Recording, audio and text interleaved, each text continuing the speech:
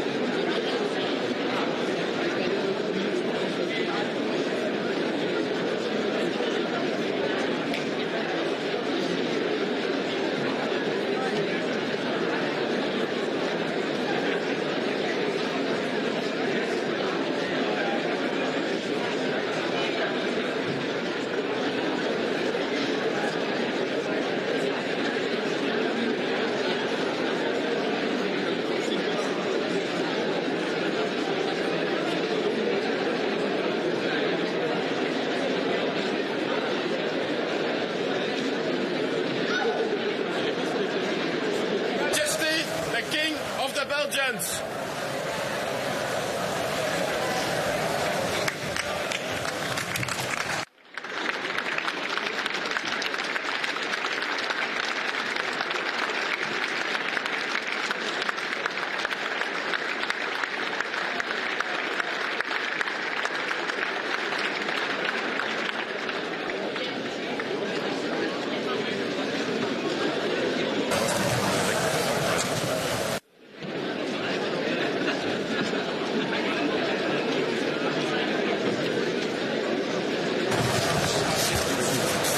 afternoon, dear colleagues. Can I ask you to take your seats?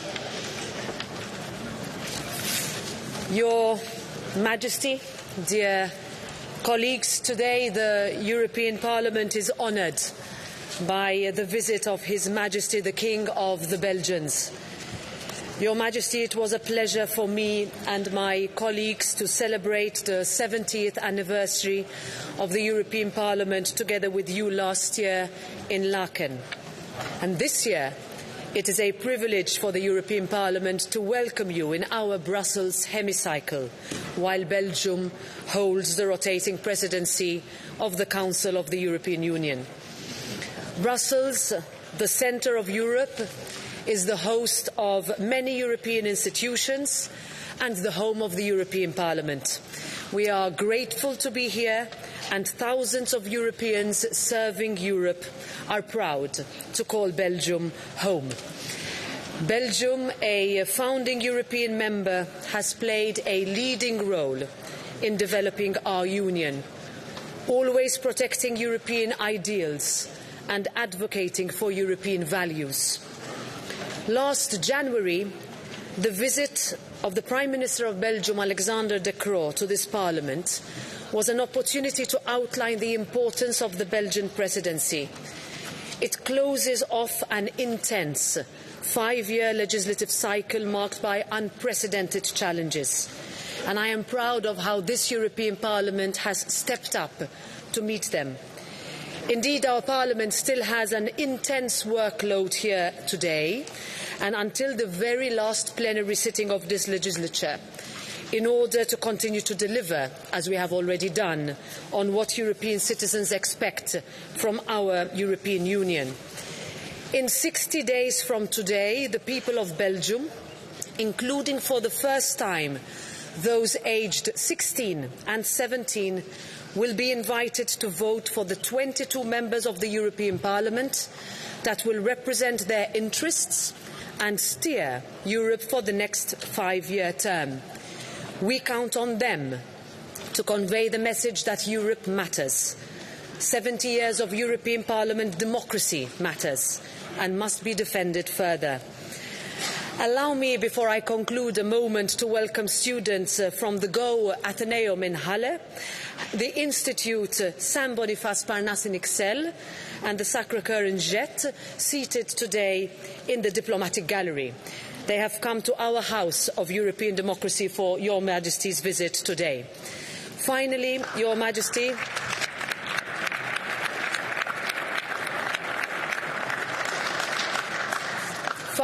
Your Majesty, allow me to thank you for your personal commitment, dedication to public service and example. The floor is yours.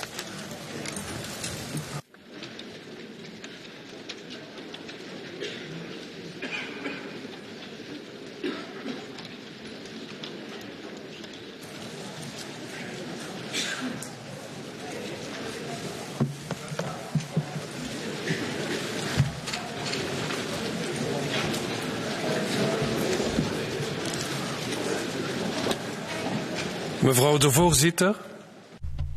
Madam President, honourable members of Parliament.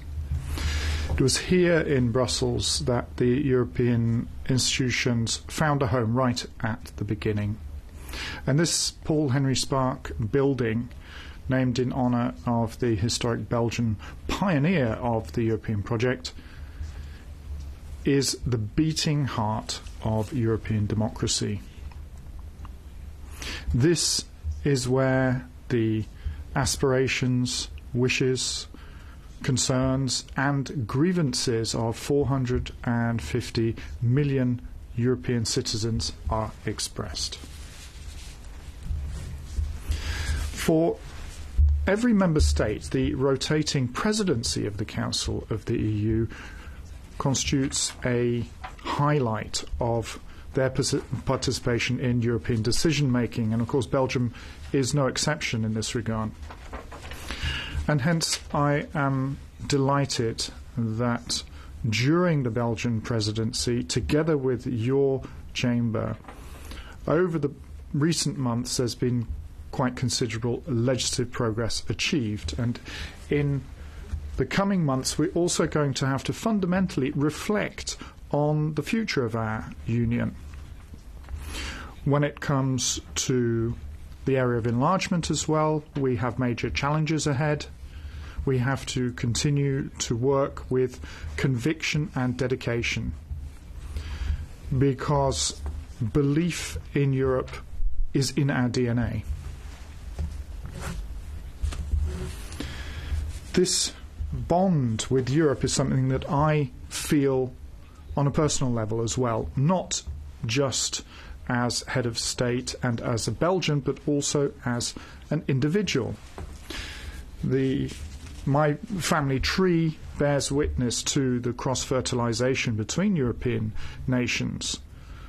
And for all Europeans, the colourful heritage of our ancestors, along with the experiences that we garner along the way, make us who we are.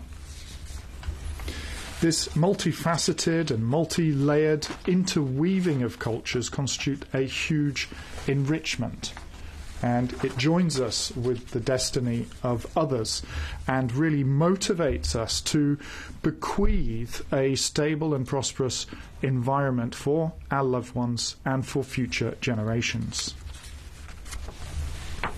Ladies and gentlemen,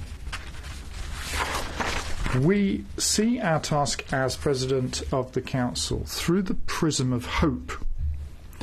In these times of war, uncertainty, uneasiness in society, Europe and the world are in dire need of hope. Hope is not a dream. Hope is based on facts. Hope is the conviction that we can achieve something better, something higher, and that our contribution makes a difference. Now, often people talk about divisions within the European Union, but in our support in Ukraine in particular, we've shown that we can take strong decisions when we take them together. The struggle in Ukraine is our struggle too. It's a question of defending our security and our values.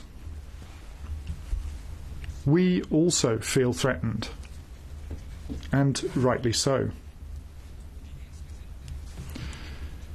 The same unity was demonstrated in the wake of the Brexit referendum, and the member states also showed solidarity in the fight against the corona pandemic, where there were unprecedented measures taken, such as the common procurement of vaccines and the European Economic Recovery Plan.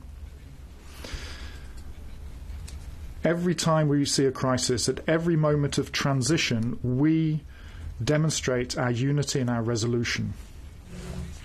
But the European Union is not just there to deal with crisis management, and a long-term vision must be its driving force. In German. Ladies and gentlemen, in our fight against climate change as well, we have to continue to work together. In 2020, we achieved our objectives on greenhouse gas emissions. And since 1990, the European economy has grown by 60%, while emissions have dropped by 30%.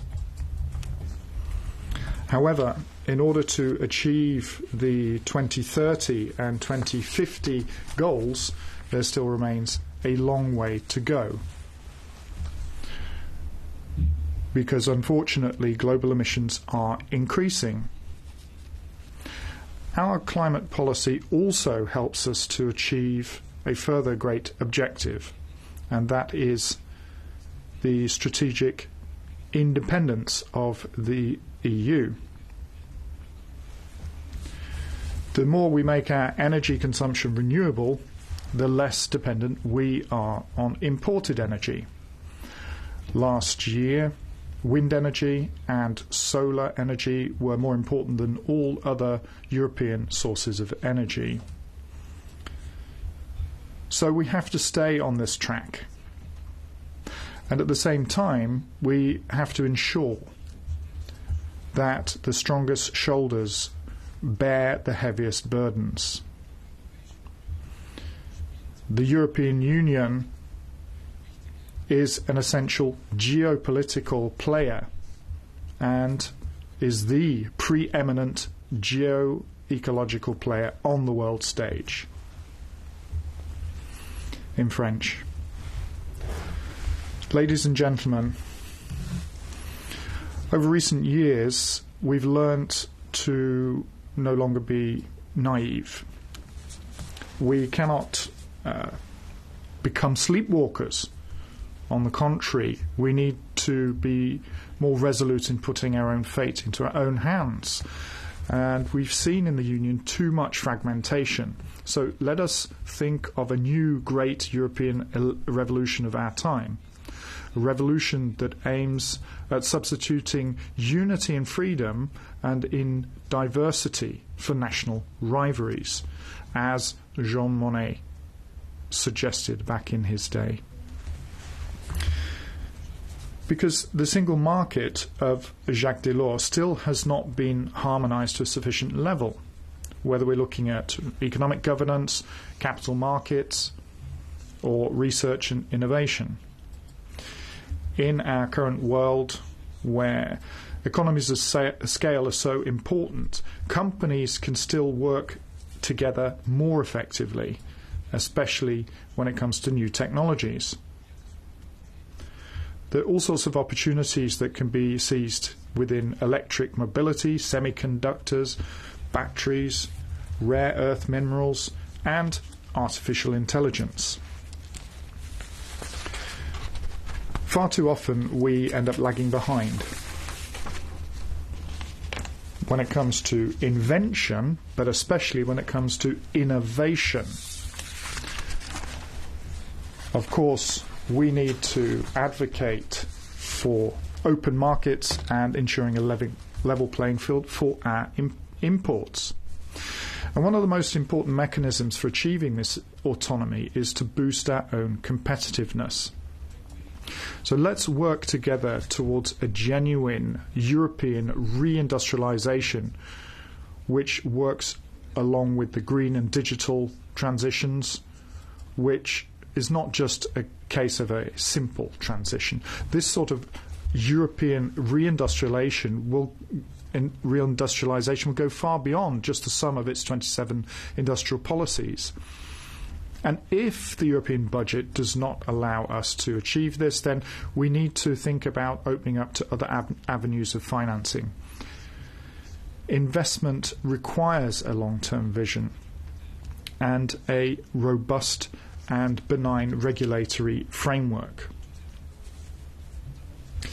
In any event, we need to make sure that we take even more of our economic fate into our own hands, and let us dare to dream of a future in which the Union plays an even greater geo-economic role.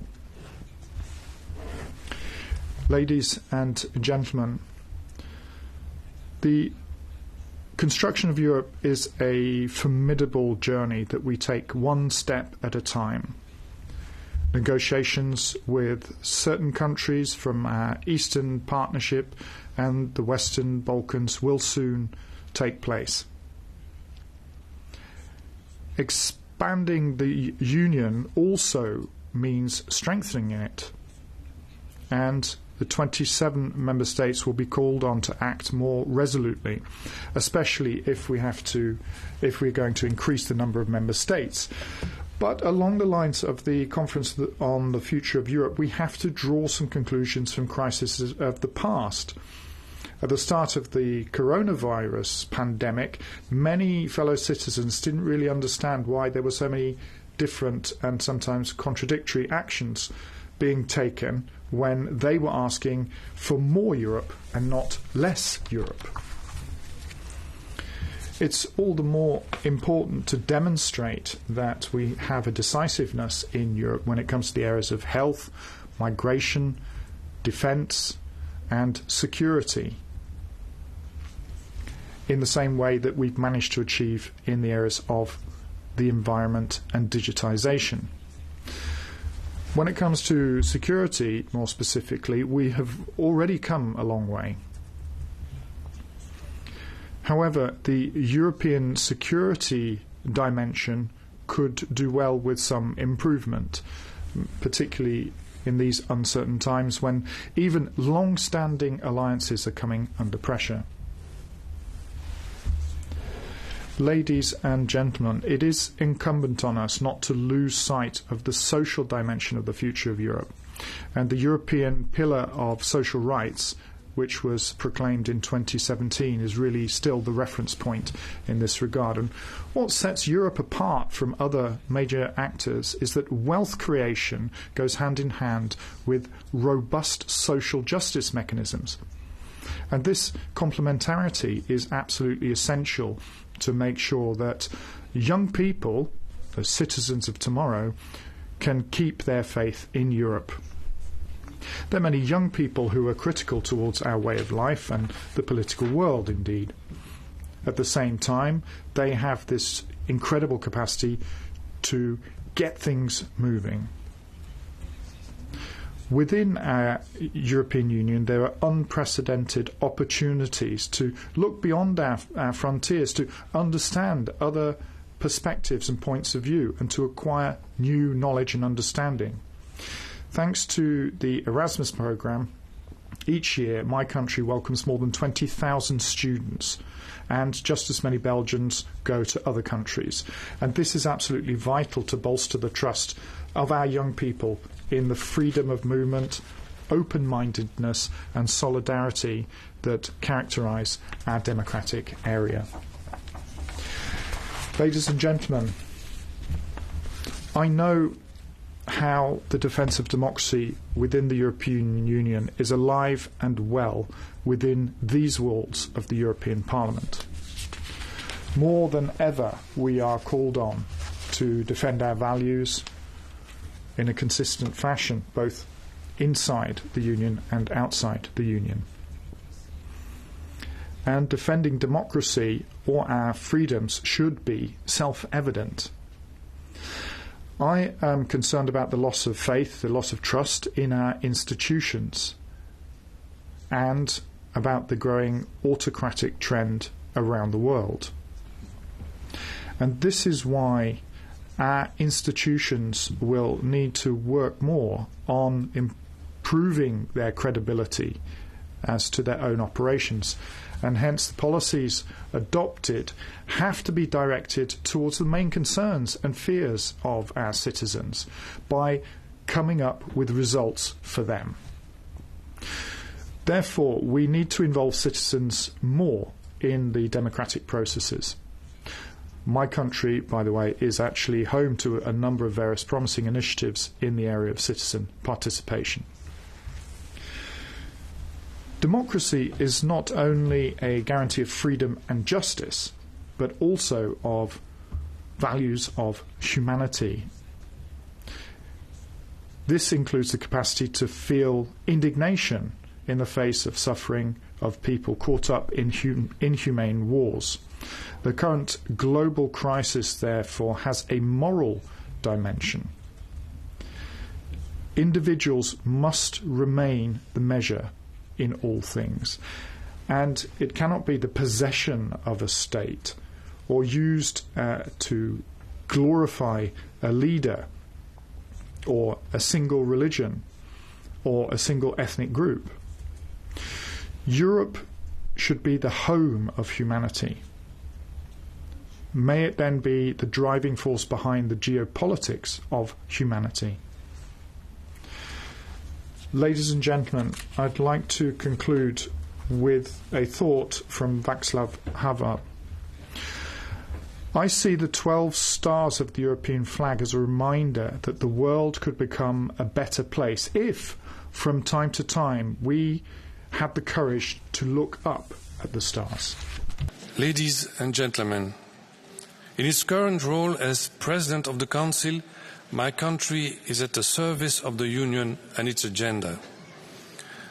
We aim to protect, strengthen and prepare our Europe for the future, with conviction, confidence and hope. Thank you.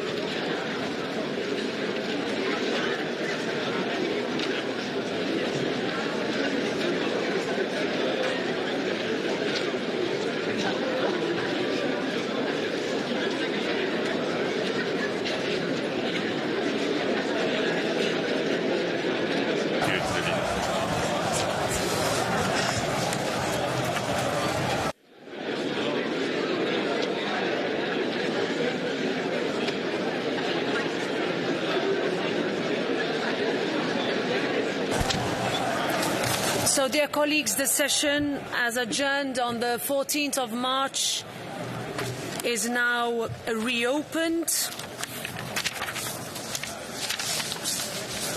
The minutes and the texts adopted of the sitting of the 14th of March are available. Are there any comments? No. Therefore, the minutes are approved. Few announcements. Following the election of Nuno Melo and Marisa Matias to the Portuguese Parliament, Parliament takes note of the vacancy of their seats from 26th of March 2024 in accordance with the rules. Following the appointment of Maria Carvalho, José Manuel Fernandes and Paulo Rangel to the Portuguese government, Parliament takes note of the vacancy of their seats from the 2nd of April 2024. And following the appointment of Cláudia Monteiro de Aguiar as a Secretary of State in Portugal, Parliament takes note of the vacancy of her seat from the 5th of April. The competent authorities of Germany have notified me of the election of Jan Ovelgene to the European Parliament with effect from the 12th of March 2024. The competent authorities of Portugal have notified me of the election of Vasco Becker Weinberg and Anabela Rodrigues with effect from 26th of March, of the election of Vania Neto, Teofilo Santos and Ana Miguel dos Santos with effect from 2nd of April, and of the election of Ricardo Morgado with effect from 5th of April. I would like to wish our colleagues a warm welcome and recall that they take their seats in Parliament and its bodies in full enjoyment of their rights pending the verification of their credentials. On the proposal of the Committee on Legal Affairs, Parliament verifies the credentials of Linus Glancelius with effect from 27th of February 2024. Massimiliano Smerillo is no longer a member of the S&D Group and sits with the non-attached members as of the 20th of March. Theodoros Zagorakis is no longer a member of the EPP Group and sits with the non-attached members as of the 6th of April. Based on the conclusions of the Advisory Committee on the conduct of members and after taking into account the observations of the member concerned, I have decided to impose a penalty on Ms. Tatiana Ždanoka pursuant to Articles 1, 4 and 6 of the Code of Conduct for members of the European Parliament regarding integrity and transparency, as well as to Rule 176 of our rules. The penalty consists of a prohibition from representing the Parliament on an interparliamentary delegation, interparliamentary conference or any interinstitutional forum until the end of her current mandate, and a forfeiture of entitlement to the daily subsistence allowance for a period of 5 days. The member concerned has been notified of the decision and has not lodged an internal appeal with the Bureau under Rule 177. The penalty is therefore final. The Committee on Legal Affairs has informed me that the committee concluded that the request for the defence of the immunity of Clara Ponsati-Obiols, announced in plenary on the 11th of September 2023, was inadmissible pursuant to Rule 7.3. The procedure concerning the request for defence of privileges and immunities was therefore closed. Committee on Legal Affairs has informed me that the committee concluded that Article 8 of Protocol number 7 on the privileges and immunities of the European Union was not applicable to the request for waiver of the immunity of José Manuel Fernandes and Paulo Rangel, announced in plenary on the 5th of October 2023. Following the end of mandate of these two members, they no longer enjoy the immunity under Article 9 of Protocol number 7, which is limited to the duration of members' mandate, and therefore the procedure concerning this request for waiver of their immunity is closed. The EPP and the left groups have notified me of decisions relating to changes to appointment within committees and delegations. These decisions will be taken in the minutes of today's sittings and take effect on the date of this announcement. Several committees decided to enter interinstitutional negotiations pursuant to Rule 71, paragraph 1 of our rules. The reports which constitute the mandates for the negotiations are available on the plenary webpage, and their titles will be published in the minutes of this sitting. Pursuant to Rule 71, paragraph 2, members or political groups reaching at least the medium threshold may request in writing by tomorrow, Thursday 11th April, at midnight, that the decisions be put to the vote. If no request for a vote in Parliament is made within the deadline, the committees may then start negotiations. I was informed that no objections have been raised within the Conference of Committee Chairs to the recommendations by the Agri Committee not to oppose two delegated acts pursuant to Rule 111, paragraph 6 of the Rules of Procedure. The recommendations are available on the plenary webpage. If no objections are raised by a political group or members reaching at least a low threshold within 24 hours, the recommendation shall be deemed to have been approved. Otherwise, they will be put to the vote. I would like to inform you that the deadline for tabling questions for a written answer will be Thursday, the 25th of April 2024. All questions must be tabled until that date in order to be addressed by their addressees, if admissible. I would also like to inform you that together with the President of the Council, I shall sign on Thursday 12 acts adopted under the ordinary legislative procedure in accordance with Rule 79 of our rules. The titles of the acts will be published in the minutes of this sitting.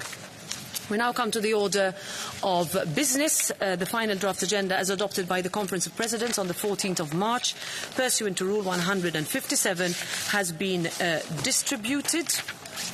Now, I would like to inform you that I have received one request for urgent procedure from the Agri Committee pursuant to Rule 163 on the following legislative file: simplification of certain CAP rules. The vote on this request will be taken tomorrow. If adopted, the vote will be held at the next part session. I have a point of order from Mr. Bas Eickhout. Thank you very much, Madam President. We Greens really deplore this decision to go into an urgency procedure on this proposal by the Commission. This will undermine our democratic procedures. We have discussed, colleagues, for years the CAP proposal, for years, and we approved it as a Parliament. By the way, you approved it as a Parliament. We Greens voted against the CAP because it's an unjust and unfair system. And therefore we do understand the protests of the farmers, because it is true that a current economic system is unfair to our farmers. The profits are with the big agrochemical industry and not the farmers. And therefore we have seen fundamental problems in our agriculture system. Over the last 20 years, 1/3 of farmers have disappeared in Europe because of a failing economic system. These proposals will not solve anything, and the Commission knows there is no impact assessment. There's no legal assessment yet. This proposal has nothing to do with reality and is not solving anything, and it's undermining our democratic procedures. Therefore, we deplore this decision. Thank you.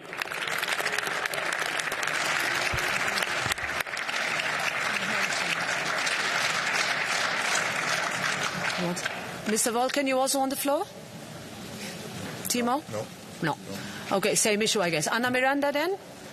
You on the floor? Go ahead. Is it a point of order? Muchísimas gracias, Presidente. Thank you very much, Chair. Embassies are non-violable, and the attack on the Mexican embassy in Quito is unacceptable. They have the right to their diplomatic missions, and Jorge Glas's actions have violated the protection and various international treaties. I should like to express my solidarity with Mexico, and we would like to have a debate on this subject in the plenary in our reciprocal relations with Mexico and with Eurolat. Thank you, Chair.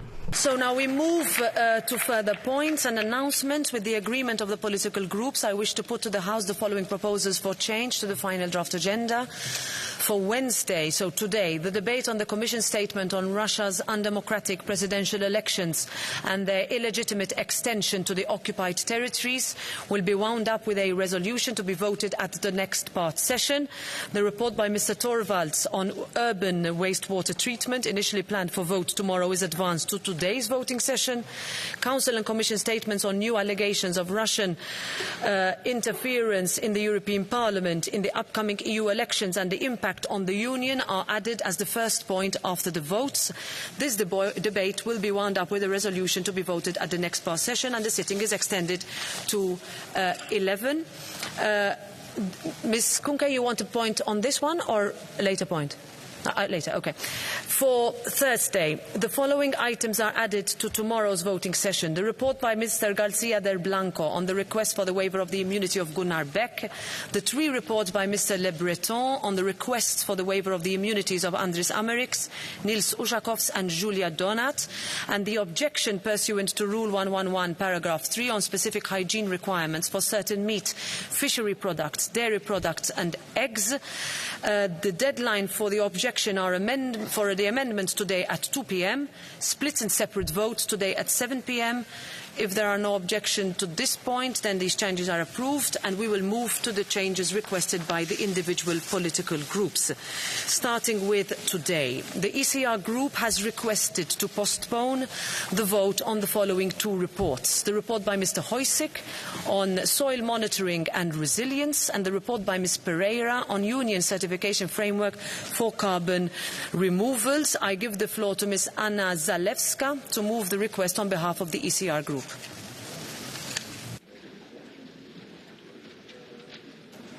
Bardzo dziękuję, pani przewodnicząca. Thank you, Madam Chair. Colleagues, I will not be repeating what this motion is about. However, we should take this decision for many reasons. First of all, it's the end of the term of office. Basically the end of the term where we can decide about taxes, lives of our citizens, especially that it seems that the new majority might have a different approach to the Green Deal, to put it mildly. Definitely will not be trying to exert so much pressure on the Europeans, so I don't think we have the mandate to take such decisions anymore. Secondly, these documents are meant to mislead the farmers. We can no longer say to them that we understand them, that we want less red tape, and then at the end of the day we adopt documents which increase the red tape, which introduce new fines that will be imposed on farmers, on individual member states, and last but not least are a coup towards such an approach. Obviously they introduce a political chaos that will increase corruption. The speaker is being interrupted.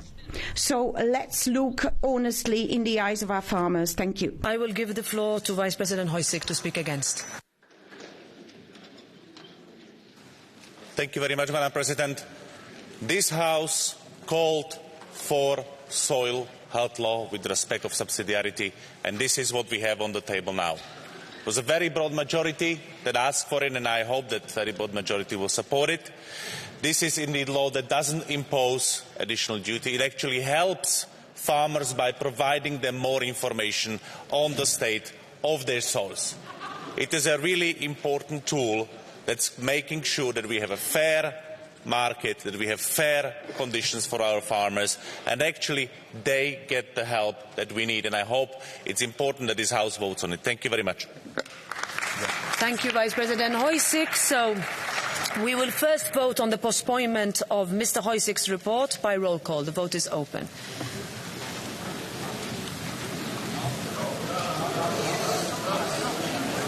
Postponement of the report by Mr. Heusig by roll call vote.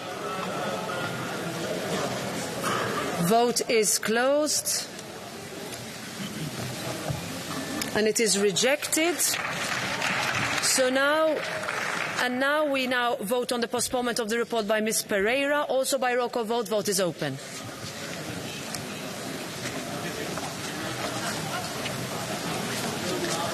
Vote is closed. And it is rejected, and therefore the agenda remains unchanged. I know I have a point of order requested by Ms. Al-Sahlani. Abir?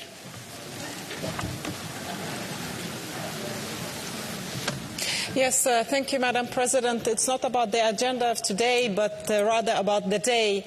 And today marks the Eid of many European Muslims that are celebrating. And I just wanted to take this opportunity and send from this House of Democracy to all European citizens that we do share this day with them and wish them Eid Mubarak on behalf of the Parliament, the representatives of all people of the EU. Thank you, Madam President. Thank you. Thank you. So we wish Eid Mubarak to all who celebrate in Europe and across the world. For Wednesday, the S&D Group has requested that a High Representative statement on repeated targeting of humanitarian workers and civilians by the Israel Defense Forces in Gaza be added to the agenda. I give the floor to Mr. Pedro Marques to move the request on behalf of the S&D Group. Thank you, Madam President. Just briefly, wanted to say that despite the ICJ rulings, despite the UN Security Council resolution, all the legal obligations, all the binding measures to protect the civilians and the aid workers, again, 7 World Central Kitchen staff members were killed last week in Gaza. They were devoting their life to helping the most vulnerable. This is not an isolated case. Almost over 200 humanitarian workers were already killed in Gaza. This cannot become the new normal. This is unacceptable. It needs a thorough investigation and accountability. Starvation, the weaponization of food and humanitarian aid is already part of this humanitarian tragedy in Gaza, for which is responsible the government, this far-right government of Prime Minister Netanyahu. We, the Parliament, must address and send a political message urgently about the brutality of this tragedy with a proper debate. Still, given the nature of this plenary and the limited time for a proper discussion, we urge you to immediately include it in the agenda for April 2 in Strasbourg. There is a majority of political groups to do so. We really want this debate to happen and this political signal to be sent to the Israeli. Thank you very much, Mr. Marques. So this would be for April 2. I see that Ms. Yembu, you want to take the floor to speak against? Madam President, I wanted to add to the title for the question to the HR, the addition of journalists along with humanitarian workers.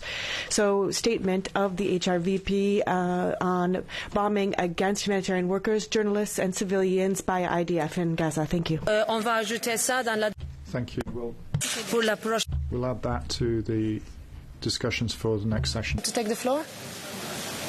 President, on behalf of the Left Group, we can reluctantly agree to a debate in April 2 rather than now, but only on the basis that it's accompanied by a resolution. We believe we need an urgent debate on Gaza. We should be having it today. It's an obscenity, frankly, that there hasn't been a single debate on the landmark ICJ ruling since in this chamber at all. We need a debate on this, on the murder of journalists and humanitarian workers, but it must be accompanied by a resolution so that the Parliament can make a statement on Israeli war crimes and outline the action needed to take to stop it. As millions of Europeans take to the streets, hundreds gathered in this building last night to meet and hear the UN Special Rapporteur on Palestine. Anything less would be a failure on our behalf, so we would like to see also... Thank you, Ms. Daly. This will be factored into the discussions as we prepare for the next session. Now I see that many want to take the floor. Let's try to keep it short. Mr. Soler, and then I think Ms. Kanko. And then we'll wrap it up quickly, Jordi. Thank you. On behalf of our group, we agree to postpone this debate. However, we have to make sure that we can have a proper debate in our final session. It's been over half a year that this war, this terrible war, is going on. The humanitarian law, international law, is in shatter. The world has been shaken by this horrible conflict. There is ICJ provisional measures. There is the Security Council resolution asking for a ceasefire. We are still waiting for it. The hostages still have to be released, and we need to have again a debate and a clear position over this Parliament that this war has to come to an end. Thank you. Thank you. So finally, Ms. Kanko, Mr. Terch, Asita has asked for Ms. Kanko has asked for the floor before you. And then we close the round. I would just like to make a very short remark.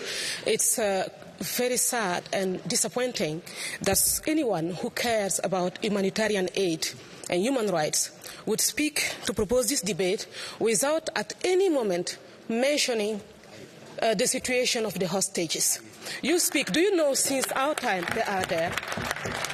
Imagine the situation of the hostages, and you don't say anything about UNRWA, who has people who are contributing to the destruction of human life and who also support the destruction of both Palestinians and Israeli destinies. Sorry, but this is not okay. Thank you. I have given now the floor to different colleagues. Mr. Terch, I have given the floor to Ms. Kanko already. Now I think that's it. Is this another point of order? Okay, make your point. This is absolutely shameful that we are speaking in these terms about this conflict. Nothing was said about the cause, the real cause of this conflict. Hostages. Qatar and Iran, your friends. Qatar and Iran, your friends. Those that are paying you. Has to stop. Let's move. The ECR group has requested that Council and Commission statements on EU assistance and support following the earthquake in Taiwan be added as a first point after today's voting session. I give the floor to Mr. Kosmas Złotowski to move the request. You have the floor.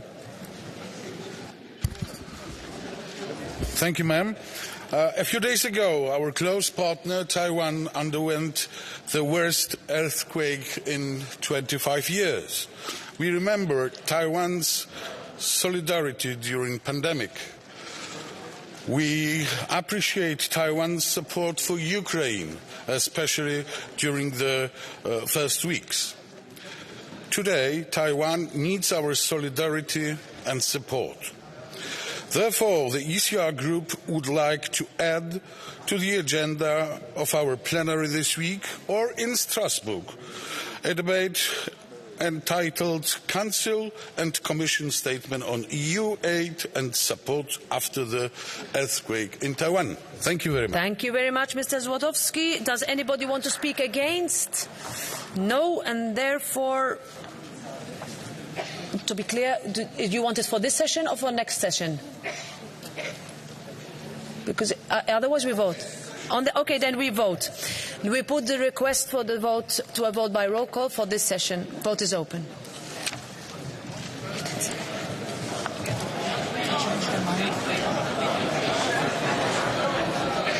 This was not predicted.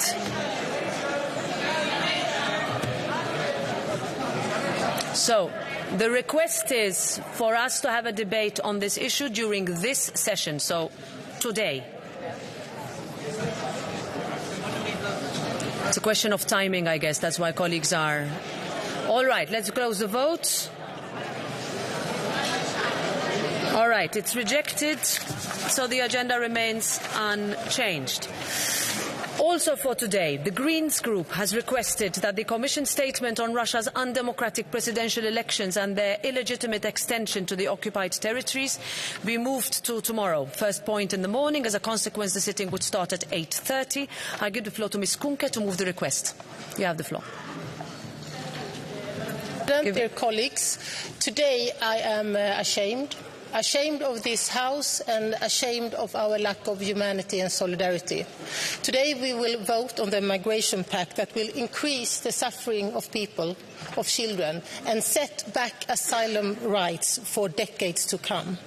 So this pact is highly controversial, and as elected representatives of the EU citizens, can you please present the point? Our duty is to honour democracy and ensure that all voices are heard. So the Greens EFA Group therefore requests to move the debate on Russia's undemocratic presidential elections and their illegitimate extensions to the occupied territories, which is an important debate that my group fully supports, to tomorrow morning, and consequently to start the session at already 8:30. And we would like a roll call vote on this request. Okay, thank you very much, Ms. Kunke. Does anybody want to speak against this request? No. There we put it to a vote by roll call. Vote is open.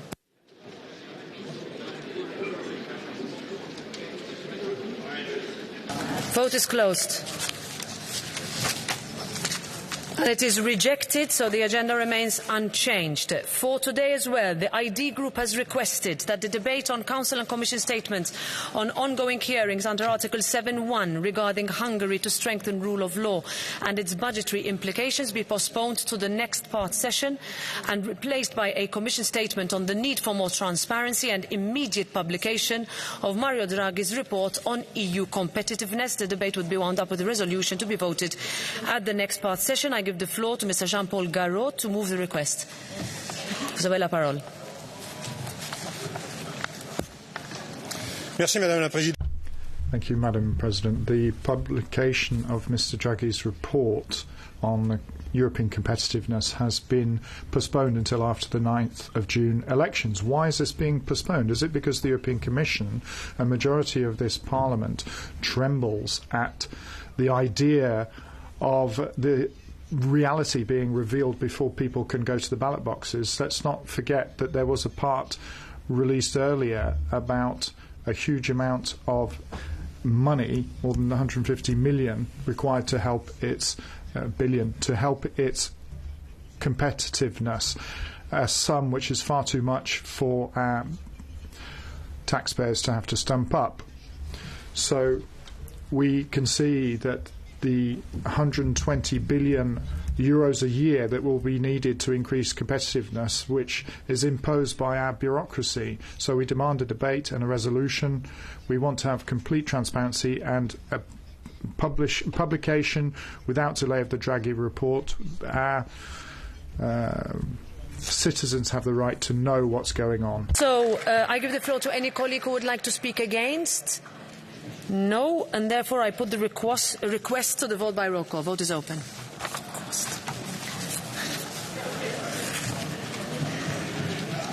Okay, vote is closed. And it is rejected. Now, also for today, the Greens Group has requested that the debate on Council and Commission statements on ongoing hearings under Article 7.1 regarding Hungary, so same item, be wound up with a resolution to be voted at the next part session. I give the floor to Ms. Gwendoline Delbos-Corfield to move the request. Many.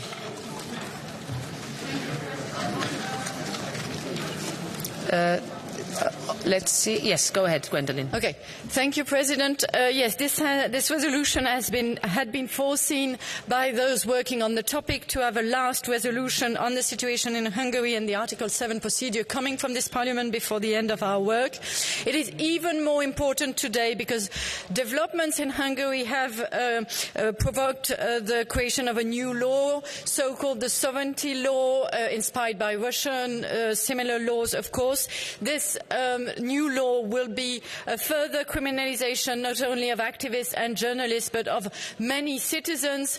And just for you to have an idea, the president of this new institution working on sovereignty made an interview, and some of his words were a threat directly to some of us.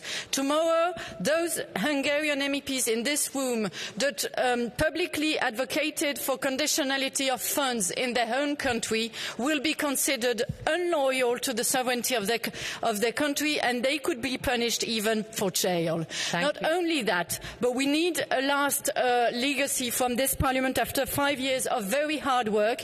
It is expected by Council, perm representation, most of our perm representation and Commission.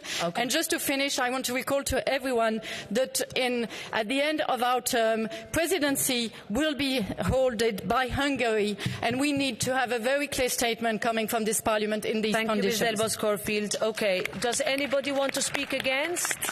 No? Then I put the request to the vote by roll call. Vote is open.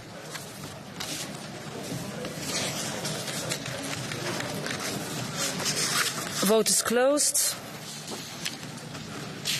And it is adopted. Now, for Thursday, for tomorrow, the ID Group has requested that Council and Commission statements on attempt to dismantle rule of law and media freedom in Slovakia be postponed to the next part session and replaced by Council and Commission statements on EPO investigations in connection with vaccine negotiations between the European Commission and Pfizer. I give the floor to Ms. Christine Anderson to move the request on behalf of the ID Group. Thank you. In bester von der Leyen. Just as von der Leyen would say, nepotism, but here we're talking about Pfizer's boss and 25 million euros.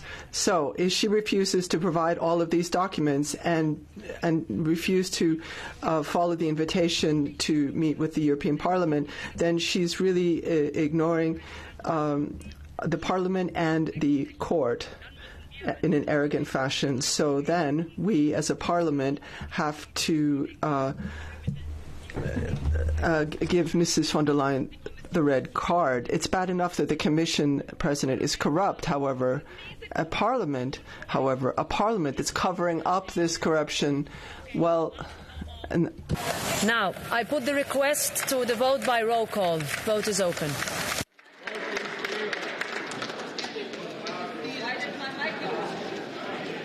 Vote is closed. And it is rejected. Therefore, the agenda is adopted. The order of business is thus established. Thank you very much.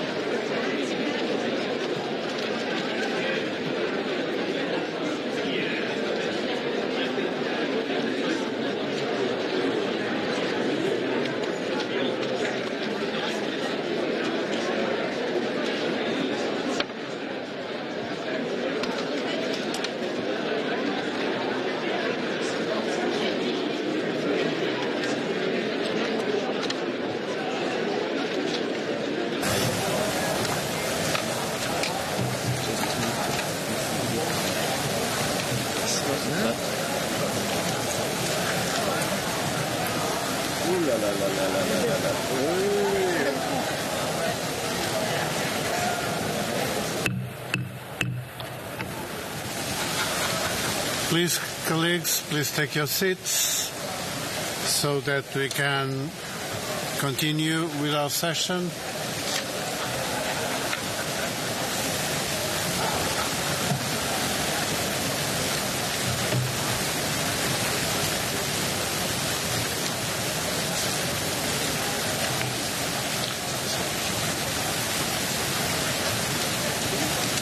Thank you, colleagues. So let's continue.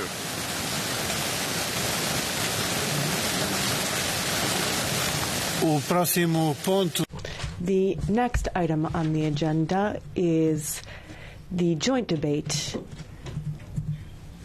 on 10 reports on the migration and asylum package, as it is known. So we have the report by Ms. Sippel on screening of third country nationals at the external borders.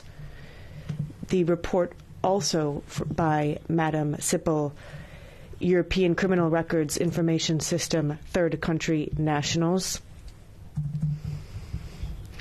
We also have the report by Ms. Keller on common procedure for international protection in the Union. Another report also by Ms. Keller on establishing a return border procedure and amending Regulation 2021/1148. We also have the report by Mr. Tobey on asylum and migration management. The report by Mr. Lopez Aguilar addressing situations of crisis and force majeure in migration and asylum. The report by Mr. Boujade Villalba on the establishment of the Eurodac system for comparison of fingerprints for the effective application of regulation number 604/2013 for identifying an illegally staying third country national or stateless person, and on requests for the comparison with Eurodac data by member states, law enforcement authorities, and Europol for law enforcement purposes.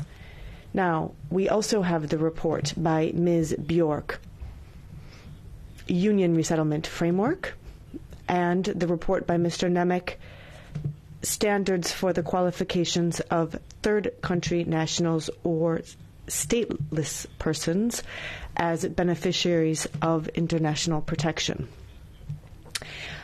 To conclude, we have the report by Ms. Intveld on standards for the reception of applicants for international protection.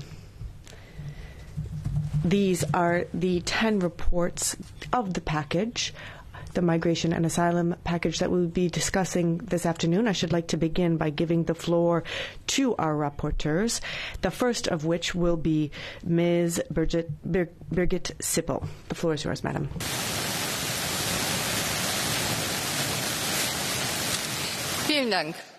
Thank you very much. Colleagues, the European migration policies of past years, it's unsustainable.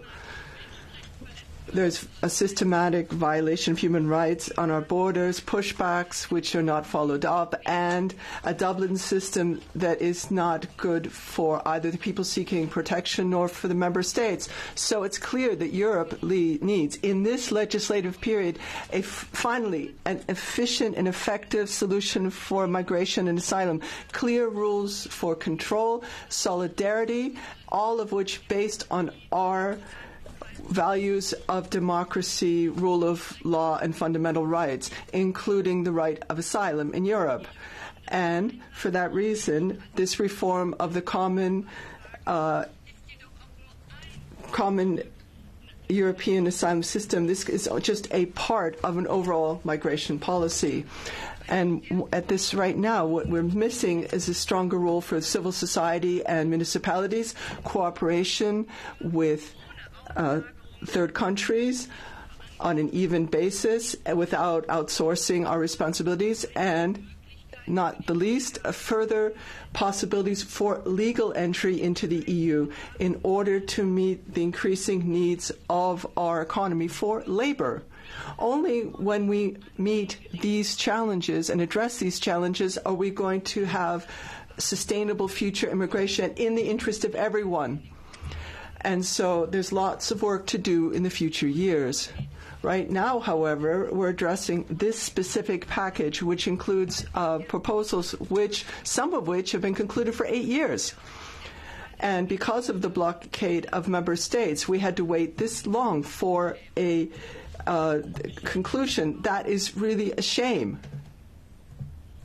It's shameful. And the conditions in which the negotiations with the Council took place, instead of having a loyal cooperation between the institutions as enshrined in the treaty, there were a lot of refusals to compromise without clear arguments. So today we're not voting on a perfect package of legislation. It's not even a very good package, and I'm not going to be reticent with my criticize. We have to this includes the decisions about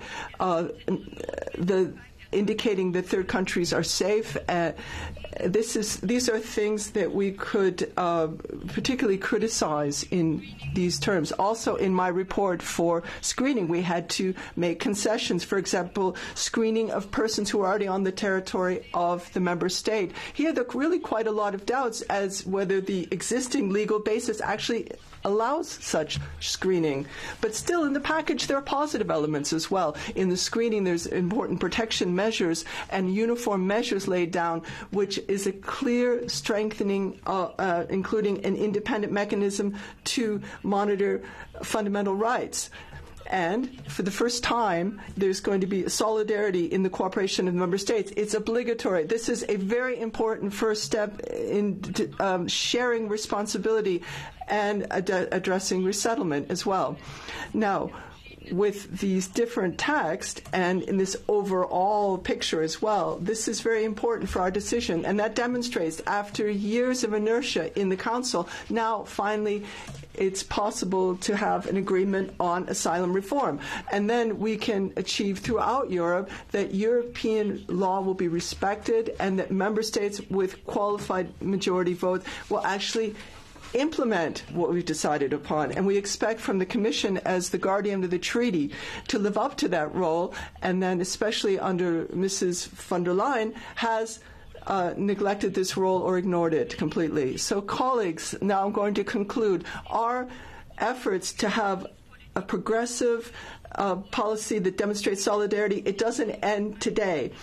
And there were some problems, deficiencies in legislation, so that's why one of our key jobs in the future mandate will be to ensure that these are implemented fairly and evenly throughout all member states, including the right to asylum. And then if that is carried out, then this can also be a step in the right direction. Thank you very much. Muito obrigado. Thank you very much. Now I should like to give the floor to Rapporteur, Madame Fabienne Keller. Monsieur le Président. President, Commissioner, dear Ylva Johansson, ladies and gentlemen, it's the moment of truth now. After 3.5 years of complex and demanding work, and almost 10 years after the migratory crisis of Syrian refugees, we're now facing a crucial vote to finally reform the European asylum and migration system. This pact is a consistent whole which takes finally into consideration the challenges we face for migration. There are 4 priorities here. First of all, to assure strategic steerage in policies between the 27 member states on asylum and migration, with a clear role for the Commission to coordinate and follow up. Secondly, a solidarity mechanism that is unprecedented at European level to help member states if they end up under pressure or migratory crisis. The third approach, to have better control on illegal immigration at the European borders, thanks to accelerated border procedures at the border with those who obviously do not have the right to asylum. Finally, putting in place a more harmonised asylum procedure, more efficient within the European Union, along with flanking rights for families and children for everybody requesting asylum. These different legal instruments will allow the European Union to be better equipped to respond to the main challenges of immigration. This pact is not going to solve all problems, but it constitutes a step forward, a huge step forward, towards genuine control and good, humane management of migration in France, in Europe and across our continent. This isn't the end of our journey either, however. We have to undertake great efforts, as my colleague Birgit Zippel pointed out, to make sure rules are respected across the EU.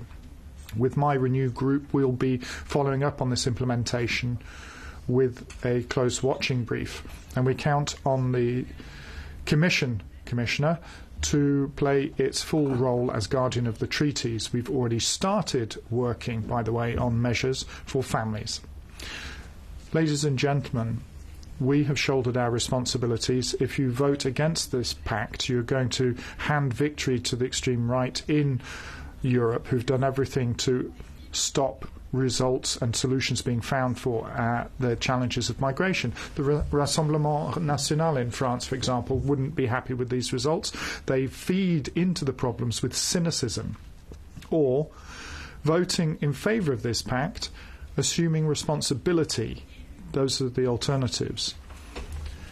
Centrist and pro-European parties, I would call on all of you to support this pact, not just because people want acts, but because they want acts rather than just words. Thank you.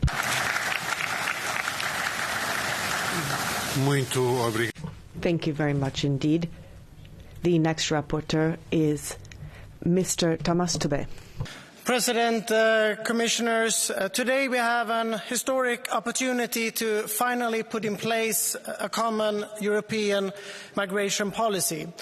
After migration crisis, after migration crisis, after political failure, we can finally deliver to the European citizens. Most of us understand that if we have a common external border, we also need more common migration policy.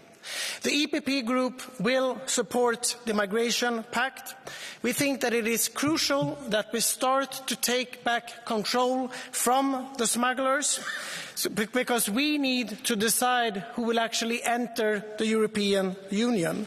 We need to strengthen our common border, because only so can we also ensure that we move towards a policy when we can give protection to those in need and not to irregular migrants. We also, in the Migration Pact, finally acknowledge that we need to cooperate also with third countries if we want to manage migration in a better way in the future. And finally, and perhaps even more important, in the Migration Pact, we make it clear that we need to cooperate better within the Union. It cannot be so that this comes to responsibility for a few member states where we try to find different ad hoc solutions. Now we make it clear that this is a responsibility for everyone to contribute. And this is basically about building trust between the member states, but also building trust from the citizens that the European politicians actually can deliver also when it comes to migration. Yes, the negotiations have been long, and let's be honest, they have been hard, even within this House and together with the Council. But from the EPP Group, I would like to thank for the cooperation with the S&D Group and the Renew Group, and also with some responsible delegations in the ECR Group. But I still hear many colleagues in this House now that is ready to do whatever it takes to stop the Migration Pact. And I would like to turn to the Left Group and the Greens Group. You very often give speeches about the far right. But the truth is, today you want to stop the migration pact together with Le Pen and AfD. That is the truth. Instead, you should instead vote in favor of the migration pact, because then we could put a stop to the horrific numbers of deaths on the Mediterranean Sea. Don't leave this in the hands of the smugglers. Colleagues, today we have an opportunity to send a clear message. Europe can agree also on divisive issues. Let's move away from the political deadlock. Let's move forward to a migration policy that actually works for everyone and that will for certain work better than what we have today. Vote in favor of the migration pact. Vote in favor for Europe. Thank you.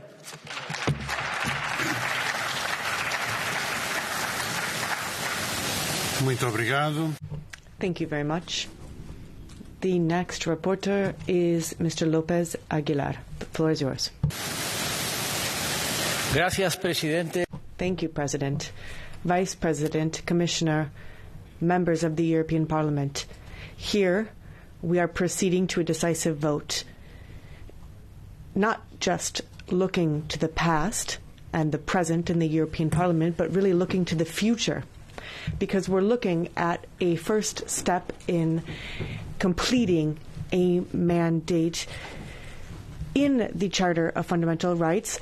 We will be making now a common migration and asylum policy, a common asylum policy that gives added value to the unilateral, fragmented solutions that the states have taken thus far that we consider unfair and unsustainable.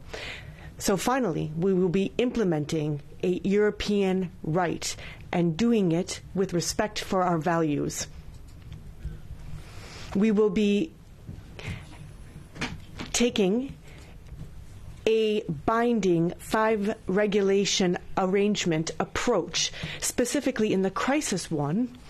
We know that in the past we had cases where a country would have a significant inflow of irregular migrants. There were rescue missions also in some member states, in islands, and we had this case of European solidarity. Now we have European solidarity, which, through an implementing act, gives the Commission an ability, and along with the Council, to assist member states through a solidarity in an ordered and coordinated European approach. We have the AMIF, the fund that will assist member states to be able to rise to these emergencies. Now, finally, we're going to have a European legislation that is clear, legal certainty.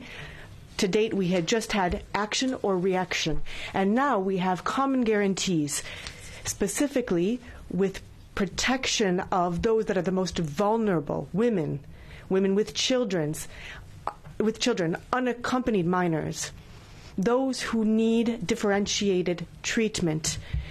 This was something that was very much front and center in our negotiation.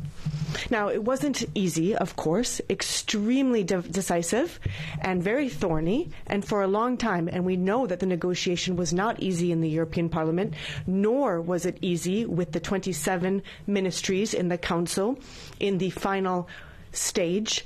Whatever negotiation, in every negotiation, there have to be some concessions, but you have to give legal certainty. That is more important than anything else, rather than leaving things as they are, abandoning the member states to their own approach. Each time you have an emergency or a migration inflow in the Canary Islands or the Greek islands, up until now it has been national, the response, and there was no assistance from or solidarity from Europe. This can no longer be the case. And in the run-up to the elections, we can say we have done everything that we could, and we are finishing our mandate with this search and rescue, this common, joint ordered approach so that we don't leave it to the smugglers who are just exploiting this, making sure that there are legal ways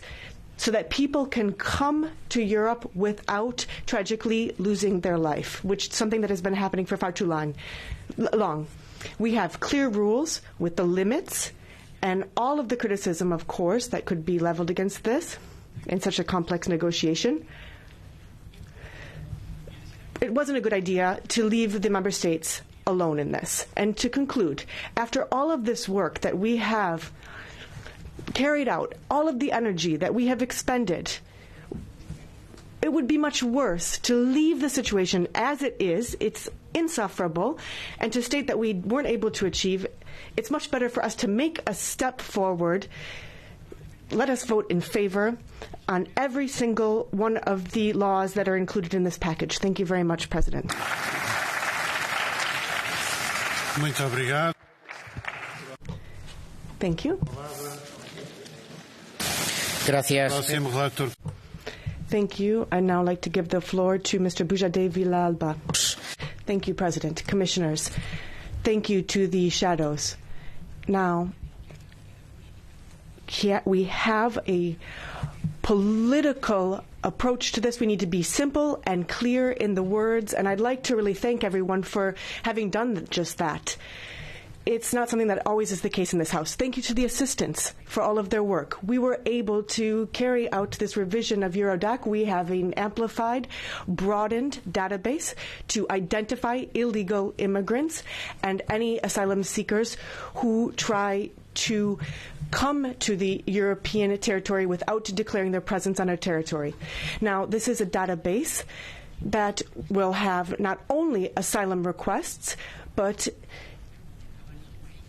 those individuals who are asylum shopping or requesting residence permits in various countries. Perhaps for this, many NGOs who are cooperating with the smugglers, whether they realize it or not, are so much against Eurodac. But we realize that we have Eurodac revision, fingerprints, facial images, and there is also the possibility to have an alert if there is a threat to European security.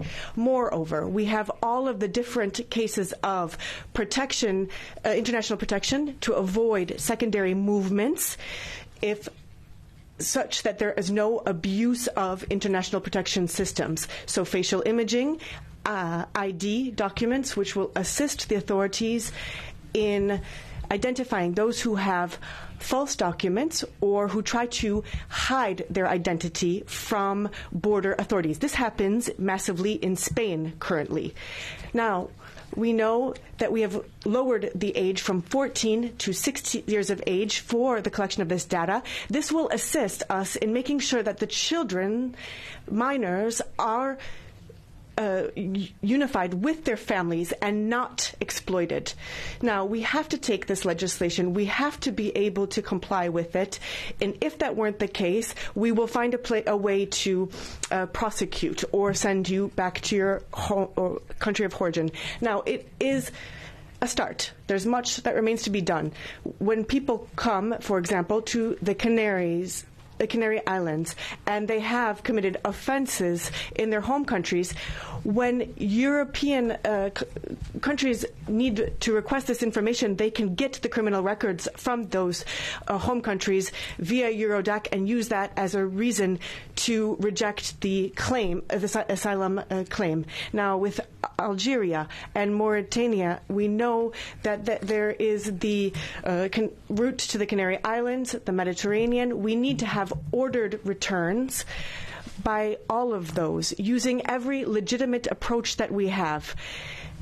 We can even suspend trade agreements if we need to, or development aid if this is not complied with. We cannot have a fraudulent or an illegitimate approach to requesting asylum. We are prohibiting extraordinary regularizations of migrants, making sure that we are able to approach this in a way such that all are complying with the rules. Now, moralistic capitalism is an insult to our intelligence. The left is trying to assist those who would prey on us, lowering our salaries by bringing in workers who would create social dumping. Now, we should not have this type of a policy in Europe. The majority of Europeans realize that, and we are now undertaking the measures to uphold our security, protect employment, and protect the future of Europeans. And Eurodac is just the first step in that direction. Thank you. Muito obrigado. Thank you very much. Now I should like to give the floor to the next rapporteur, Ms. Björk. Tack så mycket. Thank you very much. The Left Party is highly critical of the agreement that's being debated on and put to the vote today. Hundreds of NGOs and organisations who work with the reception of migrants and life-saving have been very clear.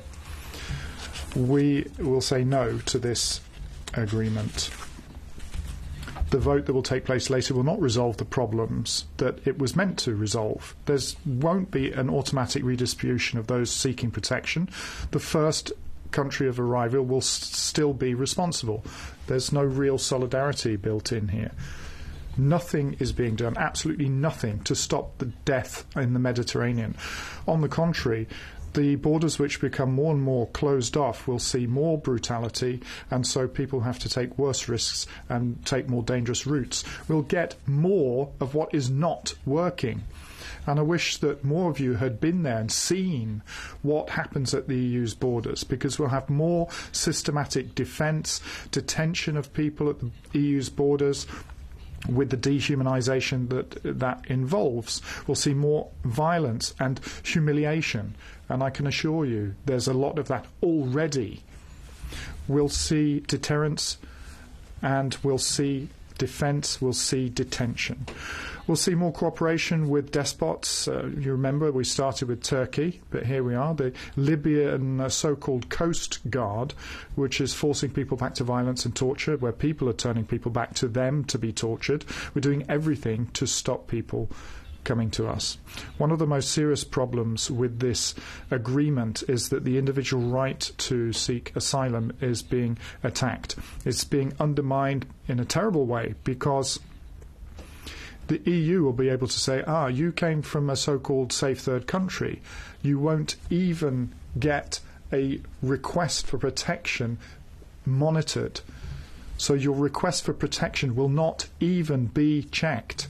And that's basically undermining the right to asylum. Now, many of you here say, well, we couldn't have done anything else. We've heard this before, haven't we? Tina, there is no alternative. Well, why are you involved in politics if you're happy with this dystopian falling in with the right-wing footsteps, the extremists? That's not the way the Left Party wants to go. We, from all parties, we all know that we can do things better. We've proved that.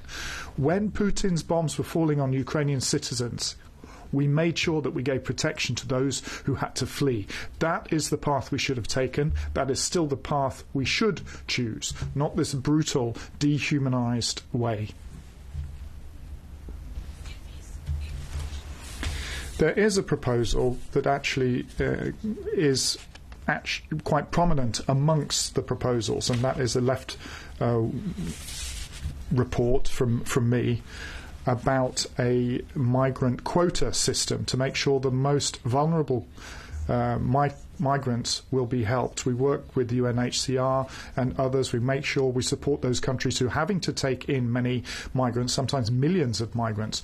That is what we do in the Left. We roll up our sleeves when the rest of your political families here want to close off borders, increase brutality, get rid of the right to asylum. We on the Left open up safe and legal routes for migration.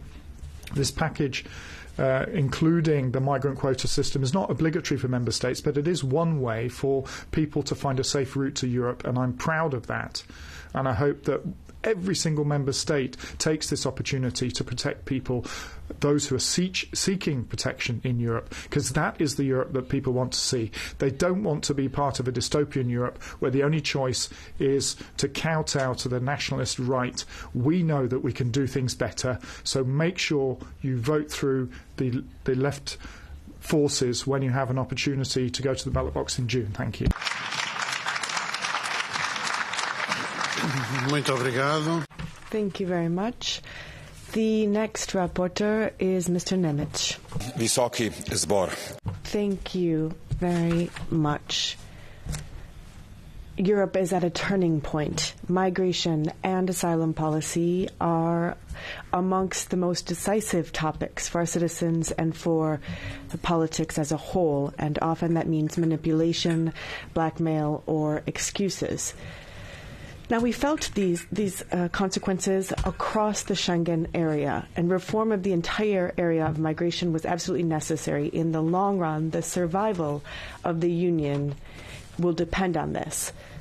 Therefore, following 8 years of blockage and several attempts, we have succeeded. Later on, we will be voting on the entire package of revised migration and asylum legislation. With them, Europe enters a new era. What we have on the table is not a perfect solution, but it is a compromise. But reform is a strategic necessity, and we in the European Parliament accept with a heavy heart. But we will not run away from our responsibility. Europeans expect this from us. I myself was the rapporteur for the revision of the qualification regulation. Before that, it was negotiated by Tanja Fajon, my colleague, and I'd like to thank her. The bulk of the text had already been agreed upon in 2018. Back then, Europe and the world were different. I am convinced that such a text would not have been possible at that time. So, the proposed qualification regulation was part of the first failed asylum policy reform in 2016. The regulation will replace the existing qualifications directive and provides, on the one hand, standards regarding the conditions for obtaining international protection in the Union, either refugee status or subsidiary protection status, and on the other hand, the rights of the beneficiaries in case of a positive decision. This regulation will have a disincentive effect on asylum shopping and thus indirectly on the occurrence of secondary migration. Until now, the application of the directive had been extremely arbitrary amongst countries. It was implemented in national legislation via a directive, but there were major discrepancies. We know of cases, for example, where an applicant for international protection from Afghanistan had virtually zero chance of a positive decision in one member state and nigh on 100% chance of receiving it in another member state. We hope that such stories will be a thing of the past and that Europe will really come to life in this area as well. Let me now just focus on the main points of substance. Among the main achievements of the qualification regulation is the uniform minimum length of residence permit. So this will be 3 years for a refugee, 1 year for subsidiary protection, and 2 years if renewed. The renewal of the status will not be automatic or mandatory. The status belongs to the beneficiary as long as there is a need for this protection, and I'm particularly proud of this aspect. We also managed to expand the definition of family for the purposes of this regulation. One of the new things in the regulation is the assessment of the availability of international protection. It was thanks to the Parliament that we were able to severely limit this principle. This will be mandatory, only in cases where prosecution of the applicant is not carried out by the state.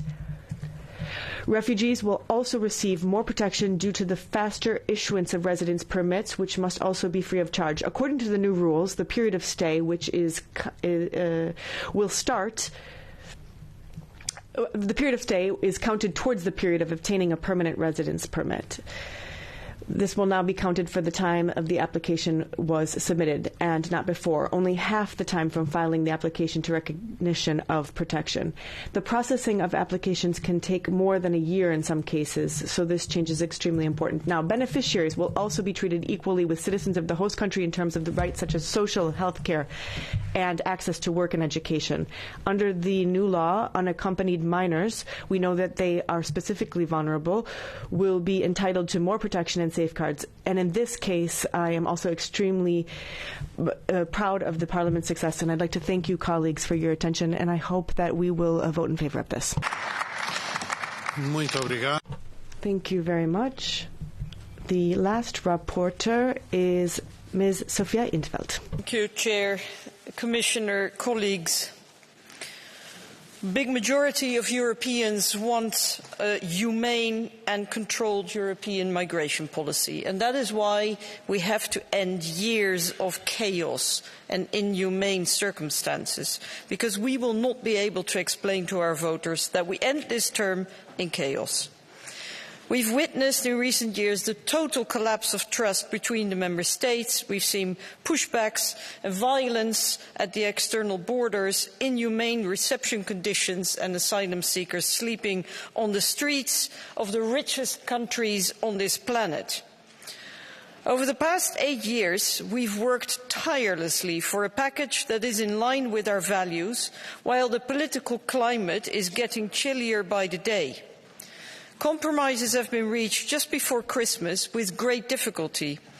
And I find it tragic that this House found itself defending European values against the Council. Because regretfully, many governments are not upholding those same values, and they will aim to deny as many asylum claims as possible and put as many people in indefinite detention as they can, including children. That is why the European Commission needs to be tough and enforce the law that we're going to vote today. The European Commission will have to do a lot more to convince us that it will actually enforce the new pact, because in recent years it allowed human rights violations to happen and it didn't lift a finger, I'm sorry to say. Dirty deals with Tunisia, colleagues, cannot be considered a confidence-building measure either, for that matter. But this House also has a responsibility. We will have to hold the European Commission to account, and we have not done so for the last 5 years. If we're criticising the Commission, and I am criticising the Commission, we also have to acknowledge that we let the Commission get away with it for the past 5 years, and we didn't lift a finger.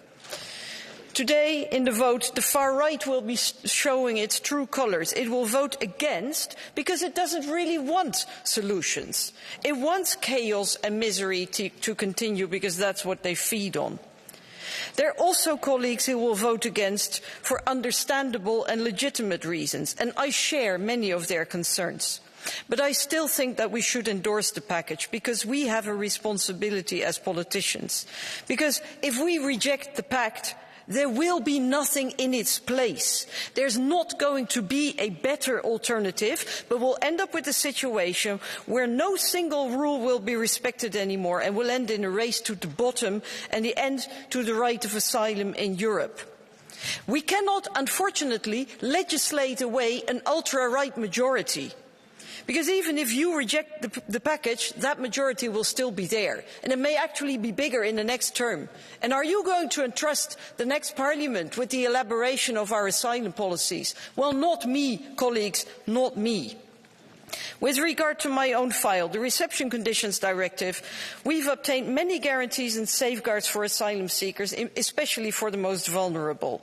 We have ensured a legal representative for all unaccompanied children from the day they arrive. We made sure that the detention of children is the absolute exception and only with judicial authorization. We've guaranteed asylum seekers access to education and language courses and quicker access to the labour market. We ensured specific attention for vulnerable groups like women, children and LGBTIQ people. And the standards laid down in the Reception Conditions Directive will apply to the entire package. And upholding all of these elements in the implementation of the pact is crucial, because it can only work if it has the trust of everyone. The weakness lies not in the legal text, colleagues. That is quite clear. It lies in the implementation by the Member States and enforcement by the European Commission. So today we need to prove the cynics wrong and show that asylum is a European matter, requiring a European response in line with our European values. And we take responsibility. Thank you.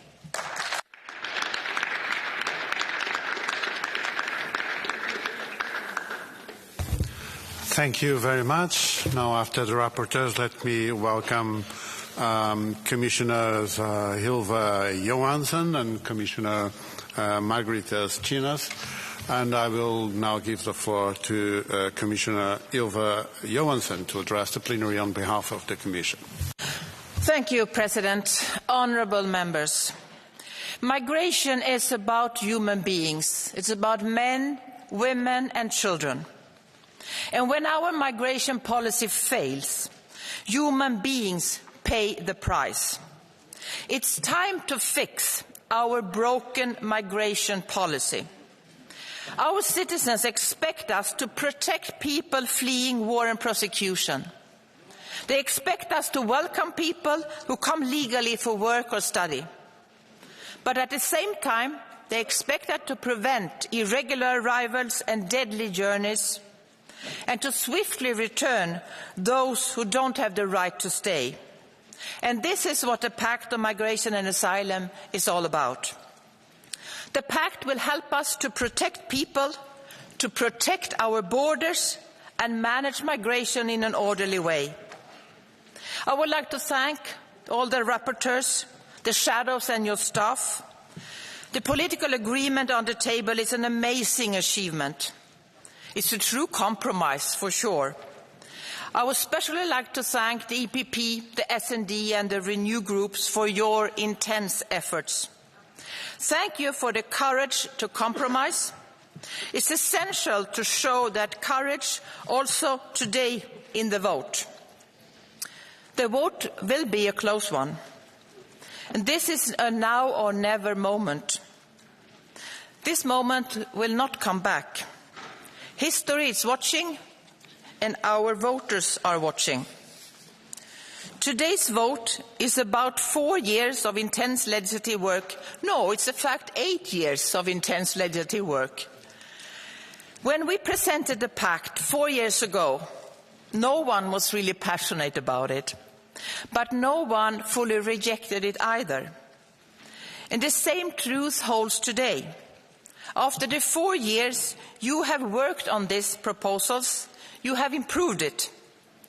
The agreement on the table once again shows Europe can deliver for its citizens. And now it's time to take responsibility. 4 years ago, the blockage was in the Council. Now the decision is in your hands. And it's an all or nothing decision. All files must pass, or no files will pass. The last 4 years, we have met so often here in the plenary to discuss our EU action on migration challenges. Shipwrecks with massive loss of lives. Catastrophic fires in Lipa, in Moria. Sudden increase of arrivals in the Canaries, in Lampedusa. Every time the conclusion was we need a European response. Every time we thought it couldn't get any more difficult, it suddenly did. COVID, Lukashenko's attempt to create a crisis by instrumentalizing migrants, the Taliban takeover in Afghanistan, humanitarian admission or resettlement of people most at risk, Russia's war of aggression. We are now hosting more than 4 million Ukrainian refugees. Why did not let these crises overwhelm us? We did not let these crises overwhelm us. And you know what I realized? The more challenging the crisis, the more European our response. We did not allow these crises to distract us. All those years, your patient work of lawmaking continued. The blue card, unblocked after many years. The Asylum Agency, unblocked. 44 trialogues on the negotiations on the pact, and I attended almost all of them. And now we finally have on the table a comprehensive European approach on migration. With uniform EU rules on asylum procedures, screening at the border, quicker protection for those likely to be granted asylum, and quicker returns for those who don't have the right to stay. New safeguards to protect vulnerable people, especially minors and families with children. Clear rules to prevent overcrowded reception centres. New, robust and independent monitoring mechanism to uphold rights at the border. And for the first time ever, mandatory solidarity. Support to member states under pressure will no longer be optional or improvised. In a few hours, you will vote. This is your moment. You are the legislators. Our citizens are watching. A vote for the pact will bring real change for the better. It shows Europe can compromise, Europe can manage also huge challenges. If the vote on the pact fails, we all fail. The world is also watching. Whenever I go to third countries, they say, "So you come here to discuss migration. Why don't you put your own house in order first?" Now we can put our house in order. In February, I attended the Munich Security Conference. UN High Commissioner for Refugees, UNHCR, Philippe was asked if there is one single thing you can wish for to be implemented next year for better migration, what will that be? He answered, the pact. And Europe is watching. With the pact, we can manage one of Europe's biggest challenges, migration, in a sustainable way, based on our values. Now I will ask you to take the final and vital step and vote for the pact. As some of you know, I like football very much. So let me put it like this. We are in the finals. Everything is at stake. We are not watching from the stands. We are on the pitch. The ball is rolling. Now is the time to come together as a team and to score for Europe. It can take years until we are in a final again, if ever. We have this one opportunity and we have to take it. Thank you.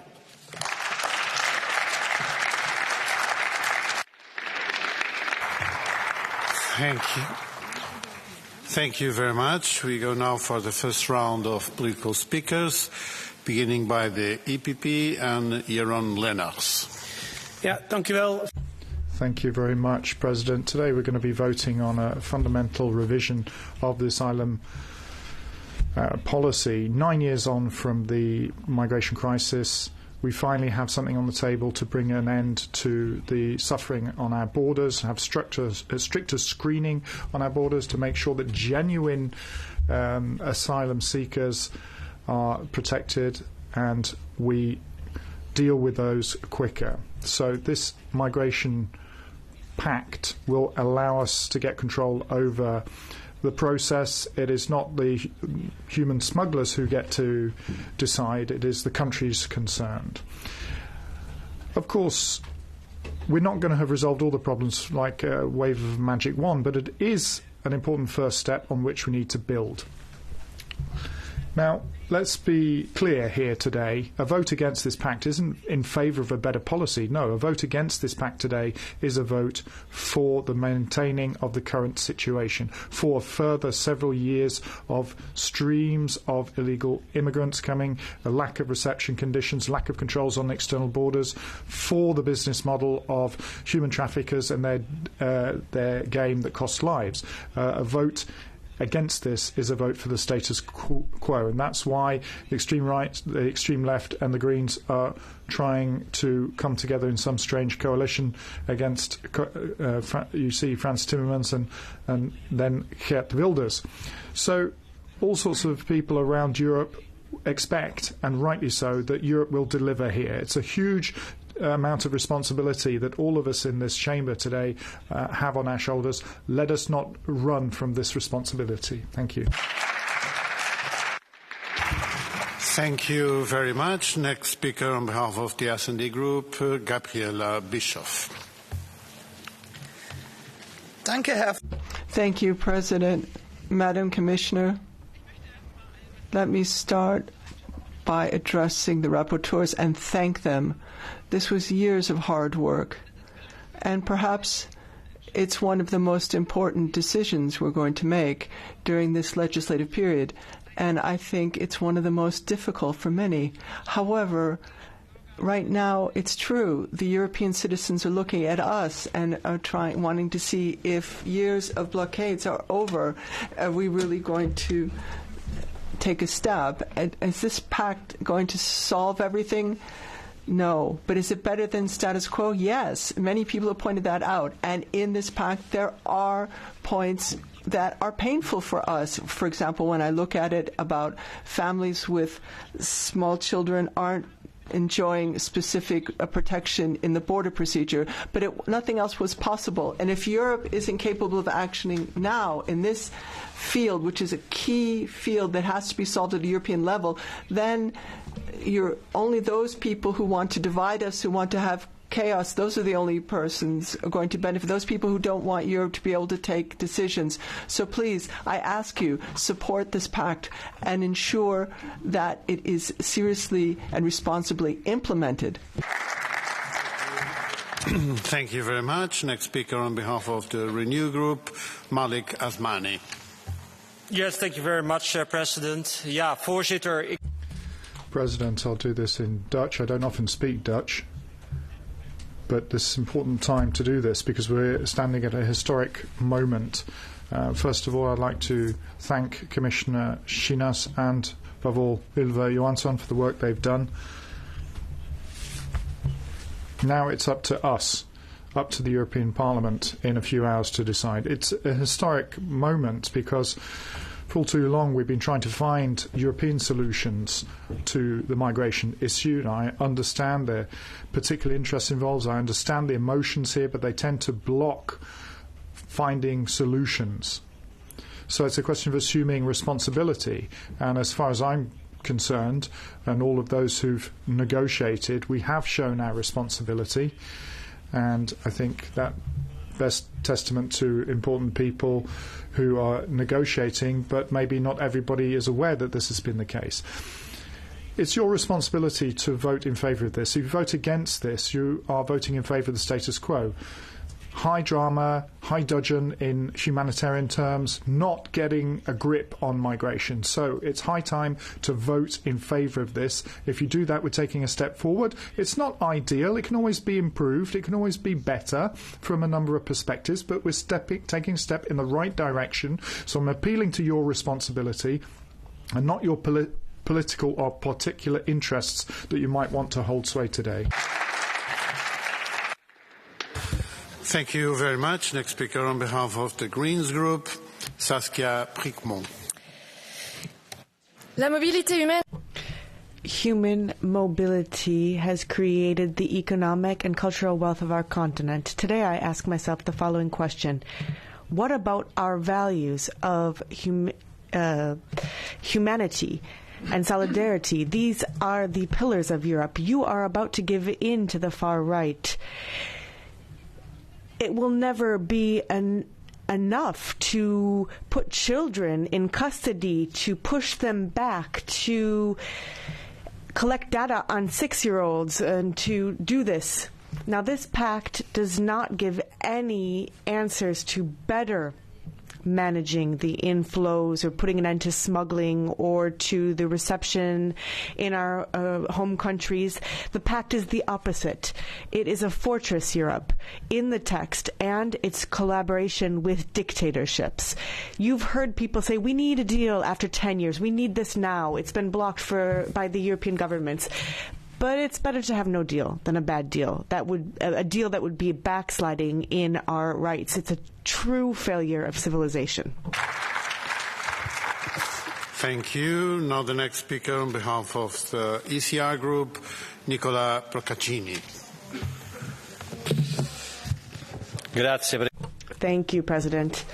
You know, I would dare anyone in this House to state that the European Union has managed migration well over the course of recent years. On the one hand, we have far too many deaths at sea. We have a huge business of human smuggling. We have the political battle for immigration by NGOs. They have been applauded and lauded here in this House, even though they are the links to those who are smuggling the people. On the other hand, we also have a loss of safety in our cities, an increase in jobs paid under the table, which leads to a fire sale of our workers' rights, horrible exploitation of women, spreading of radical Islam with its most violent manifestations. Now, improving the current situation, this is the only reason to vote in favor of some of the regulations that are a part of this package. Very few steps in the right direction. They're few, but they are important, with a real hope that we can continue resolutely to work on this in the next legislative period. We have to put an end to ships leaving the coast.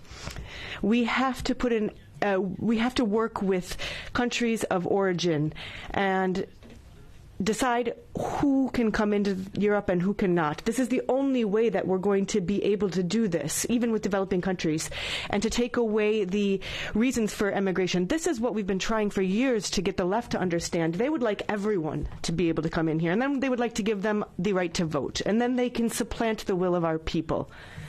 Now, there has been a decrease by 71% of arrivals in Italy and a huge drop in deaths at sea. Now, this shows how effective the Meloni government's choices have been. It's been preventing arrivals, working with patience and determination on the external aspects. Now, sadly, we've wasted far too much time, and therefore we can't get into the substance of the new regulations just a few weeks out from the vote. But that is precisely what we should do, and it's what some of us will do. Thank you very much. Now the next speaker on behalf of the ID group, Jordan Bardella. Merci, Monsieur le Président. Thank you, President. Well, here we are. The Asylum Migration Pact is moment of truth for the members of this Parliament, and history is watching us.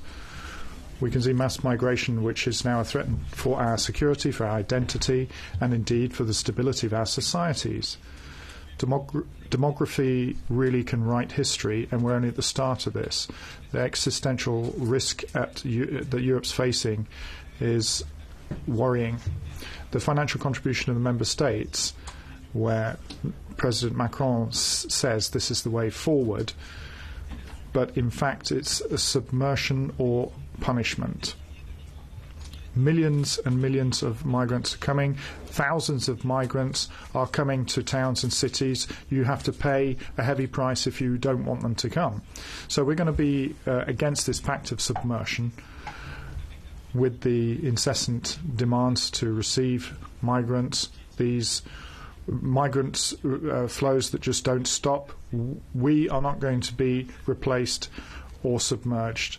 You must respect their call here. Next speaker on behalf of the left group, Martin Schwirdewan. Vielen Dank. Thank you very much, President. And this day will be in the European history known as the day that we simply departed from our humanitarian principles. Those who would like to support this reform have actually led it to its grave. And if you think of all the horror and crimes of the Second World War, that became the never again call for the world. But right now, this is simply cowering to the right in Europe. With this migration pact, the member states are actually taking away the right of protection for people who need it, and instead they're building this wall, a high wall, in order to keep them out. And so the EU external border is going to be blocked. No more Moria, many of you say, and many of you people here, the council, the members and the Commission as well, are here saying, but now you're simply bearing the right to asylum, and you're making the situation worse on the external border, and you're threatening human lives. And you're not working with the conditions that keep people from fleeing. You're keeping them. You're making worse the conditions when they're arriving. And with this policy, you're simply distracting people, and it shows your lack of respect of history and your contempt for human rights. And it's just amazing. I'm speechless. Thank you very much. This brings the speeches on behalf of the political groups to a conclusion, and I'd like to give the floor to the non-attached members with Laura Ferrara. Thank you, President. In 2020, President von der Leyen stated that she would abolish the Dublin system. Vice President Skinas, Commissioner Johansson, you said that solidarity would be mandatory. Now, 10 years on, if we look at the first proposal as presented by the Commission in 2015 on the package, we have worked for 10 years, negotiations, and here we are voting on a pact that continues to look at responsibility for the country of first entry. There is no mandatory solidarity. If there are no penalties, then how can we call it mandatory? It also sets a border procedure and a screening procedure. That means that people can be detained, children too, and there is a dubious legality of this. There will be violations of fundamental rights, no doubt. We cannot support this pact. Why? Because we are Europeans. Because we want a European solution. And this pact does not respect Article 80 on TFEU. Thank you.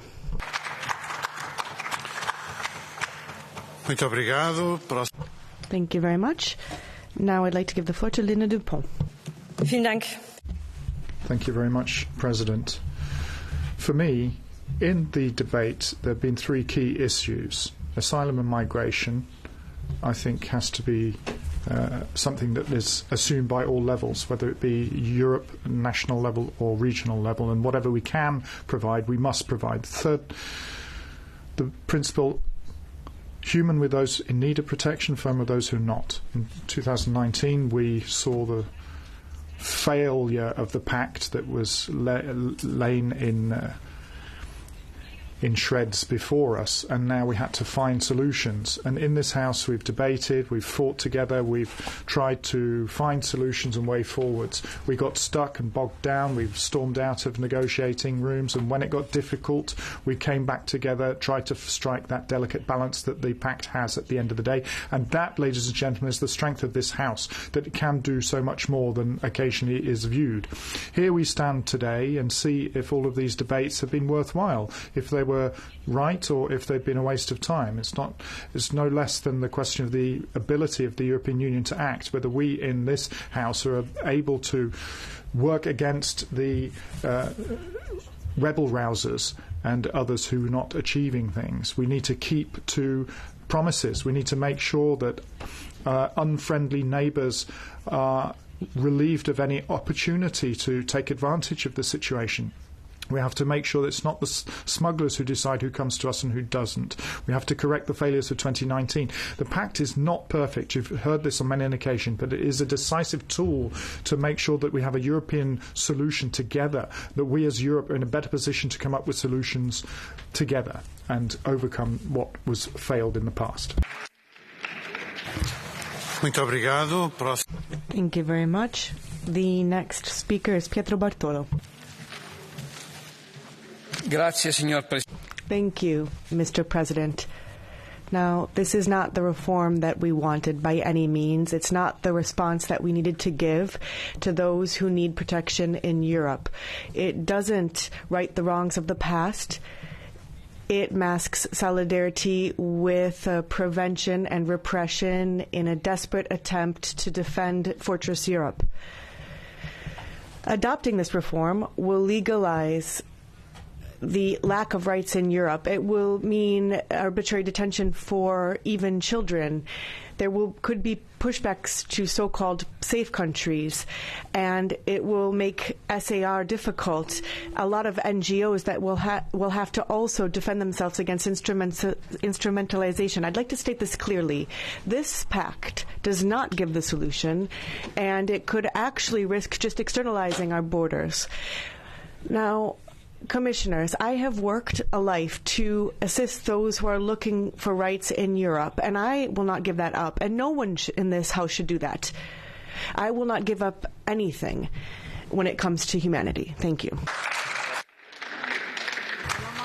Muito obrigado. Thank you very much. I'd like to give the floor now to Jan Christoph Etchen. President, colleagues, for years now, we had a blockade in the European Council in this matter of asylum and migration policy. And today we have the opportunity to unblock this blockade. And I call on you. Of course, it's easier to find something that you don't like in this pact, a point that you dislike where you can say, all right, then I'm simply not going to vote in favor. However, do you really want to make it that simple? For years we've worked on this, and we have found compromise. And we have compromise which try to ensure humanitarian standards, and on the other hand, ensure more order in the policies. Don't vote against this pact. If you vote against that, you ensure this remains as it is. And as it is, it cannot remain, dear colleagues. So vote in favor of this pact. This is a response to what the citizens want from us, to finally take action on a migration policy. Muito obrigado. Thank you very much. The next speaker is Eric Mackhout. Ladies and gentlemen, I think we can agree that the European asylum policy needs restarting, but this asylum pact is not a new start. In fact, in areas it is a worsening of situations has already failed. We've seen this in Greece. That's what led to Moria and led to the chaos that we're seeing again and again, reading in the headlines. We as Greens would vote for this package if it meant that some of the problems would be resolved. But children and families being locked up in camps, that's not a solution. For years it's been attempted, but people don't disappear just because you lock them up or treat them worse. Migration is a reality that we have to face. And this facing of reality is something that this asylum pact is not doing. We can't just make things disappear because we want them to disappear. We have to assume responsibility for asylum policy, but it has to be an asylum policy that works and that doesn't capitulate to a right-wing pressure, that it needs to be based on solidarity, human rights, rule of law.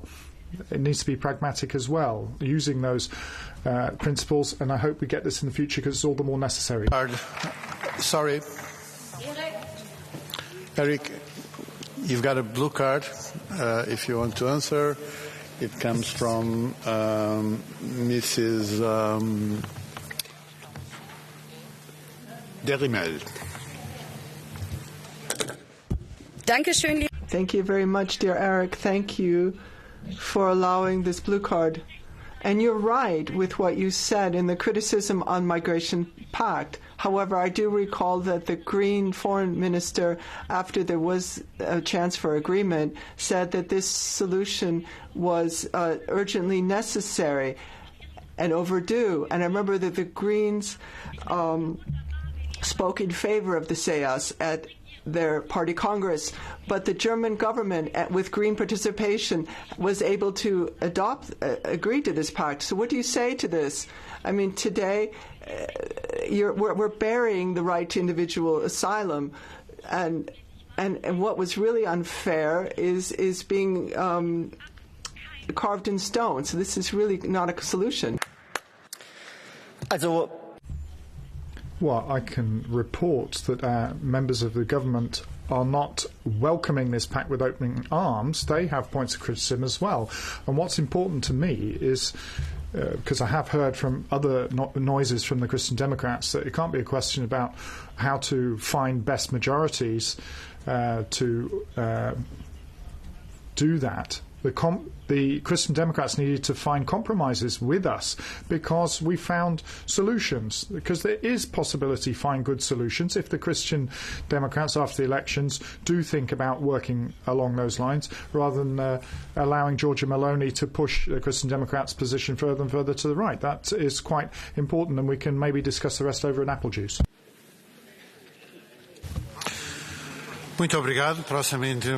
Thank you very much. The next speaker is Ms. Sidlow.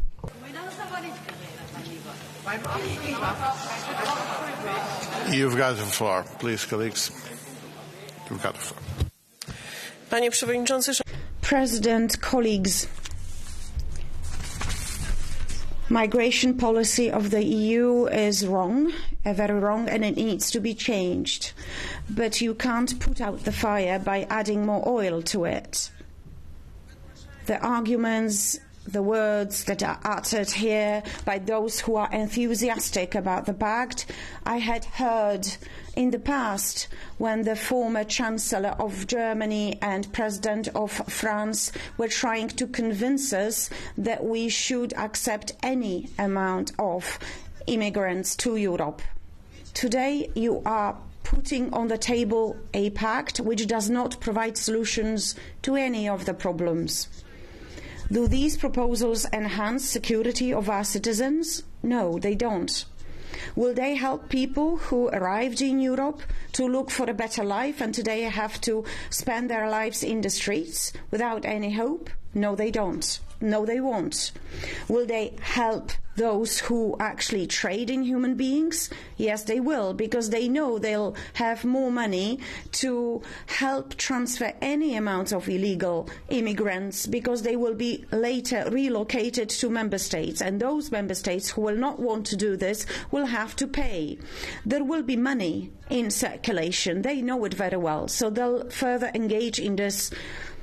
So again, don't add oil to the fire, please. And I think that most of you know that these solutions are wrong solutions. The next speaker is Annalisa Tardino.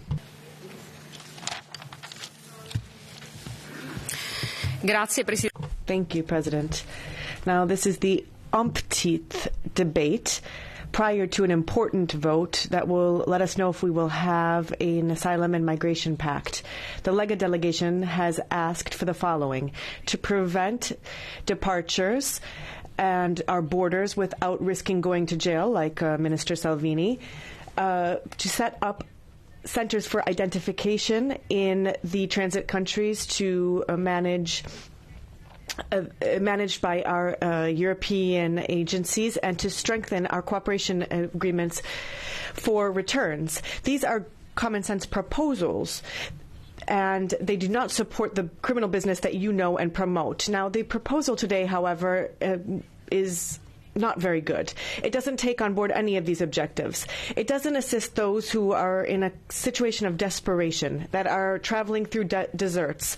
They do not assist our countries that are now conquered and that are on that have a danger of terrorism, and they do not support our societies and our European cultures.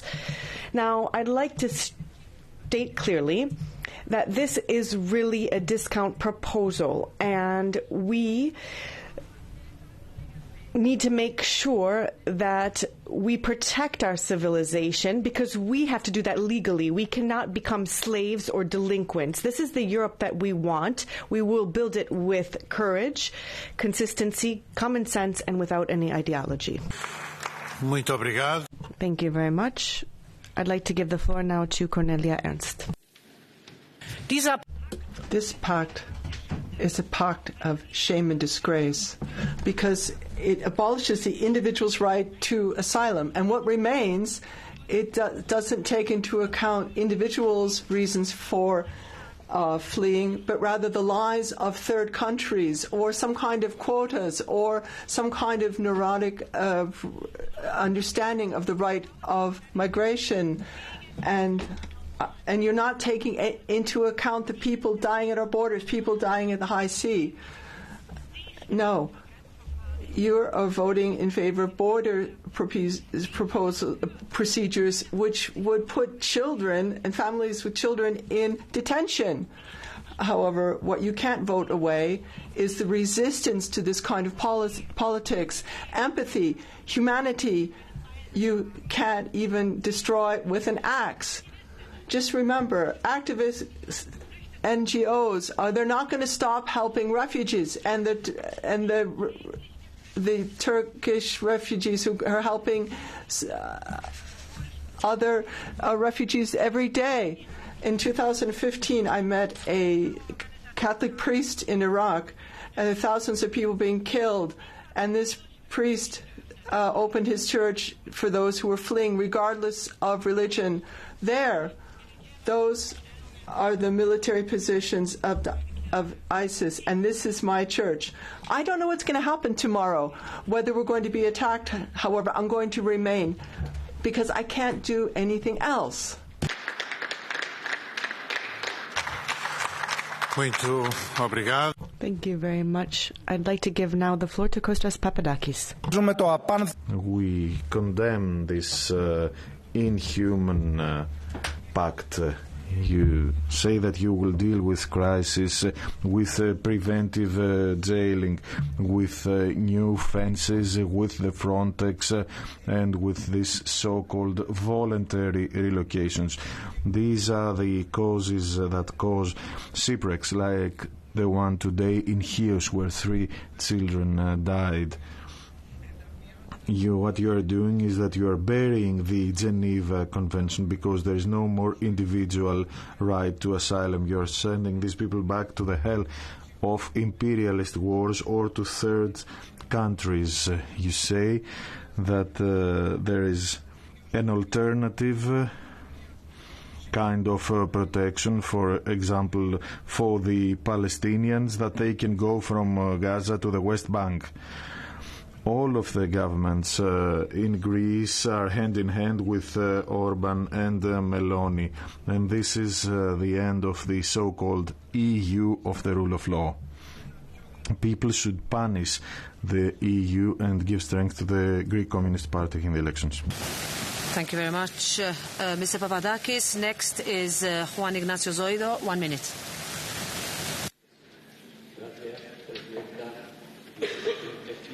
Microphone for the speaker. Hoy celebramos. Today, this is an historic day. Following about a decade of blockage, the European Union has come to an agreement on the migration and asylum package. At least I hope. Now, this is the right time.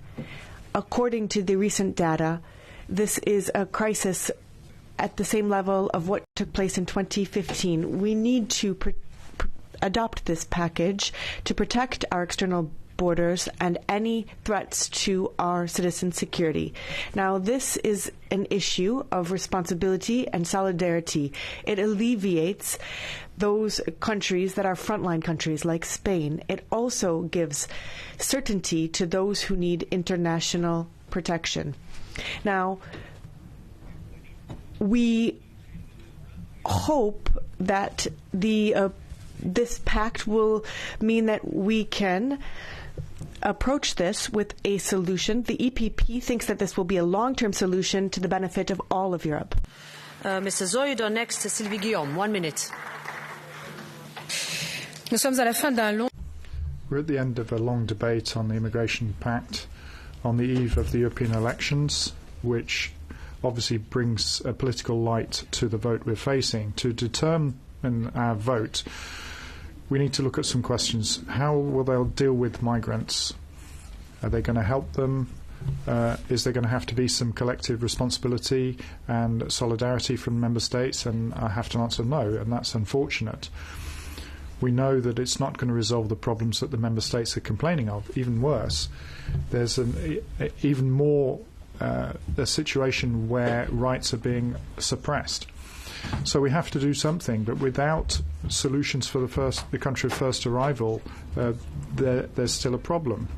Some people are concerned that it doesn't deal with the major questions, the relations with the source countries of migrations. There doesn't seem to be anything there. Neither about the enormous resources would be required for this pact, nor the business model of the smugglers, or the necessity to have a European approach here to help legal routes. And we can see that climate refugees will increase in the future, so it's impossible to support this. That's 1 minute. Thank you, Thank you, Madam President, Madam Commissioner. Ladies and gentlemen, this is possibly one of the most important debates that we'll have here at the end of this legislature. And I'm not telling you anything new here. The extreme left and the extreme right seem to have found themselves in the devil's pact to shoot this down. We've been speaking about this for 8 years, and hopefully, when it comes to the vote in a few moments' time, we'll take the first important step towards a genuine European Asylum and Migration Pact.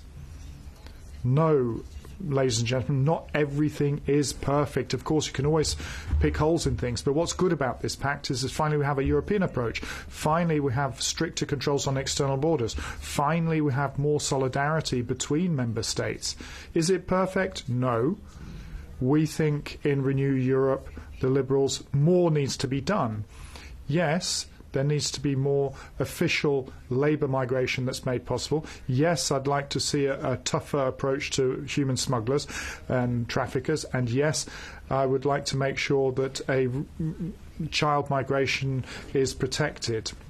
But let us finally do what the European citizens expect of us and vote in favour of this and make sure that we have a European approach. And don't be told anything different from the populists from the extreme left or the extreme right. Thank you. Tineke Strik, 1 minute. Dear Chair, Commissioners, we had the chance to fix a broken system. A system now in which border states bear the brunt of the responsibility, fundamental rights are flouted, and impunity is the norm.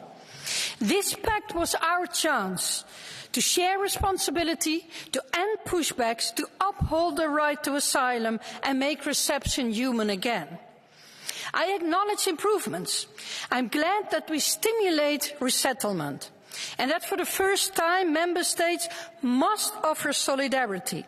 But I urge them to fulfill this obligation in the only meaningful way, by offering relocation. But I'm extremely worried that these rules systematically lock up asylum seekers, even families with children, at the external borders for months on end. This law erodes the rights and safeguards of asylum seekers and risks dangerous deportations. It allows for undermining the common standards, which is exactly opposite of what we need. We need fostering a common policy based on mutual trust. So we are far from fixing the asylum system. Let us indeed take responsibility to finally get it right. I give the floor next to Patrick Jaki. 1 minute. Dziękuję, pani przewodnicząca. Thank you, Madam Chair. I think that we should just maybe replay the way you think.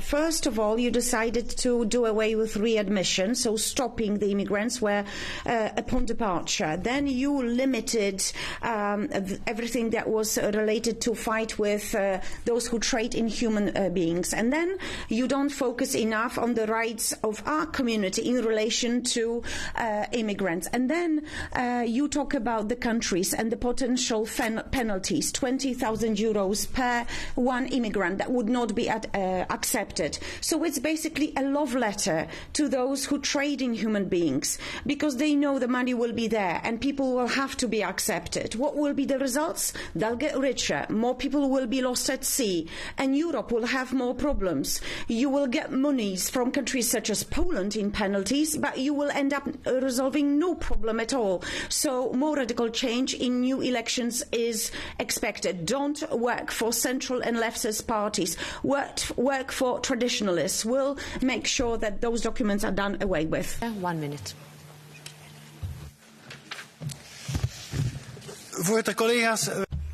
Ladies and gentlemen, we're being submerged in thousands of illegal immigrants. Our people have had more than enough of this. And what's the European Union doing? Well, the exact opposite. The EU Migration Pact is going to oblige us to take even more migrants. Moreover, they're going to allow 4.5 non-European foreigners to be brought into the EU. There isn't even a mention of defending the borders against the invasion of immigrants. And this is being done deliberately, and they are deliberately replacing the European population. The colonization of Europe, the suicide of our unique civilization. Our borders must be closed. Asylum must go to a certain place, because our people don't want this. They don't want more migration, they want less. This EU Migration Pact is complete madness, and that's why the people will call you to account. Intervelt has a blue card for you. Will you take it? Yeah. Go ahead. Ms. Intervelt. Sophie.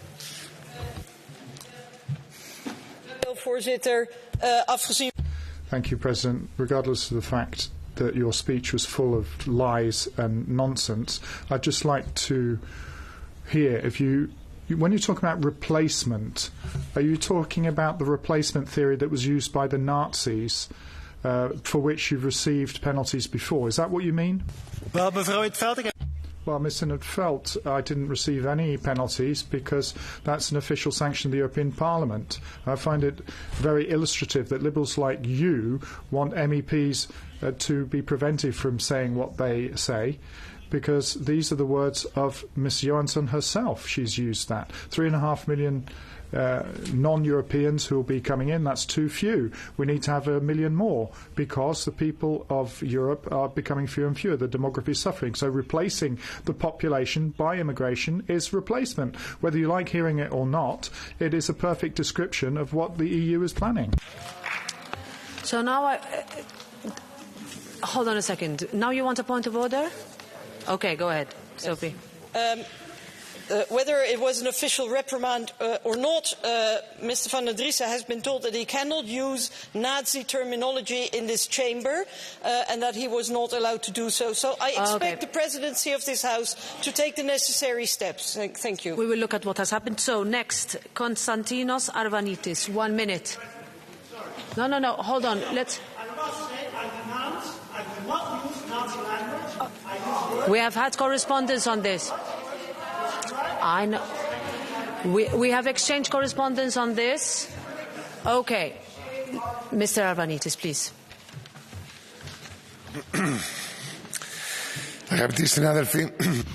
Dear colleagues, and I would like to talk especially to Mr. Lennars and the colleagues from Renew.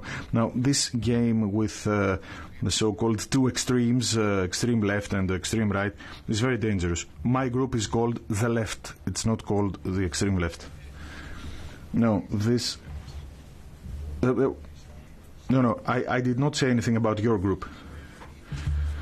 Today is a sad day for us, for Greece, for the countries of first admission, for the people that are on the run. You are cheering about this pact, and we worked for you in order to have something positive. But what we have here is a missed opportunity. Because why? Do we have something about legal pathways as we wanted? Do we have an obligatory resettlement in every member state without asterisks?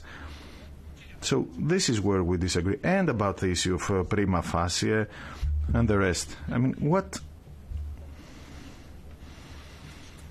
So this is the basic issue for us, and this is why the left would not vote for it. Minute. Thank you, President. Dear colleagues, today I want to talk about the real essence of the whole migration debate, because really it has never really been about helping refugees. We all want to help people in need.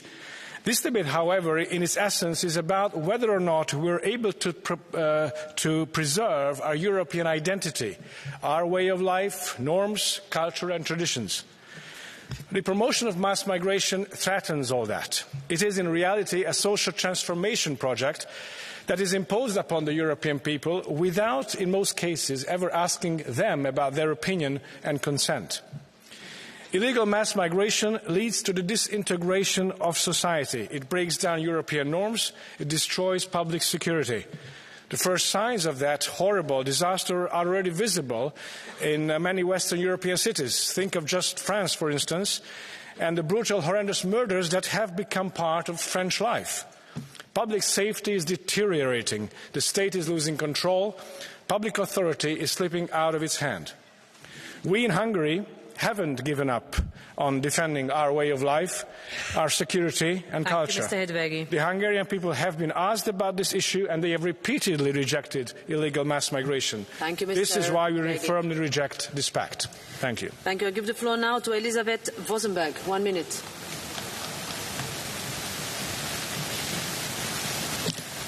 Thank you, Chair. Dear colleagues, the pact we are voting on today is an answer to those who say that the EU cannot do anything about the important issues.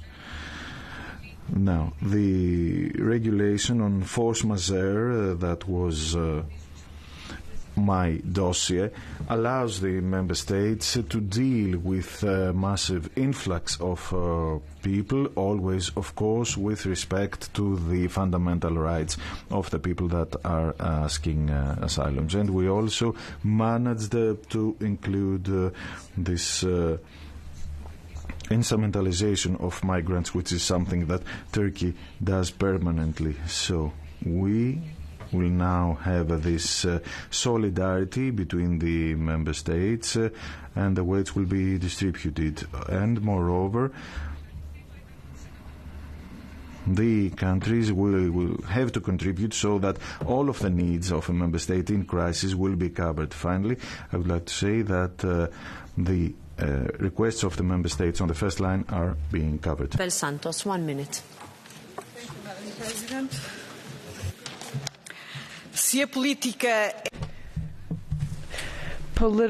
Politics is art. If that's the case, this is one of the greatest illustration of this fact.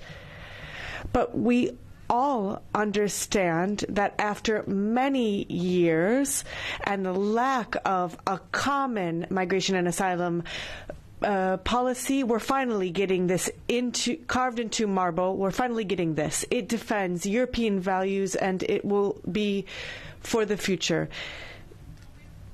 This is not my pact. This is not really the pact of anyone. It is what is possible. It's not the one of the xenophobic far right that is sowing hate and discord amongst all of us. Now, it is not the time to disengage, and it is the time for new struggles. We need to make sure that we monitor this, that we implement to this, and we need to defend fundamental rights of migrants and refugees. We have not stopped our struggle. We will continue to do it with more resoluteness. Sahlani, 1 minute.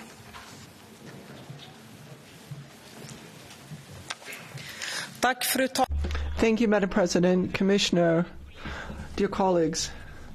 I was forced to flee to Sweden when I was 15 years old. There were no legal ways, and now there are no legal ways either. So we can't leave this question in the hands of those of the barbed wire right. We can't leave this question in the hands of the dreaming left, because there'll be chaos. There'll be no legislation. So we can't just leave this question in the hands of human smugglers. So this is a first step.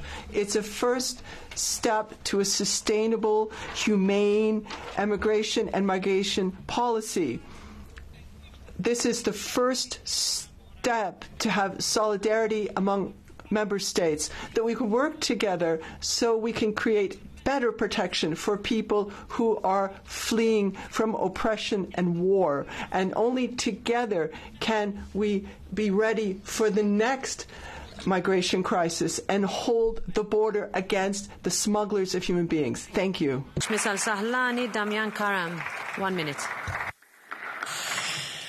En 2015, in 2015, I was a mayor near Calais, and I experienced the crisis. It wasn't a migration one, as you said, Madame Keller. I saw that. There were about 2,500 Syrians that were arrested there, and I was able to beat the far right in the next elections.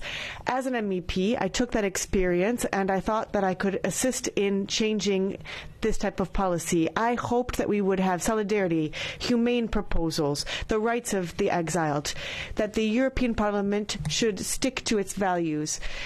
I didn't expect anything from the right or the hard right. They look at hate to cover up their failures. From the Renaissance, I would have hoped for some humanity. The socialists, I hope they would be courageous, naively. But here we are with this abject pact, and it lacks humanity, solidarity. To fight the far right, you have come into a pact with the devil. And we denounce this unanimously. We will not erect the walls of the Fortress Europe.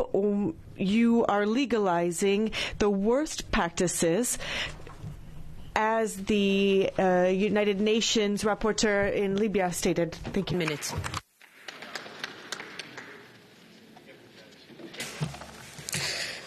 Beste colleague. Ladies and gentlemen, would Alan Kurdi have been saved with the package of measures that we're about to vote on? Would all of the thousands of people who drowned in the Mediterranean Sea have been prevented? I fear not.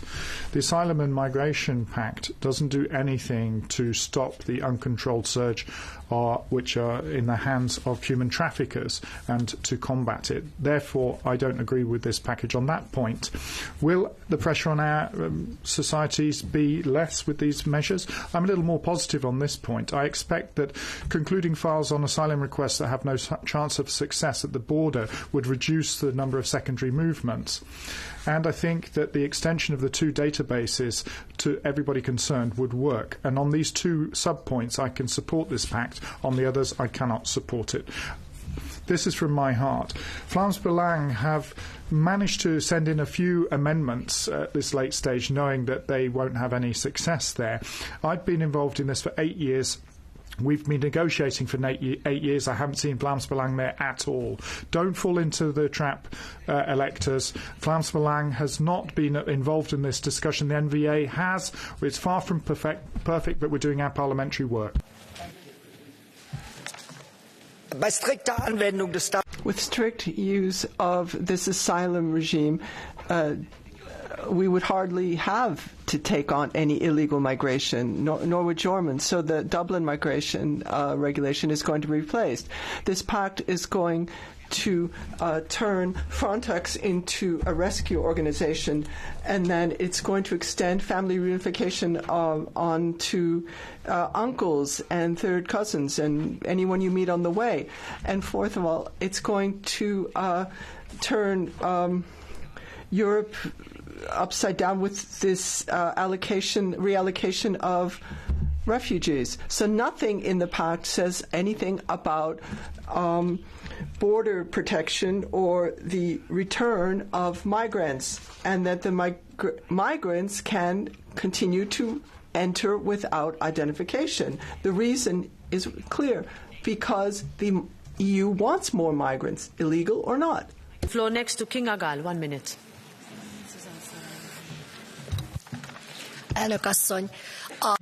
Madam President, Brussels imposes this migration policy, but it has failed. Migrants have become more and more violent, and they remain in Europe illegally. European bureaucracy and the European left have learned nothing from their mistakes. This new package is very bad, and they want to force it through. It would even worsen the situation. Hungary, in the most decisive manner, refuses this pact. This would come with an obligatory sharing of migrants, setting up camps. We would be flooded by millions of migrants, and we would help people smugglers. We would like to stop illegal migration, and the Hungarian model is a successful example. There is a physical and legal block. Nobody can enter Hungary's property, Hungary's area illegally. We must protect our borders, and it should be us who decide with whom we live together. And this will be one question at the elections. 1 minute. Hvala puno predsjednice, povjerenice. Thank you, President, dear colleagues. 2 months ahead of the European elections, following 8 years of chaos and thousands of lost lives, we're facing key decisions. Massive illegal arrivals of thousands of people are often instrumentals in geopolitical games.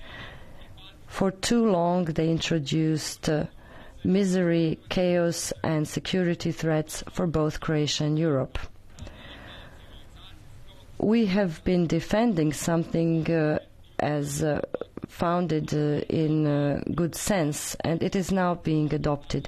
Even people who are naive recognize that we must put an emphasis on security, better protection of the border, better use of biometric features, and faster deportation of people who have no right to asylum. We have no illusions that these migration pressures will disappear. This agreement is not perfect, but is better than nothing. Let us show that we are mature in these times without precedent. We must show that we can offer concrete solutions and not just slogans. The next, Elena Yoncheva, 1 minute.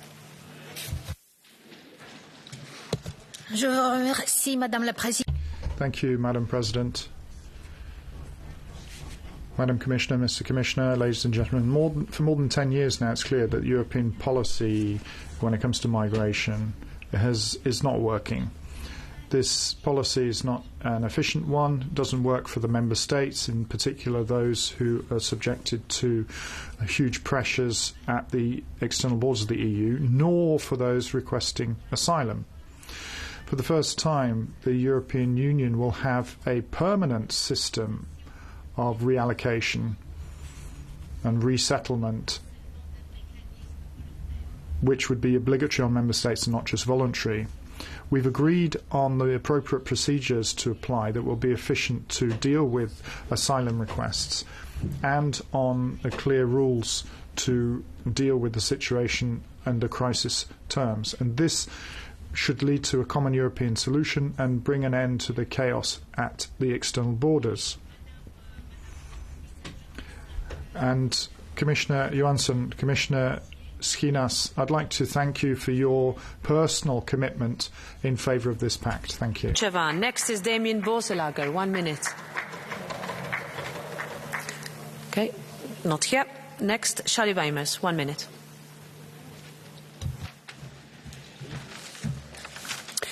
Thank you, Madam Speaker. Colleagues, if you want less migration to Europe, kill this deal.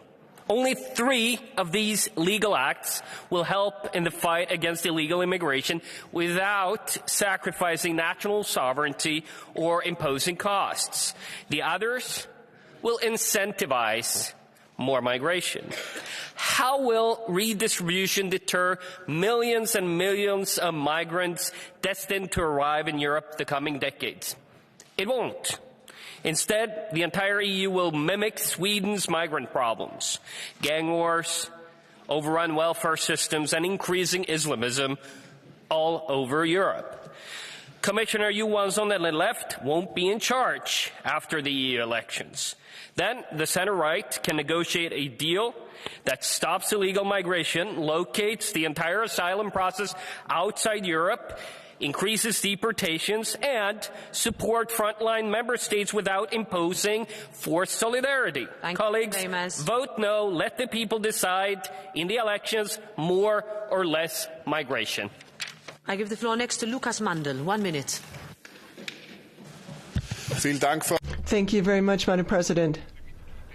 Members, Commission, there are many persons here that it makes it clear it's a special day. It can be a very special day for the European Union with the motto, and it finally takes action. And so citizens can hear that we say, yes, we were going to actually address irregular migration and do something that people have been waiting for years.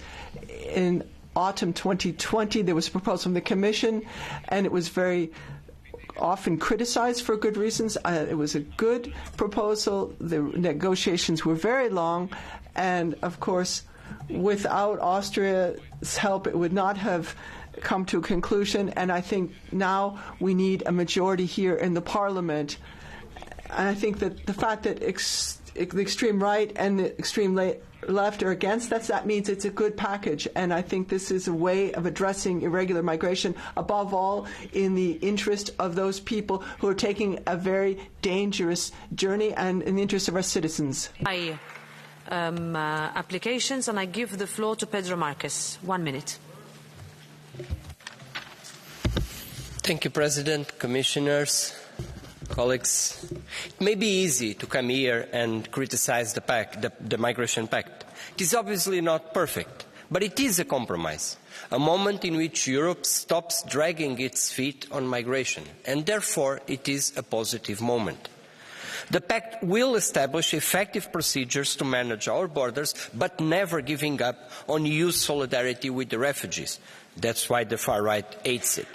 It will overcome national selfishness that left alone our border countries in the Mediterranean, introducing a binding solidarity mechanism between member states. That is also why the far right hates it. It addresses the need to cooperate with origin countries. If the EU really wants to manage migration, it must cooperate on the stabilisation and development of these countries. And that is also why the far right hates it. Imperfect as it might be, this is one of the milestones of these 5 years. The far right hates it because they will have to live with the fact that we deliver.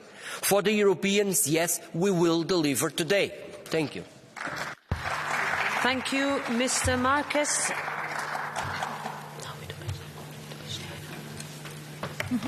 So we'll go to Catch the Eye now, and I start by giving the floor to Tomislav Sokol.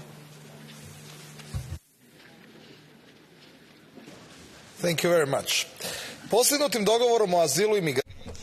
This pact on migration and asylum will enable member states to protect external borders and to fight the traffickers. If you like it or not, the member states will decide who can enter the EU and not the traffickers. The police at the external borders will determine who is eligible to apply for asylum and who is not. We need to say it clearly that illegal migrations are a security threat for European citizens. The European Union cannot welcome everyone who wants to come to the European Union only because there is a better life here. We need to prevent the abuse of the social and welfare systems. The left MEPs in this parliament have criticized the Republic of Croatia in managing the situations in which people try to illegally enter our country. This is why the European Union needs clear rules about migration.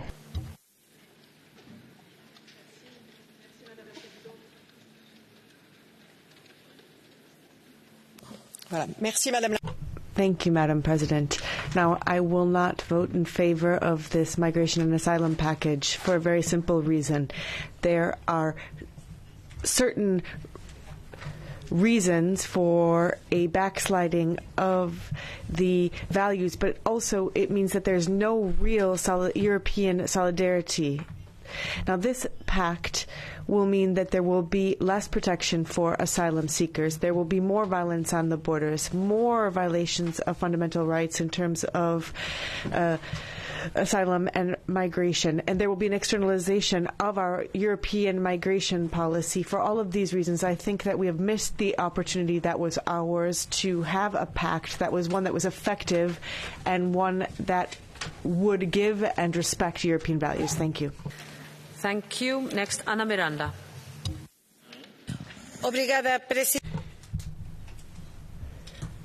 The world is looking to us for this vote. We do not want a fortress Europe with borders and that pays dictators to externalize our borders. This migration and asylum package is focused on security and to the detriment of human rights and our values. We cannot give in to the far right in this house and listen to them what we have to do. We know what we need to do. Protect people first. Walls leave aside European dignity. Walls do not respect individuals. Today, we are going to be on Luxembourg Square supporting all of those organizations and peoples who are fighting for a migration and asylum package that does respect human dignity and rights. Thank you. Nelegalna migracja zliva europejski kontinent. Illegal migration is submerging our continent and changing European histories, changing the nature of European nations and countries. Illegal migration is a genuine danger, and you are responsible for this, ladies and gentlemen. What you've done to date has meant that we haven't been able to stop the smugglers, and now you're shocked. You're shocked at the consequences of what you have done. And you're scared now because of election results coming in. And what you've proposed is complete waste of time. We need to vote against this pact. This pact will lead to an increase in illegal migration.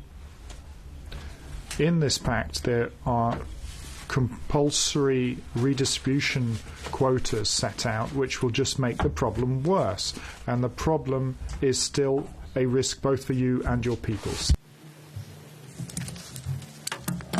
As the King of Belgium said today, we need to look to the stars that accompany those who are migrating. Today, what we see in Palestine, we are actually proposing a pact that would sap the rights of those who are trying to come to Europe, that think it is a safe harbor. Now, we lack solidarity. We need to apply our principles and vote against this pact. Finally, Sean Kelly.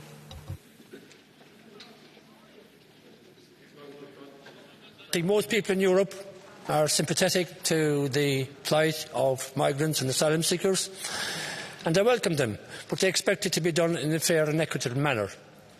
Up until now, that wasn't possible because we have different systems across Europe. So I welcome this package. I think it will bring coordination in line with our obligations under international treaties and conventions, and will ensure that there's a cohesive and proper manner in which asylum seekers are assessed. This notion that everybody can come to Europe, legal and illegal, and stay here indefinitely, that upsets people, and that's understandable. They expect it to be done, and now we can do it in solidarity.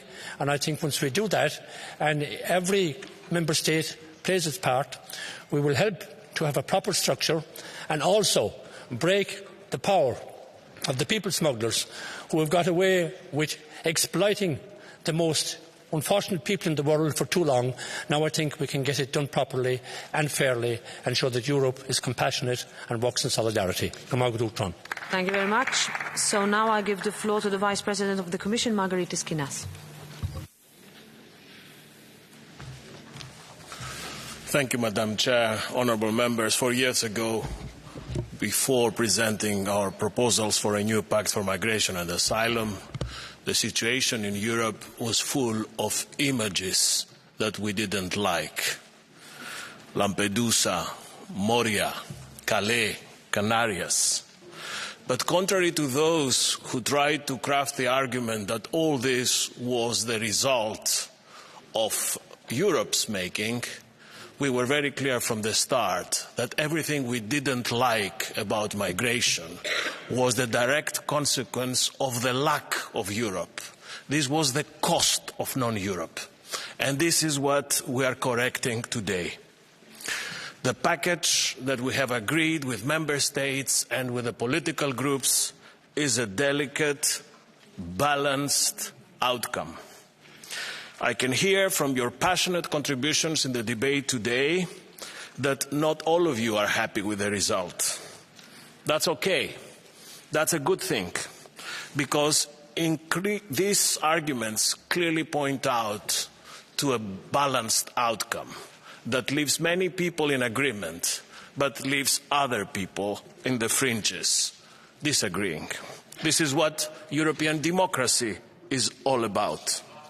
Actually, the thing you are about to vote today is the only thing that we didn't try on migration policy in this political cycle. We did all the rest but having a regulatory framework for migration. We did crisis management, we defended our member states against instrumentalization of migration flows by authoritarian neighbours. We ran from incident to incident, crisis to crisis, ship to ship. We did everything but one, to have a policy. And we are now nearing this moment. This is indeed a make it or break it moment. We are about to open the door to a new house, a packed house, which will be founded on the respect of fundamental rights and the dignity and the values we represent. Not a fortress Europe, but a well-guarded house with more secure external borders and clear rules on who is entitled to enter. A house that will provide shelter to those fleeing persecution, war and violence. A house where all asylum applications will be processed duly and fairly. A house that will also make sure that those who do not have legal right to be under our protection should be returned to the countries of origin with speed and dignity. And these effective rules, clear, cohesive, holistic rules, will also help us to make EU solidarity the new normal. Honourable members, we are now about to vote. You are about to vote. And this is a major moment for responsibility. This is a unique chance because, frankly, it is not enough for some of you to say that we don't want porous borders and do nothing about it. It is not enough to others to say that we want to protect the sanctity of asylum at all costs, but voting down this package. And it is not enough to say that you want to improve the rights of refugees and migrants, but stand against the legal texts that are precisely meant to do that. So, this is the moment of truth. Perfection is always the enemy of progress. The pact that you have in front of you is not rebuilding the Parthenon.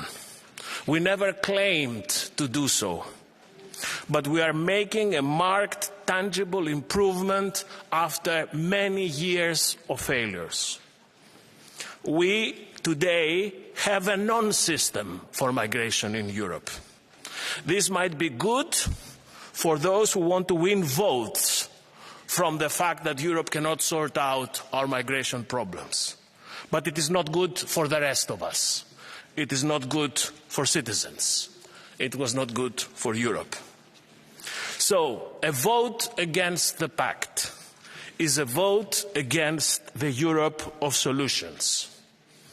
I personally felt privileged and honored to be able to accompany this historic process from the day one to today.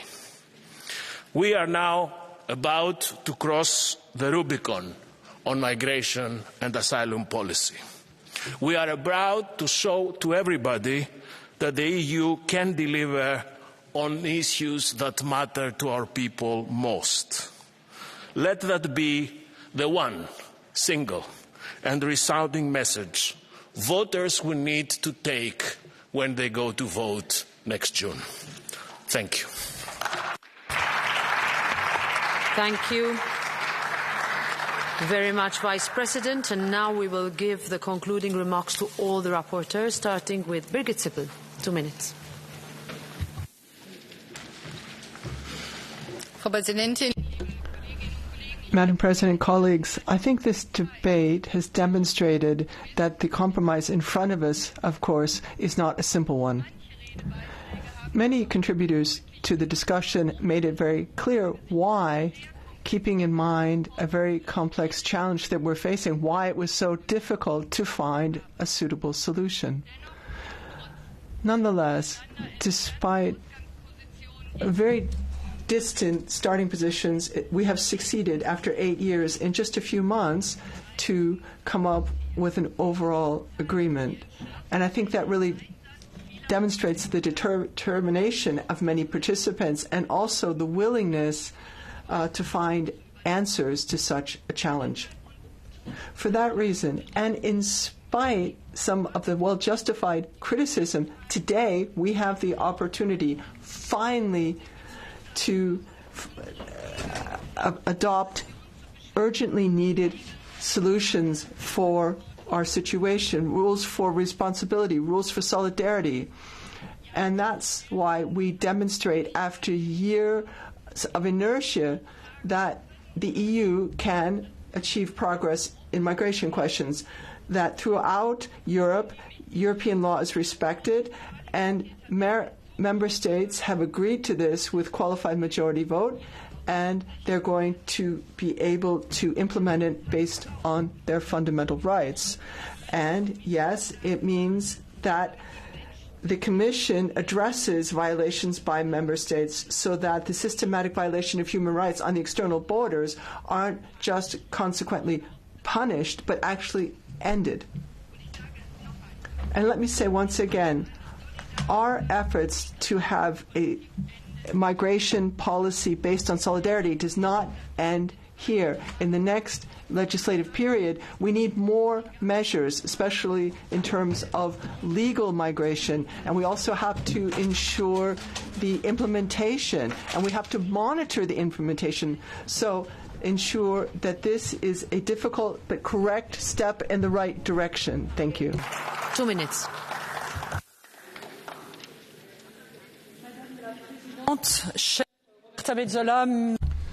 President Metsola, Margareta Skinas, Eva Johansson, ladies and gentlemen, well, here we are.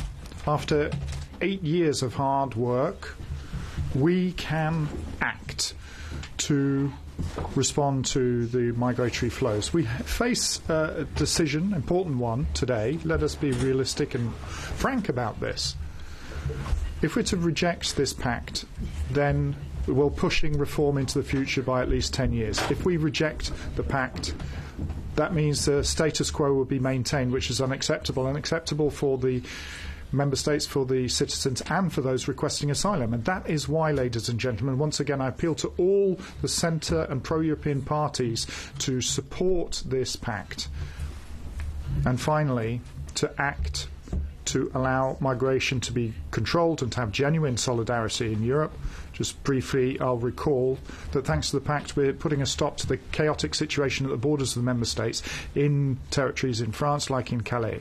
Thanks to the pact, we will also be considerably reducing the number of people in irregular circumstances coming to the EU. Thanks to the pact, asylum procedures will be made more efficient, more harmonised, and more respectful for the migrants themselves. Ladies and gentlemen, act or stop. That is our choice today.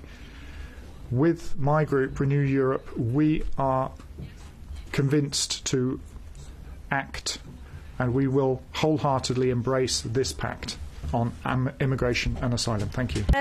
Next, Thomas Tobé. 2 minutes. President, Commissioner, I think it is clear for everyone that is watching what is happening on the ground today, understands that we need to have a new European migration policy. We have horrific numbers of people dying in the Mediterranean Sea. We still see that the majority of people coming to Europe are irregular migrants.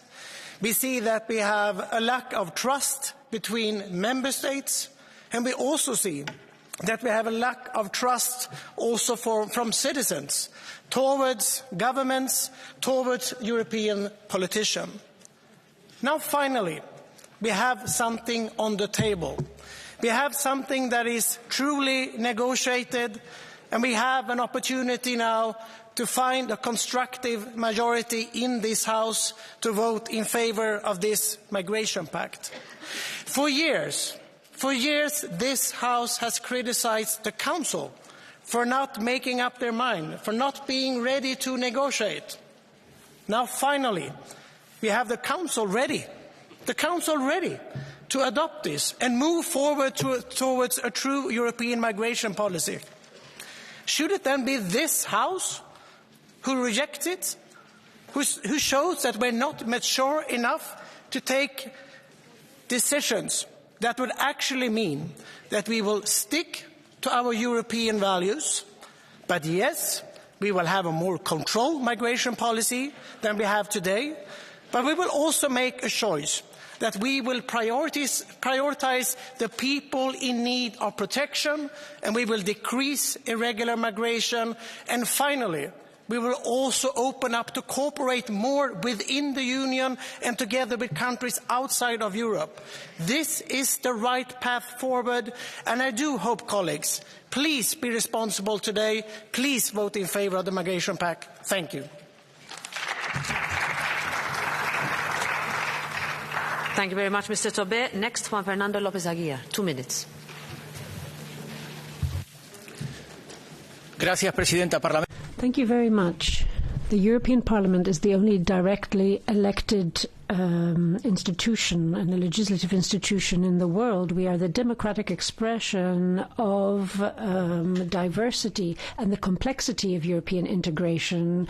We come from 27 member states that weren't dissolved because we have an EU, and we'll have elections on the 9th of June. And I'm saying this to remind you that we have a legislative procedure, and it's been quite tricky, but of course it was going to be tricky, and none of the negotiators that have taken part in this can be completely happy. And neither am I. I've heard legitimate criticism leveled against this, and I respect it. But I've also heard disinformation and information that is not true, and arguments that can be refuted in what will be a historic vote.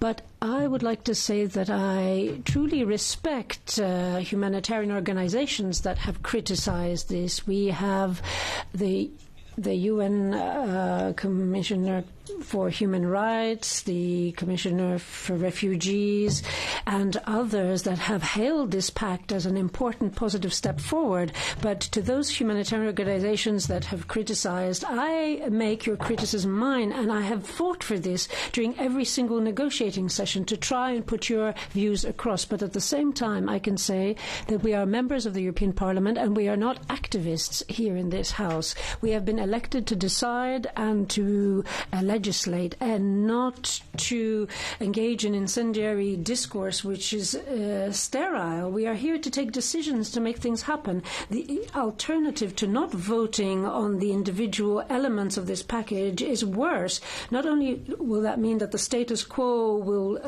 continue and that every time we have a plenary session we'll be saying that it's shameful, it's disgraceful that the EU is not doing anything about the right to migration and asylum. We have tried and we haven't managed. It's not about that, but the situation, if we don't go for this, would be even worse. The EU would not, and citizens would feel that the EU cannot act even though it's tried. So after all these years of work, it is worth taking one step forward despite the limitations. There has to be order, there have to be safeguards and common rules where there weren't any, and we're going to vote in favor of every single element of this pact. Thanks. Thank you. Gracias, Presidente. Thank you, President. And thank you particularly to all those who attacked Eurodac. Well, their attacks really just prove that Eurodac is at the heart of the problem. Migration is a big business. Please, could all those sitting on that side please read the Frontex report. The latest report says, literally, the trafficking groups in Mauritania are constantly putting ever more people on vessels and threatening their lives. So it's the traffickers who are threatening the lives of these people. And it's all those people who are telling them to go to Europe. Because the only people who actually are fleeing from Africa are the persecuted Christians, which you don't seem to care about very much.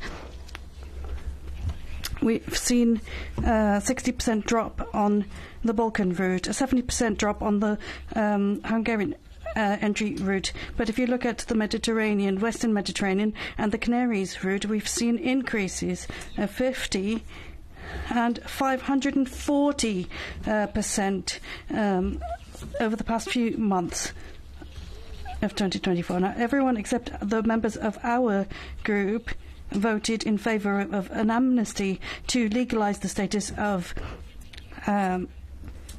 millions of irregular migrants. Why? Because we're seeing many of these people on social networks now, in Facebook, Twitter, calling for people to access Europe through the Spanish route. This is just the fact. We've seen NGOs and associations that are publicly subsidised that are clogging up our inboxes with messages. But what authority do you have to tell us how to vote? We're not here to defend lobbies, we're here to represent voters. Well, we're going to try and build a true edifice of law and order when it comes to this matter. Thank you. Malin Björk, 2 minutes. Thank you, President. I have heard many arguments today, but the one I've heard most is we have to have a deal.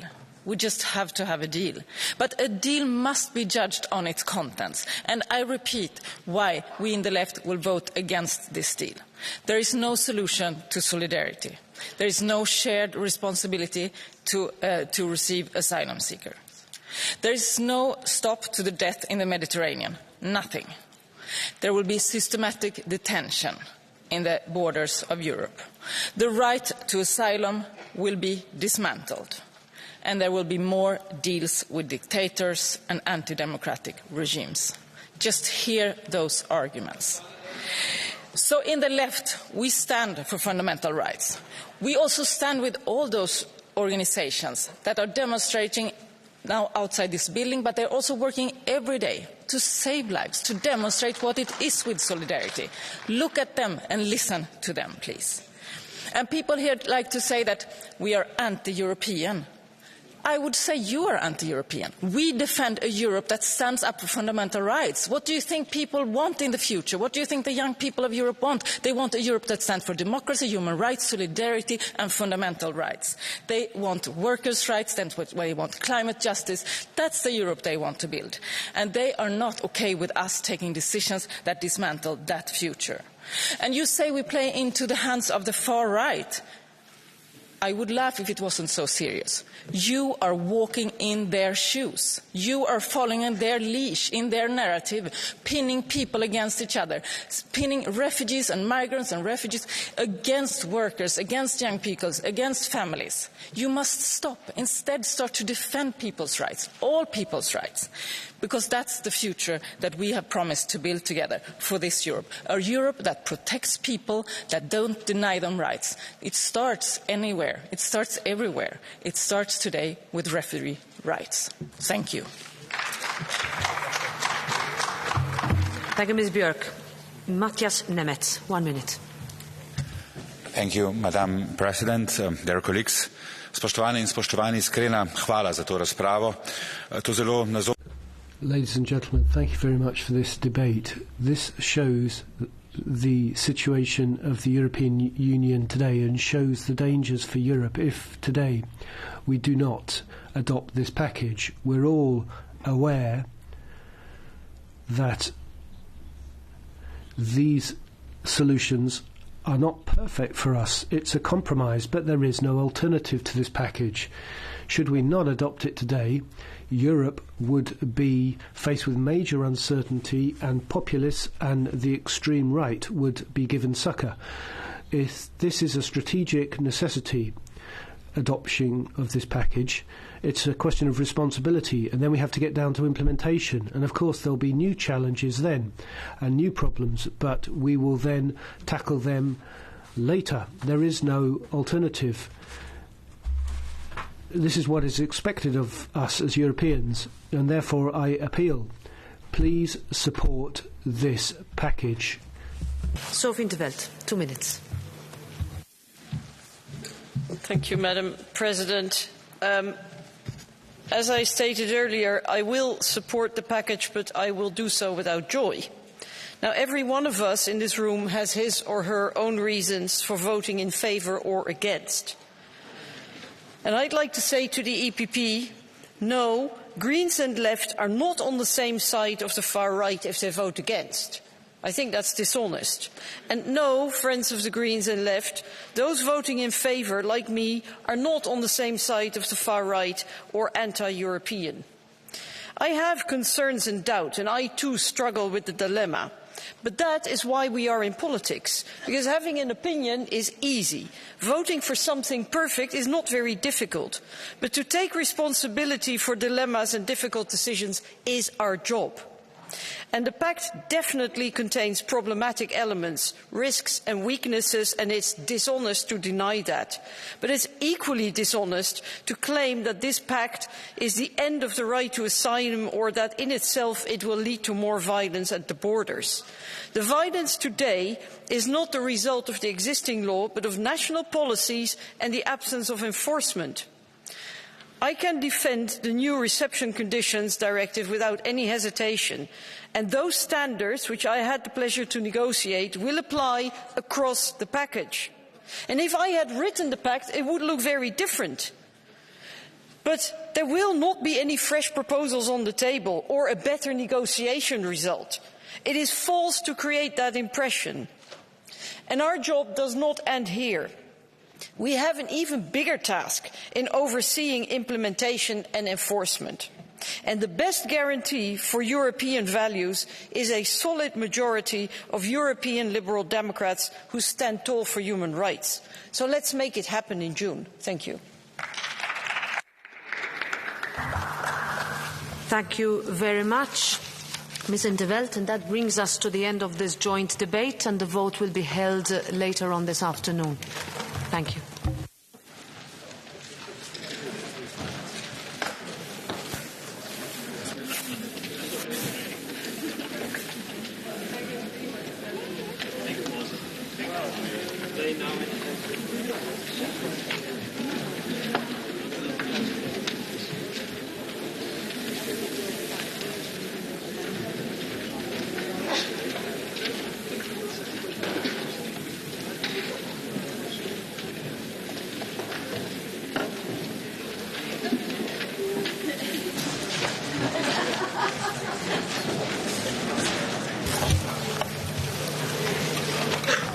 This brings us to our next item on the agenda, which is the joint debate concerning the pharmaceutical package, the report by Madame Weiss, Union Code, relating to medicinal products for human use, and the report by Mr. Wölken, Union Procedures for the authorization and supervision of medicinal products for human use and rules governing the European Medicines Agency.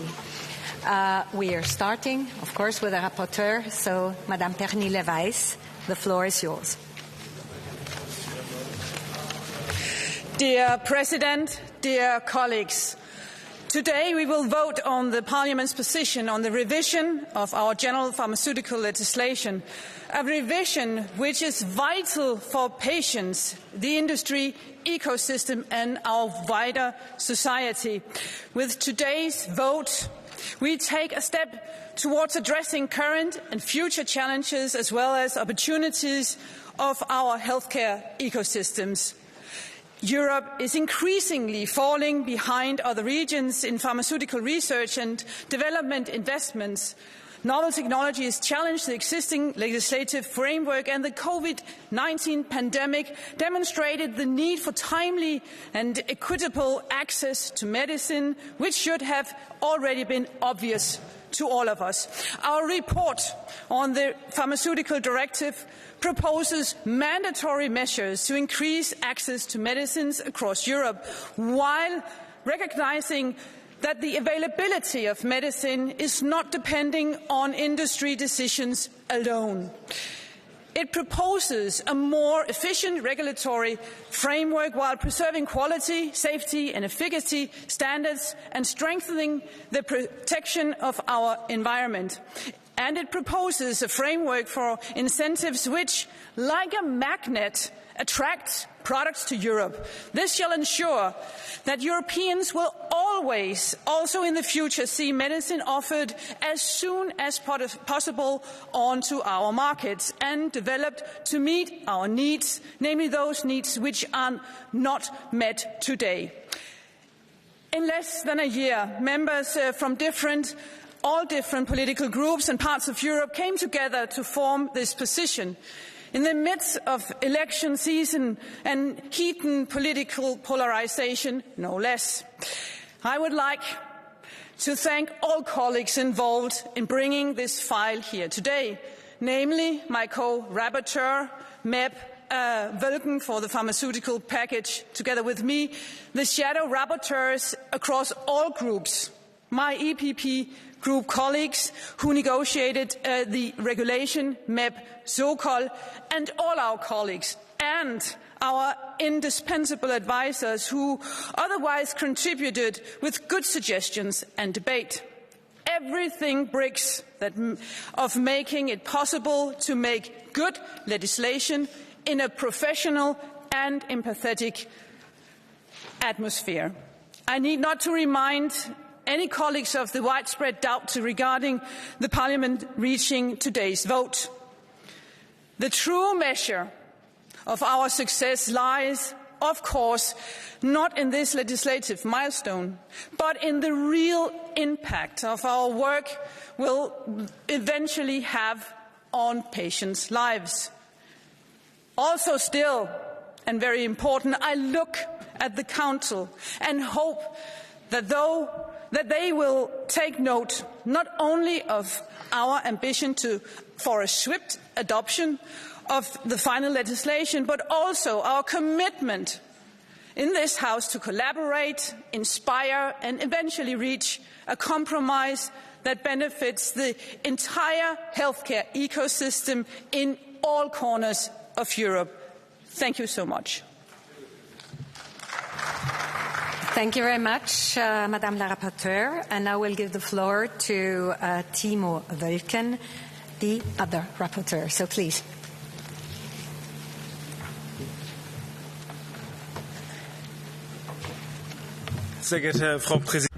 Madam President, thank you very much. Commission, Pernille. The European Commission tabled the legislative package to revise the pharma package only very late, unfortunately, just a few months ago. Nevertheless, here in Parliament, we have managed, working across many political groups, to work our way through the 400 articles in the regulation and directive and to come up with 2 legislative reports that I think are worthy of scrutiny. We've struck a balance between the different interests, and to that extent, today I'd like to thank all those colleagues, the shadow rapporteurs, who worked on those 2 pieces of legislation, but also in particular our staff and our advisors in the political groups. Without them all, it would not have been possible to work through 400 articles so swiftly and so intensively, and I think so well. Colleagues, the core objective of our mandate was, in the wake of the COVID crisis, to create a European health union. And that's why we drew lessons from the pandemic. In particular, the authorization procedure for medicines was overhauled and sped up. And I think it's damned important that we don't just say it's okay, we have a functioning system and nothing needs changing. Rather, from that tragic health crisis that we went through together, it was a question of learning the right lessons. And for us, part of this is also being well prepared for perhaps the next health crisis. And that probably will be a bacterial infection pandemic, because we don't have any antibiotics that work well anymore. And that's why it's important that the EU ensures that antibiotic research is driven forward. Microbial resistance, or antibiotic resistance, already causes hundreds of thousands of deaths. 35,000 too many fatalities. And when it comes to antibiotics, we've got a dilemma. On the one hand, it costs a lot of money to develop these medicines, and on the other, they should be used as sparingly as possible. And for that reason, very few enterprises have an interest in developing antibiotics. Through this regulation, we now make a proposal as to how we can rectify that market failure. And we are hence proposing that pharmaceutical developers should get a payment for every developmental step, and we also propose that a subscription model be introduced for the payment of antibiotics, which will mean it's not the real use that's promoted, but there's a flat payment leading to their use not being artificially inflated, and therefore promoting antibiotic resistance. I can say that through this regulation, I believe we've really faced up to the challenges accordingly that face us. And I think that's why it received such wide support. I'd like to thank Penella Weiss in particular and all the other colleagues who worked so very hard on the directive, because only by having 2 files together can we ensure that a European health union is created that protects citizens and ensures access to medicines, and at the end of the day saves life.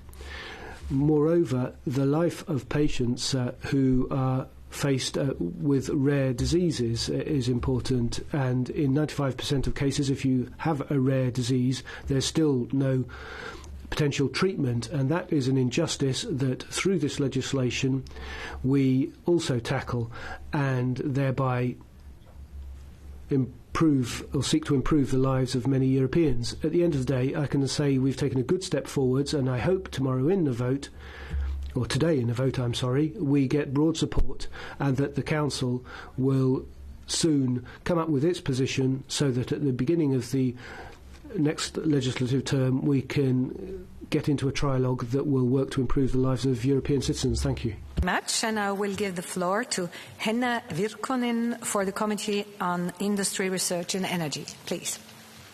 Madam President, Commissioner, dear colleagues, on behalf of the ITRE Committee, I would like to thank all the rapporteurs and shadow rapporteurs for your good cooperation on this very important file.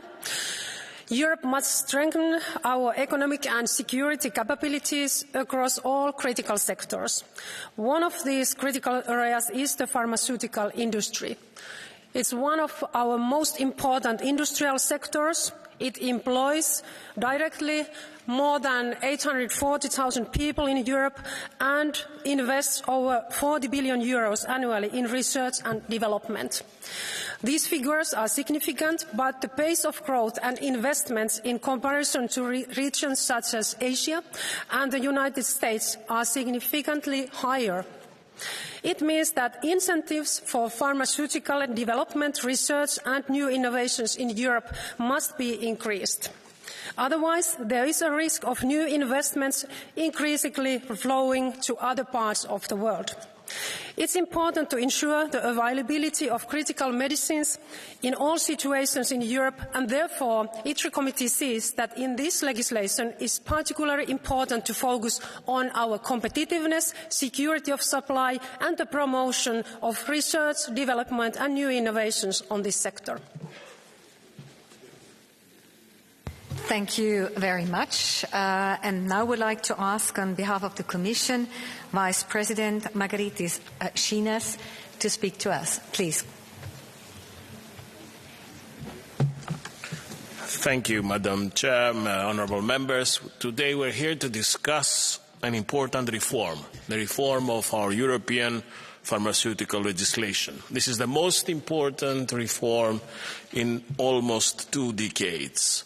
And this is a long overdue reform because in the last 20 years many things have changed, the world has changed, so we need to adjust. From the very start, our objective for this package was clear: to ensure timely and equal access to medicines for all Europeans, regardless of where they live in the Union, whilst at the same time fostering innovation and competitiveness for our industry.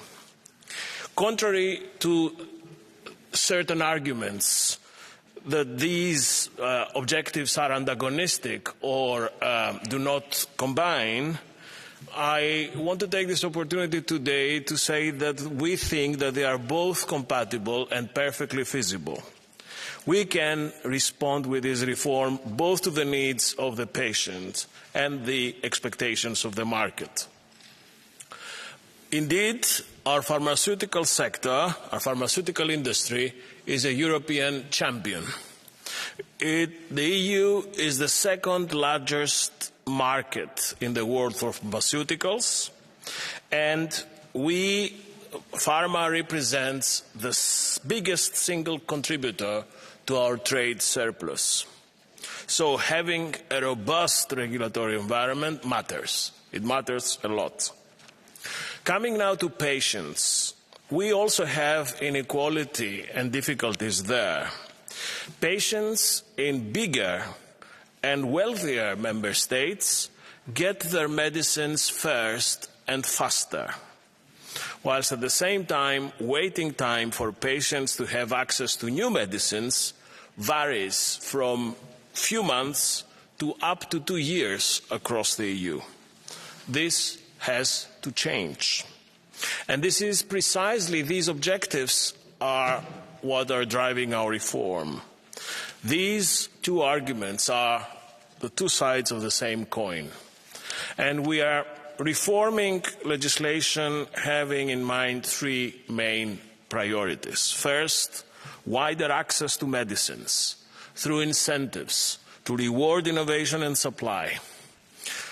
Number 2, cheaper medicines through earlier availability of generics and biosimilars. And number 3, faster rules, faster procedures, simplification, so that the EU and its industry will remain globally competitive. This is not a theory. This is something that will bring concrete, tangible change on the ground. New medicines will reach 70 million more patients in the EU, especially in areas where treatments are lacking, like rare diseases and pediatric cancers. And for the industry, this would entail savings between 500 million to 1 billion euros over the next 15 years. This is a win-win situation. Honourable members, I would like to commend this House, the rapporteurs, the shadows, all those involved, because you gave this file all the priority it deserves, and you delivered so quickly. The main elements of what we proposed have been retained. In particular, the setup of an incentive system that is modulated and geared towards results. Other elements of our proposals have been further developed, like the notions of regulatory sandboxes or incentives for priority antimicrobials, and new ideas have been introduced on joint procurement on HERA, for example. Some of these proposals raise questions about effectiveness, feasibility, red tape, sustainability of health systems. Still, all your thoughts and ideas form a basis for sound interinstitutional discussions. In the Council, Member States have not yet developed a mandate, so the Commission will reserve our position, but we are sure that we can look forward to the next steps and hold honest negotiations based on facts. By the end of this month, we will launch a coalition to address a lateral but yet connected and burning issue, the one on how to avoid shortages of most pressing medicines. This will take the form of a critical medicines alliance, under which we will mobilize all stakeholders for the benefit of society. In concluding, let me reiterate that we are now facing a great opportunity to create a single market for medicines, one that is fair, future-proofed, and globally competitive. Let's seize this moment. Let's take this opportunity. This is what Europe knows best: smart, proportionate and effective regulation. Thank you. Thank you very much, Vice President of the Commission. We come to the Speaker of the political group, starting with Tomislav Sokol for the EPP group. Poštovana potpredsjednice, potpredsjedniče Europske komisije. Distinguished Chair, Vice President, dear colleagues. A few decades ago, Europe was a leader in research and innovation in healthcare. Currently, most innovations are elsewhere. We have to reverse the trend and return innovation into Europe and create an environment that attracts new medicines, because what we have currently is a reason for concern. We have to change the legislation that was last changed 20 years ago. All patients in the European Union should have faster access to medicines disregarding where they live. And that is why we collaborated with the European Medicines Agency in order for our people to be delivered medicines disregarding where they live. We have to mention the struggle against AMR, and new antibiotics will be developed. Of course, public incentives are necessary for that, and vouchers as well.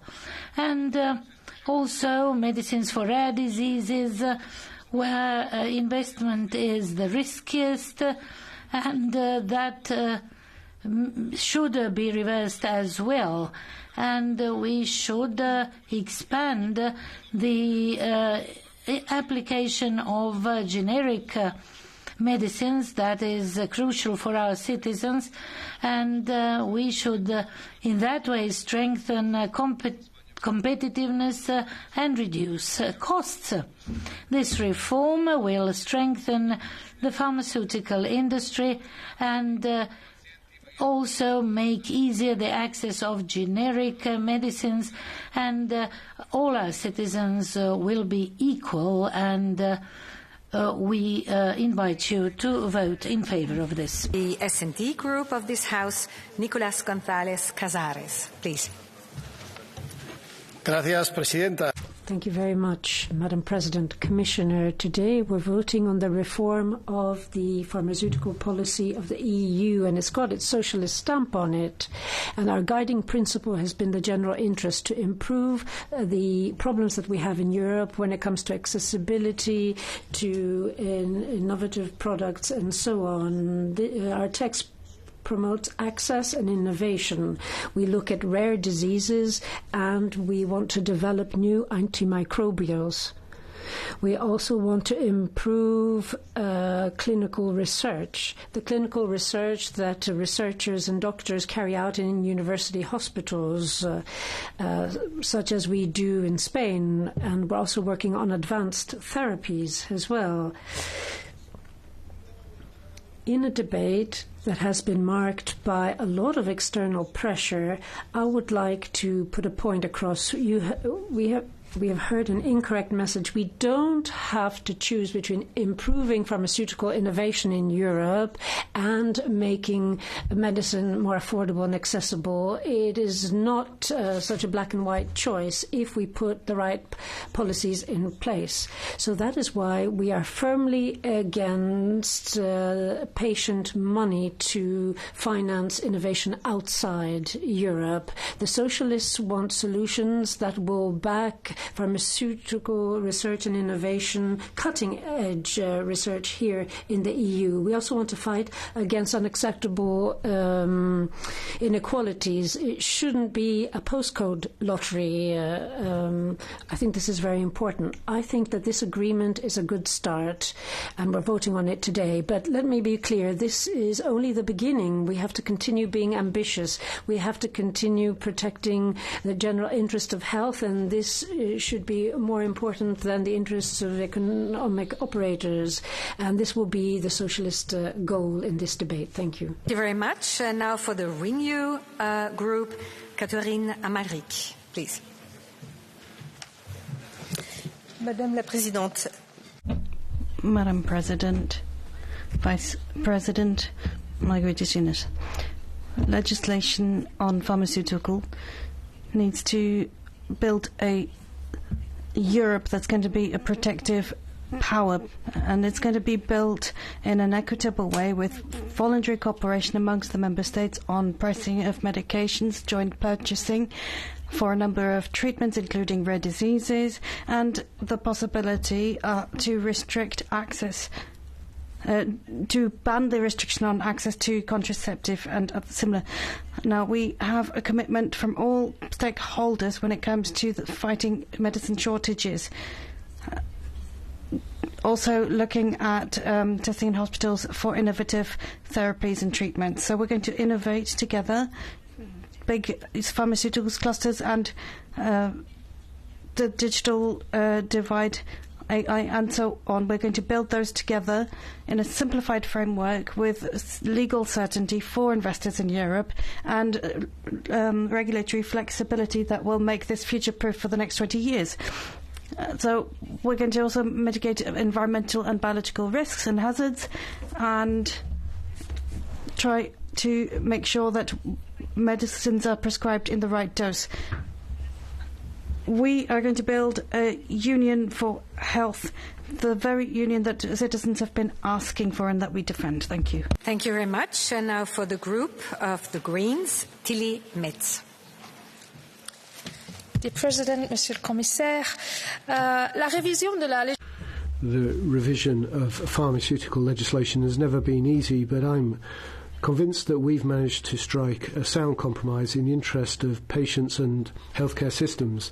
In reaching that compromise, we've managed to improve the accessibility of medicines, ensure the transparency of public investment in pharmaceutical R&D. We've also managed to combat shortages of medicines and reduce the adverse environmental impact of medicines production, and send also an important signal that HERA should finally become an independent EU agency. To speed up our fight against antimicrobial resistance, we've also managed to strengthen the One Health approach. And we've done all this while ensuring that development and innovation remains attractive in Europe. I encourage everyone to support the European Parliament's position. Together, we can build a pharmaceutical policy based on the ideals of fairness, transparency, durability and patient focus. Thank you. Thank you. Our next speaker is from the ID group, Anders Primdel Vistisen. EU's idioti slår til igen. Endnu en gang formår vi. The stupidity of the EU is clear here once again. When we have EU legislation, there is more bureaucracy. What we're doing is impossible. It won't lead to jobs and growth on this continent. There are reasons why Tesla isn't based in the EU. There are reasons why Facebook isn't based in Europe either. There are reasons why we don't have cheap companies here. This is exactly the reason. Too much red tape and legislation which is very bad. Let's take the pharmaceutical industry and medicine. We've got to defend what we have here in Europe. But but Novo Nordisk, one of the biggest pharmaceutical companies in Europe, says that part of its future will be outside the EU. They're moving to the US because of this poor legislation. There's the issue of patents, and therefore it becomes complicated to invest here. This comes at a cost. This comes at a commercial cost, but it also has other consequences as well. Our next speaker from the left group is Katerina Konečná. Děkuji, paní předsedající, vážený pane komisaři, kolegyně a kolegové. Nejvíc problematická část je období patentové ochrany. Dear colleagues, the most problematic aspect here is patent protection. 1.5 years, but if you add everything up together, you get to 8.5 years. There's no justification for that. Why? And that really makes it difficult for anyone to afford patent-protected medicines. And I'm very pleased that my amendments were accepted, which talks about member states being able to talk to the European Commission and work together to purchase medicines together. That means that prices will go down and patients will have access to medication sooner. And they'll not what's been done by the President of the Commission, not in that way anyway. We know that there's a problem for specific leafleting to be provided by member state. That's actually a risk for patients. It's not harmless. So I do hope that there will be further improvements. So our next speaker is Francesca Donato. Grazie, Presidente. Thank you, President. This vote is about supporting the pharmaceutical industry in Europe against foreign competitors. Big pharmaceutical companies had asked for a speeding up of the new pharmaceuticals approval process, and this is to deliver that. But I think above all we must be focused on protecting the health of individuals. That's only possible by using appropriately tried and tested pharmaceuticals. For a license, often risks to human health are accepted that are then paid for by the people who have to use them in emergency situations, as we've seen this year. We cannot allow this threat of competition or emergency situations to play Russian roulette with the health of European citizens. I have a lot of time for the amendments in Envy and the work of the rapporteur, but overall it remains unacceptable. Thank you. Thank you. Our next speaker is Peter Liese. Liebe Kolleginnen, my dear colleagues,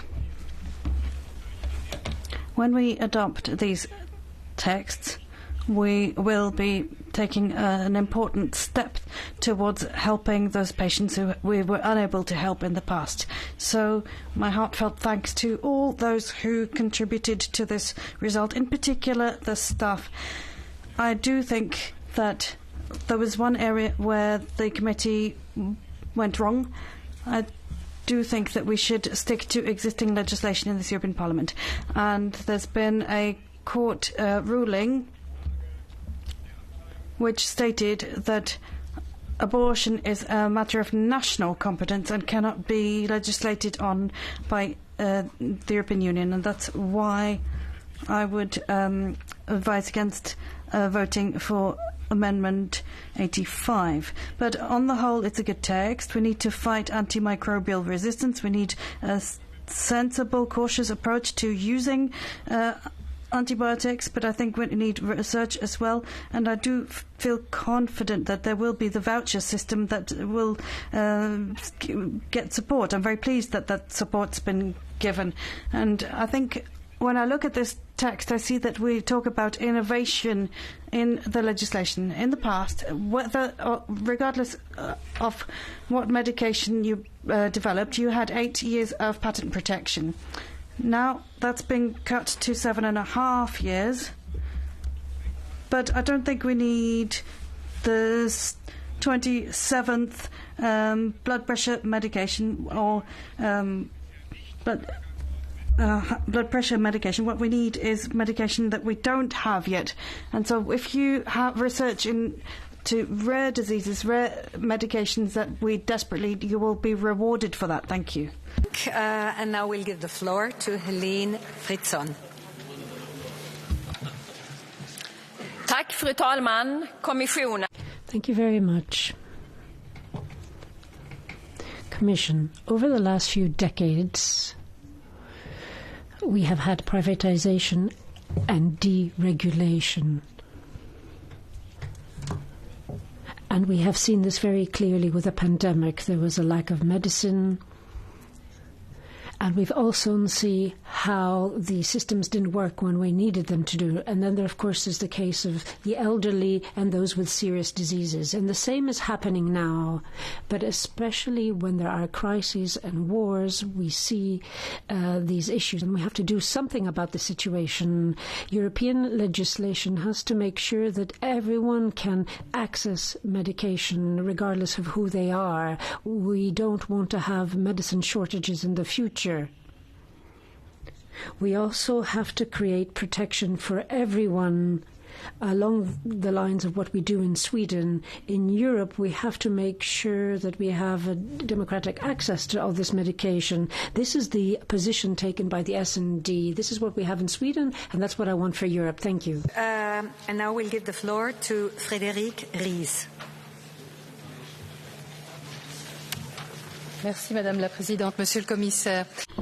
President, Commissioner, 8 months now of negotiations, hundreds of meetings, about 100 meetings, lots of procedural work. This pharmaceutical work has been a legislative feat that I'm supposed to sum up in 1 minute now. That's impossible, but the rapporteurs have said the essential points.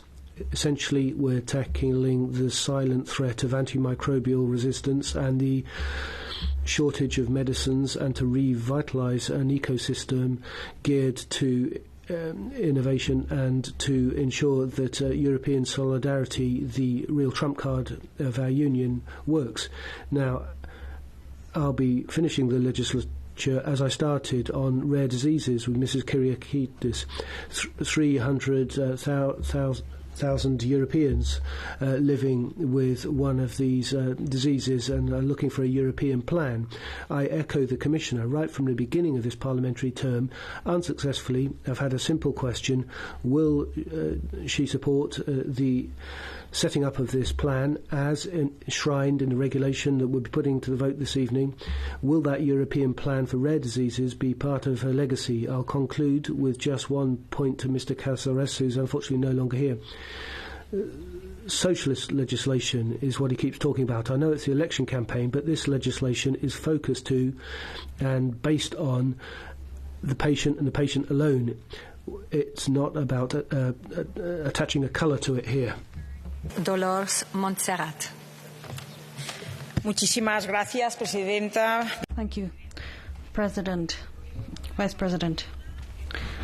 Europe is working, Europe protects, Europe cares.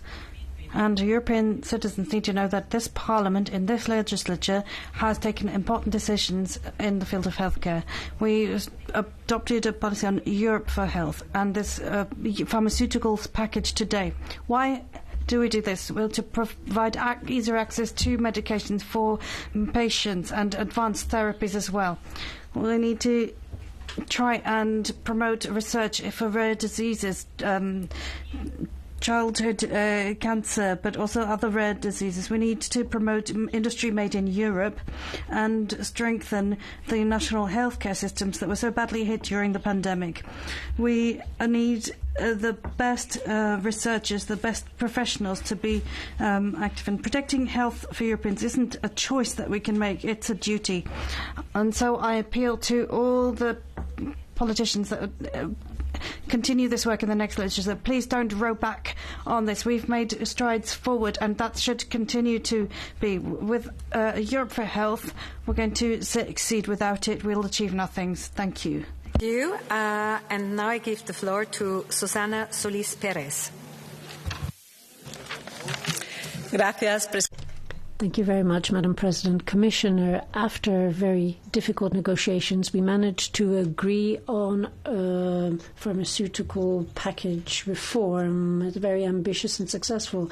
And the protagonists are patients. They will have better access to medicine and better availability regardless of where they live. So they are at the center of this. The protagonists are children and people who are living with rare diseases, because we're innovating in areas with unmet needs, and also because we have a European rare disease plan, and cancer patients are also at the heart of this. They'll be able to have access to advanced therapies and treatments that will give them hope and better access to hospital care. We want the European market to be attractive and competitive. We need to become leaders once again, and that is why we've improved the Commission proposal, because we felt it really fell short of what we needed. Now we have more attractive incentives in order to develop new medicines and antimicrobial medication. If we are leaders, we have to make sure that we provide incentives for research, and we've taken a very important step forward today. Thank you. Sure, we come right now to our catch the eye procedure, and starting with Henk Jan Ormel. Thank you, Chair. In this new pharmaceutical legislation, steps forward are being taken to reduce AMR, antimicrobial resistance. AMR is a suicide killer that can cause the next pandemic. Resistant pathogens threaten us not only directly but also indirectly. Ordinary surgery, like knee or heart operations, will no longer be possible if there are no antibiotics to cure simple infections that can occur after surgery. Therefore, it is a step forward to support research and development of new antibiotics. However, AMR is a One Health topic. Not only are the R&D of human medicines, but also of veterinary medicines in need of support. AMR is also not only a European threat. Cooperation at global level is key. I strongly recommend the new legislature to take an active role in strengthening global coordination. Thank you. Thank you very much, and I will give the floor to Laura Ballarin Ceresa. Thank you so much. En Europa nos faltan. In Europe, we lack medication. We depend on pharmaceuticals and because a lot of the industry has moved to China and elsewhere. And this is why this package on pharmaceuticals, 20 years on, is so relevant and necessary. It takes into account elements that we supported and from the socialists, putting an end to privileged access for certain member states. It shouldn't be the case that poorer or smaller countries struggle to get access to medications. Secondly, we try to promote the research into new antibiotics and to fight antimicrobial resistance, and also support the fight against rare diseases. And also we need to carry out research in hospitals. We are aware that the citizens are aware that it's more necessary than ever to support healthcare systems at times of great stress, and that's why we shouldn't overburden public health systems with excessive medication costs linked to patent protection. We should always pursue patient-oriented policy. Thank you. Thank you very much. Our next speaker is Ana Miranda. Gracias, Presidenta. Saludo a la representante. Thank you very much. We have the Sarga Galician Association representatives here, and I'd like to greet them.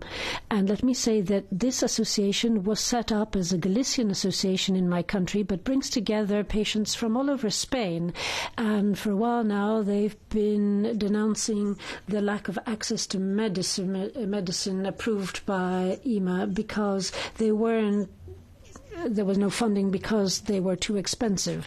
Access to medicine has to be on the basis of equality. Everyone should be on an equal footing. We can't not have first-class patients and second-class patients. A patient's life shouldn't hinge on pharmaceutical companies and their approach. It should be about fairness and accessibility. And we need to support new medicine innovation for cancers and rare diseases. In Galicia, we have more than 20,000 cancer cases per year. We are in favor of public health. Thank you. Thank you. And now we'll give the floor to Francesca Pepucci. L'obiettivo della riforma. The aim of the pharmaceutical reform we're now discussing is indisputably noble, namely harmonising access of medicines throughout the EU countries, but there's a clear problem in terms of the supply of medicines. Sometimes it takes double the time. We're talking about chronic degenerative diseases or rare diseases, and this topic requires the highest level of attention, and we can only support methods of facilitating that access, but at the same time never should we forget that enterprises investigated rare diseases are providing a service of public utility that national governments won't be able to support. So alongside that reform, we need to guarantee the autonomy on pharmaceuticals of the EU faced with competition from other countries investing in research and development. Thank you. Thank you very much. And now we'll give the floor to Sara Cerdas.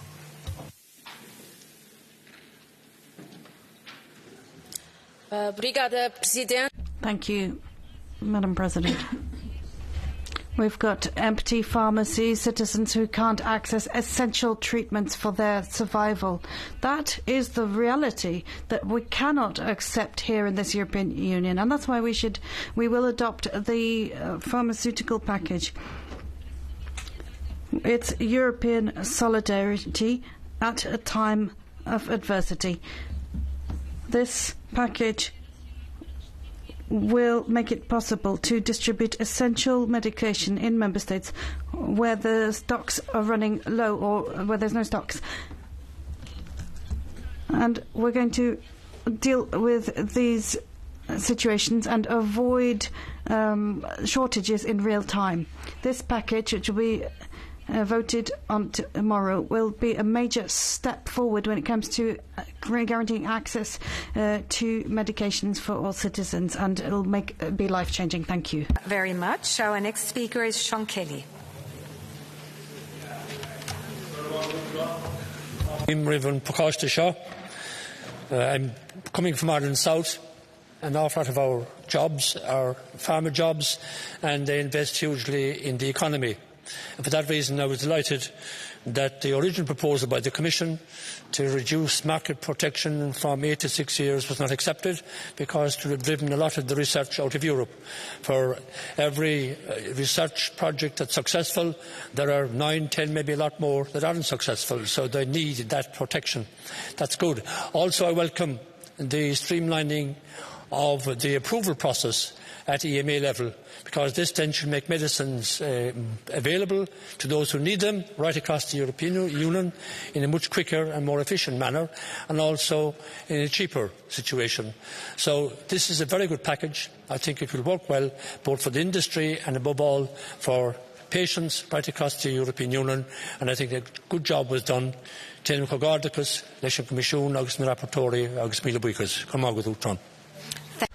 very much. And now I give the floor to Yotsas Olekas.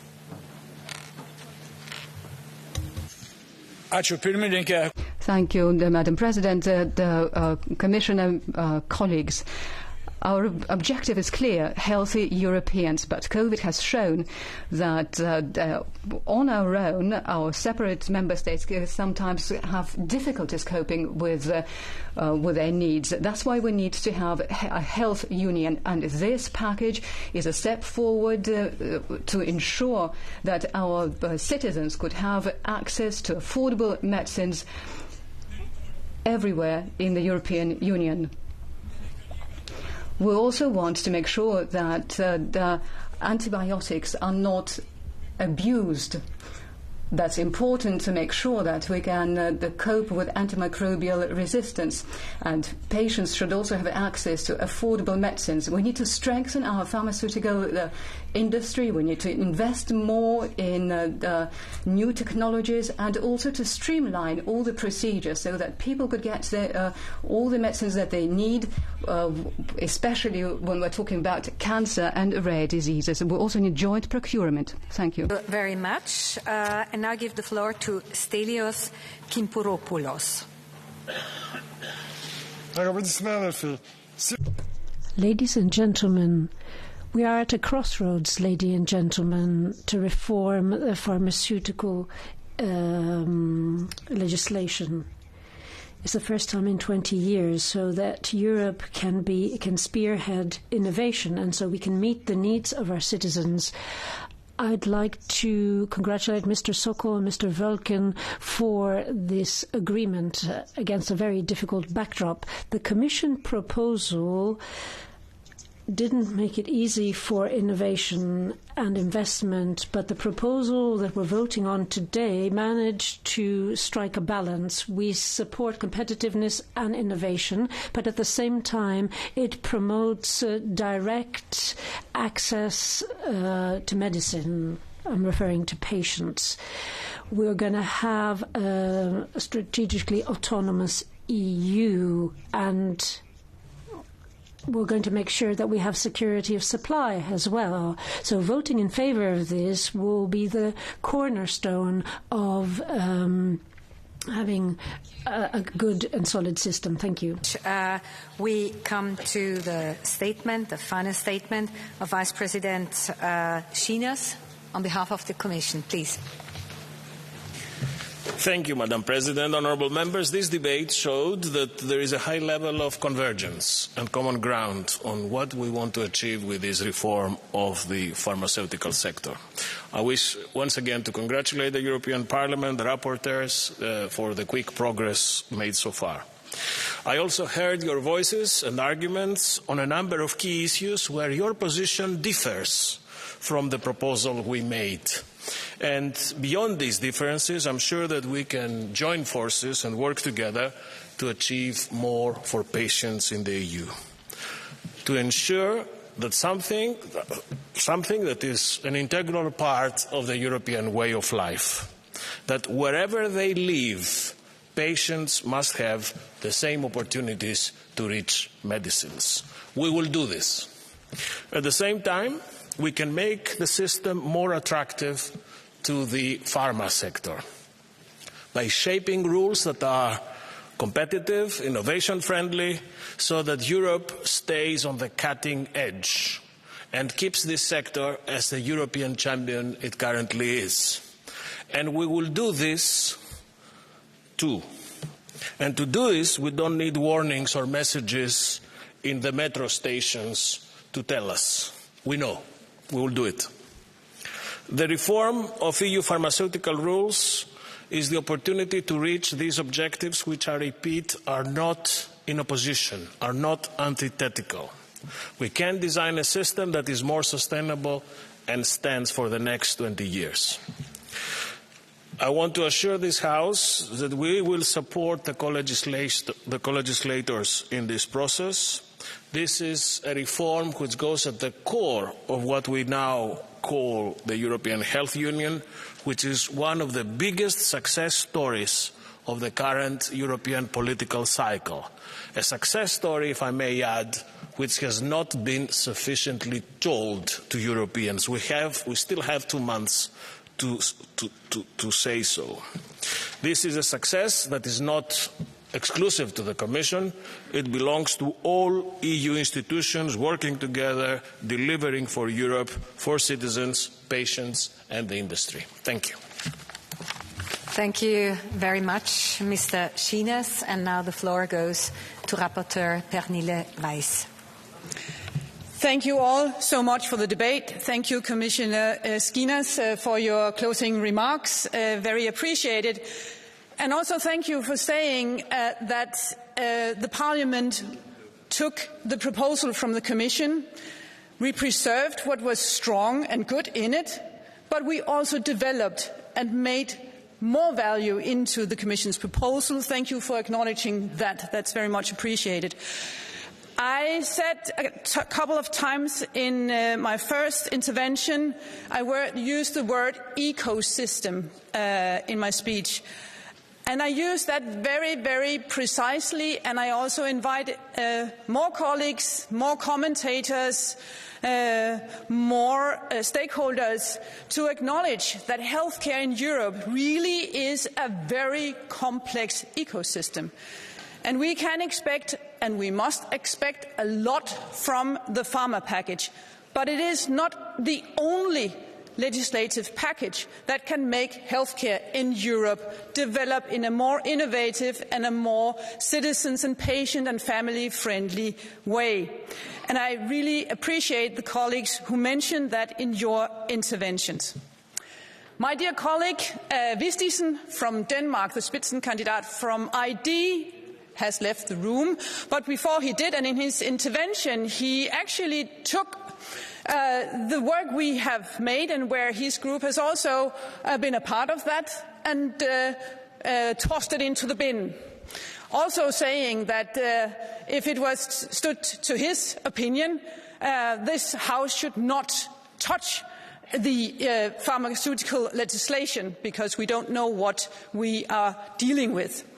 That stands in the contrast to the comments we have already received from commentators and stakeholders that what we are now about to vote is something that is much more coherent, much more pragmatic and much more livable for the future of this file going now towards trilogue. I thank you again, all colleagues who contributed. I'm not running again, so this file will not be a part of my future, but I will watch what you do with this file going forward. It has been a pleasure. Maybe this will be the last speak that I will ever hold in this House, so thank you so much, all colleagues. Take good care of European legislation. Take good care of exactly this pharma package, and all the best. Thank you. Thank you very much, and all the best to you. And finally, the floor goes to Timo Wölken.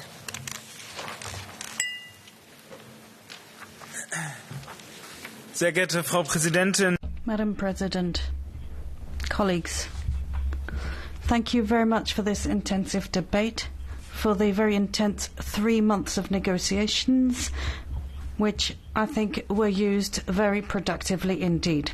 We were able to create incentives for the development of new antibiotics. Once again, let me stress that we all share this goal, that in Europe we should be producing more antibiotics so that we can finally actually avoid all avoidable deaths. We've also taken measures to deal with medicine shortages. Many citizens are worried when basic syrups, cough syrups and similar products are no longer available in their local pharmacies. And so we need to deal with this shortage of medicines. Yes, when it comes to the authorization procedure, we've sped that up significantly as well. And we were able to learn from positive experience when it came to the rolling review, as we learned from the EMA, and we've taken this on board. And when it comes to rare diseases, we haven't neglected those. We've established new incentives to try and ensure that we can help those people who are suffering from rare diseases, so they too, and it is in fact many people, that they can get treatment as well. We've heard that environmental criteria is going to be made stringent. Generics should get marketed more quickly as well. What we can learn from all this is that the directive and this regulation, as proposed by the European Commission, was again further improved, and in this way we can ensure that every European, regardless of where he or she is, will get equal access to healthcare and medication in the European Union. And that takes us one step closer to building a European health union, which I'm very pleased about. There's one last point I would like to make, and it deals, it's related to the directive. We keep being offered homeopathic medicines. Well, despite the fact that we know homeopathic remedies are not effective, more effective than the placebo effect, and the fact that general medication is still prescribing such treatments is worrying, and the fact that we're changing the terminology now, we're no longer talking about homeopathic medicines but homeopathic remedies, is a positive step forward, so we can clearly distinguish between the two. I think we're taking a major step forward. I'd like to thank Pernille. I thank you for the very close cooperation that we've enjoyed, and I was very pleased to see you holding out right till the end, and that together we will able to see this legislation be voted through. Thank you very much. And with these words, the joint debate is closed. The vote will be held today, so very, very soon. So we come to the next item on the agenda, which is the Commission statement, Russia's undemocratic presidential elections and their illegitimate extension to the occupied territories. And I should like to inform members that there will be only one round of political group speakers, therefore, and there is no catch-the-eye procedure, no blue cards, so please be aware of that. I invite High Representative, Vice President of the Commission, Josep Borrell, to give us his words, so please.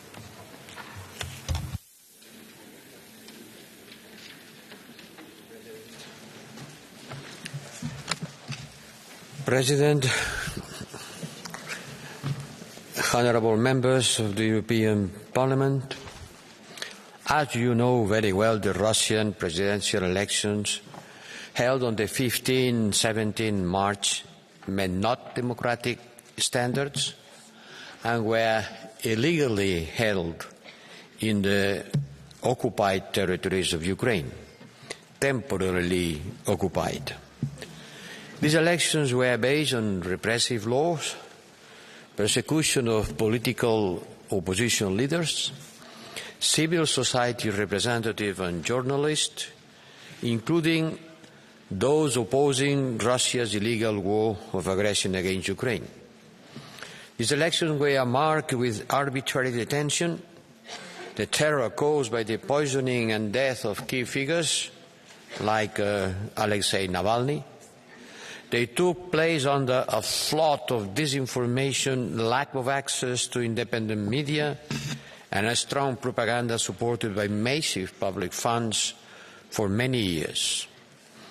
So to call that elections is an irony.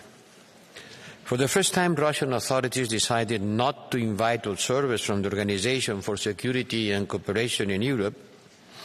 This is not only contrary to Russia's own international commitment, but has denied Russia's voters and institutions the transparency and independent assessment of these elections. In an autocracy like Russia, where freedom of information and checks and balances just don't exist, official electoral figures need to be assessed against the full electoral context. And the fact is that all the above abusive measures guaranteed Putin an electoral process free from genuine political competence and deprived the Russian citizens of their right to stand in the elections and make a free and informed political choice with their vote. That's why, on behalf of the European Union, I want to reiterate here that I strongly condemn, as we have done many times, the illegitimate elections that Russia has organized in the temporarily occupied Ukrainian territories. And as the European Union High Representative for Foreign and Security Policy, I have never shied away from bringing our message to Putin's regime to uphold the rights of all Russian political leaders and activists, civil society representatives, human rights defenders, and independent media, to firmly condemn the attempted illegal annexation of Ukrainian territories and now Russia's full-scale war of aggression against Ukraine. The European Union has demonstrated and will keep demonstrating that any continued internal repression and external aggression by Putin's regime do have negative consequences. Russia's regime underestimated the resilience and unity of the Europeans.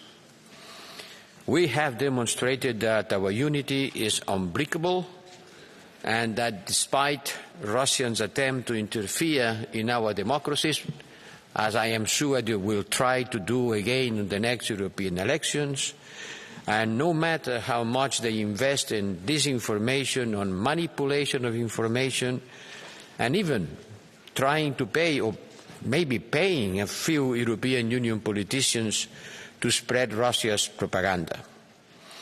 This is despicable. This is despicable, not only illegal, and I welcome that our strong democratic institutions are already taking measures to investigate and condemn these acts. I want to praise the strong political stand of this Parliament, which has never hesitated to support the unprecedented measures that the European Union has taken to respond to both the internal and international aggression by the Russian regime. As these members of this Parliament know very well, we have imposed by unanimity of all member states 13 sanctions package to respond to Russia's aggression of Ukraine, invasion of Ukraine. And following Navalny's death, we imposed sanctions against 33 persons and 2 entities under the human rights sanctions regime. By the way, a regime that I proposed to create in my first Foreign Affairs Council as High Representative, and now we have in order to fight against the human rights violators.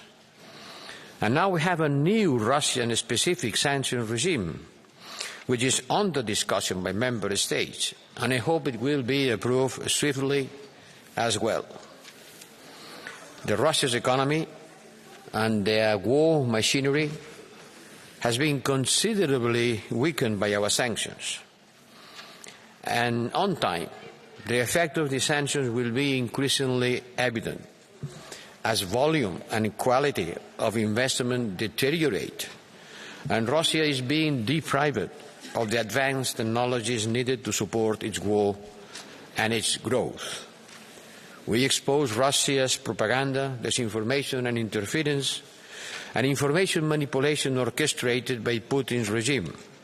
And I invite you to, all of you, to watch and share the EU versus Disinformation website and its social media accounting to continue raising awareness on this threat. We have cut our dependency on Russian gas. The value of European Union imports from Russia fell by 82% between February 2022 and December 2023. 82% decrease means almost vanishing. We have reduced our dependency on Russian gas imports from 40% of our total imports in 2021 to 15% in 2023. And with our sanctions, we have not only successfully diversified away from Russia's fossil fuels, but curtailed Russia's ability to weaponize its energy supplies, cut major revenue streams of the Kremlin, and supported lower energy prices in Europe after the big boost of the last summer. Honourable members, all that is okay, well done. We have to continue doing more and quicker. We have to continue supporting Russian independent media, civil society and human rights activists inside and outside Russia. We have to support the Russian NGOs and human rights defenders. They deserve to receive our support, and we assist Russian language independent media and journalists. And the European Union institutions and its member states have already provided Ukraine with a quite big figure of 96 billion euros of support. We are reaching the 100 billion of support to Ukraine. And inside this figure of 31 billion are military support. And additionally to that, there is the microfinancial, humanitarian and other kinds of support. Some may say, oh, this is very expensive to support Ukraine. Not to support Ukraine and let Ukraine fall in front of the Russian aggression will be much more expensive for us and for the generation to come, because Russia would become a bigger threat to our security and freedom. Yes, we have to support Ukraine for long as it takes, and putting in action all our capacities, financial and military. Honourable members, this is a good occasion to commit on continuing upholding the human rights of all Russians, because we have nothing against the Russian people. Neither us nor the Ukrainians are in war with the Russian people. They are just defending from a regime that use war in order to change their political system and to cancel their independence and sovereignty. And we are supporting them and offering an unwavering support to neighbor Ukraine, not just because it's our neighbor, it's because it's our partner. One of the most important partners, and now a candidate to become member of the European Union. And its independence, its sovereignty, its territorial integrity is also part of our capacity to continue living in freedom. So please support the action taken by the European institutions and member states to continue supporting Ukraine, and make clear that the last elections in Russia have not been neither free nor fair. Thank you. Thank you very much, High Representative. For the EPP Group, Rasa Yuknevichiene. Please. Dear colleagues, Putin is an illegitimate president. I call on the leaders of the democratic world not to call Putin president, because he is certainly not one now. First of all, because this electoral operation took place in the occupied territories of Ukraine. There have been no democratic elections in Russia for a long time. It was a psychological KGB-type operation against its own citizens, first of all. At the same time, Ukrainians continue to die on the front lines. Their cities are being destroyed every day. On the eve of this special operation, which Putin calls elections, Alexei Navalny died in a gulag-like prison in the Arctic, a man whom Putin feared and therefore tortured. Putin is afraid of real elections because he is afraid of his people. That is why Putin is the biggest Russophobe. Putin is creating a 21st century totalitarianism in Russia based on hatred, aggression and violence. But this colonial imperial regime will collapse sooner or later. I once again call on you to stop being afraid of Putin. Let him be afraid of us. We need a strategy and a coalition for victory in Ukraine, but we also need a bold coalition to defeat Putin and his regime, the kind of coalition that was built to defeat Hitler. Thank you very much. For the group of the Socialists and Democrats, Eero Heinäluoma. Arvoisa puhemies, Venäjän viimekuisten presidentinvaalien tulos ei tainnut. Thank you. The presidential election last month in Russia and its result should come as no surprise to anyone. Opposition is either in jail or being killed. The topics that aren't being discussed freely. There's no free media. The international community supports prisoners of conscience, and there can be no talking of free or fair elections. And this is all about extending the power of the current president. Now, we're now talking in the third year of the war of aggression against Ukraine, and in occupied territories of Ukraine, supposed elections were held under the gaze of armed soldiers, and this all has been an affront against sovereignty of Ukraine and an affront against international law. These activities, which are unlawful, cannot lead to any kind of lawful outcome. And so we have a falsified outcome of the elections. And Europeans now stand even closer to the people of Ukraine. To the Ukrainians to say, you will get more support, not less support from us. But change needs to happen in Russia. Following the death of Alexei Navalny, one simply must see that there were protests in polling stations, and what we really need is a new and free Russia that we can have good relations with. To go smoothly and silently to their places and give the floor to our next speaker for the Renew Group, Bernard Guetta. Please.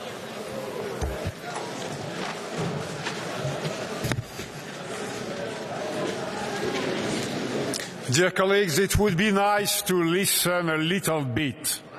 Just a little bit. Thank you. Just a question of politeness. I will start. Président de la Fédération de Russie, oui. Mr. Putin, you certainly are the president of the Russian Federation. Unfortunately, that you still are, because it's certainly your imperial ambitions that have reawoken war in Europe and brought the world to the brink. But you are certainly not the elected president of the Russian people.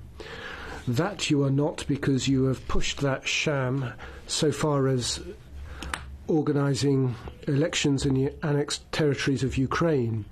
That you are not, because the only campaign was one of your permanent glorification. And that you are not, because you had no other opponent than the ones you had designated. And that you are not, because if you hadn't been running scared that your people would disavow you, you would not have installed a chill terror in which you had your opponents locked up or assassinated. Above all, it is you, yourself, and your fear of everyone and everything, that pitiful Lord has stripped all credibility from this dismal coronation. Much.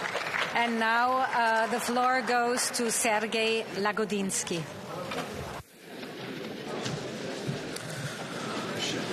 Colleagues, it's not a matter of politeness.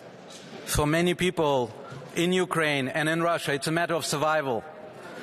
What we're talking about here is not elections.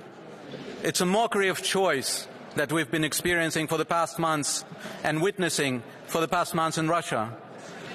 Election campaign made by Kremlin made that political opponents were killed. Also, some of us who are friends with them, or some of us who gave them prizes, have witnessed that. Political campaign made in Kremlin meant that some few authentic opposition candidates were disqualified for no reasons, and it meant that people in occupied territories in Ukraine were not just killed and tortured, they were at gunpoint subjugated under a new occupier czar. We already witnessed the fallout of this travesty of elections. Ukraine terrorized even more, and Russians controlled even tighter. And under those circumstances, our answer can be only threefold. EU should state clearly that these elections were an illegitimate farce. We must urgently increase help for Ukraine so that they don't have to vote once again under gunpoint. And we do everything to support courageous Russian opposition and to save those who are in prison for political reasons, like Vladimir Kara-Murza, like Ilya Yashin, like Lilia Shanusheva, and many others. This is our duty, and this duty we will follow. Thank you very much. We've finished our Parliament speakers list. I invite all members to go silently to the places, and finally I give the floor to High Representative Josep Borrell. Please.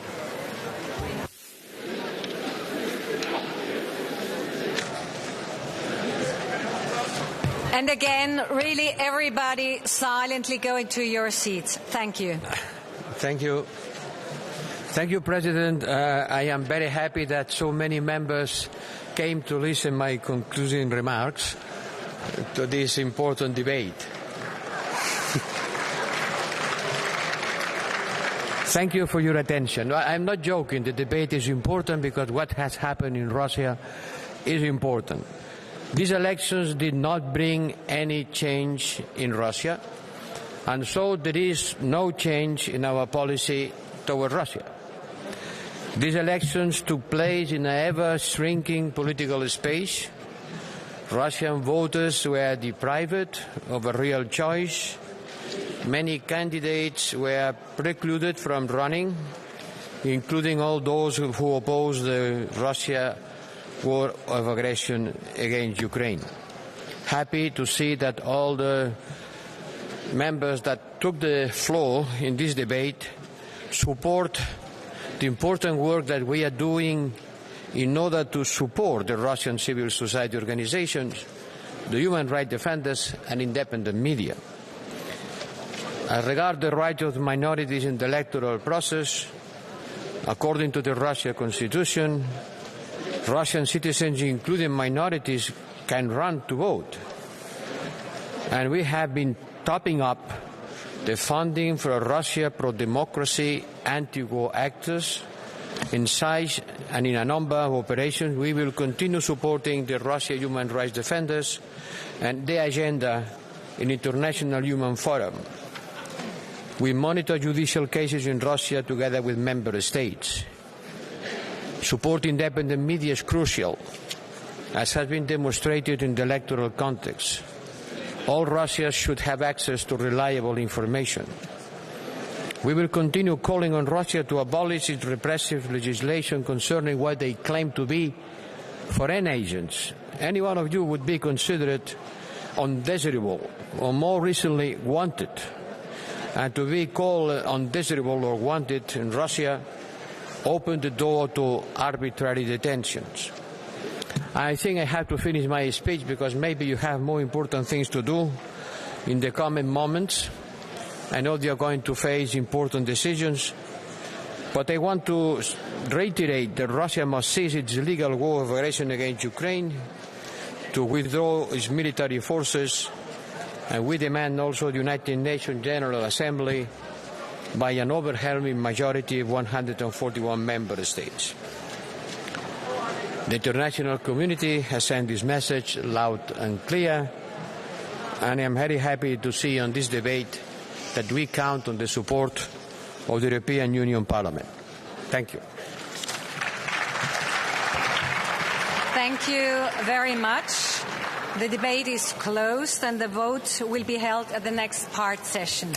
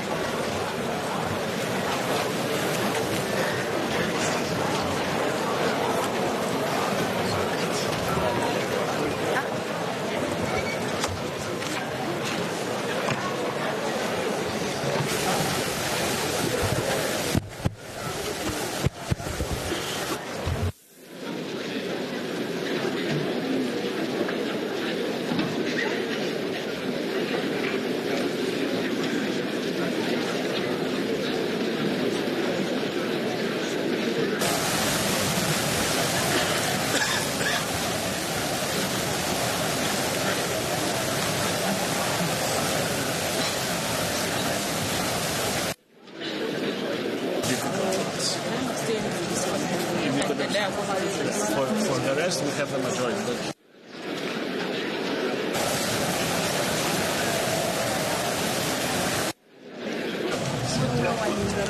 You already have a declaration?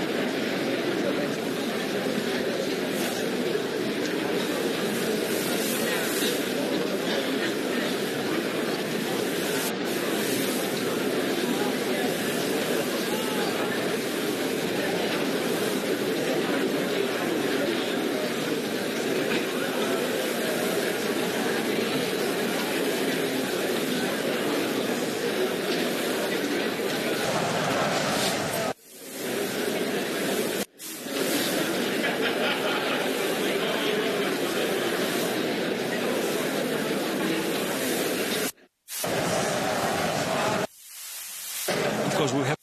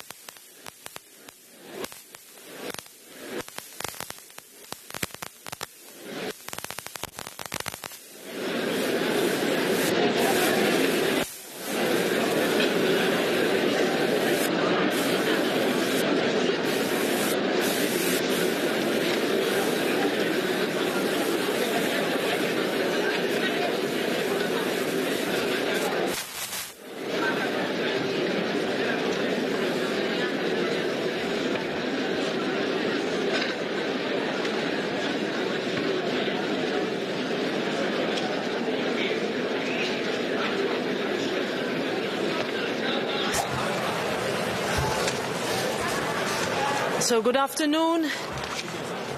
The sitting is resumed. We now come to the votes. I would like to inform the House that I have received a request for a point of order, and I will give the floor to Monsieur Clergeau. Allez-y. Merci, Madame la Présidente. Thank you very much, Madam President. We're trying to impose a CAP reform on us without a debate and without a vote. They want to get rid of the ecological aspect and dimension of the CAP without a vote, without a debate. The delegated act on permanent grasslands put forward by the Commission had that aim, and the Agriculture Committees had voted on an early non-objection. This morning, he opened the procedure to object, and I have the pleasure and honour to say that tomorrow morning there will be more than 80 MEPs signing this to say they're against the early non-objection, to make sure that we have a vote and a debate April 2 in Strasbourg. Thank you. Merci, Monsieur Clergeau. Thank you, Mr. Clergeau. Now, we have used Rule 111, but we'll see. Salvatore De Meo on amendments to Parliament's Rules of Procedure, implementing the parliamentary reform. Parliament 2024. We start with the 89 amendments by the committee responsible. A block vote. Who is in favour? Who is against? Who abstains? Adopted. Amendment 16 in two parts. First part by roll call. Vote is open.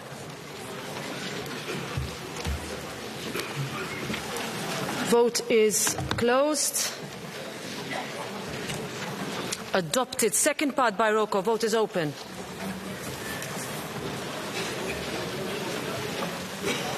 Vote is closed. Adopted. Amendment 16, three parts, all by show of hands. First part, who's in favour? Who's against? Who abstains? Let's check. Vote is open.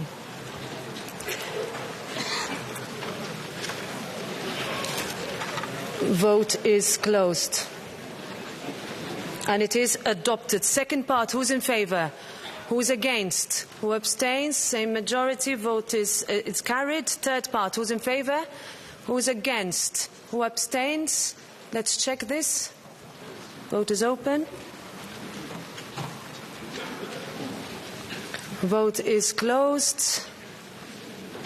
Adopted. Amendment 62 in two parts. First part. Who's in favour? Who's against? Who abstains? Adopted. Second part. Who's in favour? Who's against? Who abstains? Adopted. Amendment 66 in four parts. First part. Who's in favour? Who's against? Who abstains? Adopted. Second part. Who's in favour? Who's against? Who abstains? Check.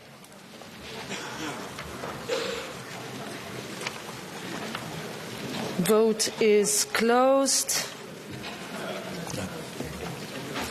Rejected. Third part. Who's in favour?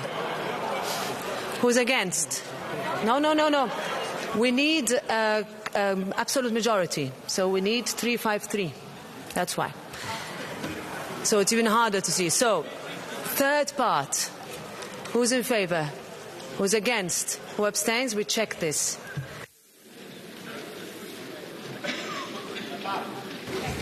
Whose vote is closed? Rejected. Fourth part. Who's in favour? Who's against? Who abstains? Let's check this as well. Vote is closed. Rejected. Amendment 69 in four parts. First part. Who's in favour? Who's against? Who abstains? We need to check all of this. Vote is open. Vote is closed. Adopted. Second part. Who's in favour? Who is against? Who abstains? Same majority. Adopted. Third part. Who's in favour? Okay, we check. We check 69, second part. Vote is closed. Adopted. Third part. Who's in favour? Who's against? Who abstains? Adopted. Fourth part. Who's in favour? Who's against? Who abstains? Let's check this.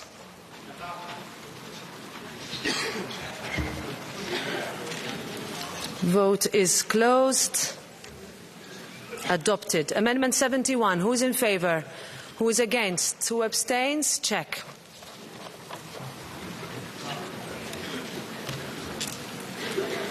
Vote is closed. Rejected. Amendment 73 by roll call. Vote is open.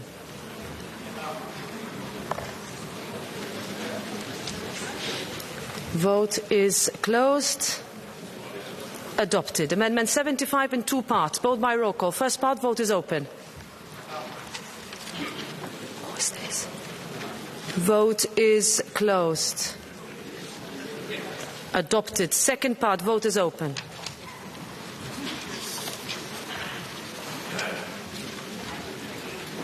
Vote is closed. Adopted. Amendment 86 in two parts. First part, who's in favour? Who's against? Who abstains? Adopted. Second part, who's in favour? Who's against? Who abstains? Check.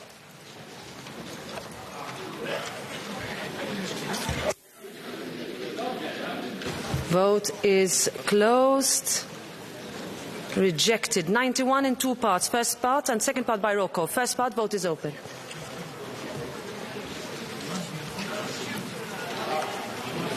Vote is closed. Adopted. Second part, vote is open.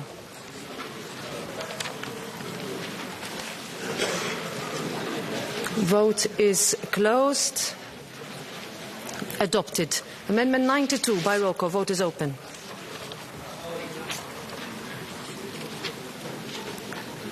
Vote is closed. Adopted. Amendment 93 by roll call. Vote is open. Vote is closed. Adopted. Amendment 94. Who is in favour? Who is against? Who abstains? Check.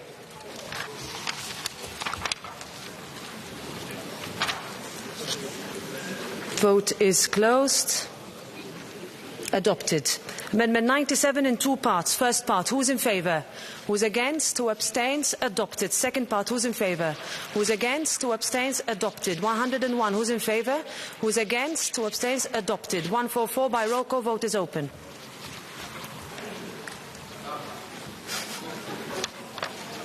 Vote is closed. Rejected. 142 by roll call. Vote is open.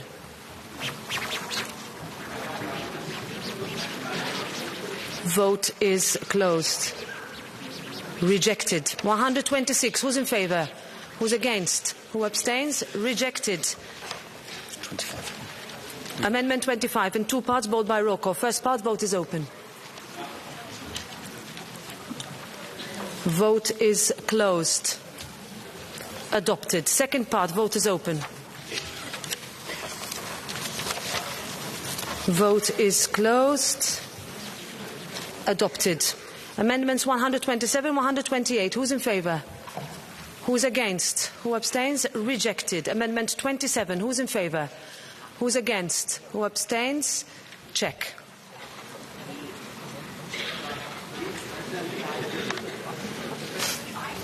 Vote is closed.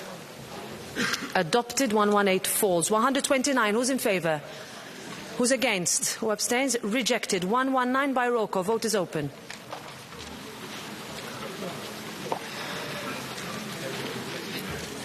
Vote is closed. Rejected. 120 by roll call. Vote is open.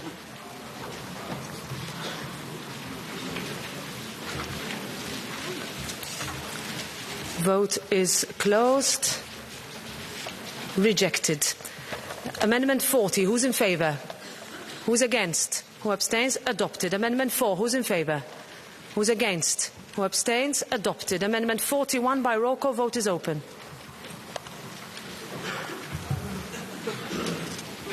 Vote is closed. Adopted. Amendment 121 falls. We go to Amendment 15. Where is it? We vote next on Amendment 15 by roll call. Vote is open. Vote is closed. Adopted. Amendment 42. Who's in favour? Who's against? Who abstains? Adopted. Amendment 43, corresponding point, part 1. Who's in favour? Who's against? Who abstains? Adopted. 130. Who's in favour? Who's against? Who abstains? Rejected. Amendment 43, corresponding part 2. Who's in favour? Who's against? Who abstains? Adopted. 132. Who's in favour? Who's against? Who abstains? Rejected. Amendment 46. Who's in favour? Who's against? Who abstains? Adopted. 131. Who's in favour? Who's against? Who abstains? Rejected. 123 by roll call. Vote is open.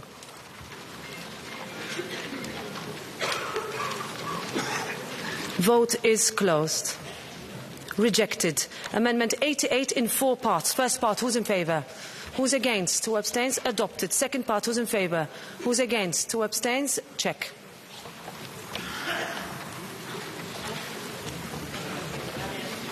Vote is closed.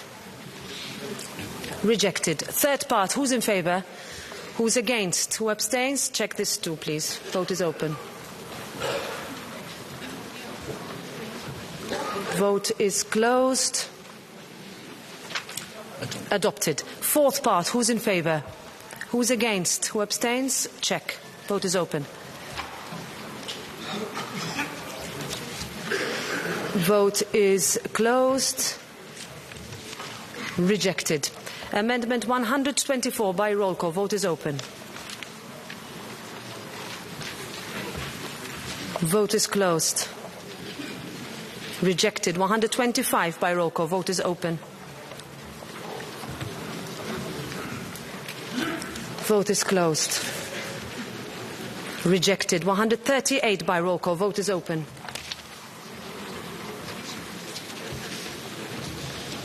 Vote is closed.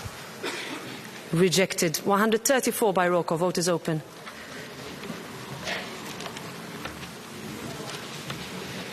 Vote is closed. Rejected. 139 by roll call. Vote is open. Vote is closed. Rejected. Amendments 147 and 148 by roll call. Vote is open.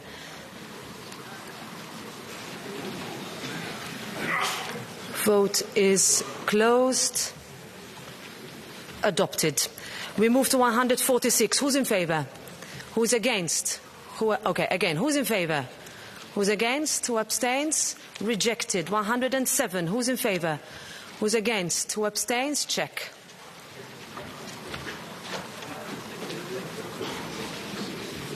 Vote is closed. Adopted. Amendments 137 and 140. Who's in favour? Who's against? Who abstains? Adopted. Therefore, we go to 143 by roll call. Vote is open. This is a normal majority now. Vote is closed. Adopted. And we vote now. No, this is normal majority now.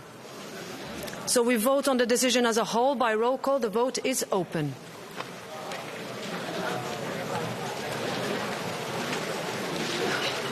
Vote is closed. And it is adopted.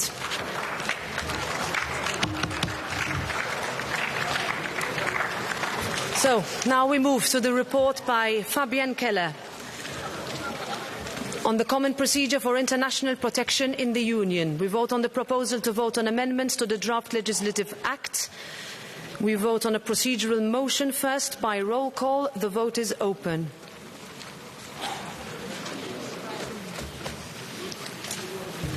Vote is closed. Rejected. We vote therefore on the provisional agreement, amendment 346 by roll call. Vote is open.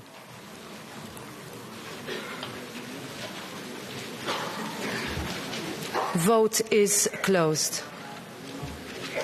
Adopted. Therefore, the first reading of Parliament is closed.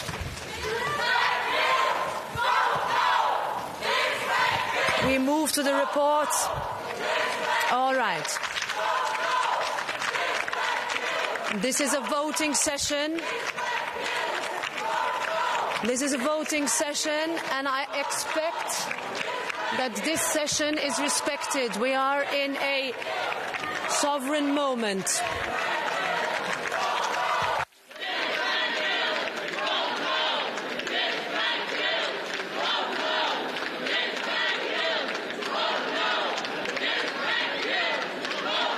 We are in the middle of a voting session.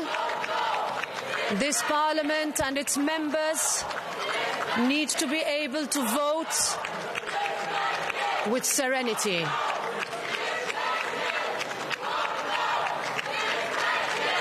We will pause for a few moments until we can resume.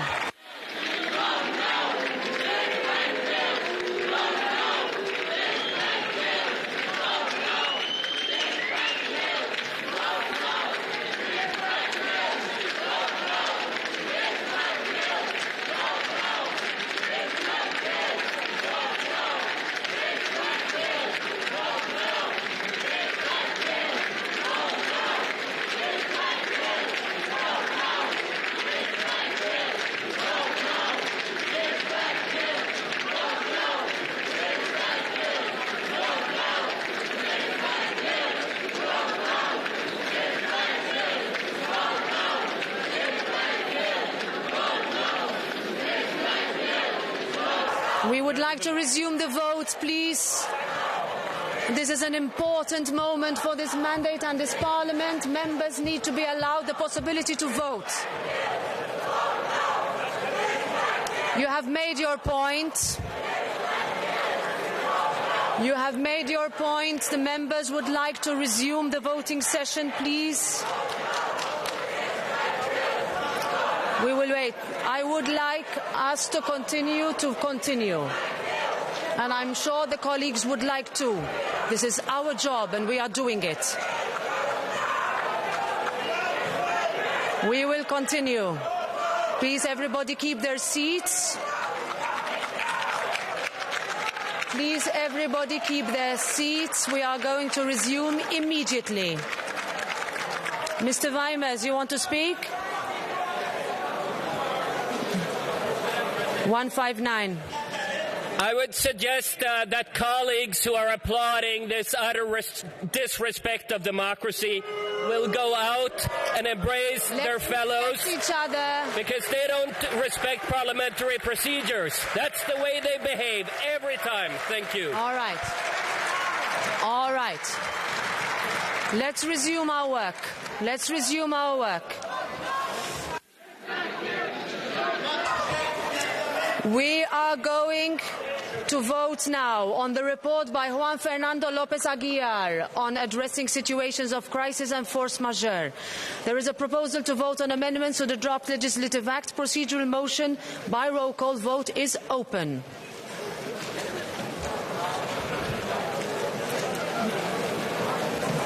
Vote is closed. Rejected. We vote now on the provisional agreement, amendment 131 by roll call. Vote is open.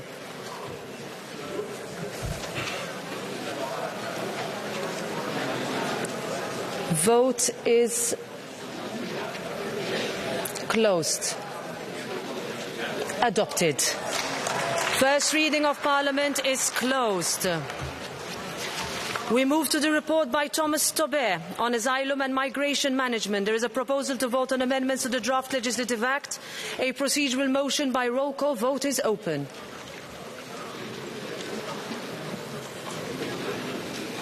Vote is closed. Rejected. We vote now on the provisional agreement, amendment 473 by roll call. Vote is open.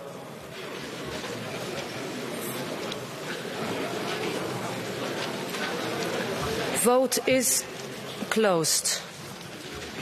Adopted. We move to the report by Fabienne Keller on establishing a return procedure and amending Regulation 2021-1148. We vote on the provisional agreement, Amendment 1 by roll call. Vote is open.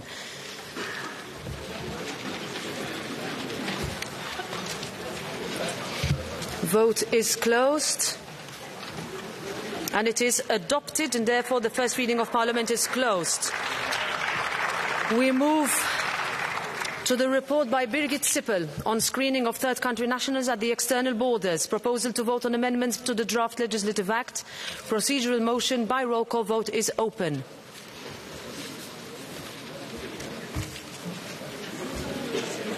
Vote is closed.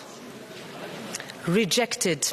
Provisional Agreement Amendment 210 by roll call. Vote is open.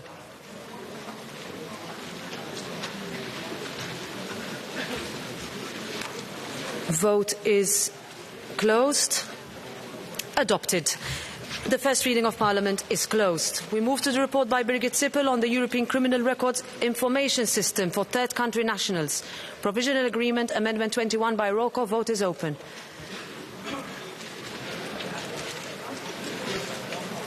Vote is closed. Adopted. Thereby the first reading of Parliament is closed. We move to the report by Jorge Buxade Villalba on the establishment of Eurodac. Proposal to vote on amendments to the draft legislative act. Procedural motion first by roll call. Vote is open.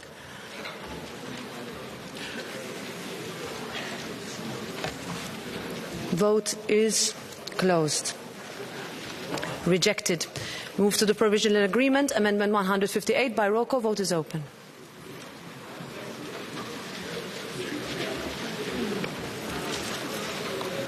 Vote is closed. Adopted. First reading of Parliament is closed. We move to the report by Malin Björk on the Union Resettlement Framework. Proposal to reject the Commission proposal. Amendment 122 by roll call. Vote is open.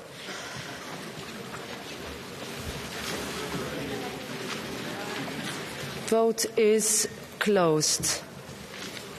Rejected. Proposal to vote on amendments to the draft legislative act. Procedural motion by roll call. Vote is open.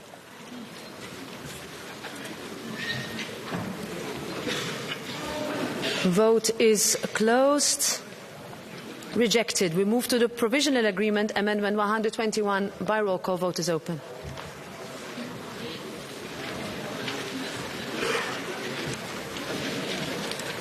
Vote is closed. And it is adopted. First reading of Parliament is closed. We move to the report by Matthias Nemetz on standards for the qualification of third country nationals or stateless persons as beneficiaries of international protection. There's a proposal to reject the Commission proposal. Amendment 179 by roll call. Vote is open.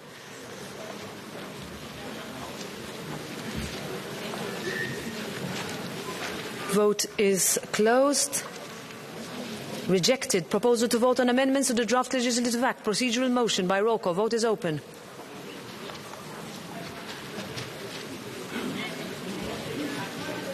Vote is closed. Rejected. We vote on the provisional agreement. Amendment 178 by roll call. Vote is open.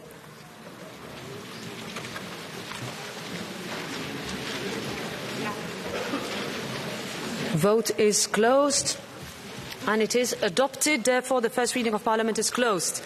We move to the report by Sophie in 't Veld on standards for the reception of applicants for international protection. There is a proposal to vote on amendments to the draft legislative act. Procedural motion by roll call. Vote is open.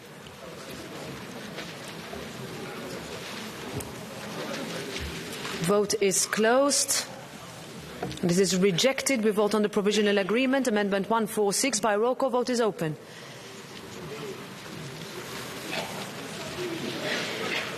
Vote is closed. And it is adopted. Thereby the first reading of Parliament is closed. We move to the report by Sergei Lagodinsky on laying down additional procedural rules relating to the enforcement of Regulation 2016-679. 205 amendments by the committee responsible. Block vote. Who's in favour? Who's against? Who abstains? Adopted. Amendment 96. Who's in favour? Who's against? Who abstains? Check. Vote is open. Vote is closed. Adopted. Amendment 146. Who is in favour? Who is against? Who abstains? Adopted. 178. Who is in favour? Who is against? Who abstains? Check. Vote is closed. Adopted. Amendment 212. Who is in favour? Who's against? Who abstains? Rejected. Amendment 64. Who's in favour? Who's against? Who abstains? Check.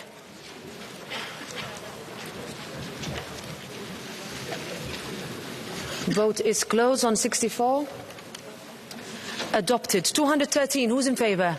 Who's against? Who abstains? Rejected. 158. Who's in favour? Who's against? Who abstains? Adopted. 214. Who's in favour? Who's against? Who abstains? Rejected. 183. Who's in favour?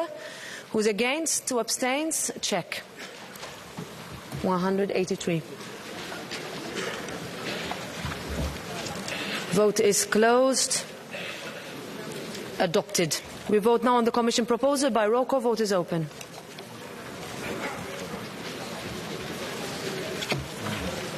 Vote is closed. Adopted. I give the floor to the Chair of the Libe Committee, Mr. López Aguilar. 1 minute? It's just to make a request. Less than 1 minute. Go ahead, Juan Fernando.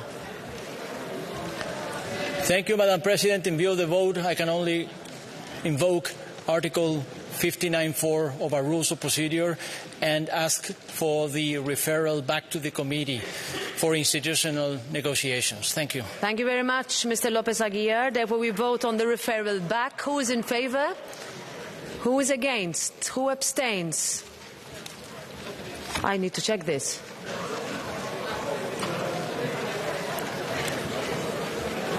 No, it's clear. All right. Vote is closed.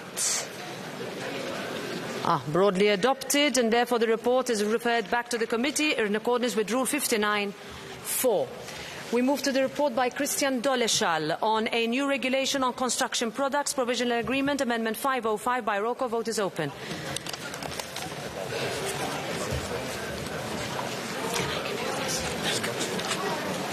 Vote is closed.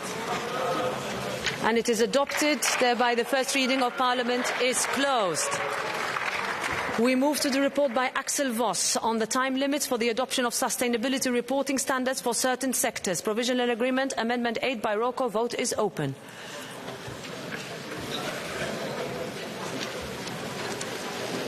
Vote is closed. Adopted. Thereby the first reading of Parliament is closed. We move to the report by Pascal Canfin and Jutta Paulus on methane emissions reduction in the energy sector. We vote on the provisional agreement, Amendment 281 by roll call. Vote is open.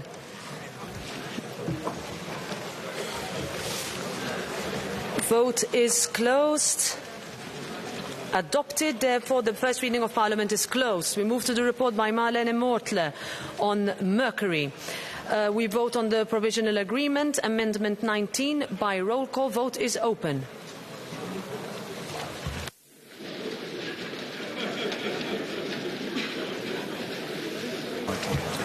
Vote is closed.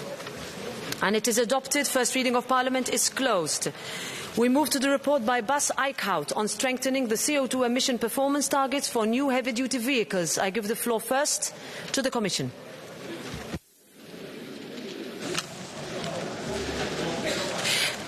Honourable President, honourable members, I wish to thank the rapporteur, Mr. Eickhout, the shadow rapporteurs and members for their constructive approach in preparing for the vote today. The compromise reached with the Council represents a balanced approach, providing a clear and long-term signal to the industry, allowing European manufacturers to strengthen their leadership in technology and innovation. The revised framework will cost-effectively reduce CO2 emissions from heavy-duty vehicles while providing economic benefits for European transport operators and users and lowering energy dependency from imported fossil fuels. Having said that, the Commission would like to make the following statement to ensure the Parliament's support for the agreement reached with the Council. On the recital 17 regarding the assessment of the role of methodology for registering heavy-duty vehicles running exclusively on CO2-neutral fuels in conformity with Union law and with the Union's climate neutrality objective, the Commission takes note of the decision of the European Parliament and the Council to include such recital in the provisional agreement to be voted today on the revision of the regulations setting CO2 emission performance standards for new heavy-duty vehicles. After the Parliament and the Council will have adopted the regulation, at the latest 1 a year after its entry into force, the Commission, following consultation with stakeholders, will develop a methodology for registering heavy-duty vehicles running exclusively on CO2-neutral fuels in conformity with Union law and with the Union's climate neutrality objective. Thank you, President. Thank you, honourable members. Thank you very much. Now, we vote on the proposal to vote on amendments to the draft legislative act. There is a procedural motion by roll call. Vote is open.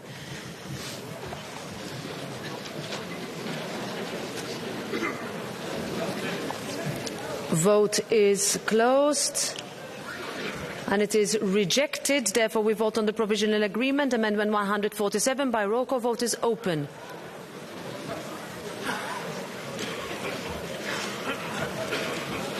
Vote is closed, and it is adopted, and therefore the first reading of Parliament is closed. We move to the report by Alexander Benhuber on foodstuffs for human consumption. Provisional agreement, Amendment 68. By roll call, vote is open.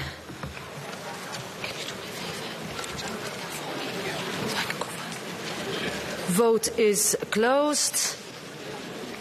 And it is adopted. Therefore, the first reading of Parliament is closed. We move to the report by Pascal Canfin on European Environmental Economic Accounts, new modules, provisional agreement, Amendment 44 by roll call. Vote is open. Vote is closed. And it is adopted. First reading of Parliament is closed. We move to the report by Lydia Pereira on the Union Certification Framework for Carbon Removals. Provisional Agreement, Amendment 158 by roll call. Vote is open. Vote is closed. Adopted. We move to the draft legislative resolution, Amendment 159. Who is in favour? Who is against? Who abstains? Adopted. Therefore, the first reading of Parliament is closed. We move to the report by Mark Angel and Sirpa Pietikainen on standards for equality bodies in the field of equal treatment and equal opportunities. Provisional agreement, Amendment 120. By roll call, vote is open. Vote is closed. Adopted. First reading of Parliament is therefore closed. We move to the report by Sirpa Pietikainen on standards for equality bodies in the field of equal treatment between persons. We vote on consent by roll call. Vote is open.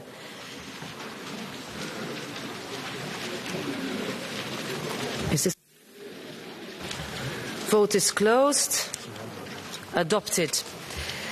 Report by Birgit Sippel on temporary derogation combating online child sexual abuse. Provisional agreement, Amendment 13 by roll call. Vote is open. Vote is closed. Adopted. First reading of Parliament is closed. We move to the report by Francisco Guerreiro on conservation management and control measures applicable in the area covered by the NEAFC Convention. Provisional agreement, Amendment 61 by roll call. Vote is open. Vote is closed. Adopted. First reading of Parliament is therefore closed. We move to the report by Caroline Nachterhal on the investigation of accidents in the maritime transport sector. Provisional agreement, Amendment 36 by roll call. Vote is open. Vote is closed. Adopted. First reading of Parliament is closed. Broadly. We move to the report by Vera Tax on port state control. I give the report to Ms. Tax for 2 minutes. Dank u wel, president. Ik zal proberen het korter te doen. Thank you. I'll be quick. European shipping and our ports are strategically important. First and foremost for food and energy supplies, but also for our economic well-being and our position in the world. The vote on port state control will be updating European maritime legislation. This law makes it possible for us to preserve the International Convention rules and flag state rules to ensure that flag states are complying with their obligations. And this will bring about digitalisation. A database will be set up by the European Commission, which will ensure that all data is available online for flag states, but also for port authorities to make their work easier. The EMSA will be welcoming this harmonisation, and here we have an obligation on flag states to ensure that all vessels will be checked every 5 years, and that environmental requirements will become more stringent, and safety on board as well. So we have a major step forward in this text, and we will seek to improve the standards when it comes to meeting requirements, saving lives at sea, and the well-being of the shipping sector as a whole. I thank everyone who contributed to this work and hope the Parliament will vote in favour. Amendment 41 by roll call. Vote is open. Vote is closed. And the first reading of Parliament is closed with its adoption.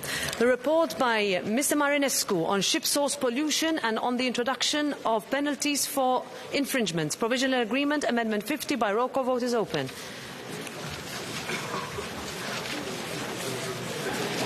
Vote is closed. Adopted. First reading of Parliament is therefore closed. We move to the report by Vera Tax on compliance with flag state requirements. Provisional agreement, Amendment 34 by roll call. Vote is open.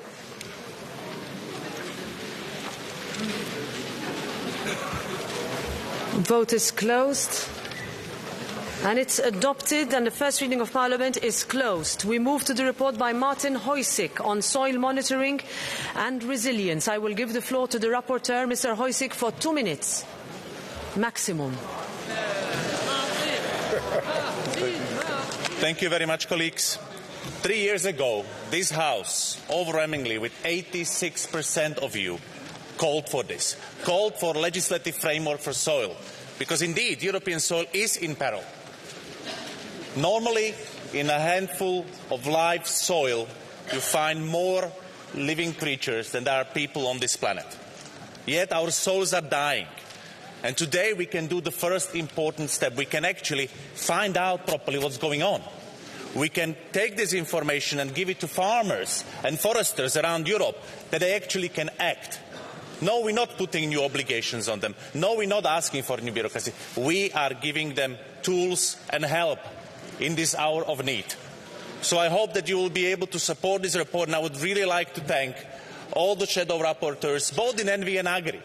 Also the rapporteur in Agri and all the staff that worked on it hard, because I think it's now finally the time that Europe shall protect its precious soil. Thank you. Thank you very much, Mr. Hojsík. We vote first on a proposal to reject the Commission proposal, Amendments 235 and 265 by roll call. Vote is open.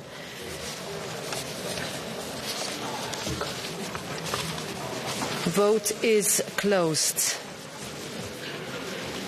And it is rejected. We vote then on the draft legislative act, 174 amendments by the committee. Block vote. Who's in favour? Who's against? Who abstains? Adopted. Amendment 10. Who's in favour? Who's against? Who abstains? Check.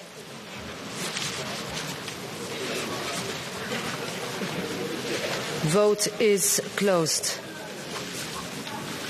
Adopted. Amendment 23. Who's in favour? Who's against? Who abstains? Adopted. Amendment 28. Who's in favour? Who's against? Who abstains? Adopted. Amendment 36 by roll call. Vote is open. Vote is closed. Rejected. 45 by roll call. Vote is open.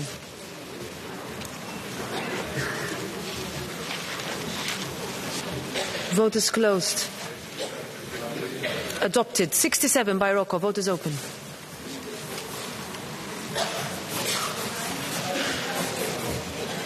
Vote is closed. Rejected. 76 in 2 parts. First part by roll call. Vote is open.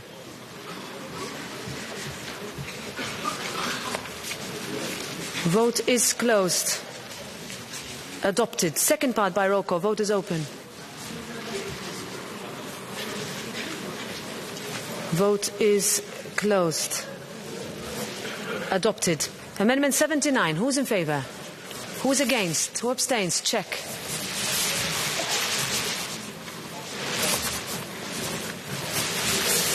Vote is closed. Adopted. Amendment 85 in two parts, vote by roll call. First part, vote is open.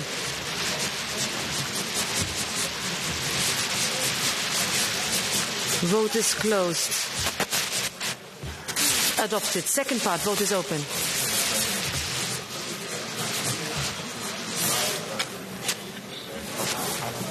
Vote is closed. Adopted. 95 in three parts, all by roll call. First part, open the vote.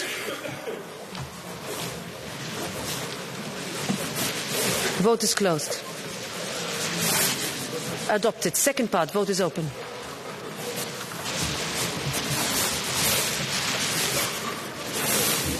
Vote is closed. Adopted. Third part, vote is open.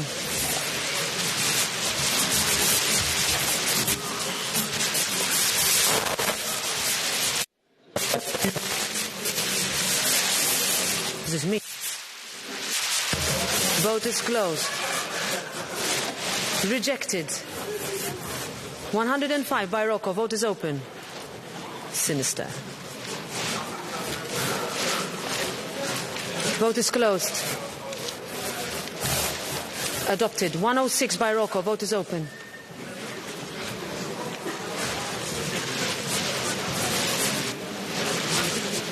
Vote is closed.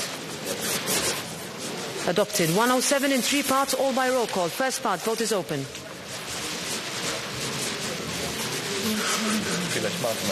Vote is closed. Adopted. Second part, vote is open.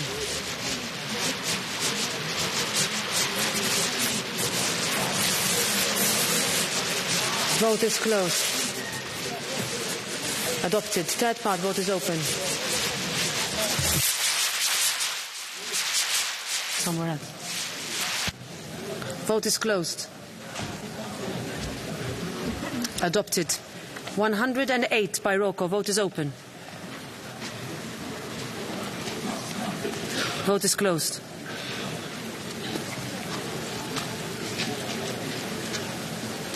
Adopted. 109 by vote is open.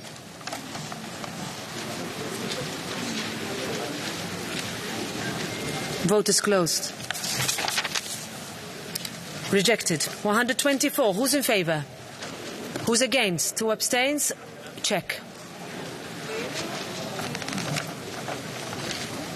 Vote is closed. Adopted. 125. Who's in favour? Who's against? Who abstains? Check.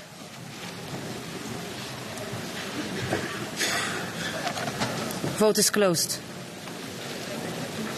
Adopted. 136. Who's in favour? Who's against? Who abstains? Adopted. 198 in two parts. First part, by roll call, vote is open. Vote is closed. Adopted. Second part, by roll call, vote is open.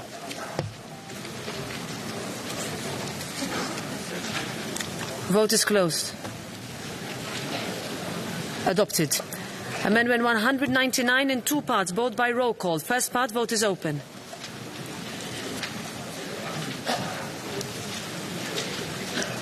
Vote is closed.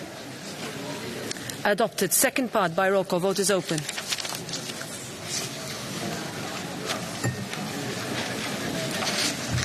Vote is closed. Adopted. Amendment 219 by roll call, vote is open.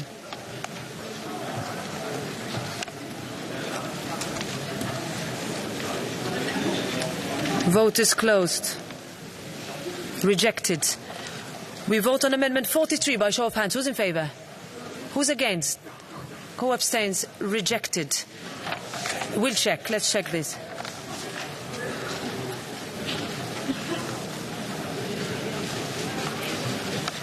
Vote is closed. Ah no, adopted. Broadly. Amendment 220 by roll call. Vote is open.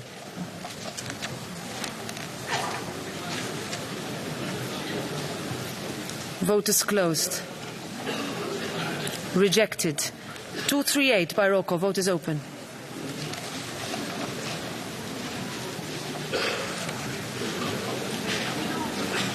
Vote is closed. Rejected. 245. Who's in favour? Who is against?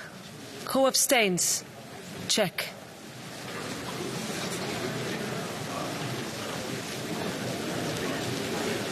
Vote is closed. Rejected. 217 and 266. Who's in favour? Who is against? Who abstains? Adopted. 247. Who's in favour? Who's against? Who abstains? Check.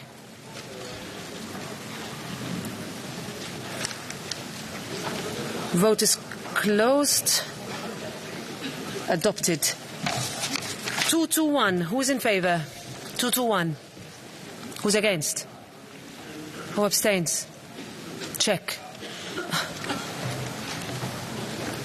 Split right down the middle. Vote is closed on 221. Adopted. 222. Who's in favour? Who's against? Who abstains? Check.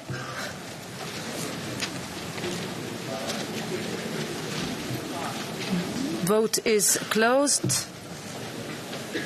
Rejected. 63. Who's in favour? Who's against? Who abstains? Check.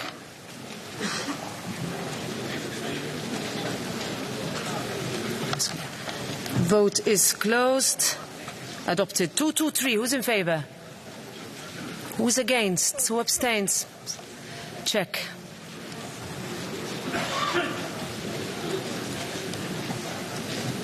Vote is closed. Rejected.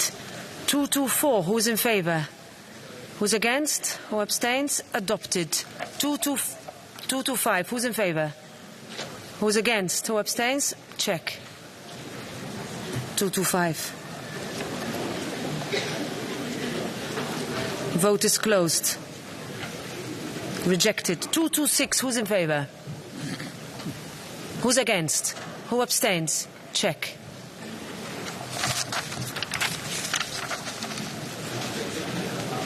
Vote is closed. Adopted. 227 by roll call. Vote is open.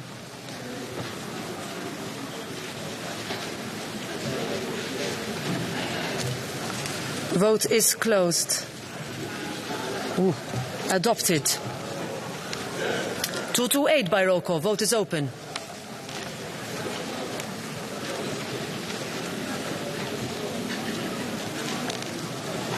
Vote is closed.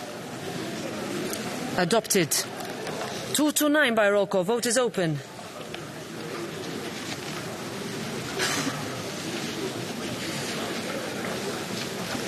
Vote is closed.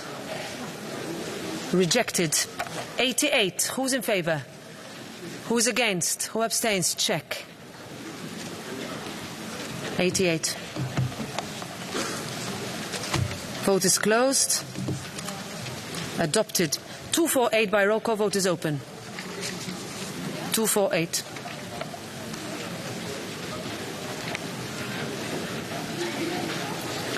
Vote is closed.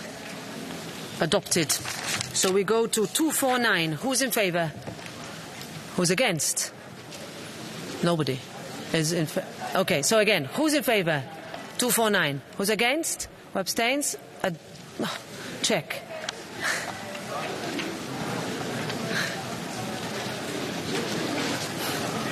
Vote is closed on 249. Clear. Adopted. 250. Who's in favour? Who's against? Who abstains? Check.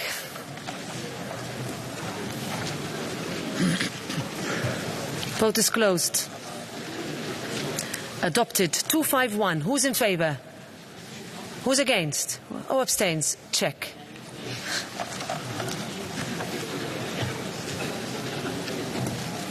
Vote is closed. Adopted. 252 and 123. Who's in favour? Who's against? Who abstains? Adopted. 127. Who's in favour? Who's against? Who abstains? Check.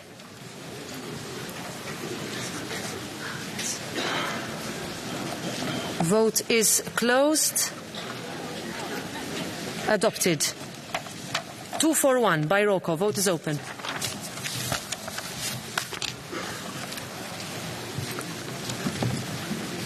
Vote is closed. Rejected. 254. Who's in favour? Who's against? Who abstains? Check.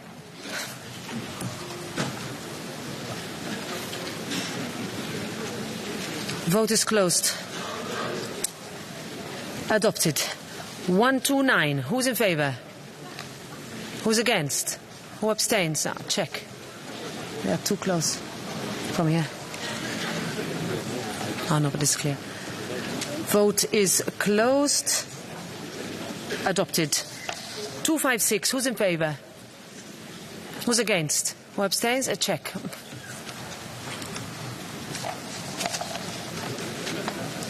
Vote is closed. Rejected. 257. Who's in favour? Who is against? Who abstains? Check.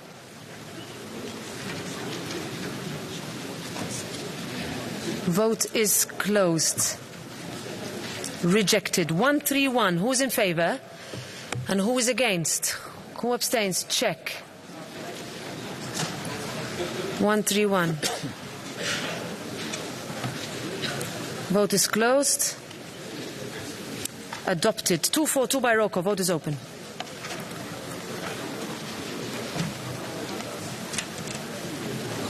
Vote is closed. Rejected. 258. Who's in favour? Who's against? Who abstains? Check. Vote is closed. Rejected. 243 by roll call. Vote is open.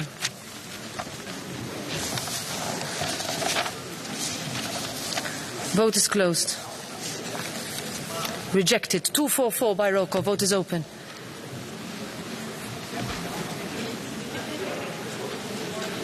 Vote is closed. Rejected. 259. Who is in favour? Who is against? Who abstains? Check.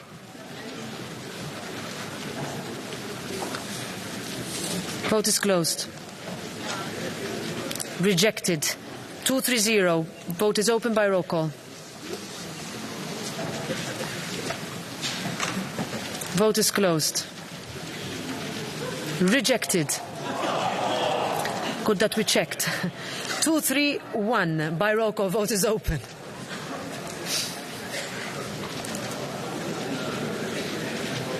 Vote is closed.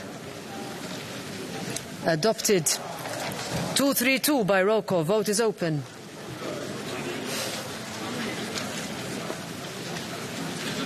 Vote is closed. Adopted. 233 by roll call. Vote is open.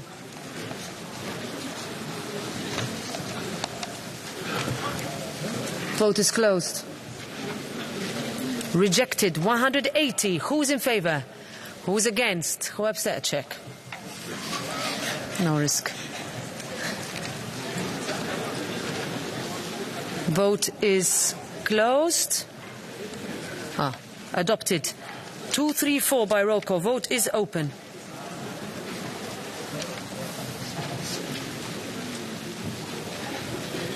Vote is closed. Adopted. So, we move to 260 by roll call. Vote is open.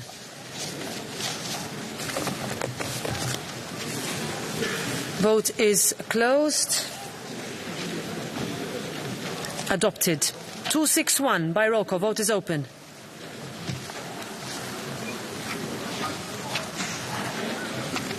Vote is closed. Rejected. The next three all by roll call. 262 by roll call. Vote is open.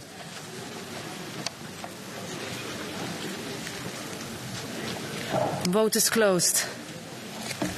Rejected. 263. Vote is open.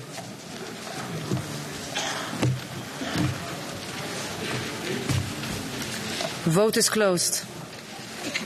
Rejected. 264. Vote is open.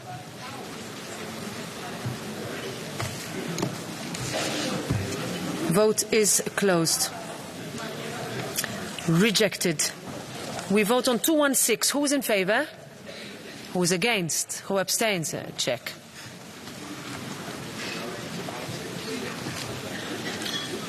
Vote is closed. Adopted. 218. Who's in favour? Who's against? Who abstains? Check this too. Vote is closed. Rejected.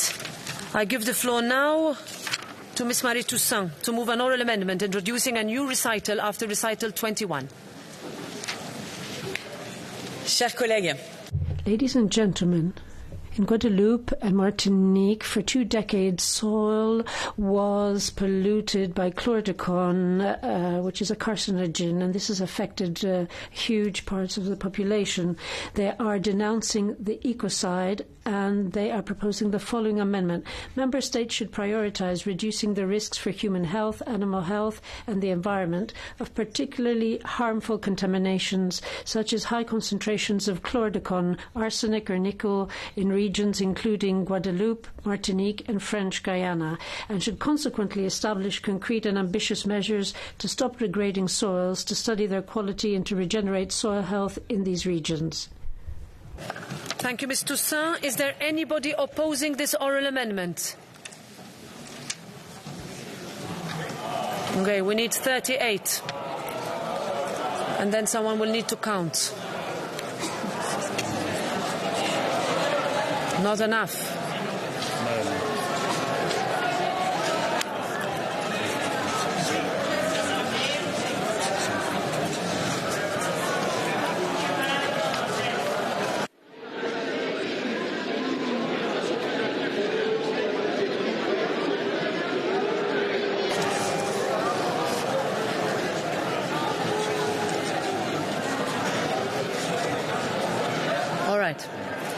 There are more than 38. So the oral amendment cannot be taken into consideration, and we continue with the votes. We go to Amendment 246 by roll call. Vote is open. 246. Vote is closed. Rejected. We vote on Amendment 9. Who's in favour? Who's against? Who abstains? Check.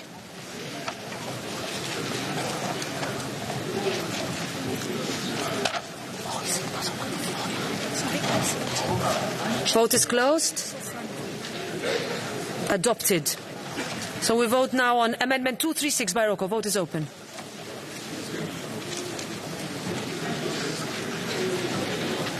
Vote is closed. Rejected. 237 by roll call. Vote is open.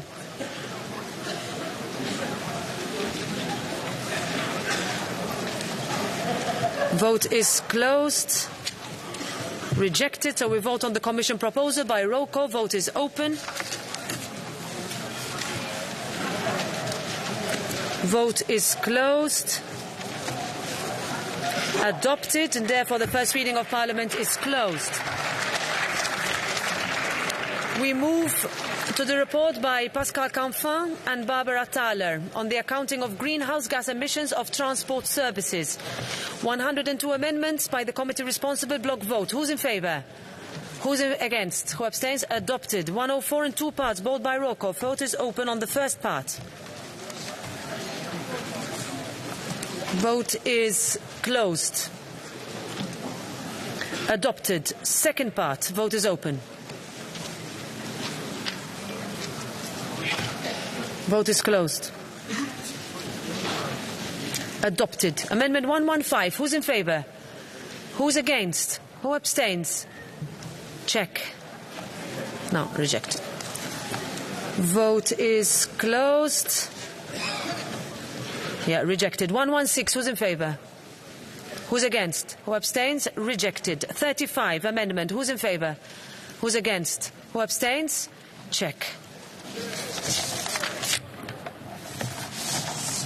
Vote is closed. Adopted. 117. Who's in favour? Who's against? Who abstains? Rejected. 118. Who's in favour? Who's against? Who abstains? Rejected. 44. Who's in favour? Who's against? Who abstains? Check.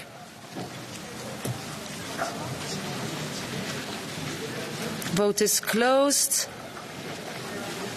Adopted. 119. Who's in favour? Who's against? Who abstains? Rejected. 120. Who's in favour?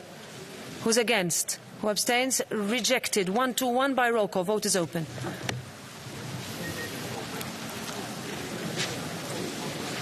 Vote is closed. Rejected. 107 by roll call. Vote is open. Vote is closed. Rejected. 108 by roll call. Vote is open.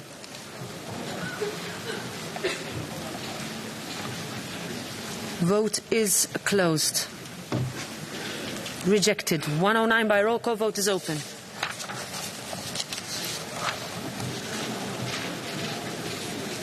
Vote is closed. Rejected. 110. Who's in favour? Who's against? Who abstains? Rejected. 111. Who's in favour? Who's against? Who abstains? Adopted. 112. Who's in favour? Who's against? Who abstains? Adopted. 113. Who's in favour? Who's against? Who abstains? Adopted. 114. Who's in favour? Who's against? Who abstains? Check. Vote is closed. Rejected. We vote on the Commission proposal by roll call. Vote is open. Vote is closed. And it is adopted. First reading of Parliament is closed.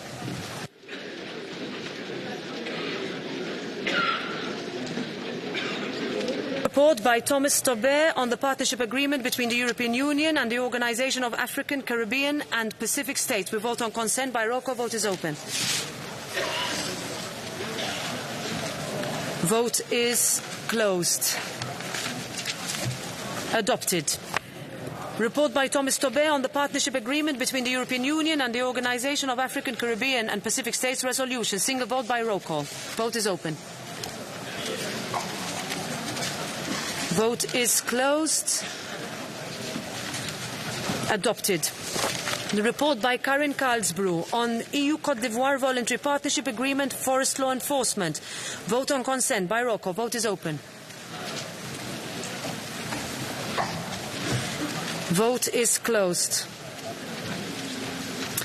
Adopted. Report by Karen Karlsbro on the EU-Côte d'Ivoire voluntary partnership agreement on forest law enforcement resolution. Single vote by roll call. Vote is open. Vote is closed. Adopted. Report by Marco Campomenosi on the agreement with the European Union and Egypt pursuant to the General Agreement on Tariffs and Trade. Vote on consent by roll call. Vote is open. Vote is closed. Adopted. Report by Jordi Cañas on the agreement between the European Union and Argentina pursuant to the General Agreement on Tariffs and Trade. Vote on consent by roll call. Vote is open. Vote is closed. Adopted. Report by Irene Tinagli on VAT, amendment of the EU-Norway Agreement on Administrative Cooperation, combating fraud and recovery of claims. Single vote by roll call. Vote is open.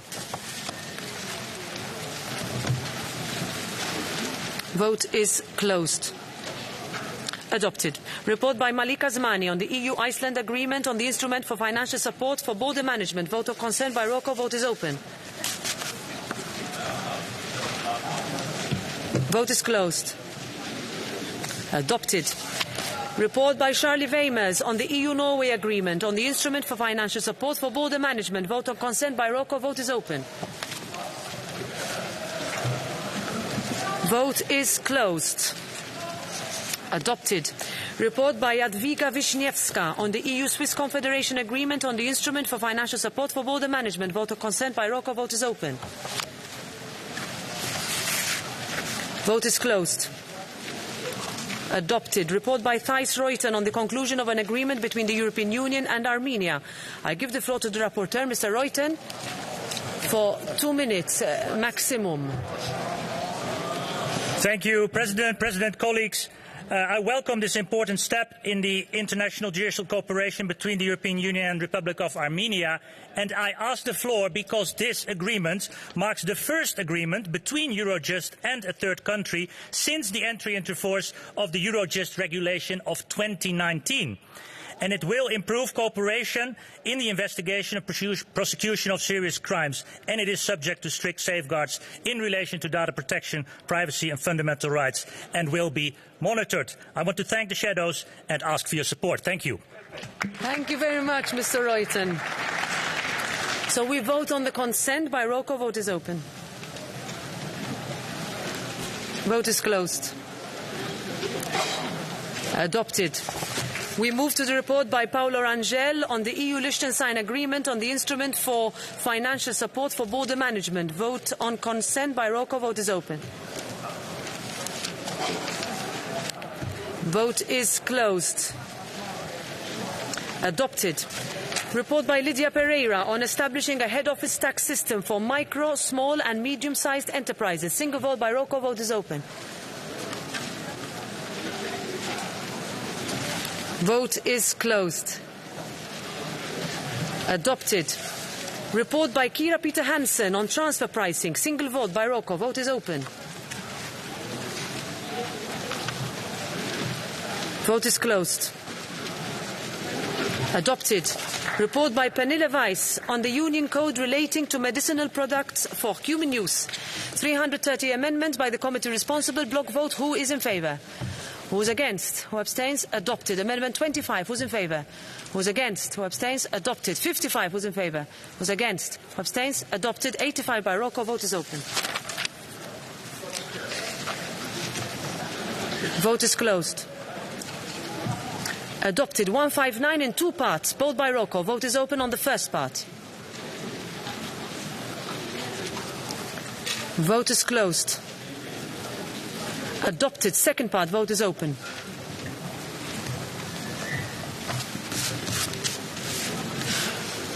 Vote is closed.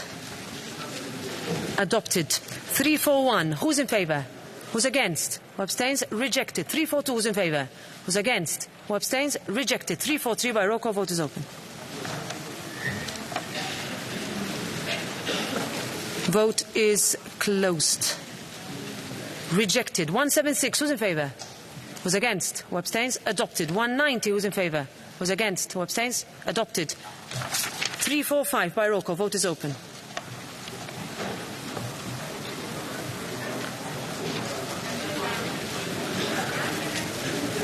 Vote is closed. Rejected. 346 by roll call. Vote is open. Oh, apologies. I'm sorry. We vote on 199. Who's in favour? Who's against? Who abstains? Adopted. 346 by roll call. Vote is open.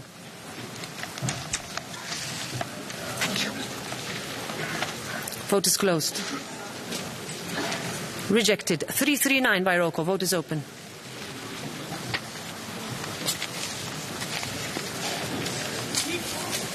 Vote is closed. Rejected. 340. Who's in favour? Who's against? Who abstains? Rejected. Amendment 70. Who's in favour? Who's against? Who abstains? Adopted. We vote on the Commission proposal by roll call. Vote is open. Vote is closed. Adopted, and therefore the first reading of Parliament is closed. We move to the report by Timo Velken on the Union procedures for the authorisation and supervision of medicinal products for human use. 348 amendments by the committee responsible. Block vote. Who's in favour? Who's against? Who abstains? Adopted. 25. Who's in favour? Who's against? Who abstains? Adopted. 49. Who's in favour? Who's against? Who abstains? Adopted. 86. Who's in favour? Who's against? Who abstains? Adopted. 101 in two parts. First part. Who's in favour? Who's against? Who abstains? Adopted. Second part. Who's in favour? Who's against? Who abstains? Adopted. 103. Who's in favour? Who's against? Who abstains? Adopted. 172 in three parts. First part. Who's in favour? Who's against? Who abstains? Adopted. Second part. Who's in favour? Who's against? Who abstains? Adopted. Third part. Who's in favour? Who's against? Who abstains? Adopted. 207. Who's in favour? Who's against? Check. Finally. Let's see. Vote is closed. Adopted. 293 in 3 parts. First part, who's in favour? Who's against? Who abstains? Adopted. Second part, who's in favour? Who's against? Who abstains? Adopted. Third part, who's in favour? Who's against? Who abstains? Adopted. 296, who's in favour? Who's against? Who abstains? Adopted. 298, who's in favour? Who's against? Who abstains? Adopted. 299, who's in favour? Who's against? Who abstains? Adopted. 301, who's in favour? Who's against? Who abstains? Adopted. 329 in 2 parts. First part, who's in favour? Who's against? Who abstains? Adopted. Second part, who's in favour? Who's against? Who abstains? Adopted. 356, who's in favour? Who's against? Who abstains? Adopted. 357, who's in favour? Against? Abstains? Adopted. 358, who's in favour? Against? Abstains? Adopted. 359, who's in favour? Against? Abstains? Adopted. 360 in 2 parts. First part, who's in favour? Who's against? Who abstains? Adopted. Second part, who's in favour? Who's against? Who abstains? Adopted. 369, who's in favour? Who's against? Who abstains? Rejected. 370, who's in favour? Who's against? Who abstains? Rejected. 371, who's in favour? Who's against? Who abstains? Rejected. 372, who's in favour? Who's against? Who abstains? Rejected. 144, who's in favour? Who's against? Who abstains? Adopted. 373 by roll call vote is open.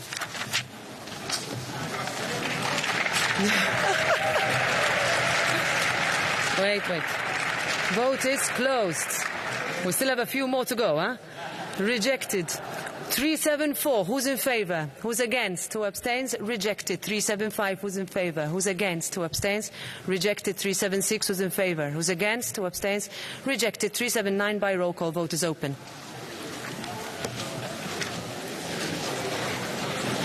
Vote is closed.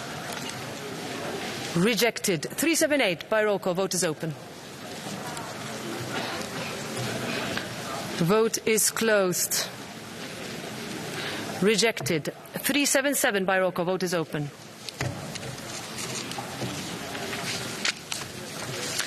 Vote is closed. Rejected. 368 by roll call vote is open.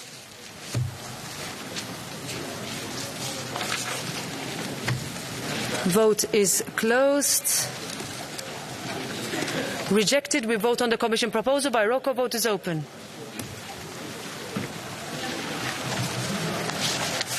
Vote is closed. And it is adopted, so the first reading of Parliament is closed. We move to the report by Niels Torvalds on urban wastewater treatment provisional agreement, Amendment 268 by roll call vote is open.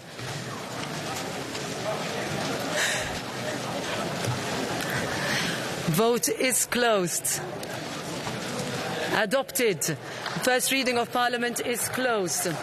This is the last vote, so please, those remaining in the chamber for the debate, don't leave. Finally, motion for a resolution tabled by the Committee on Petitions on handling of heavy goods vehicles at border crossing points. It's a single vote. Who's in favour? Who's against? Who abstains? Adopted. Check.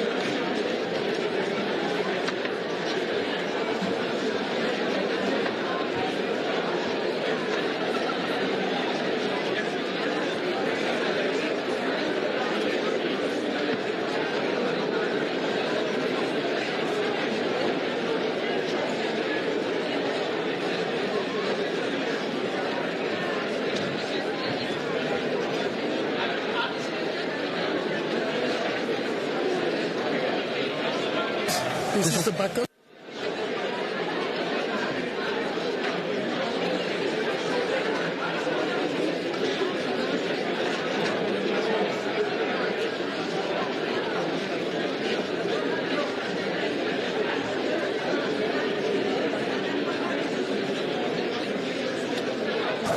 So please, colleagues, please leave the hemicycle if you want to continue your talks, because we would like to resume to continue our business.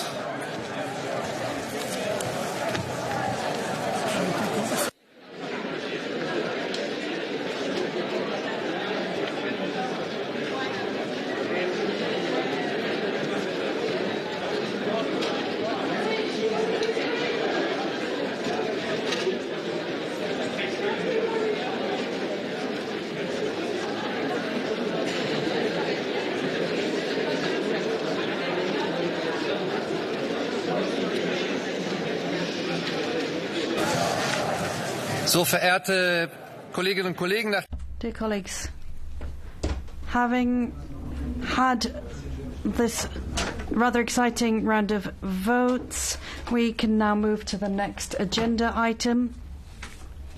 The Commission statement on suspected interference from Russia in European elections and the impact on the Union. May I ask all colleagues who are having private conversations to have those conversations outside the chamber so that we can have order in the chamber. First of all, allow me to give the floor to Vice President Jourova on behalf of the Commission.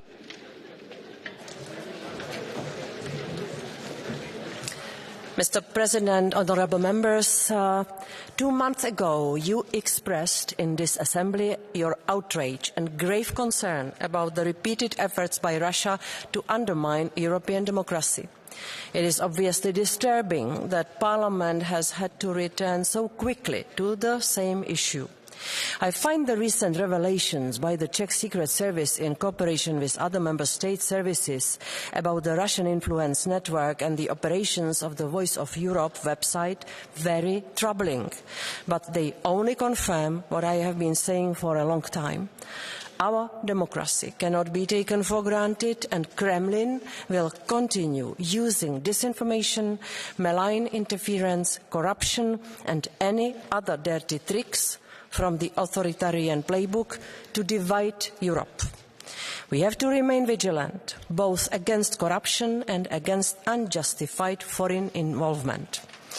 This Commission has done an unprecedented amount of work to strengthen Europe's democratic resilience.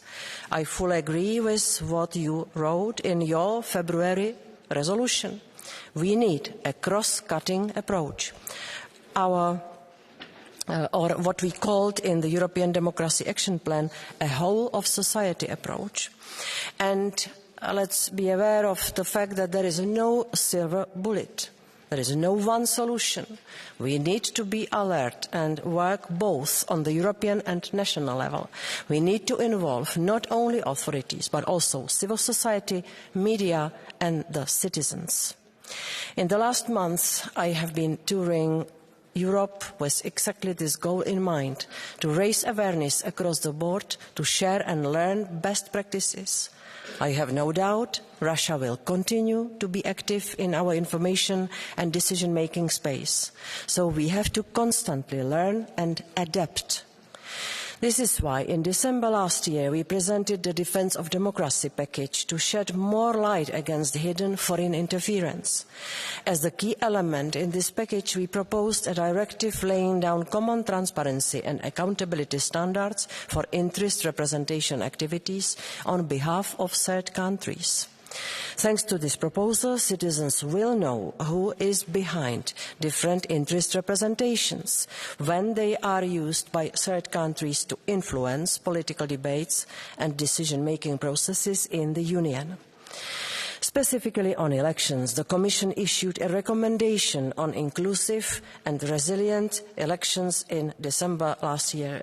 It touches upon the funding of national political parties and political candidates from third countries. Member States are encouraged to identify and address gaps in their legislation and other regulatory measures related to such funding, in particular by promoting transparency and by limiting or prohibiting donations from third countries. The recommendation also included a call on political parties in relation to their conduct during the election campaign. I am happy to say that with the facilitation of the Commission, all the European parties signed on the 9 April such a common code of conduct ahead of the 2024 elections to the European Parliament. In addition, on the same day, the regulation on the transparency of political advertising entered into force. With this law, we gave citizens the possibility to see who is behind political advertisements and how much money has been paid for such campaigns. The Commission, together with the Parliament and the Council, is also part to the interinstitutional agreement on a mandatory transparency register, which entered into force in July 2021. We believe that the EU institutions must meet the highest transparency and integrity standards. This is why last June the Commission adopted a proposal for a creation of an interinstitutional ethics body. The Commission welcomes the agreement of all institutions and advisory bodies of the EU on this proposal, while regretting the fact that the European Council decided not to participate. The agreement is a significant contribution to a common culture of ethics regarding the members of the institutions and advisory committees at EU level. The plenary vote in 2 weeks will be very important. I look forward to the signature and entry into force ahead of the European elections of 2024. The influence operations conducted by Russia within the Parliament also include allegations of potential corruption. The Commission has made the fight against corruption a priority. In May of last year, we presented legislation to strengthen the fight against corruption in Member States. This would ensure that all kinds of corruption are criminalised, including trading in influence and abuse of power. I would urge swift agreement on this text and to maintain a high level of ambition. The Commission has in parallel continued to impose sanctions against Russia, and we have redoubled our efforts with international partners to counter sanctions circumvention. We also established a framework for protection against foreign interference and disinformation in the digital sphere. The Digital Services Act is a global first legal standard for tackling disinformation, also protecting freedom of expression and information. This is also complemented by the revised Code of Practice on Disinformation, whose signatories agreed on strategies and measures to fight disinformation. We have also recently issued Digital Services Act guidelines for elections for providers of very large online platforms and search engines. The External Action Service also coordinated work on the EU toolbox to tackle foreign information manipulation and interference, covering the entire spectrum from situational awareness to resilience building, regulation and diplomatic responses. Dear President, honourable members, we have done a lot to protect our democracy from malign interference, but there is still a lot to be done. And I trust that this House will also look at what lessons can be drawn from the recent revelations and what more can be done. The Member States also have a key role to play in following up on the recent revelations, as well as in terms of prevention. There are aspects that cannot be dealt with by regulation, and in that context it is very encouraging to see cooperation of intelligence services. I am looking forward to the debate on this issue. Thank you very much. Ganz herzlichen Dank, Frau Kommissarin Jourova. Thank you very much, Commissioner Jourova. So let me now give the floor to our colleague, Mrs. Kalniete, please.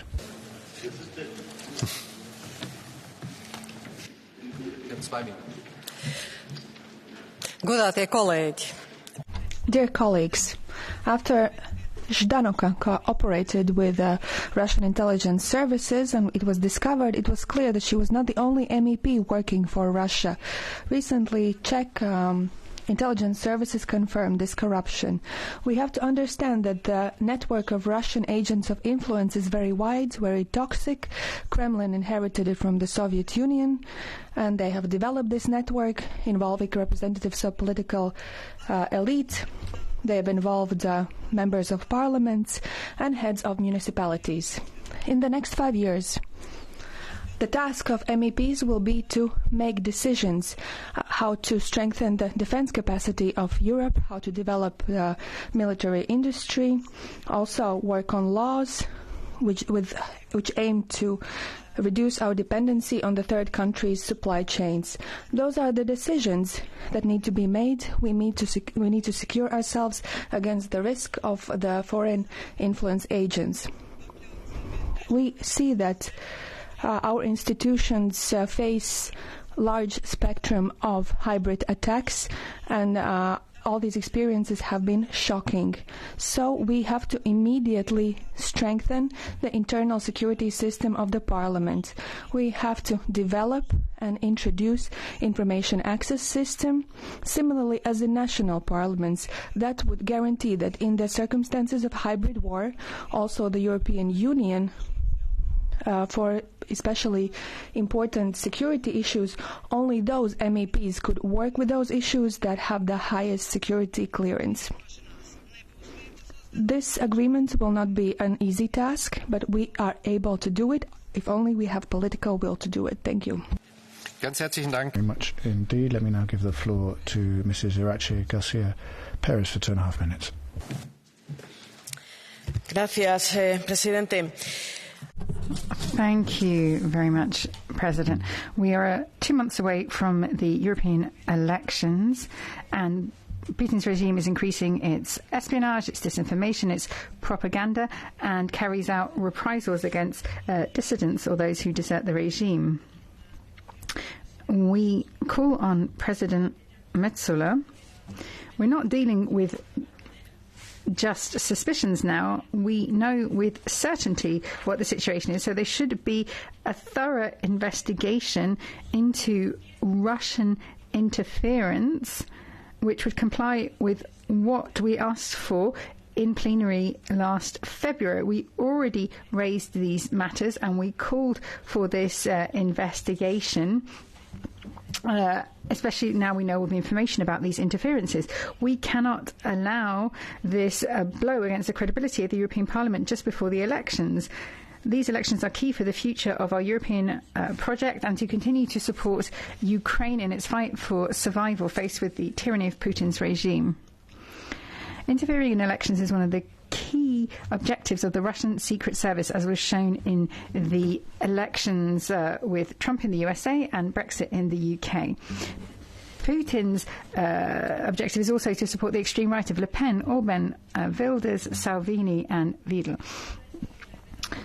Faced with this double threat, we have to wonder if it is coherent to those who are normalising and opening up the door to the extreme right, while at the same time pretending to defend certain issues here in the European Parliament.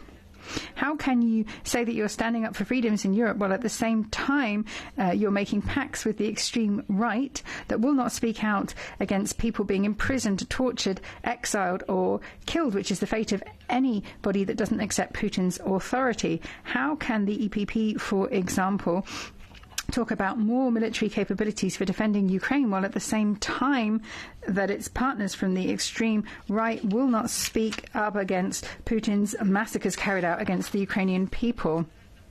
How can you mourn Navalny's death on the one hand while your allies from the extreme right simply look the other way during his detention and assassination? These questions should be put to those who try to normalise the extreme right and create alliances with the extreme right, those who are supporting Putin. ladies and gentlemen, our obligation is that our citizens can freely elect their MEPs.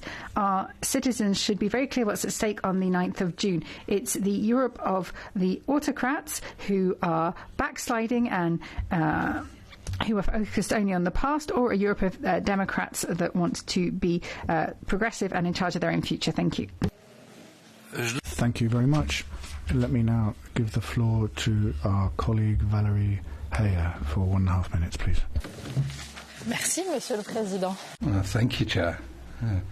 Dear Commissioner, dear colleagues, I am outraged to hear that members of this House and candidates to the European elections have been paid by the Russian government and its intermediaries, paid to propagate propaganda, paid to work against those who have elected them.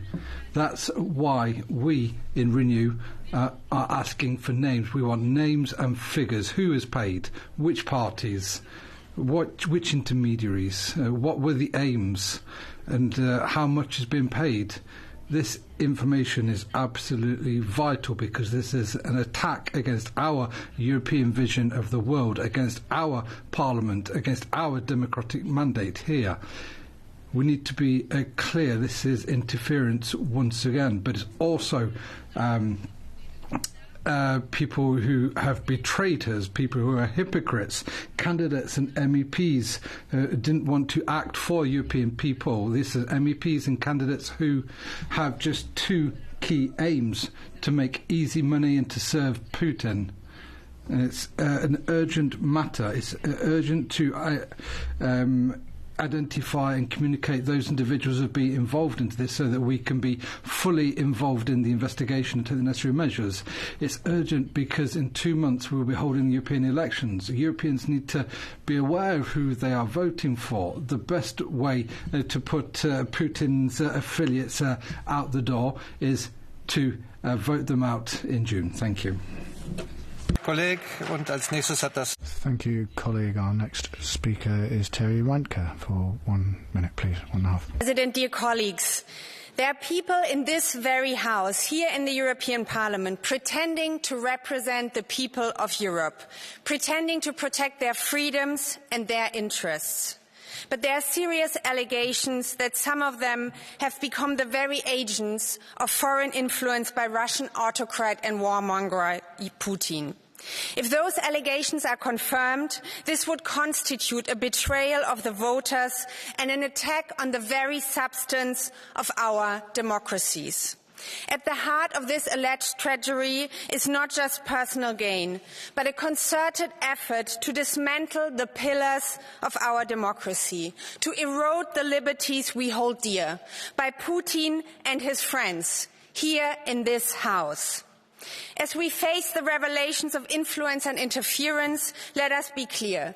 There is no place in this Parliament and no place in Europe for those who would destabilize our union, undermine our democracies or erode our freedoms for personal gain or foreign agendas. To protect Europe, we must take a firm stance against this form of corruption and betrayal that will damage the reputation of our Parliament. Our commitment must be to the people of Europe, defending our values, our democracy, our freedom against those who would trade them for their own ends. This is not only what the Greens should fight for, but all Democrats who hold the values of this union dear. Thank you very much. Thank you very much. Now we have Mrs. Vrechanova for 1 minute, please. Vážené kolegyně, vážení. Ladies and gentlemen, as we all know, there are accusations directed against former and current politicians from different member states that they were systematically bribed by Russia. Our government already imposed sanctions against Voice of Europe, the organization that spread this Russian propaganda, also against 2 individuals who fronted this organization. Russia never ceases to influence our public opinion in order to weaken our support for Ukraine. I believe that the work carried out by Czech intelligence agencies will be continued by others, and Russia will not achieve its goal, which is to undermine our support for Ukraine. We must all be very aware of these dangers. Ganz herzlichen Dank, Frau Kollegin. Als nächstes hat das. Thank you very much. So now Mr. Madison for 1 minute, please.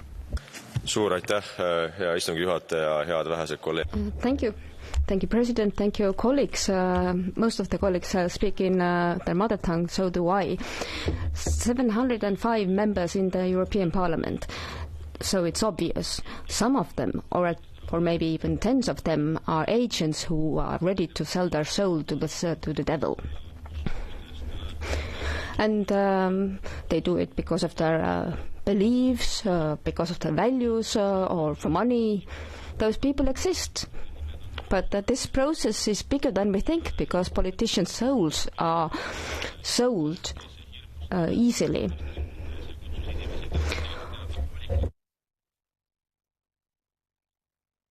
When the Social Democrat leader asked people to join the debate, then he afterwards left, so people can listen to his speeches. I want to say that if Spanish socialists were so serious about helping Ukraine, which should be done, of course, then Spain would have given more than 600 million euros to Spain, which is just as much as France, for example.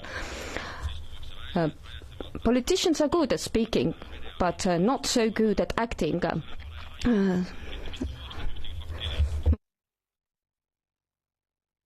Trump was also blamed by cooperating with Russia, but during Trump's time as a president, Trump did not start.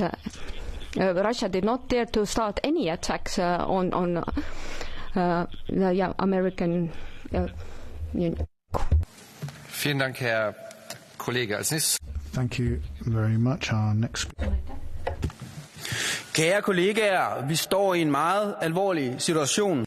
Colleagues, we are in a very serious situation. The Czech secret services are accusing European politicians, including members of the European Parliament, of taking money from Putin's regime in order to spread his propaganda, and that is extremely serious. I hope all political groups are going to take a strong position vis-à-vis this scandal. I'd also like to take this opportunity to ask the ID group's so-called leading candidate a question, although he's not here for this debate. But anyway, he is at the head of a group of political parties which is now under accusation. What are you doing to resolve the problem? Can you really be a spokesperson here if the AfD or other political parties continue to refuse to act, given the serious accusations that one of their members faces, or some of their members face? I think our voters deserve an answer. Thank you very much. Our next speaker is Mr. Ulrich. Kolegovia niektorí, že sa vôbec nehambíte, prosím vás, prednáša tu tak... Some colleagues here are accusing other members of this House without any kind of proof. What is the issue here? I had some journalists come and they were asking me questions. I answered based on my political feelings and my opinion. I have certain views on the war in Ukraine that other people don't agree with, and that's the problem when you have different views to someone else. Are we supposed to ask the intelligence services of the member states to check every single journalist before they can ask questions to us and then decide who we can reply to and who we can not reply to? It's very easy to talk about propaganda and fraud, but when the solution is there, you're all very quiet. I'm really very worried about what kind of world we are living in now. Thank you. Thank you. Mr. Kubilius now for 1.5 minutes, please. Dear colleagues, Russia is threatening to occupy our territories by military means. and Russia is trying to occupy hearts and minds of our people by hybrid means. They are attacking hearts and minds of the people in Germany and in Spain, in Lithuania and in Poland, in Georgia and in Moldova. We need to empower our people to defend themselves and to make conscious political decisions, not to vote for Kremlin hybrid agents. The question always will be how to recognize who is the hybrid agent of Kremlin. There is a very simple method to have such an answer, so-called duck test. If it looks like a duck, swims like a duck, and quacks like a duck, then it probably is a duck. We can introduce very simple criteria for Kremlin duck test to recognize that somebody probably is not a duck, but Kremlin hybrid agent. If politician or political party suggests not to give Ukraine weapons and says that it will help to achieve peace, if the party introduces foreign agents laws, if the government declares LGBT community as an extremist organization, if the government puts political opponents into the prison, if the party gets financial support from Kremlin or is financed by local oligarchs with business ties to Kremlin, those politicians, political parties or governments most probably are Kremlin agents. We should ask European Parliament Research Service to start to produce a special regular Russia Hybrid Influence Index based on those criteria in order to help European citizens to understand for what kind of Kremlin hybrid agents they are going to vote. Vielen Dank, sehr geehrter Herr Kollege. Thank you very much, colleague. We now have Mr. Løkkegaard, please. Thank you, President, Commissioner. I'll continue in Danish. Vores demokrati er så sandelig skrøbeligt. Fjendtlige stater som Rusland forsøger. Democracy is fragile. There are states like Russia who try to compromise our democracies on a daily basis. And we've been too slow to stand up to these kinds of threats, the cyber threats from the Kremlin and all the disinformation. And now we have another example of these kinds of things, and we see it happening in our parliament. It's been revealed that Russia is trying to influence EU policy by making payments to candidates and members of the European Parliament, and we need to react because this is scandalous. We need to know exactly how much has been paid and to who. So I think this is an opportunity to show our voters that we're ready to react, to stand up to all of this and stop this kind of thing going on immediately. Thank you. Thank you very much. Our next speaker is Mrs. Gregorova, please. Dear colleagues, although knowing that security services across Europe are monitoring and mapping disinformation networks is making me calmer, their job is to monitor and map them for us, for policymakers, so that we can decide what is a security threat to our democracies and protect them based on this. That politicians are paid by foreign states to undermine our system, or that there are media outlets with malign intent, is no surprise if you weren't living under a rock for the past 10 years. Yet we do not have strong anti-disinformation legislation. We do not have resilient societies still, and some or few even use disinformation themselves in their current campaigns. We don't need Voice of Europe or ID MEPs to show us that we have a big effing problem. And the problem is cowardice and opportunism. And good luck working with that in the upcoming mandate after our elections are decided by Putin and fear.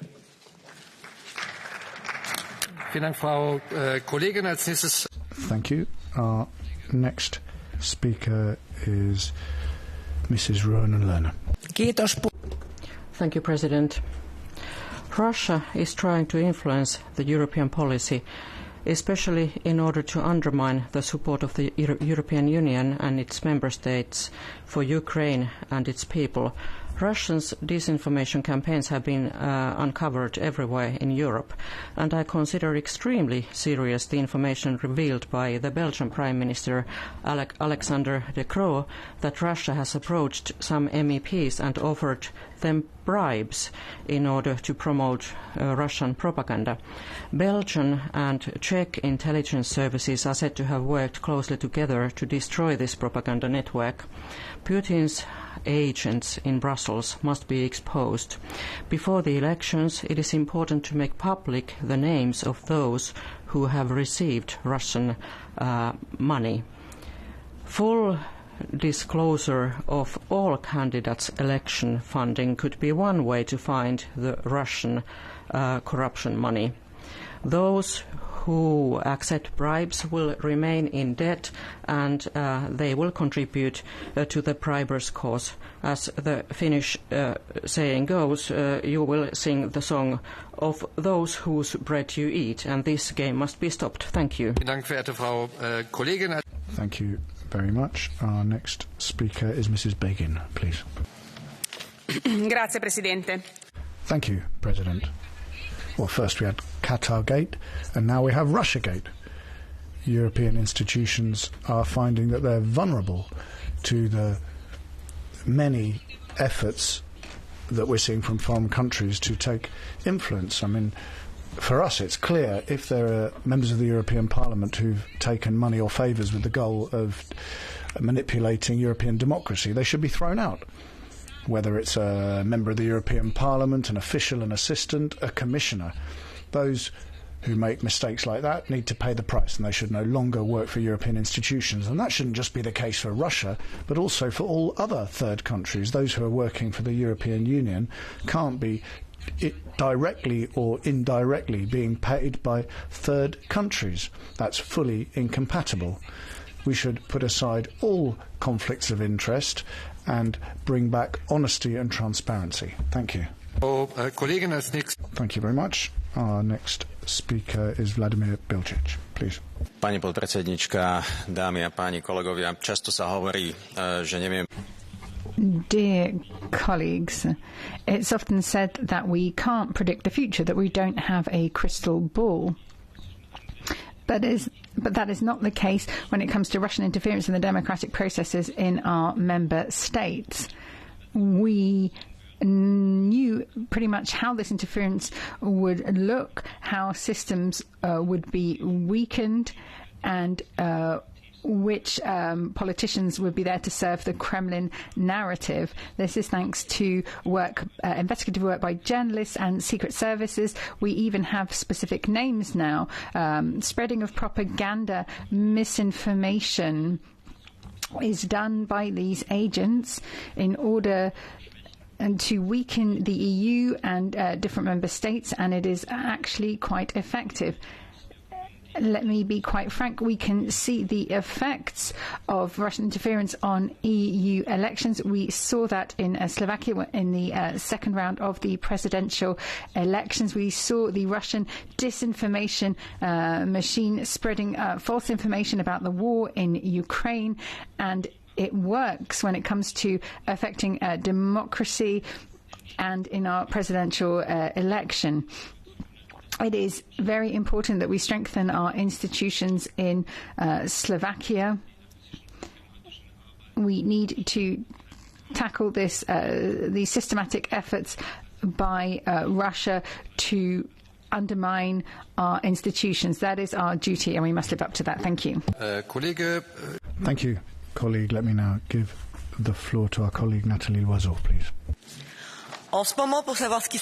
Right now, to know what's going on in our parliament, we need to read the newspapers. We've learned that Czech intelligence services have dismantled a Russian network in Europe.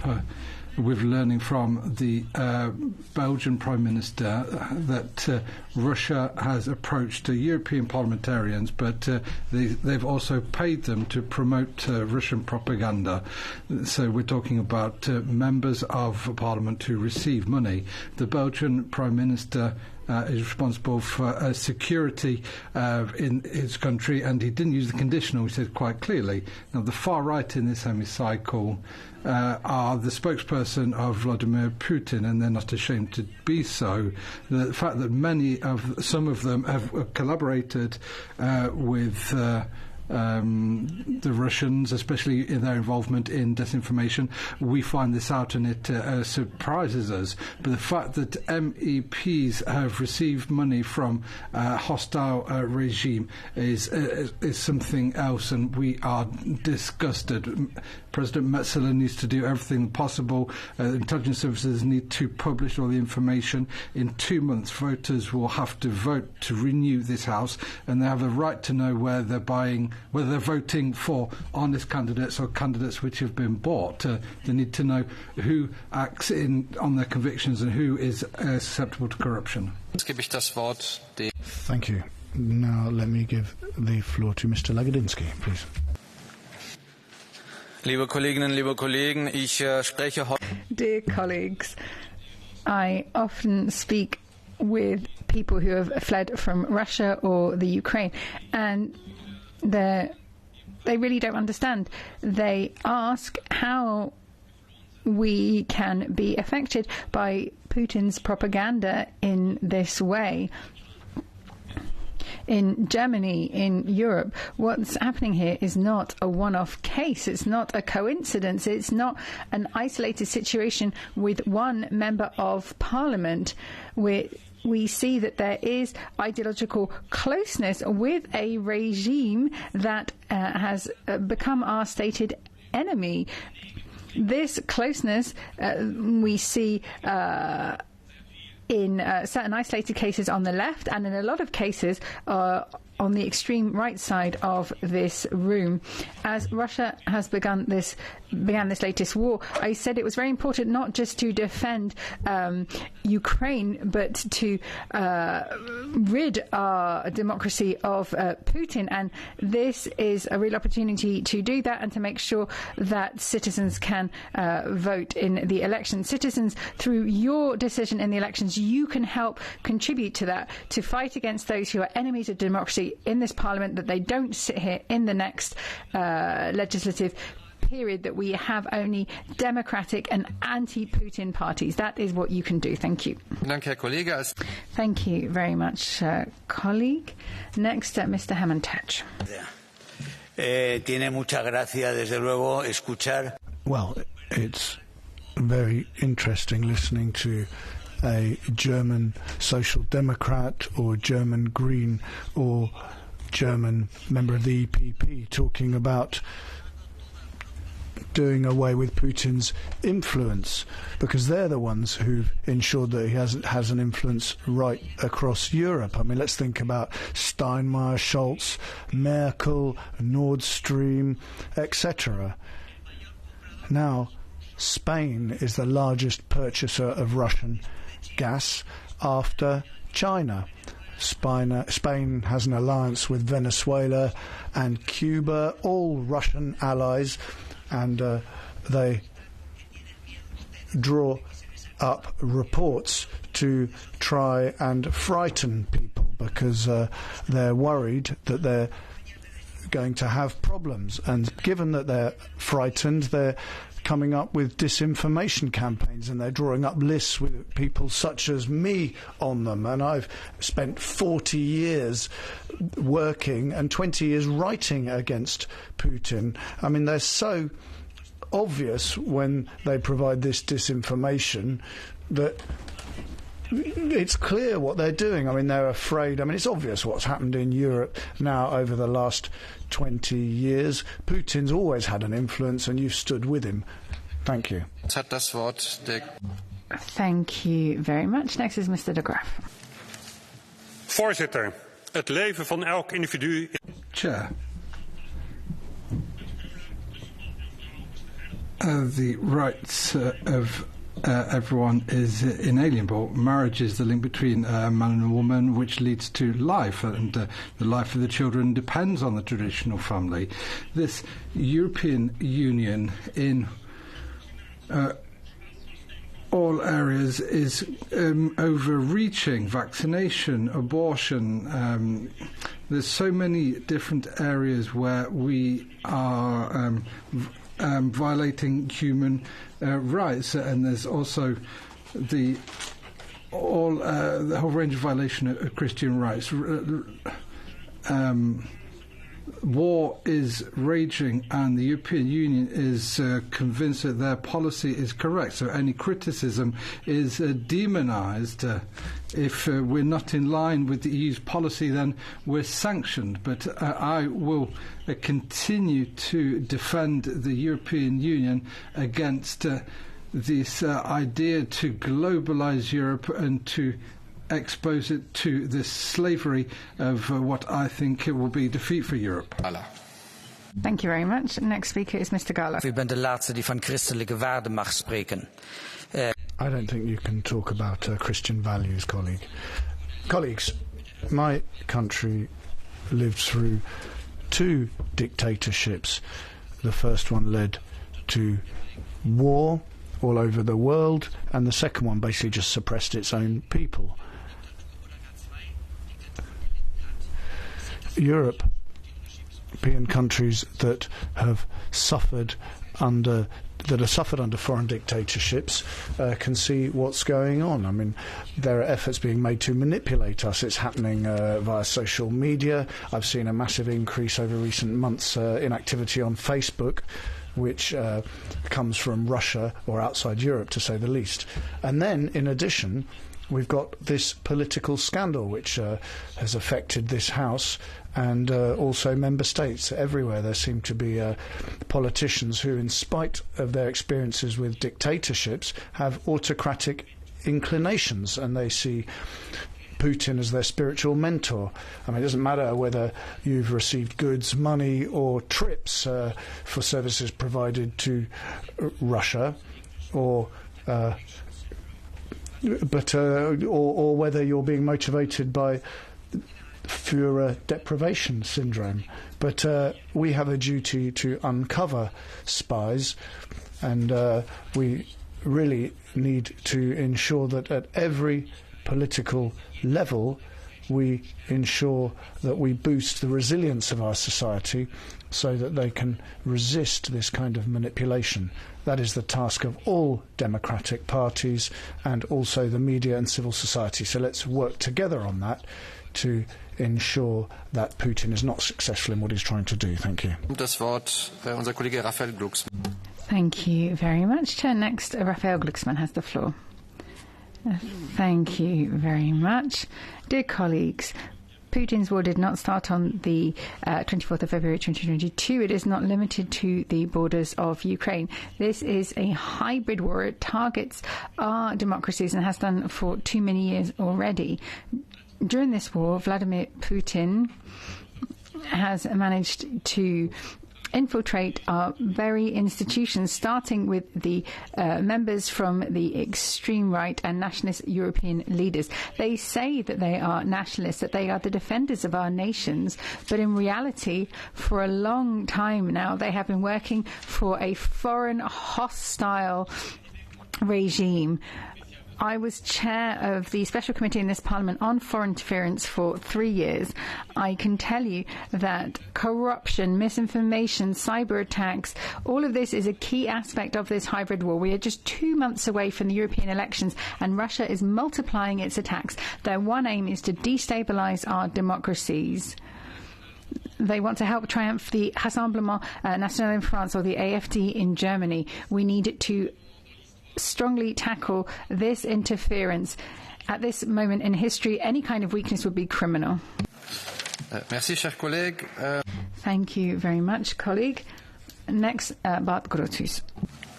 Thank you, Chair, dear Commissioner. In 2024 is the high mass for Chinese and Russian disinformation. In 2024, more than 50% of the world population will vote. Free people will use what China and Russia fear most, democracy. There's no surprise that we see active measures online in the real world, and I would like to thank the Czech Intelligence Agency for actually disclosing that, for their openness on the website Voices of Europe, the best disinfectant is still sunlight. That website is down, so I commend you, dear Commissioner, for that. Great. But I would also like to inform you, dear colleagues, that many videos of that website are still online on social media platforms. Widely available, like on X, owned by the indifferent Mr. Musk. So if it's the EU saying that we are serious about countering foreign malign interference, then set the example now. Make platforms remove the Russian Voices of Europe videos online. Do it now, because the elections are not in June, but they are now. Thank you very much. Thanks, dear colleague. Next, our colleague Petras Austrovicius. Mr. Chair, Commissioner, dear colleagues, for decades Russia has devoted enormous resources and efforts to weakening Europe, our democracy and our resilience. The time has come to realize that Ruski Mir, the Kremlin's ideological concept, is incompatible with our European values. Therefore, according to Kremlin, the latter must be weakened and finally eradicated.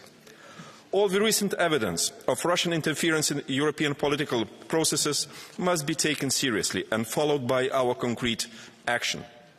The European Parliament's latest resolution on this issue was adopted just in February.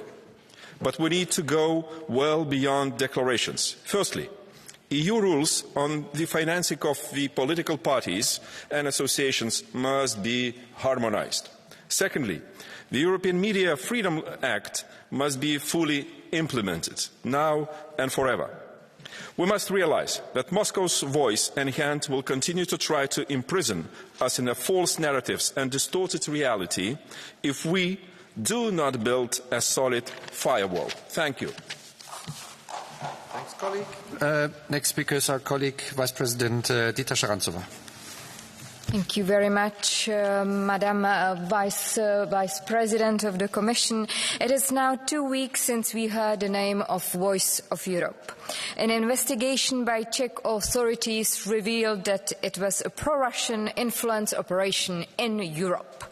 The huge amount of content it created, using elected officials as mouthpieces, have been seen as a credible source for months.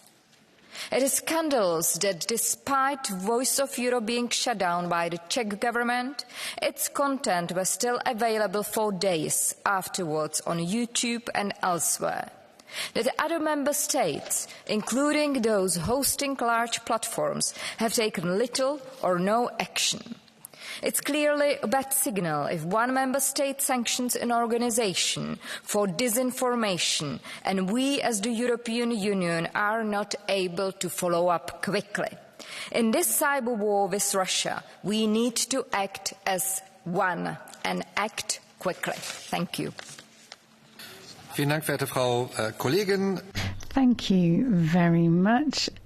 As our last speaker, Mrs. Fritzon has the floor for 1 minute. Herr Talman, President, the upcoming EU election will not be like any previous election. We see time and time again the links with Putin and the extreme right and the populist populist movements that are being made clearer and clearer. They are trying to undermine support to Ukraine. They're trying to weaken our democracy. They're trying to divide our continent. All of Europe's security is at stake here. We should not let Russia affect this election. We from the Social Democrat side want to see a strong response here. We want to know which people are involved, which parties, and what type of contacts with Russia took place. I think it is very important to stop this, because this is about the future of our democratic institutions and our democracy. Thank you. Ganz herzlichen Dank, verehrte Frau. Thank you very much. There is no one under Catch the Eye, so I will give the floor directly to Vera Jourova. Mr. President, honourable members, thank you very much for this debate. I am very encouraged that we agree on the need to protect our democracy and our values from malign outside forces, especially 2 months ahead of elections to the European Parliament. So many times I heard in this room today that we need to accelerate our support for the electoral campaigns and for the democratic process leading to the elections, which are upcoming already in 2 months. I am travelling to many member states now, and I was in Latvia this week, and I am tomorrow going to Portugal, then to Greece. I will not name all the states, and I come to the countries with a question: how can we support you in protecting the electoral processes and free and fair elections, especially against the risk or in danger of cybersecurity threats, foreign interference, disinformation, be it produced outside or domestically. And I can tell you that I see a lot of attention at the level of the member states. I speak to the authorities organizing the elections. I speak to the media organizations, to the enforcers of Digital Services Act and Digital Markets Act. I speak to a number of people who do the fact-checking in the member states, because we need more of that. We also need the platforms to pay for the fact-checking, because it's in their interest to have the information space which they created, to have it free of crime and disinformation, which can do really serious harm to the electoral process. We do everything not to underestimate none of those threats. Of course, we will see how the elections will look like. I am not travelling to the states to advise who to vote, but again, how to protect the system. I'd like to come back sometimes in September with the assessment of how the electoral campaigns looked like, because I think that we are making, if not mistake, then maybe some little underestimation, that we are always looking forward and not so much back to analyze how the campaign looked like and whether we could have done more to protect the purity of the electoral process. I am grateful for the activity done by the European political parties. It was based on my initiative, but they signed yesterday the Code of Conduct with the promise that they will refrain from using disinformation and deep fakes and other manipulative techniques in the electoral campaigns. I heard from the European political parties that they will also address the national political parties to do the same thing in order to see as much as possible clean campaign which will enable the voters to cast their well-informed autonomous vote. I also appreciate the efforts of the digital industry, because they signed a similar code of conduct with the promise that they will label the AI production deepfakes, or they will remove them in case of the deepfakes which might really, in a very intense way and dangerous way, manipulate the free vote. So we are doing a lot of things to organize elections and protect the democratic space, and information space is not business as usual as it used to be. I remember such times, but now we have to accelerate all the actions and all the efforts which we foresaw in the European Democracy Action Plan. Thank you very much. Thanks a lot, Madam Commissioner. Verehrte Kolleginnen und Kollegen, die Aussprache ist damit geschlossen. Dear colleagues, that brings the debate to a close. The vote will take place during the next session. Our next point is Council and Commission statements. and that is on Chinese police activity in Europe. Now, there is just one round from the political groups, and we won't accept blue cards in this debate. So we start with a statement from the Council. Mathieu Michel, you have the floor. Monsieur le Président. President, members of the European Parliament, members of the Commission, the resilience of the European Union faced with the hybrid threat and interference has been tested numerous times over the past few years. In December 2022, an NGO report highlighted a number of secret Chinese police stations abroad in Europe and around the world.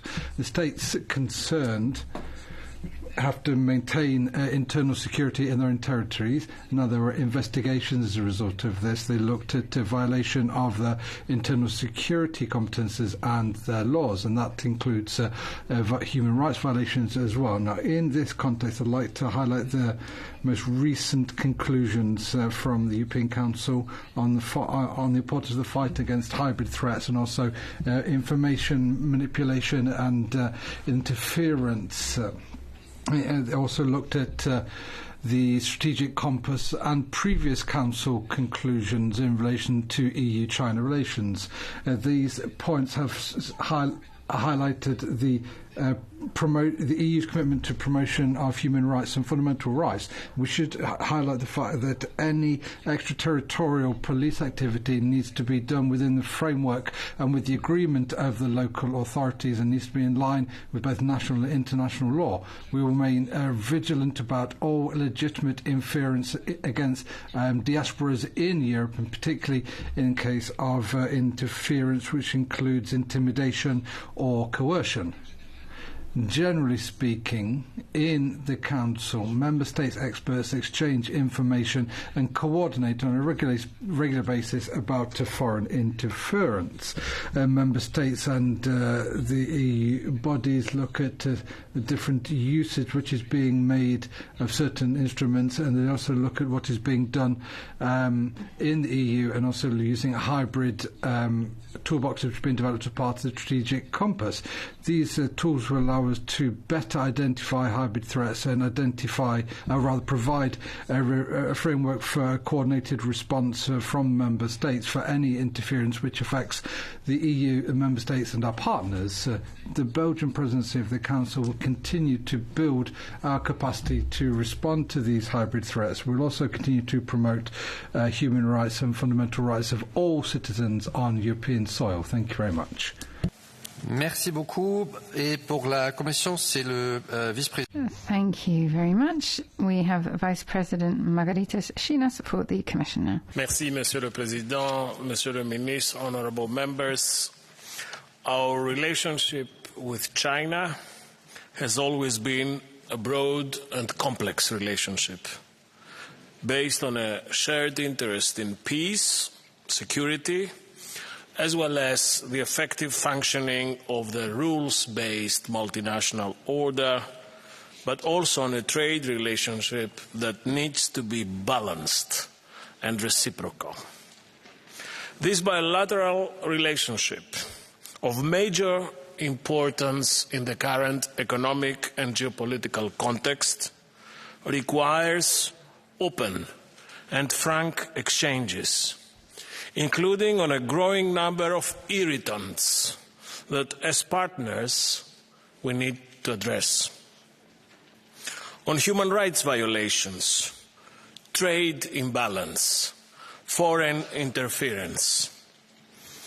On the latter, the Commission has repeatedly condemned any form of foreign interference on the sovereign territory of our member states.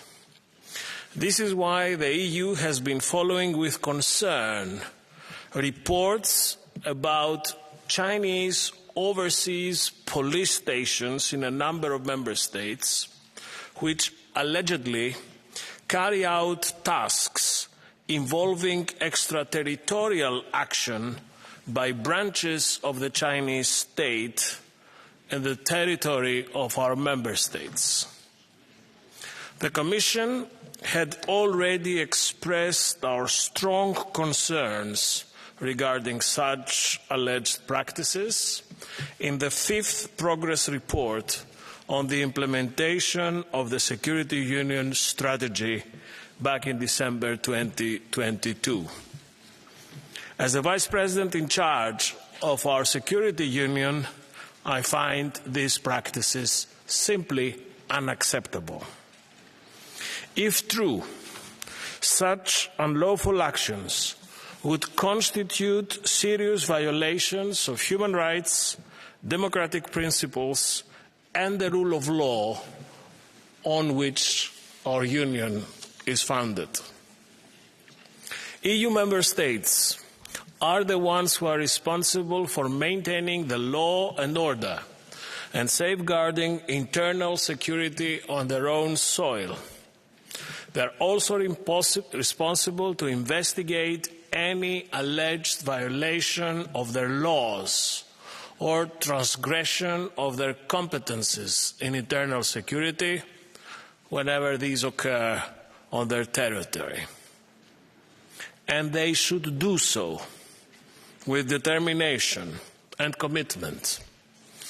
Our EU agencies, law enforcement agencies such as Europol and Eurojust, stand ready to support our member states in their investigations. Beyond this, the EU must continue to step up our efforts against foreign interference. You just had a debate with my colleague Vera Jourova before this one. The EU has repeatedly made the case for the need to address information manipulation campaigns, including disinformation and foreign interference from a range of actors, including from China and other emerging actors, in a more systematic way. Work is ongoing to step up the work in this area, such as through the Foreign Information Manipulation and Interference Toolbox. Honourable members, defending our societies against these threats means safeguarding the common public space in which ideas can be freely debated, formed, exchanged. This battle is a battle and a matter of European security, but it is also a battle about our democracy, about our model of society, our European way of life. And with the tools we are developing, and together with our member states, we think that this is a battle that can be won. Thank you, Vice President. We have now a round of speakers of the groups, and we start with Tonino Pizzula for 1 minute. Thank you, Mr. President, Mr. Commissioner, Mr. Michel. The presence of Chinese police has been so far registered in many member states. These cases illustrate very well the increasingly aggressive foreign policy of China in the last 10 years. Such a foreign policy of Beijing is also a reflection of the growing repression against its own population. These precincts were allegedly established to help Chinese citizens with administrative procedures, such as renewing their passports or driver's license. However, these unofficial police stations are used to hunt down not only Chinese criminal suspects, but dissidents abroad. Human rights activists report a lot about this malign practice. The question is whether, when signing the agreement, EU member states were aware of the fact that China would act like this on their territory. This is why we have to step up our work to tackle foreign interference. We must better prioritise our resilience with the new Parliament and Commission after the election too. While trading with China, we must not trade with our core values. Thank you. Thanks a lot, dear colleague. Next speaker is our dear colleague, Katalin. Thank you, Chair, dear colleagues. It is very positive that the EU has started to address the threat of authoritarian interference with more seriousness. But it still remains blind to interference originating from our very own autocratic member states. As a result of agreement on public security, Chinese police officers will soon begin patrolling in tourist locations in Hungary, just like they have done it in Serbia. So if it isn't foreign meddling in EU affairs, then I really don't know what is. And it was willingly invited by the Orban government. And I have to add that it is quite ironic that a government that is constantly rambling on about sovereignty, pledging to protect it from Brussels, then invites foreign police forces from a totalitarian dictatorship into its territory. This problem reaches far beyond Hungary. It has serious implications on EU law enforcement and security collaboration. And also no Chinese dissident residing in the EU will ever feel safe again. Is this the union we aspire to be? This cannot go unaddressed. So we need the Commission to put forward an EU-level strategy to counter foreign meddling, also the type that is originating within member states. Thank you. Vielen Dank, Frau Kollegin. Thank you very much. And next speaker is Mr. Bütikofer. Vice President, Council, colleagues, I want to thank you, Commissioner, for your clear words. This debate about Chinese police activity in Europe is characterized by elements that we have seen in so many of our China-related debates over the last years. China is ever more audacious and aggressive in pushing its totalitarian policies, not only internally, but also across their borders. Member states are not always united enough to answer to that with a single voice and to then walk the talk. And this Parliament, proudly, I think we can say this, has been at the forefront of pushing back against such Chinese practices. This Parliament has been a center in the European fight for rule of law, human rights, freedom and democracy. And I hope that our successors in the next Parliament will follow the same trajectory. Let's be practical. Let's make sure that we will stop all the bilateral extradition agreements that still exist in 12 member states, that we will create dedicated hotlines for the victims of Chinese policies, and that we will unwind the police cooperation that still exists in Italy, Croatia, Hungary, Serbia, and Switzerland. Thank you. Thank you, colleague. Next speaker is our colleague Anna Bonfrisco.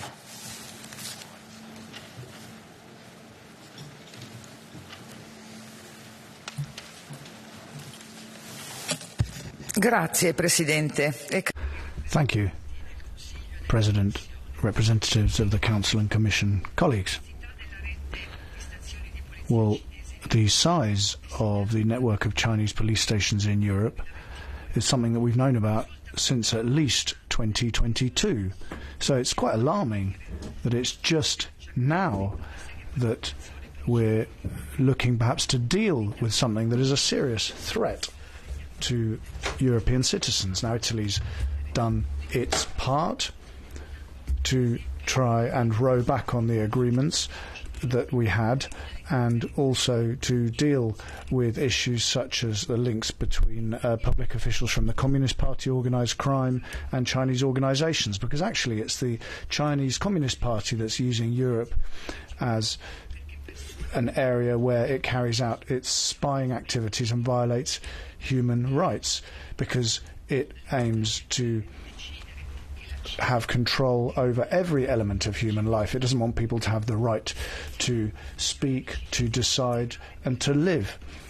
We need to sanction all Chinese people who have links with these illicit police stations, and we should suspend all extradition agreements with Hong Kong and China. We need to ensure that European states are in a position to defend themselves, put the values of freedom and democracy against Chinese interference. Thank you. Thank you very much, colleague. Let me now give the floor back to Vice President of the Commission, Margarita Schinas.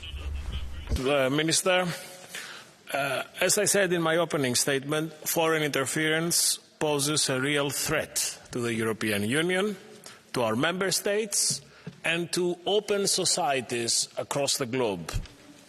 We are always against and take very seriously any attempt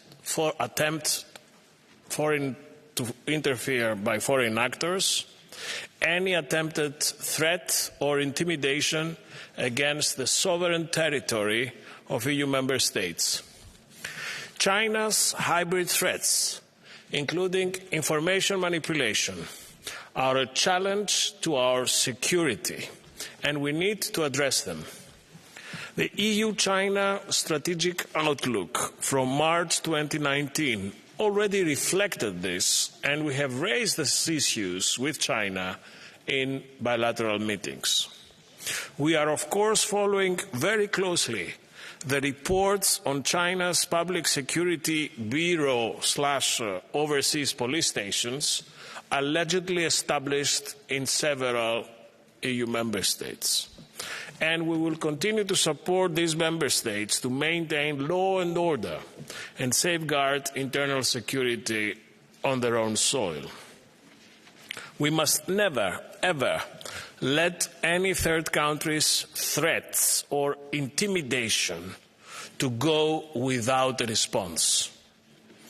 Especially now, 2 months ahead of the European elections, I would like to take this debate as an opportunity to condemn in the strongest terms any attempt of any third party, state or non-state, to infect our democracies with hate and disinformation. If we want to defend our democracy and our way of life, we have to defend it ourselves. We don't need to rely on shields or umbrellas held by others. This is for us to do, and for us only, and we will do it. Thank you. Vielen Dank. Vielen Dank. Thank you very much, Commissioner. Let me now give the floor to Mr. Michel to conclude the debate. Monsieur le Vice-Président, Vice President, Members of Parliament, Commission, thank you for putting this important debate on the agenda and for your important contributions. Our strategic environment has become increasingly threatening. We need to be more effective so we can strengthen our resilience against foreign interference and fight hybrid threats. We are open to dialogue, but we need to firmly condemn any form of interference in the EU and in member states. We will not vacillate. We will use the tools we have available to us. The presidency will continue to do everything that's possible to increase awareness about the different forms of interference that exist. Vielen Dank. Thank you, State Secretary. That concludes that debate. The next item on the agenda is the Council and Commission statements on the ongoing hearings under Article 7 TEU regarding Hungary to strengthen the rule of law and its budgetary implications. Our first speaker on behalf of the Council is State Secretary Michel, please. Monsieur le Vice-Président, honorables parlementaires, chers Vice President, Commissioner, members, let me begin by saying that the rule of law is a priority for our presidency and is at the heart of our political activities. I'd like to thank the European Parliament for the constant support it gives us on that subject. Protecting the rule of law is essential. It's important when it comes to defending our fundamental values, which are at the heart of the European project. Boosting the rule of law is even more important at a time when we're facing increasing numbers of internal and external challenges to our common values and on the eve of future enlargements. Now, Article 7.1 TFEU is a procedure that currently concerns Hungary for the purposes of this debate. Now, we continue to maintain open and constructive dialogue with Hungary while maintaining the procedure open. In Council, we'll be holding a new hearing with Hungary during the General Affairs Council of the 25th of June. Now, with regard to the link between this and the rule of law, the Council has adopted decisions relating to Hungary's revised plan on the RRF, the Recovery and Resilience Facility, on the 8th of December 2023, and this related to just over 10 billion euros, including the Repower EU chapter. And as you'll be aware, Hungary has to implement a whole series of key institutional reforms before the Commission can authorise the payments. They also have to respond to several concerns relating to the rule of law and protect the financial interests of the European Union. Until now, Hungary has only received the pre-financing amounts. We note that Hungary has taken legislative measures to implement some of the reforms required, and that's something that we welcome. When it comes to the general conditionality regime, the Council on the 15th of December 2022 adopted an implementing decision on measures aiming to protect the European budget against violations of the rule of law in Hungary. Then on the 13th of December 2023, the Commission presented an assessment of the situation in Hungary and proposed no modifications to current measures which still apply to Hungary. The Council remains determined to act rapidly without if there are no on any measures proposed by the Council on this matter, as long as Hungary fulfills the appropriate conditions. Now, on the enabling conditions, it's up to the Commission to verify and check respect for these conditions. The Commission decides on how this affects the situation with regard to Hungary. The Council is not involved in this procedure. Let me conclude by saying we welcome the permanent dialogue between the Commission and Hungary. We hope that these exchanges will soon bear fruit and the necessary reforms. The Council will continue constantly to protect the European Union budget and the European Union's financial interests. We recognise the crucial role that the Commission plays there. Thank you very much. Vielen Dank, Herr Staatssekretär. Thank you very much, State Secretary Michel. We now have Commissioner Reinders for the Commission, please. Merci, Monsieur le Président, Monsieur le Secrétaire d'État. Thank you very much, President, Secretary of State, ladies and gentlemen, members. I want to focus on the issues covered by today's debate, so the procedure under Article 7 on budgetary procedure. The Commission has had the opportunity to explain on different occasions that it shares an important number of the concerns expressed by the European Parliament in its resonant proposal that triggered this procedure in 2018.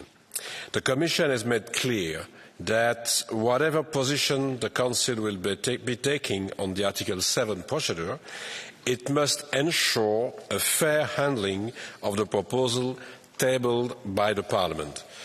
The Commission always stands ready to participate in hearings and state of play in the Council, and is of the view that the procedure should be maintained as long as the issues that triggered it are not solved.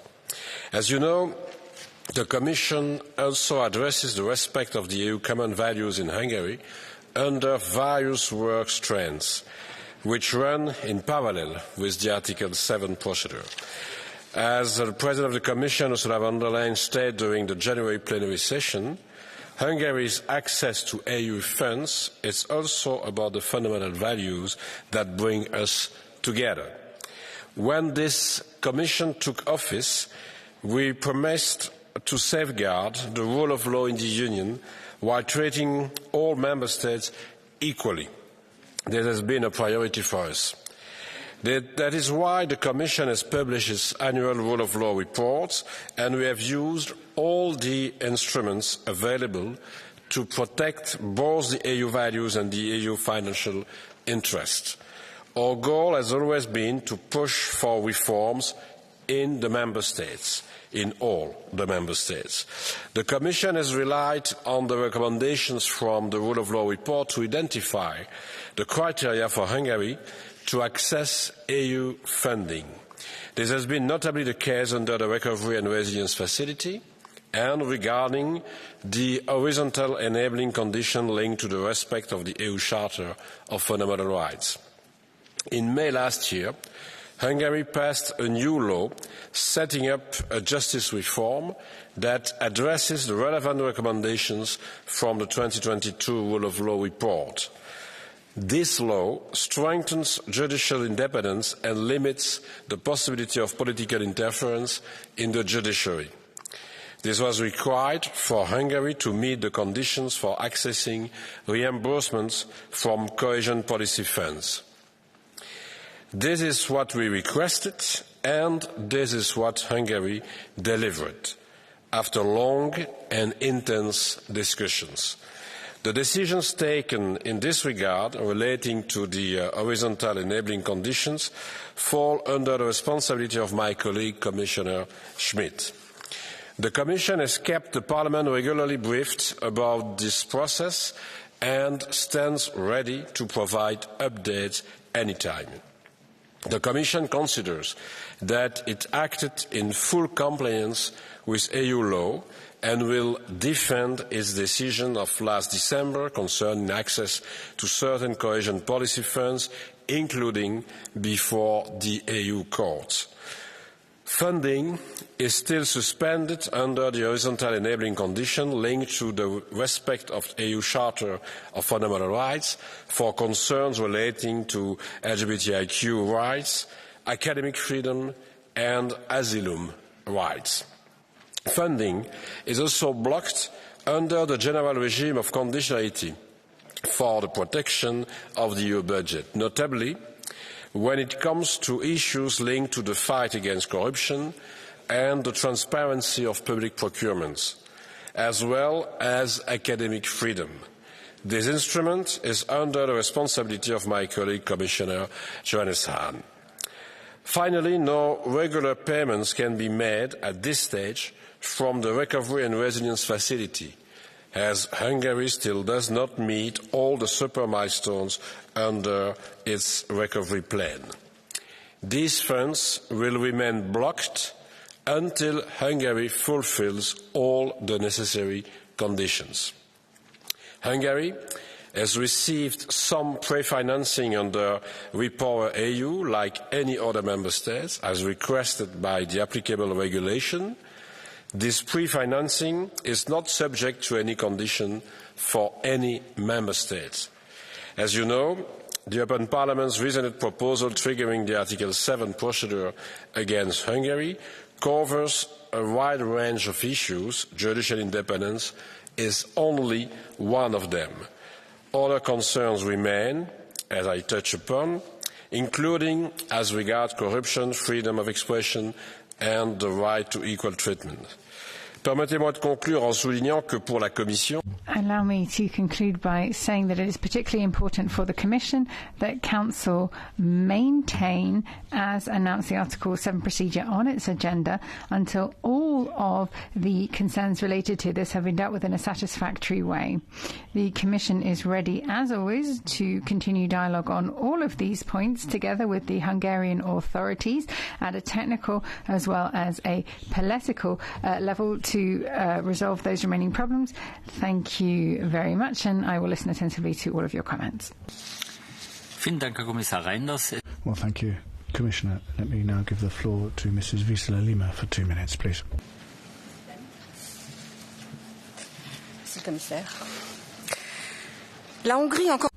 Hungary once again in the plenary in the Parliament. Yes, that is true. Unfortunately, it's another problem. The Hungarian government is not addressing the violations of the rule of law. The measures are not being effectively implemented and not achieving the desired outcomes. So that's as a result of the authority, the body set up to satisfy the Commission's demands in this area. The authority which has been set up cannot actually conduct its anti-corruption mission. So we need to be careful with the burdens we are applying to Hungary in relation to rule of law. It's not just a question of asking for measures or asking for things to be done. It's looking at the actual outcomes of what's being done. With also the existing rules of law problems. There's also the independence of the judiciary, and now there's a body that wants to protect sovereignty in Hungary, which is trying to smother opposition to the government. So this is a European law which is being circumvented, being used in a Russian manner, and rather than protecting European citizens, it's just another tool for intimidation to stop civil society and opposition politicians to express their opinions.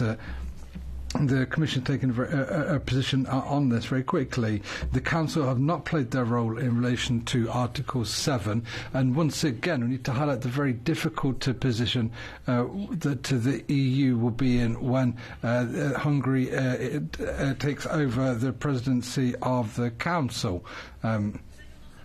In this Parliament we asked the Council to take its responsibility and to postpone the Hungarian presidency of the Council. So now the other 26 members need to be particularly vigilant.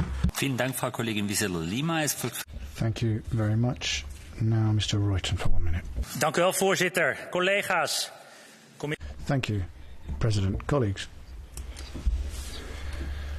Representatives of the Council and Commission. Well, Europe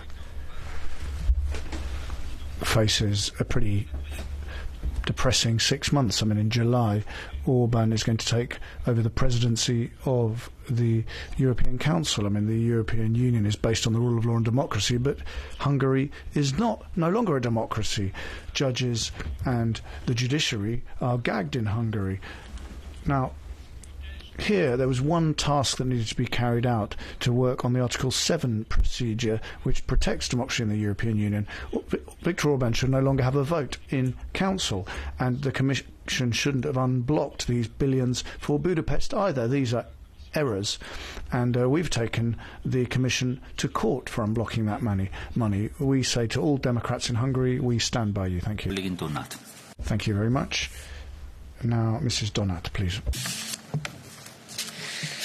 Tisztelt képviselőtársaim, a Magyarország ellen zajló jogállamisági eljárások... Members of Parliament, the procedure against Hungary and the Hungarian government had a good objective to make sure that European money went where it was supposed to go to. Now, Hungary has made some progress in this procedure. There has been some action taken against those who are stealing the money. Unfortunately, the Hungarian public prosecutor is under political influence, and so European money is not safe in Hungary. I ask you to support our proposal and to pass this on to the EPPO. Thank you. Frau Kollegin Donat, es folgt für eine Minute Frau Kollegin. Thank you, Mrs. Donat. Now, Mrs. Dobbs-Corfield for 1 minute. Government has taken a new step on the path towards a Putin-style future. Yet another Russian-inspired law has been promulgated, this time under the guise of protecting national sovereignty. Anything that could be considered as likely to violate or jeopardize the sovereignty of Hungary is now considered to be a crime and can be punished under criminal law. Of course, the notion of sovereignty is immensely broad and vague, potentially making almost everyone a suspect in Hungary. It means that criticizing the government in Hungary will now be dangerous, as it will officially make you in legal terms a traitor. Once again, civil society, activists, journalists and political opponents are under threat. And the president of the so-called Sovereignty Protection Office has already officially spoken of broadening the scope of this law as well as the targets. What is the real state of democracy in Hungary? How can the next European national and local elections be held safely in Hungary under these conditions? Vielen Dank, Frau Kollegin Delbos-Corfield. Thank you. Mr. Wilimski now for 1 minute. Danke sehr, meine sehr geehrten Damen und Herren. Man hat schon den Eindruck, dass Thank you very much, ladies and gentlemen. This seems to be really absurd reality that we are facing here. You have a majority of the Hungarian people who have voted, and just because it isn't a leftist majority, Viktor Orban is being targeted. He is someone who is speaking for freedom. He is not a warmonger like some people here in this house. We have a majority here who are arguing against Hungary, and they simply don't find these different views acceptable. There have been attacks against Hungary with saying that there is corruption. At the same time, we have the Commission President here who is being investigated for billions of euros by the EPPO. So how hypocritical and ridiculous can you be? I can only say you should treat Hungary with respect, and I hope there'll be more friends of Hungary here after the next election. Thank you. Vielen Dank, Herr Kollege Wilimski. Thank you, Mr. Wilimski. Now Mr. Willemsen for 1.5 minutes. Lige nu krænkes grundlæggende menneskerettigheder i Ungarn. Well, fundamental rights are being violated in Hungary. They're not being respected. Our common values are under threat. We're seeing a worsening of the situation in Hungary. There are attacks being carried out on the opposition and civil society. In spite of that, Orban, Hungary, are receiving billions of European taxpayers' money. That's our money that's being passed on. Hungary is one of the main beneficiaries of all these funds. And that is clearly not in line with how our money should be used. The people in Hungary are being defrauded out of these funds apart from anything else. The European Commission approved the award of the frozen funds not for the benefit of Hungarian citizens, but as a result of Orban's blackmail, and that is unacceptable. The Commission has not fulfilled its responsibilities here. We need to take away the possibility for Orban to blackmail the European Union. He should no longer have the right to vote in Council until the democratic values and fundamental values of the European Union are respected in Hungary. Thank you very much. Mr. Deutsch now, please. Ez a mai ciklusvégi baloldali politikai autódafé lehetőséget teremt, hogy egyszer és...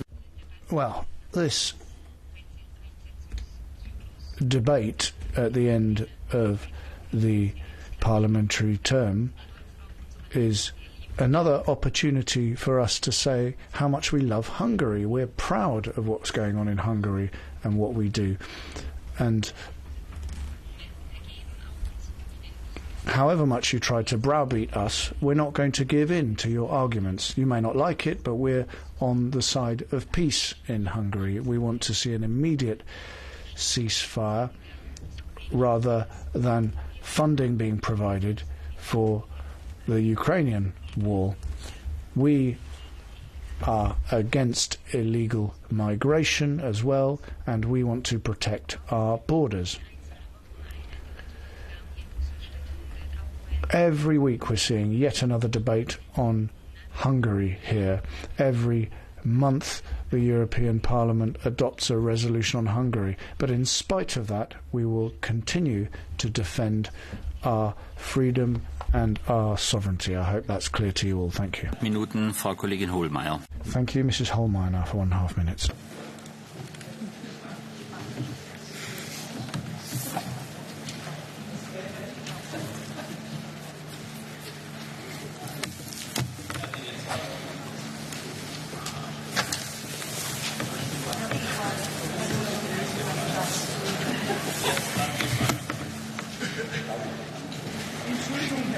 Präsident, ich dachte, da kommt noch einer dazwischen. Ich entschuldige mich, ich dachte, da kommt noch einer. Apologies, I thought there was another speaker before me. Once again, we are having a debate here about Hungary and the issue of the rule of law. I have followed a lot of these debates, but I think what really astonishes me, and I think Commissioner Renders will be equally astonished, is the brazenness of wanting to have as much money as possible from the EU and at the same time putting in place these autocratic and oligarchical structures. I have to say I would very much support the European Commission. You really do need to follow up these shortfalls that exist here. There are 11 billion that were given out of cohesion. And we have real issues with the independence of the judiciary. These problems persist.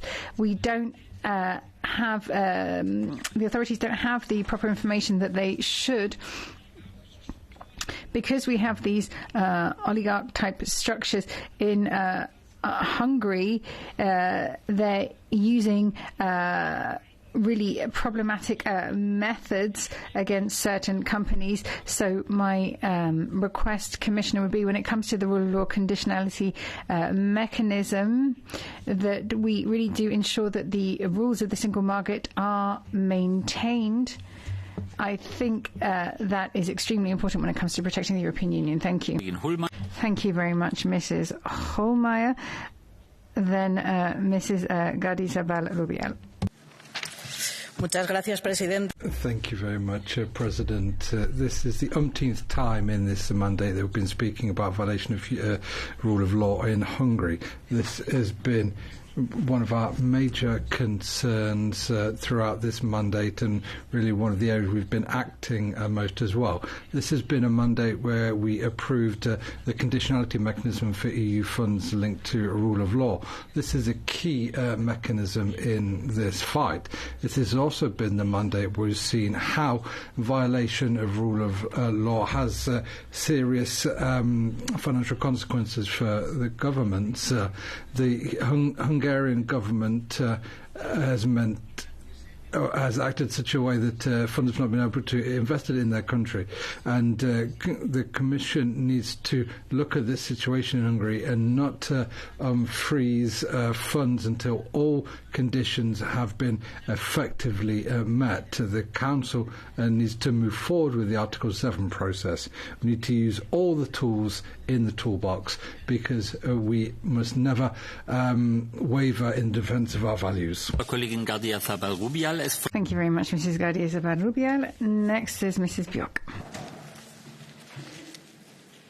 I find it completely mad and even auto-destructive that the Council accepting the Fidesz government to hold the EU presidency.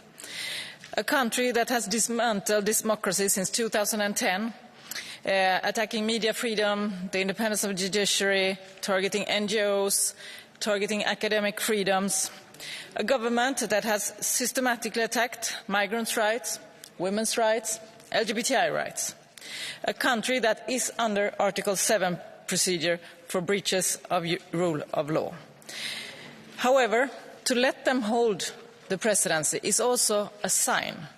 It is a sign giving in to the nationalist right. It is to give them legitimacy in their project, in their anti-democratic and very dangerous project. But I must also say, it's never too late. Commission, don't ever give more disbursement to an autocratic regime as Hungary. Don't do that. And the Council, you still have time to stop the presidency of Viktor Orban. Why are you not acting? We still have a few months to go. It is never too late for democracy and fundamental rights. Vielen Dank, Frau Kollegin Björk. Thank you very much, Mrs. Björk. We have a Catch the Eye, and it's Mr. Lopez Aguilar. Herr Präsident. Efectivamente, This is the umpteenth debate, a classic for every plenary session, a debate about Hungary syndrome, a syndrome of not fulfilling a rule of law requirements and, in fact, undermining rule of law. Now, people defend Viktor Orban, and it's not because people misunderstand things, but because people want to allow Hungary to not meet their requirements. So we need to use all the tools available to us, including the conditionality mechanism and access to cohesion funds. There's also repression of the media, a repression of public opinion. There's also personal persecution of opposition figures and also of specific journalists.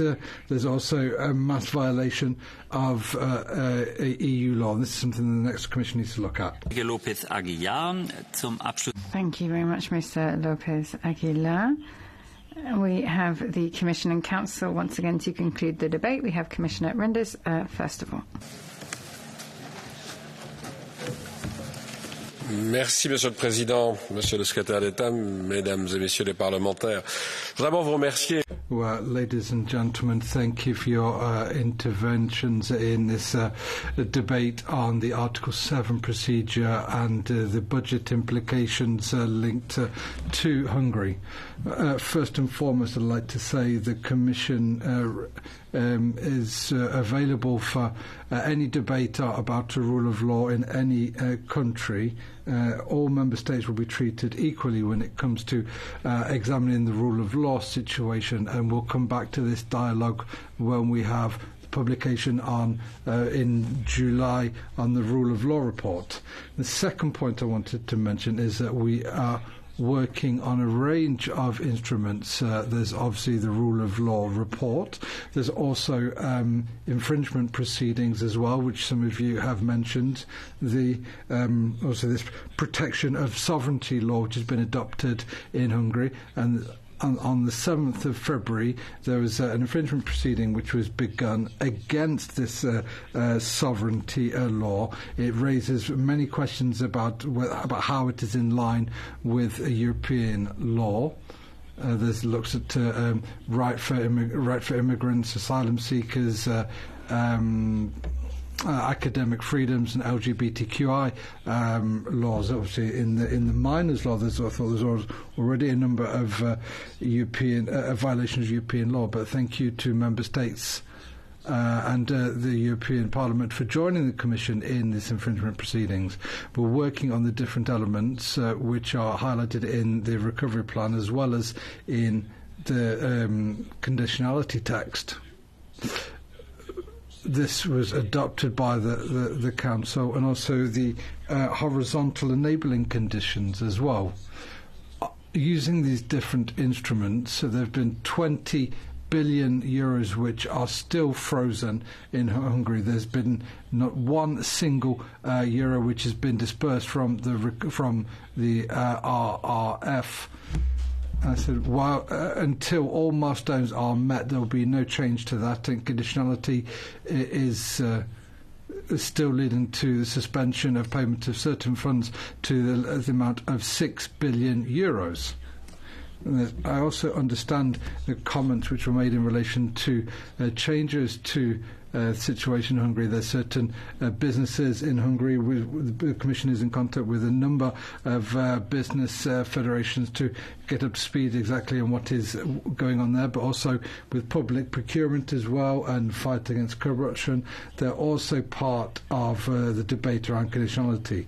I'd like to close by add another point. The Open Public Prosecutor Office, and we have some good news because it's possible now for Poland to take part in the process.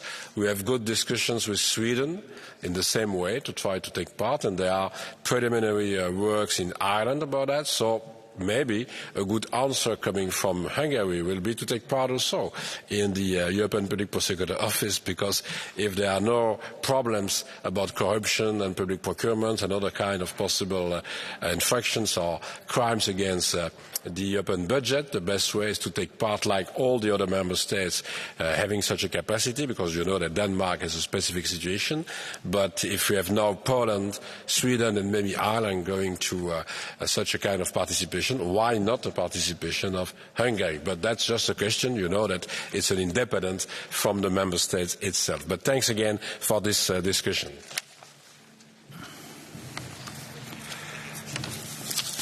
Vielen Dank, Herr Kommissar Reinders. Thank you very much, Commissioner Reinders. And on behalf of the Council, we have the Secretary of State, Mr. Michel. Monsieur le Vice-Président, Vice President, Commissioner, members of Parliament, thank you for your comments throughout this debate, which are key for all of us. As I've said, respect for the rule of law is absolutely vital for the functioning of our union, but is a prerequisite for the implementation of the European budget and also for good financial management. The rule of law has always been a priority for us. The Belgian presidency of the Council is aware of the legal framework of the Council's actions, and we understand the importance of Article 7. We will play our role in the Article 7 procedure, and I can assure you that we will continue with these discussions whilst maintaining an open and constructive dialogue with Hungary. As I said in my introduction, we think there will be a new hearing in the General Affairs Council on the 25th of June. Now, with the current geopolitical landscape, we need to ensure we're managing funds correctly, and this will be vital for the Council both today and in the future. Thank you. Vielen Dank, Herr Staatssekretär Michel. Thank you very much to Mr. Michel. That closes the debate. The vote will not take place tomorrow, but at the next session in Strasbourg. The next point on the agenda is the joint debate. We have 55 different discharge reports for 2022. I won't go through all of them. You will find them on the Parliament's website. So we have 6 rapporteurs to kick things off. They will have 4 minutes of speaking time. And we have Mrs. García Munoz to start for 5 minutes. Gracias, Presidente. Thank you, President. Commissioner, we are discussing the discharge for 2022, and that was a year in which we faced successive crises that had significant socio-economic impact right across all the member states. It was a difficult year. We were managing the COVID-19 pandemic, which was an unprecedented economic and social crisis and a health crisis, and then we also had the Russian war in Ukraine break out. And that's had massive consequences, not only in Ukraine, which is still receiving our support, but right across the European Union. Increases in prices, increase in the price of fuel, increases in the price of food, and also effects on the capital markets. Now, we believe that the European budget is the best tool we have to implement our priorities and to protect European citizens from crises, both internal and external ones. We need to do that by spending our money in an appropriate manner, and we need to avoid any errors or fraudulent behaviour which deviates money from its official purpose. So we need to look at the work done by the European and national public administrations, and we also need to try and look to see whether there are any systemic problems so that we can look for solutions rather than just complaining about the error rate. I mean, it's just a figure at the end of the day. Now, on the measures on the measures in the report, we say that we need to have transparency and good financial management as constants in the spending of money, but we also believe that the budget should be used as a tool to strengthen European values such as the rule of law and equality. Now, some of my recommendations to achieve these goals include the need for more flexibility and simplification without undermining controls, and also approving sectoral rules in time, and also the assessment of expenditure programmes in order to learn lessons for the future. I constantly repeat that it's essential for us to move forward with digitalisation in order to improve the management of European funds and to more effectively fight fraud and corruption. We welcome the favourable opinion issued by the Court of Auditors on the reliability of the 2022 accounts and also on the legality and regularity of revenue, which means that they're exempt from material error, and it means that the management systems are effective in general. But we are concerned that the error rate calculated by the Court of Auditors has gone up to 4.2%, although this isn't a measure of possible fraud or embezzlement. What we do need to do is implement all appropriate measures to recover any undue payments that have been made. Fraud also depends on the effectiveness of national procedures. Now, when it comes to the MFF, the report looks at whether the European budget has been used in an effective manner and once again makes recommendations for the future. We want to see European talent, particularly young people and women, involved in European programmes, and we also want to see a reduction in the administrative burden so researchers can actually research. In addition, we want to ensure that digital tools can be used as much as possible to reduce the digital burden on farmers, particularly small farmers. When it comes to international matters, we need to boost the current mechanisms we have to protect European influence in conflict zones, and we need to ensure that our tools comply with their goals. When it comes to Palestine, there has been a major review carried out, and there's been no evidence that money has gone to any terrorist organisations. Saying that it has without evidence is simply disinformation. Calling for funding to be removed from UN Relief and Works Agency is simply inappropriate. We need to ensure that this war concludes for once and for all. We also have policies that have helped member states during times of crisis, and I think making those more flexible during the crises that we had in 2022 was a good thing. Now, let me conclude by talking about the Recovery and Resilience Facility. Now, that was a new instrument created in 2022. It was created under a lot of pressure, and perhaps it's not perfect. But with time, we've managed to improve its functioning. We've developed methodologies for partial payments, and we've also adapted national control systems. The speaker is interrupted. Für 4 Minuten, Herr Kollege Novakov. Next for 4 minutes is Mr. Novakov. Vielen Dank, Herr Präsident, Commissioner, dear colleagues. As we gather here today to address the discharge procedure of 2022, I'm compelled to reflect upon the extraordinary challenges that we as Union faced during that time. I still remember vividly the issues that we have to tackle, the consequences of COVID, the beginning of the war, everything happened back then. And I kept my promise with a well-structured report which focused only on the work of the Parliament, having in mind what happened during that year. In the face of such challenges, it was imperative that we as the European Parliament demonstrated leadership and consistency. We had to navigate through the crisis while upholding the values and principles upon which our Union was founded. Despite what was happening in Europe, we had also our own problems here in the House to solve. I'm proud to say that our leadership rose to the occasion, taking decisive steps to maintain trust in the European decision-making process. We strengthen the transparency, ethics and rightful conduct within our institution.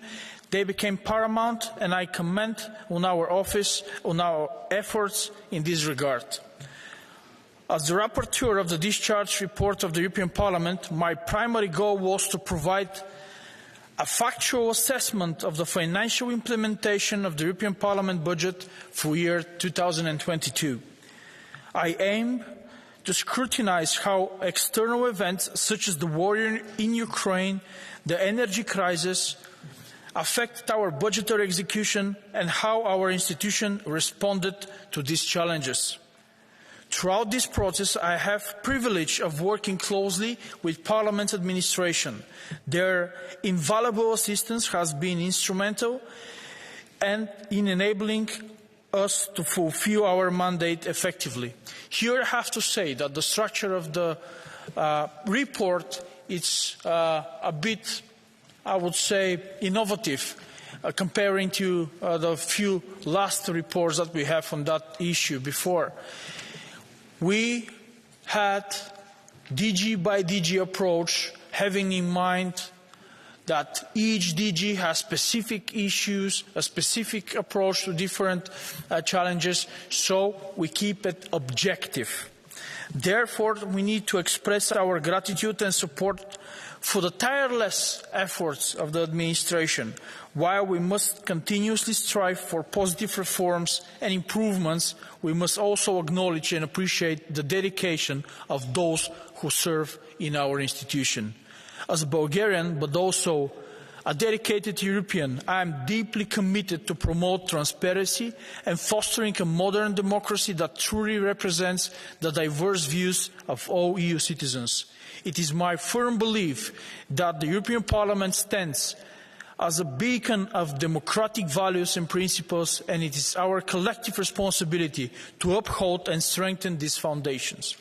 I am pleased to say that those values have been defended throughout the pages of my report, and I am certain that we would have a valuable final result tomorrow during the votes. Thank you so much. Vielen Dank, Herr Kollege Novakov. Es folgt für 4 Minuten. Thank you very much, Mr. Novakov. For 4 minutes now, Mr. Flanagan. Thank you. Good to see such a big crowd. With regard to the European Economic and Social Committee, the Committee of the Regions, the Court of Auditors, the Court of Justice, European Ombudsman, European Data Protection Agency and the EPPO. As rapporteur, I will be supporting the discharge of all these institutions. I would, however, in particular like to see more cooperation between the Committee of the Regions and the EESC. There is more that can be done. One medical service for starters. And I have to say I enjoyed engaging with all these groups and getting to understand them more, and I'd like to be able to talk about them more. But I won't have the time. With regards to the Council, well, I meant to say thanks to everyone for cooperating. With regards to the Council, thanks for nothing. Nothing for 20 years. You're doing a damn good job at aiding and abetting Eurosceptics in saying that this project is a joke. I don't think it is, but you're making it a bit of a joke. I would, however, like to focus on the European External Action Service and the genocide that's taking place in Gaza. As you may know, I decided to withdraw my name from the file because I cannot be associated to dangerous and unsubstantiated attacks to the backbone of the humanitarian response in Gaza and to an irreplaceable actor in the region. I'm obviously talking about UNRWA. First, there is no proof that EU taxpayers' money has been used by Hamas. Following the 7th of October attacks, and by the way, history didn't start on October the 7th, the Commission carried out a review of the EU's financial assistance to Palestine, and its conclusion is clean and positive. And I'll quote them. Through the review, the Commission has preliminarily screened a large portfolio of over 100 open projects benefiting Palestine, conducting a feasibility and risk assessment analysis. This analysis has not identified breaches of contractual obligations. Furthermore, concerning the involvement of the 12 staff members out of 13,000 employees by UNRWA in Gaza, not only have the agency terminated their contracts immediately, but the UN has also opened an investigation without delay and appointed an independent review group. Suspending funds to UNRWA would mean leaving 2.2 million people in Gaza without help. Despite Despite unprecedented challenges, including access impediments and the lack of security for humanitarian workers — by the way, there's 177 UNRWA colleagues dead at this stage — the agency staff continues to assist civilians affected by the hostilities. Over 1 million people are sheltering in the agency's facilities across the Strip, receiving vital assistance. This Parliament has already rejected on several occasions the request for suspension. Please let's make sure we continue that policy. Redirecting funds from UNRWA to other partners is equal to opening the doors to chaos in the region, ignoring all the basic needs of Palestinian refugees. No other agency is mandated and has the ability to provide government-like services, including education and primary health care. It is about security. It's about human decency and respect for the lives of millions of people who have been subjected to years of oppression. Additionally, let me state a simple fact. This agency does not have control over EU funding in Palestine. I'll finish by talking about the amendment for the chairperson to the committee. The amendment which I'm ashamed to say passed. The amendment meant I couldn't possibly support the report. This particular part of the amendment sticks in my throat. Ask the EEAS to use other trusted partners in Gaza. Sorry, Frau Hohlmeier, but the EEAS are trusted partners. I'll finish by saying this. Casting doubt on this agency has emboldened the IDF to target all relief agencies, including those working for the World Central Kitchen that the IDF murdered in cold blood. When you greenlight the targeting of aid workers, you leave them all open to attack. Be careful with your words. We need them words removed from that report. I certainly won't vote for it otherwise. Vielen Dank, Herr Kollege Flanagan. Es spricht nun. Thank you very much, Mr. Flanagan. Next is Mrs. Hohlmeier, who will also speak on behalf of Mr. Coelho. Lieber Herr Präsident, diesmal bin ich lieber. Now, I'm actually up a bit early this time, so Commission, European Court of Auditors, Jan Gregor, I am very pleased to have the presidency here as well. The budget discharge from 2022 has set us up against a number of challenges. What was particularly important in this time was the cohesion funds ending from the last MFF, and then we had the start of the cohesion from the new MFF, and then the Recovery and Resilience Fund from COVID as well. So the increase in the error rate to 6%. I mean, we can go into detail here, but I think the ECA has really got to the heart of it. There was issues of misuse of funds and fraud. I think Hungary was particularly mentioned in that context. Also, Italy, there were new mechanisms put in place to detect fraud in the case of the RRF. Nevertheless, we have to try and deal with this type of systemic fraud and errors. We need to try to tackle this. I don't necessarily think the M+3 has led to an increase in the quality of the projects. I think we've perhaps had an underabsorption in terms of our funds. I know this didn't work last time, but I still would call for an M+2 rule.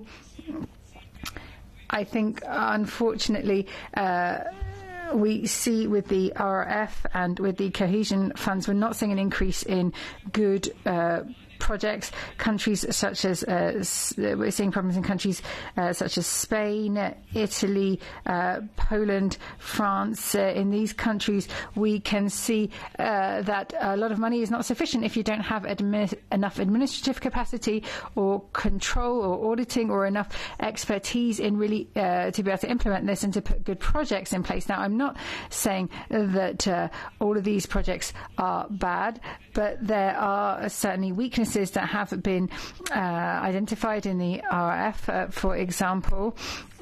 if we look at the number of projects that have been flagged, there's more than if we look at projects under the Cohesion Fund. We had the European Public Prosecutor with us, who talked about around 300 active cases, and I think that's really just the tip of the iceberg. We haven't really, I think, got down to where the bulk of the money has been spent yet. So for us as the Budgetary Control Committee, it's very important, together with the European Court of Auditors, to ensure that the end recipient isn't a ministry in Slovakia. We want to make sure that this money is going to be spent properly, not just given out under very general headlines such as budget headings such as biodiversity or climate change. I would like to thank the Commission when it comes to interoperability. I think we have made progress here. I think it's not just the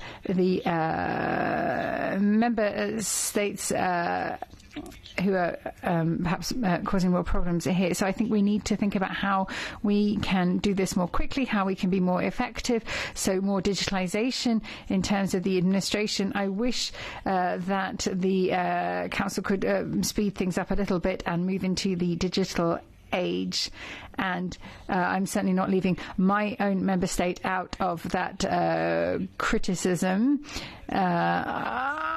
I'm not sure the subsidiarity federal principle helps us to resolve things, particularly there. I would like to go on to what Mr. Flanagan said with regards to UNRWA.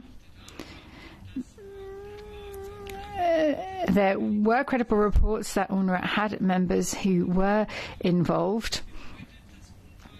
So there are clear problems with UNRWA. Now, that doesn't mean that we shouldn't be working with the Palestinian people. It doesn't mean that we have forgotten them or we don't have empathy for their situation. There are far too many people who have died. But if you are completely on one side and see it as black and white, this doesn't really help us to make any progress here. I think there has been a lot of suffering here, and I would wish that there had been more said about this. We've heard about the violence against Ukrainian and Belarusian women and what they have suffered in terms of sexual violence in the situation of a war, and that was the same thing done by Hamas to Israeli women as well. So I think that we should be clear about as well. So I think we need to look at these different organisations and to see who is really helping the people and not supporting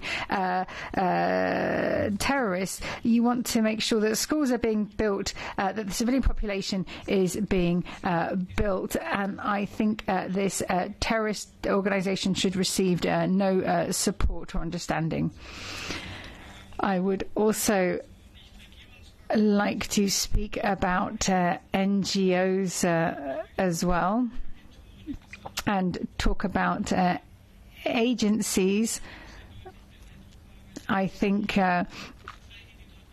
when we look at the agreement that has been agreed, I don't think that is in line with the statute. I don't think it is acceptable when we're talking about taxpayers' money that's used to influence legislation, supporting local protest groups, for example, protesting against coal-fired power stations, for example. I think it's important to have a very lively discussion when it comes to civil society, but I don't really think that's what we're seeing there.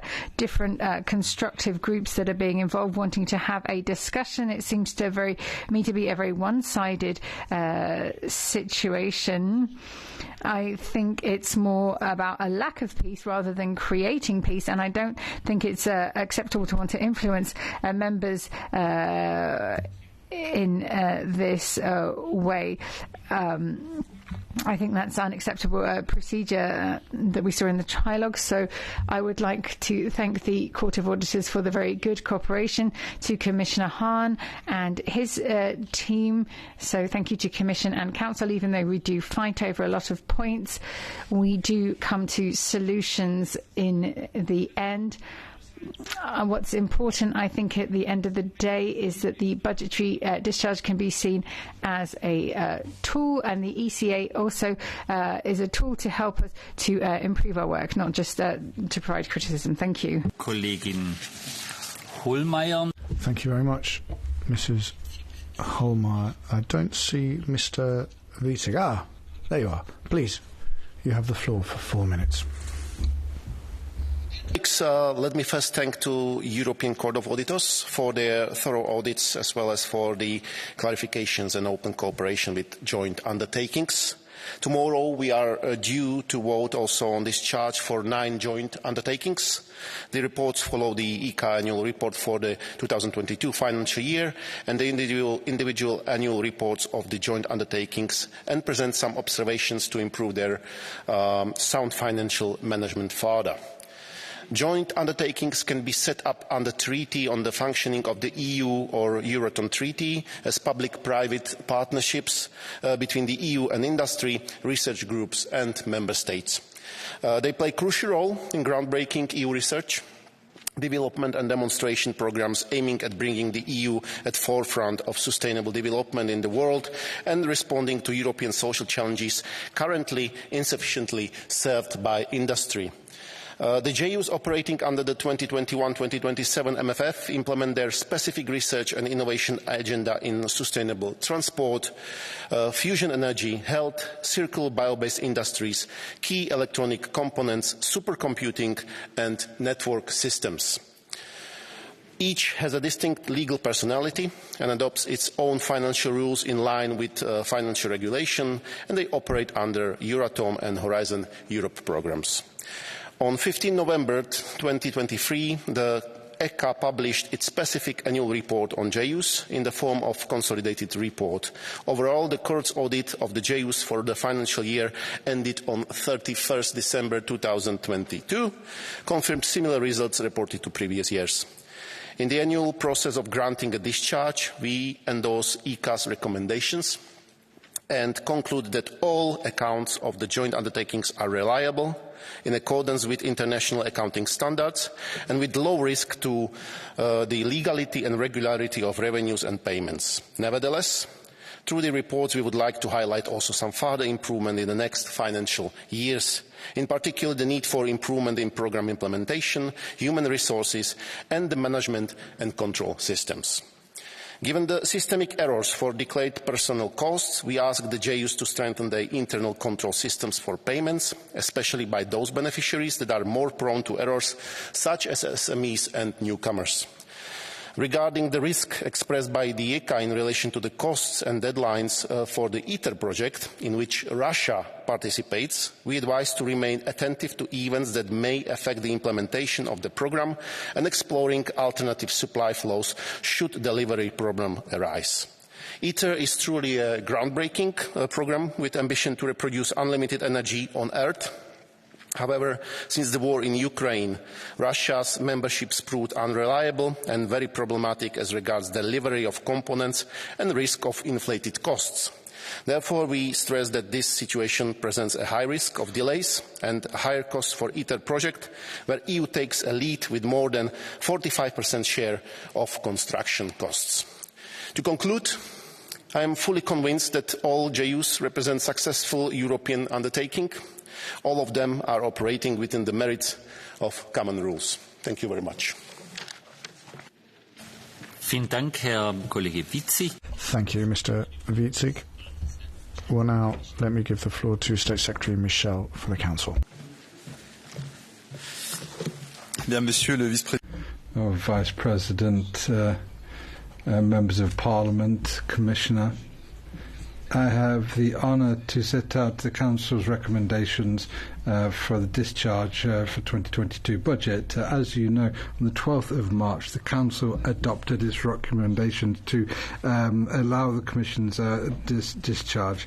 This has not been an easy decision.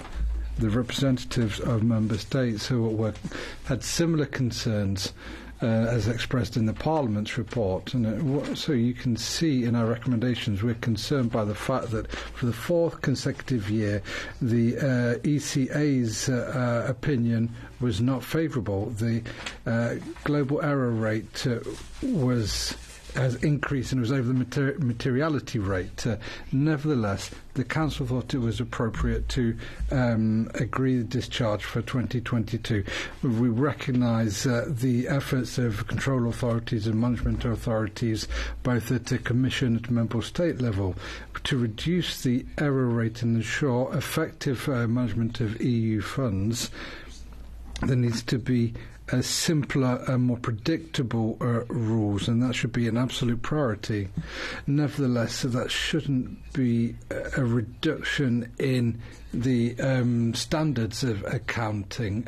We also see that the ECA has started looking at budgetary performance and also looking to the RRF expenditure, and these have their own separate chapter. We would like to see the assessment of the performance of the budget of the EU should be a priority, because it really shows the value the EU brings for its citizens. For RRF, for its specific chapter in the ECA's report, that's something that we have gone through in great detail in the Council, and the recommendations take into account the new nature of the approach, but also for lessons which can be learned for the future. Now, we would like to thank you for your very in-depth work on the discharge. I'd like to thank the Commission, the Court of Auditors, and also everyone who's been involved in the management and implementation of EU funds. As part of the 2022 discharge procedure, the EU institutions have shared aims. We want to have visible impacts and have good management of funds. That's something which falls to all of us to provide for our citizens. Vielen Dank, Herr Staatssekretär Michel. Thank you. Commissioner Hahn now for the Commission, please. Dear Chair, dear President Murphy, dear State Secretary, dear Discharge Rapporteurs and honourable members, I would like to thank, on behalf of the Commission, the European Parliament for the highly valuable and constructive exchange throughout this discharge procedure. I would like to thank in particular the Committee on Budgetary Control and the Discharge Rapporteur, Madame Munoz, for preparing the discharge report. Thank you very much. As this is the last discharge of this legislature, I would like to focus today on what have been our main common challenges and achievements. The Union faced a number of unprecedented crises over the past years: COVID-19 pandemic, Russia's war of aggression against Ukraine and its far-reaching consequences, the surge in energy and food prices, a new macroeconomic environment with a sharp rise in interest rates and inflation, as well as a wide array of humanitarian crises and environmental disasters. The Union budget played a crucial role in enabling the European Union to respond effectively to those challenges. So I am grateful to this House for having provided continuous support to all the different measures we propose to mitigate the consequences of all these crises and challenges. We shifted the focus of our programming. At the same time, we set up the Next Generation EU and the Recovery and Resilience Facility to provide significant financial support to Member States, boosting investments and reforms and effectively supporting the economic recovery in the European Union. This inevitably put pressure on Member States' administrative and absorption capacities. During this period, the Commission has also further reinforced the budget's performance framework. In 2021, the Commission adopted its communication on the performance framework for 21 till 27. This framework comprises all the tools and procedures necessary to set objectives and measures and monitor progress towards them. Above all, it allows us to communicate effectively with stakeholders and citizens and on how the budget adds value to the lives of European citizens.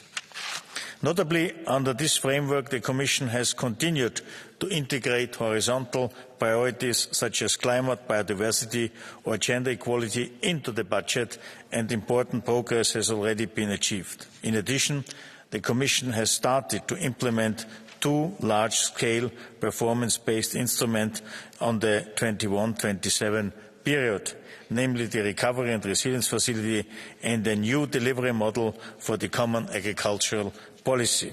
Finally, over the last years, we have also strengthened the protection of the Union budget in several ways. I would like to thank you for the Parliament's support and cooperation to reach an agreement on last year's revision of the financial regulation. The final text contains significant improvements to better protect the Union budget. One of them is the extension of the early detection and exclusion system to shared management to strengthen our capacity to exclude from funding recipients who are in breach of EU rules. Concretely, this means that 2/3 of the Union budget that were previously not covered by the system will now be covered from 2028 onwards. We will also have more transparency for the public on who gets Union funding. The improved financial transparency system means that information on beneficiaries of Union funding will, in the future, be concentrated in a single place and no longer scattered over different websites.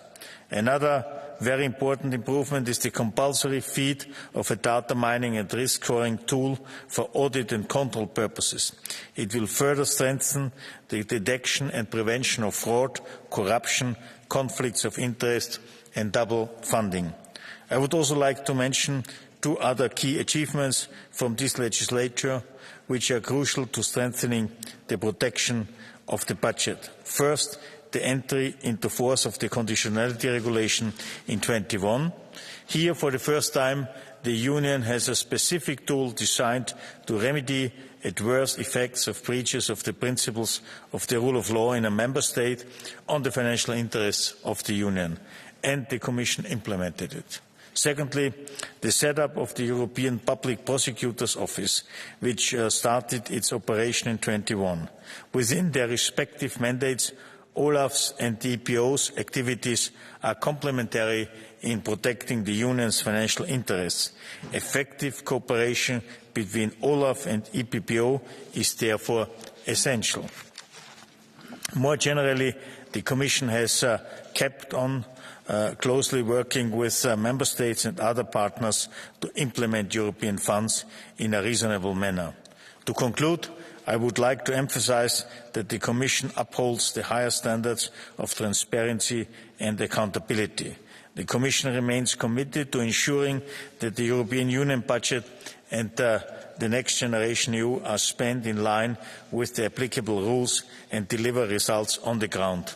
The Commission stands, of course, ready to follow up on the European Parliament's concerns. Thank you for your attention.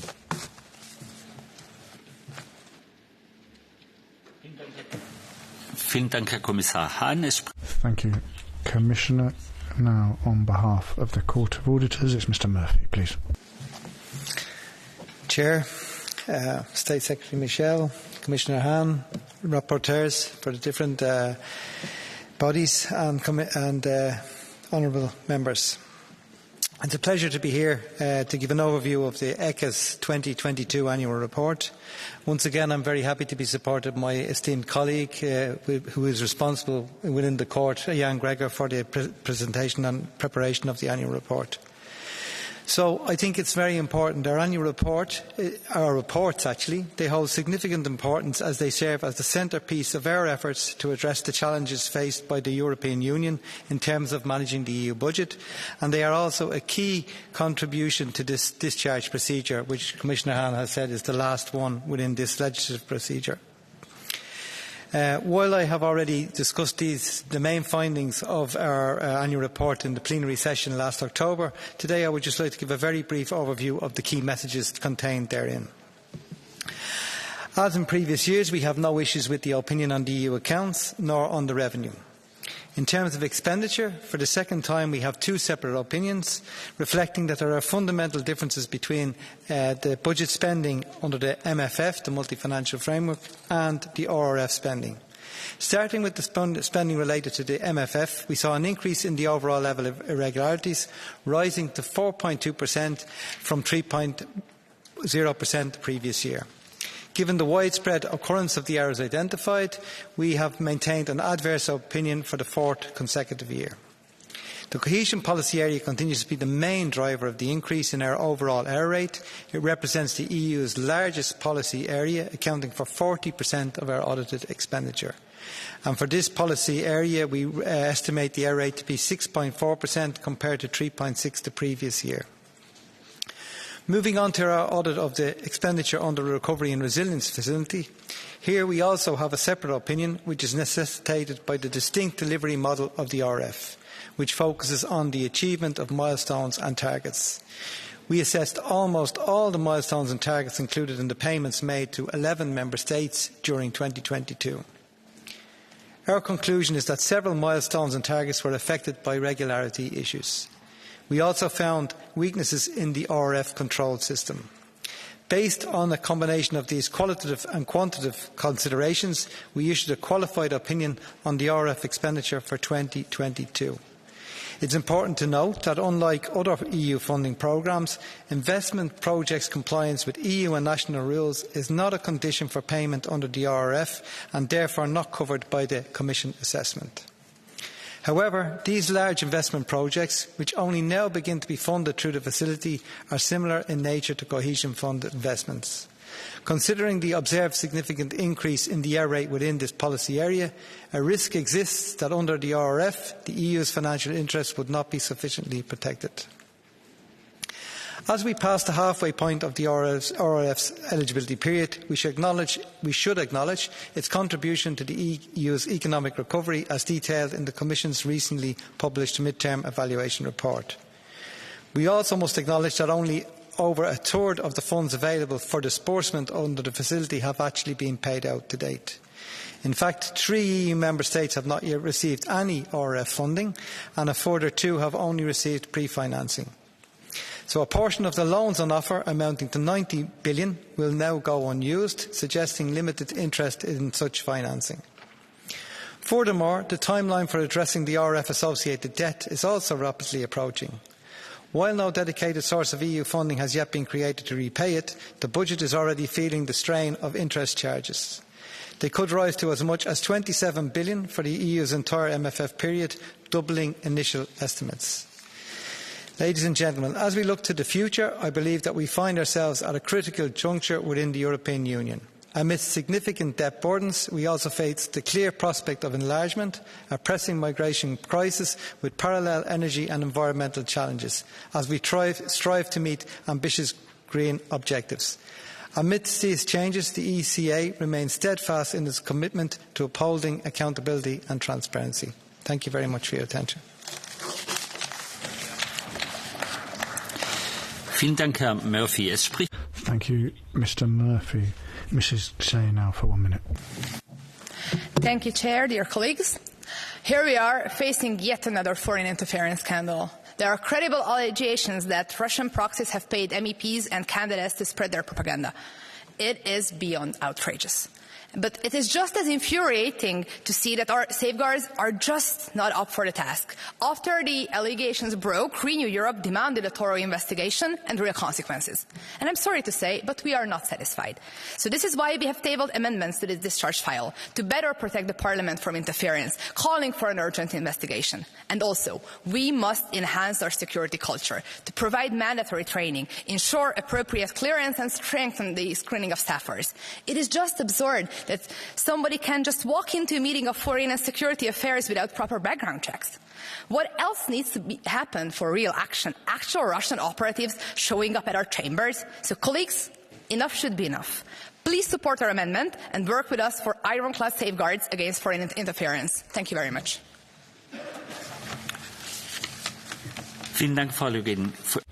Thank you very much. We now have Mr. Comín y Oliveres for 1 minute, please. Commissioner, dalla Commissione per lo Sviluppo vogliamo condividere.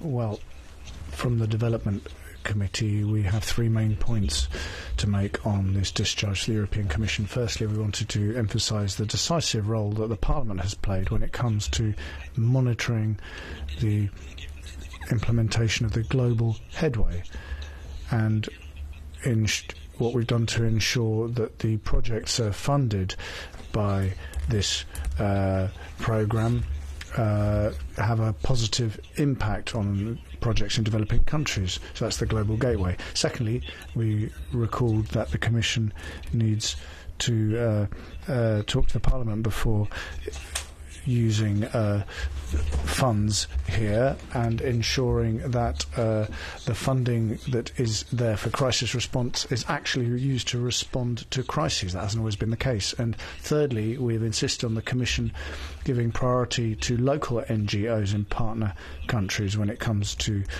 actions financed by the European Union, so making it easier for these organisations to access our funding, because local organisations and civil society organisations are absolutely necessary for those who want to implement EU development policies on the ground. So we would call on the Commission to provide these organisations with priority to ensure that local people can run development projects. Thank you.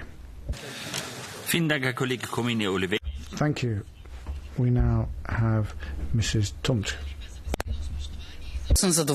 Thank you very much for the floor. I am very happy that the Court of Audit has not found any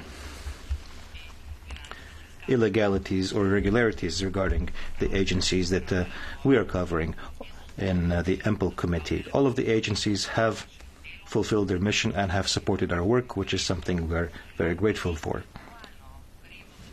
The agencies collaborate with us very well in our exchanges, where we encourage them to improve cooperation, especially as regards cost sharing for the same services. 2022 was a very specific year with a huge drop in purchasing power, but in spite of inflation, the agencies were able to control their costs. In conclusion, let me emphasize that transparency as well as awareness amongst the population about these agencies are crucial. Eurofound, CITIFOP, ETF, EU, OSHA, ELA, sincere thanks for your quality work. Thank you very much.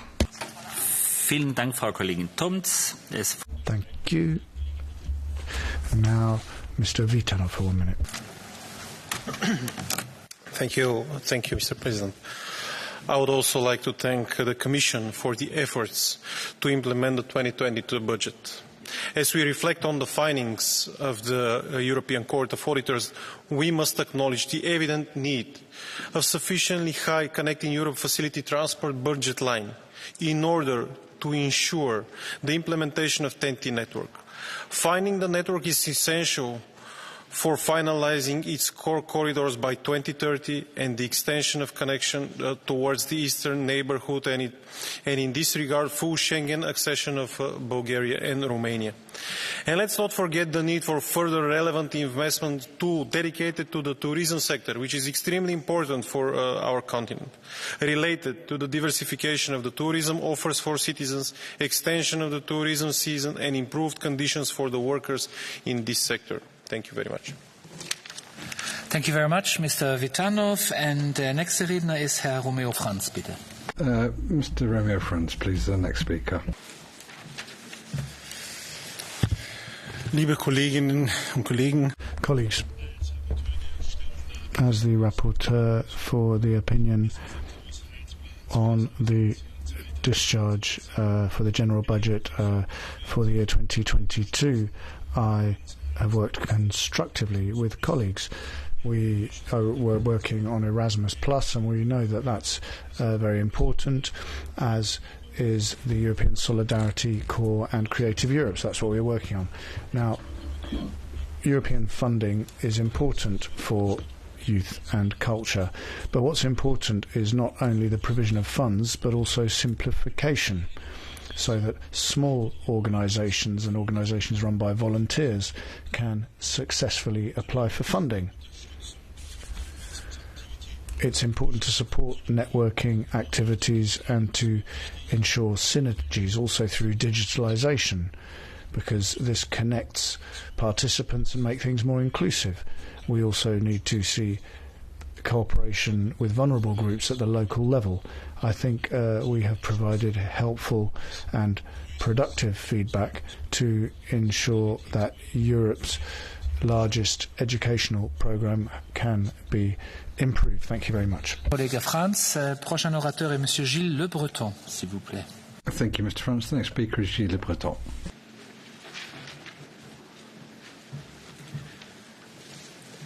Chers collègues, le rapport... Dear colleagues, the report on the budget discharge from the EPPO is concerning. We are seeing a drop when it comes to the payment credits when we compare it to 2018. So the payment delay is now 24 compared to 21 in 2021. We have seen the costs increased by 70% in 1 year. Now, part of the explanation is perhaps due to the European Public Prosecutor's Office only starting its work in 2021, but it does raise concerns that it's not being managed properly. The EPPO has not allowed the principle of the individualization of the procedure for lifting immunity. They have sent one single document with 2 requests for waiver of immunity, one with regards to Qatargate and one with a much less serious case. This is a real prejudice against the members who were then unjustly associated with Qatargate. So I would call on the European Public Prosecutor's Office to look at paragraph 69 of the report to improve its treatment when it comes to requests for waiver of immunity. Thank you. Beaucoup, Monsieur Le Breton. Thank you, Mr. Breton. The next speaker is Ms. Maria Grappini. Please go ahead. Domnule președinte, domnule comisar, onorată Curte de Conturi, trebuie să vă spun că President, Commissioner, representative of the Court of Auditors. Well, I'm a bit frustrated because I heard the Commissioner talking about transparency and he said that that was the most important thing. But we all know the situation with regards to the Court of Auditors and also Ombudsman, because we always wonder what's happened to the money, etc. But there are double standards here, I'd say. I'm rapporteur on a file that's important here, and I must say that there are some pretty bizarre amendments being tabled, because there are elements, for example, that are being introduced, so relating to the purchase of water, the purchase of coffee, so it's pretty bizarre. But I think we need to take all of this seriously. We need to look at exactly what's going on in the Parliament, Commission and Council, and also within the agencies, but we need to do it properly because we need to protect taxpayers' money at the end of the day. I would also like the Council to take a step in that direction, and colleagues from the Parliament, I'd say to you, I'd like you to be more demanding. I mean, I didn't vote in favour of discharge for the Commission last year, and I won't be doing it again this year, I don't think. Thank you.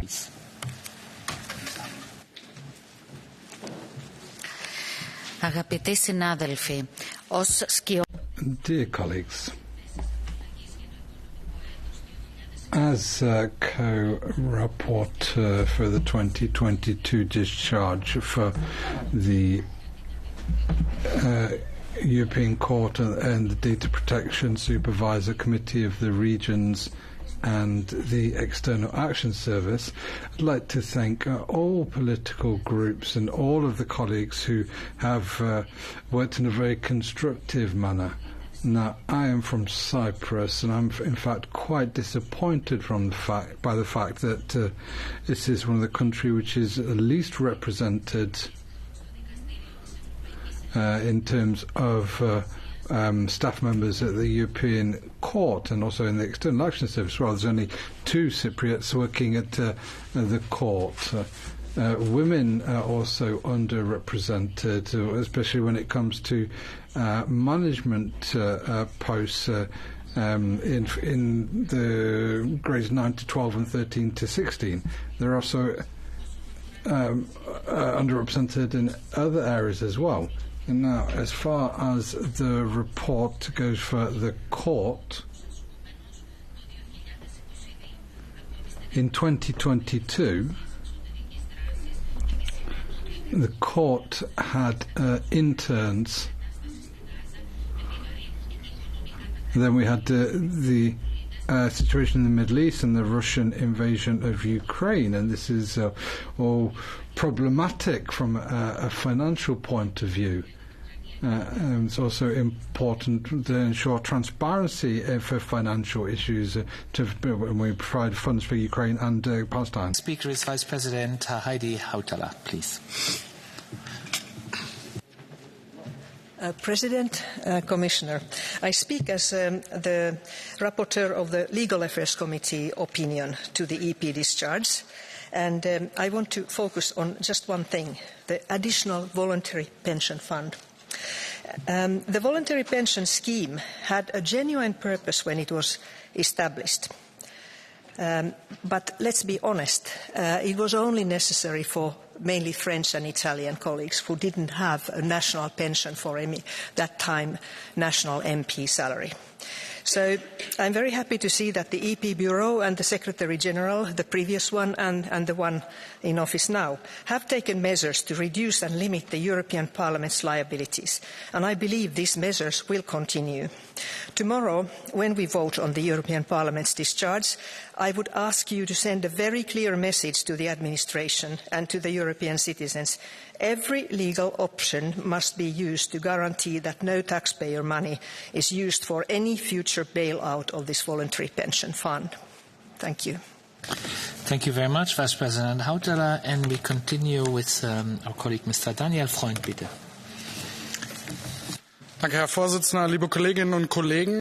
Thank you, President, colleagues.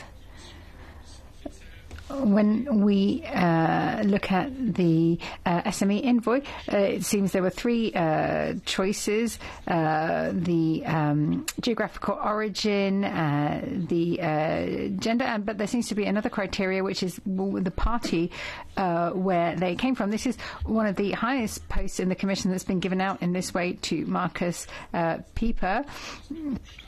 He was last on the list, and by some way, and yet he has got the list. He is coincidentally in the CDU political party with Ursula von der Leyen. So we're talking about some very intelligent people here, but now the interests of our SMEs is being managed in this way. It is very regrettable. It is a shame, and I can understand that people in the Commission find this very regrettable and frustrating. I think we should renew this procedure and actually find the best person for the job, because I don't know how else we can explain this to voters. Thank you. Next redner is Herr Richard. The next speaker is Mr. Czarnecki. Please go ahead, sir. Panie Przewodniczący, Panie Komisarzu. President, Commissioner, President of the Court of Auditors. It's no good that once again we're speaking about the discharge and the discharge of the budget, and this is a highly technical report, and we're seeing political points being raised in these technical reports, and that's not a good development. Now, here I'm speaking about all the points included about Hungary. No, we shouldn't be removing money from Hungary. On the other topics, well, the Court of Auditors has for 4 years now given a negative opinion to budget management of certain institutions. We've seen error rates increasing, seeing them above the materiality rate, and this means that we're seeing exacerbation year on year. Now we've gone up to 4.2%. There's also errors in expenditure. There's errors up to 6%. Now, on this point, we need to highlight the major failings in the European Commission, for example, in transparency for funding in a number of areas, for example, support for NGO and pandemic support. The next speaker is Ms. Bild, please. Merci, Monsieur le Président, chers collègues. Well, thank you, President. Colleagues. Well, we're going through this annual ritual of the discharge procedure. We've got 55 files that we need to vote on. But what we need to do actually is deal with the biggest problem, EU bureaucracy, which continually increases and becomes more and more of a burden. This is a really heavy burden on the shoulders of our citizens, and there are no clear benefits to it. There's this labyrinth created by the Commission and multiple agencies, and these double up with the national level. When it comes to the Commission, I'd highlight the lack of transparency and lack of responsibility in the framework of the vaccine contracts, and also its inability to deal with migration. We cannot accept a Commission that doesn't value or agree with member states' sovereignty. It just looks after its own interests. We really need to do away with this centralisation of power and excessive expenditure. It goes far beyond the original goal of cooperation and mutual respect. We need to restore mutual respect between sovereign nations. Thank you.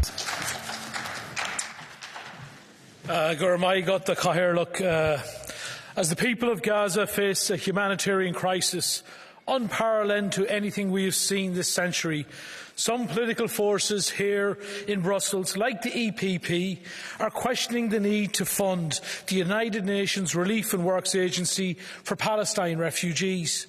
We should be increasing and championing the work of UNRWA, not attacking it. Shame on those trying to attack the Palestinian people when they are suffering so much brutality. The EU should be telling Netanyahu's regime to let the aid flow freely and quickly into Gaza, not undermining that critical assistance. Everyone also knows the dangers facing aid workers faced with Israeli impunity. Therefore, the EU-Israel Association Agreement must be suspended.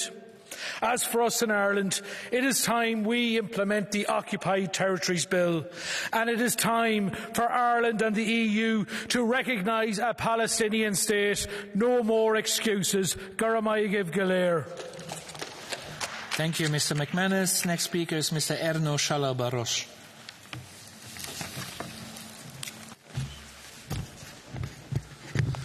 Tisztelt képviselőtársaim! Hogyan lehetséges az, hogy a Members, how is it possible that we have a situation that is so politically motivated that doesn't give an objective picture of the EU and its finances? How is it possible that this report systematically attacks Hungary? We see that the biggest corruption scandal is simply being swept under the carpet. It seems there are irregularities, according to this report, that refer to a huge scandal and that has really shaken the trust of citizens in the EU. How is it possible that the European Parliament is not dealing with this? Thank you. Köszönöm szépen, elnök úr, tisztelt képviselőtársaim! Előttem az Európai Unió Vice President, colleagues,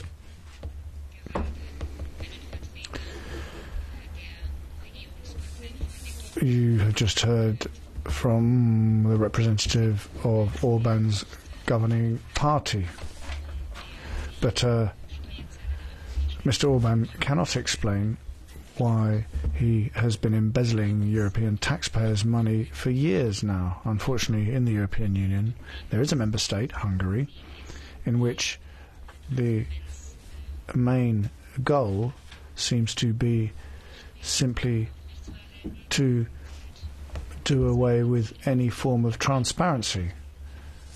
Basically, they're just trying to enrich themselves at the expense of the EU. We need to ensure that transparency and control is properly put in place for all member states. I think that would be the best thing, in particular for the people of Hungary, because their lives would improve significantly in the areas, for example, of health, education, and just in general. That should be the goal of the European Union. Thank you. A request for Mr. Schaller-Barros-Erneux. Will you take it? Yes, of course. Okay, Mr. Schaller-Erneux, please. Thank you so much. Képviselő úr, egy gyors kérdést engedjen meg nekem. Milyen érzés a saját... I have a question. What kind of feeling do you have when you speak against your own country here in this plenary? And with regards to the budget, perhaps you could say how in the last electoral campaign you took several $1 million in donations from outside of the country.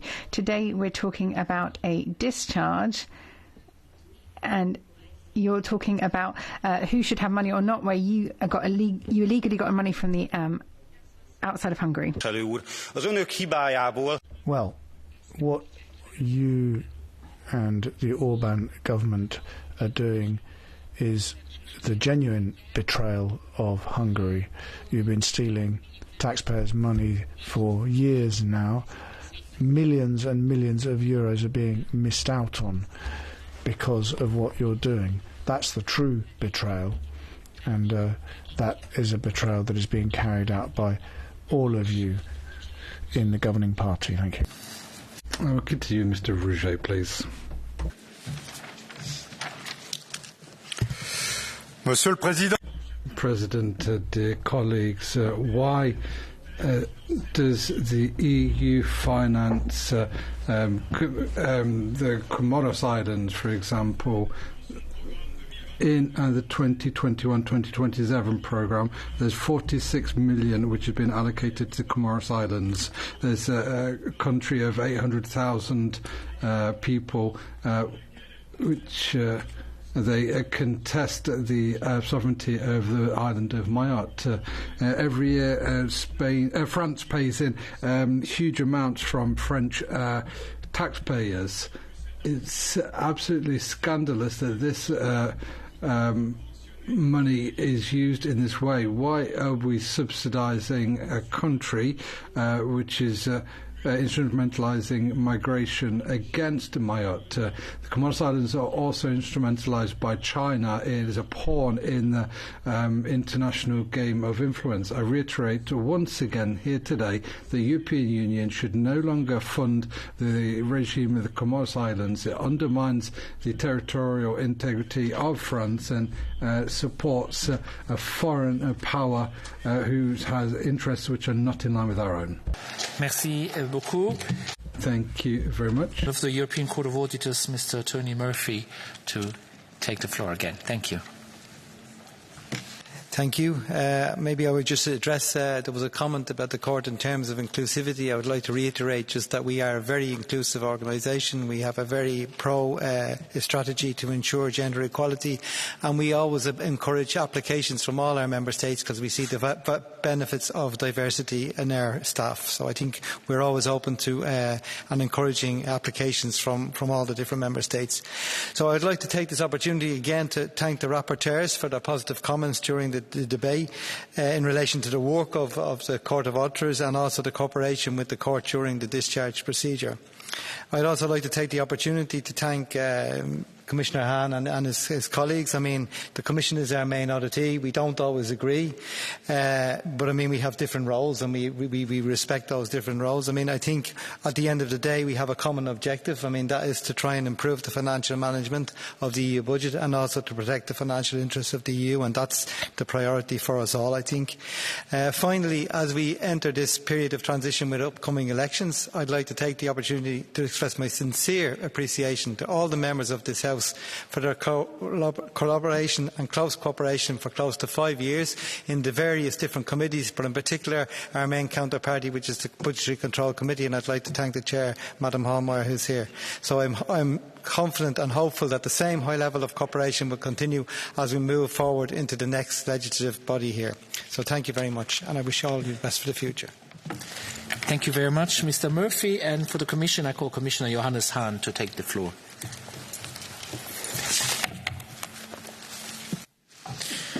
Dear celebrities, thank you for this final exchange of views before the vote on discharge on the budget implementation 2022.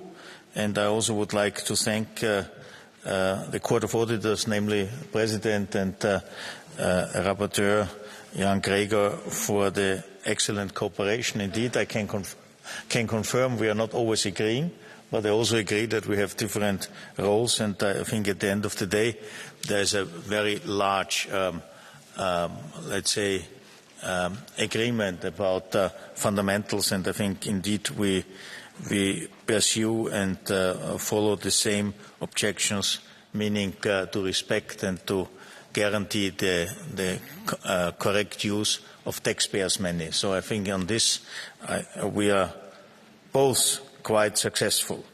And I have to say the discharge process allows us to learn from the past in order to improve for the future, not least thanks to the thorough exchanges of views organized, may I say, almost constantly by the Committee on Budgetary Control under the leadership of Monica Hohlmeier, or in the words of John Le Carré, tomorrow was created yesterday. Therefore, it's important to look into how we performed in 22 in order to learn for 24 and 25. Clear and simple rules remain the best way to guarantee the sound financial management of European Union spending. The Commission has therefore continued its efforts to simplify rules and raise awareness of beneficiaries with communication campaigns, workshops and guidance. We need, however, to do more to extend the use of simplified forms of funding. The Commission will also continue working together with its partners, especially Member States and national authorities under shared management, to address the weaknesses identified and take preventive measures such as sharing good practices, providing guidance and training to the management control and audit structures in Member States. Because for the future we need to be even more reliable on the performance and work of the respective institutions and bodies in Member States. So therefore, I have to say, whenever necessary, the Commission will not hesitate to have recourse to corrective mechanism. Concerning the Recovery and Resilience Facility, the Commission will continue to involve all relevant stakeholders for a successful implementation of the facility. We will also maintain close engagement with the European Parliament and the Council all along the implementation of the facility. I would like to reassure you of the Commission's continuous commitment to work together with the European Parliament in ensuring adequate protection of European Union financial interests and values. The Commission stands ready to follow up on the European Parliament's concerns. And finally, I have to say and to stress again that I am grateful also on behalf of my team, be it in the Cabinet or in the DG Budget General Directorate, for the cooperative, constructive and positive spirit between the institutions involved in the discharge debate. Once again, we are not always agreeing, but I think we exchange in a constructive and, may I say, even friendly way in order to find common solutions for our citizens. Thank you very much. Thank you very much, Commissioner Hahn. Et nous continuons avec Monsieur le Secrétaire. Continue the Secretary of State, Matthew Michel. Monsieur le Vice-président, Vice President, Commissioner, members of Parliament, let me conclude by thanking you for your very in-depth work on the discharge. This is a very important exercise which really shines a spotlight on how European funds are spent and managed. I'd also like to thank the Commission and the Court of Auditors and also all auditing and management authorities at the national level for the work they do in this sense. In this direction, we need to ensure that the European budget provides genuine value added for our citizens and that European money goes where it's most needed. Thank you very much. Continuons avec Madame. We continue with Isabel Garcia Munoz. Gracias.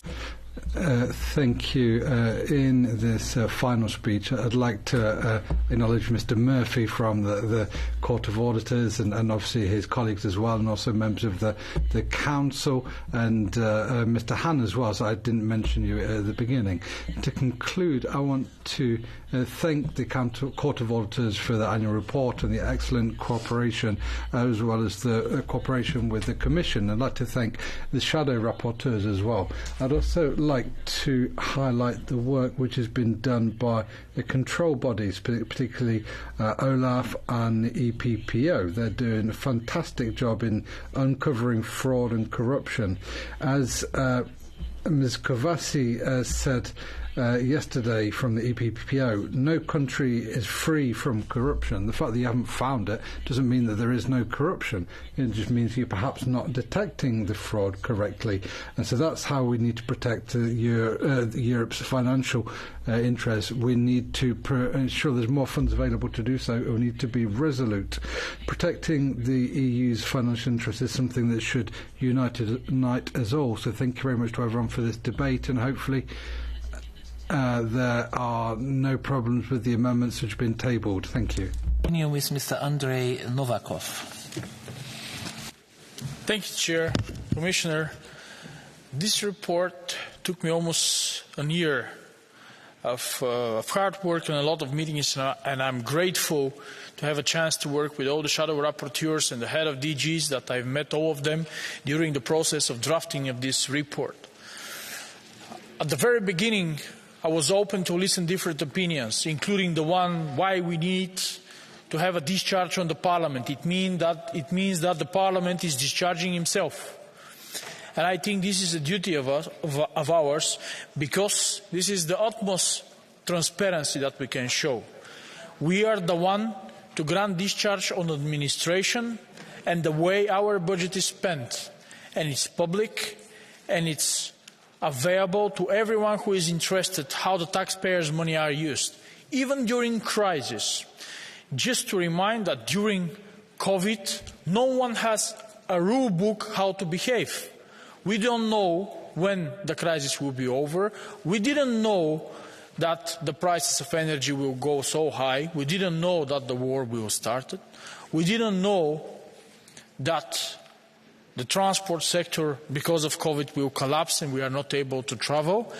And regardless of all these things, we find a way to survive, to adapt our way of functioning, and not to spend even 1 cent of European taxpayers' money for something which was not necessary or was against the rules.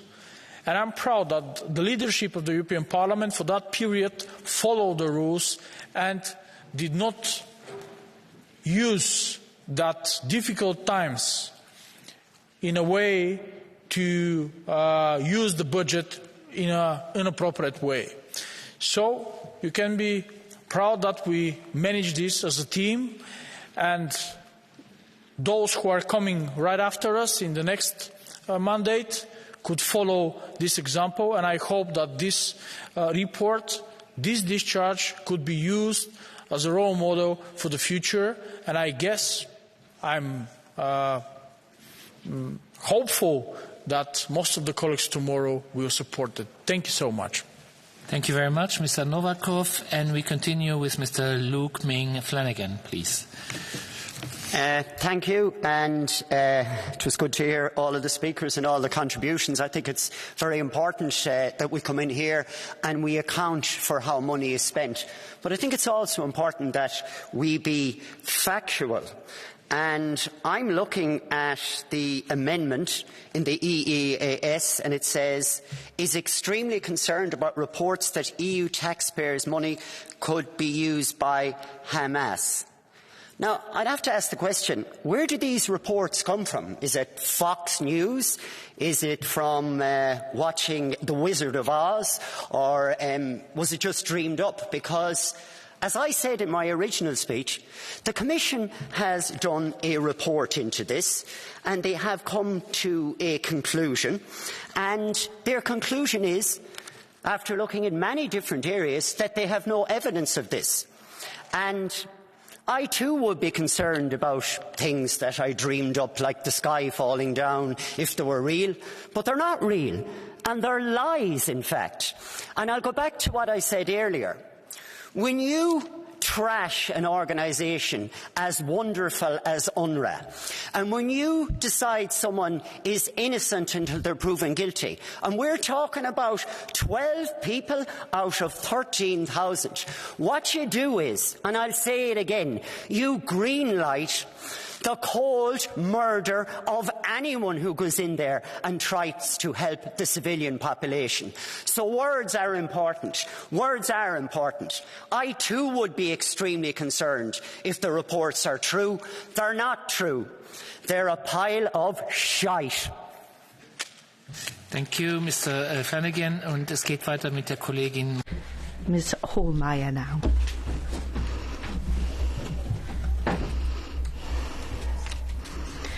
Now, my closing comments. First of all, I would like to warmly thank all colleagues that worked with me on the report, the Commission and the European Court of Auditors. Now my replies. Daniel Freund. It's wonderful when an MEP talks about ethics and then shortly after he takes the floor, he leaves the hemicycle and doesn't stick around for the rest of the debate. He's only here to have something on record for the voters in North Rhine-Westphalia. Now, Markus Pieper was elected as an MEP. He then applied to be an SME envoy, and what we heard this evening were lies. Commission President von der Leyen assessed the short list, and yet, and that is the usual procedure in the Commission, but that's not the case with the Greens in Germany. We have cases of a minister hiring half his family for a ministry which is responsible for billions. We have the Greens divvying out jobs amongst family and friends without any assessment, no call for application. We're seeing a scale of unprecedented level in Germany. So let me be clear, ethics are well and good, but you have to live by those ethics yourself, Daniel Freund. You're targeting a respected colleague who's been a specialist dealing with SME matters for years. You're personally attacking him, and that really is pitching political debate very low. Let me remind you of the Malte Galley case and the deafening silence of the Greens when this case came to light and the victims spoke up, and that information was not passed on to the officials in the European Parliament. This was all swept under the carpet. We wrote to Mr. Lambert and others, and yet we still have heard nothing but silence in response.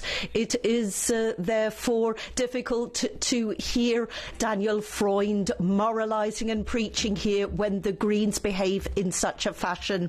Now, Mr. Flanagan, the Commission report was prepared before the Gaza report came to light, when we heard about all the events there. The Commission and the Committee have to deal with the information that has come to light, and we hear anti-Semitism from the left, and left-wing anti-Semitism is no better than right-wing anti-Semitism. We need to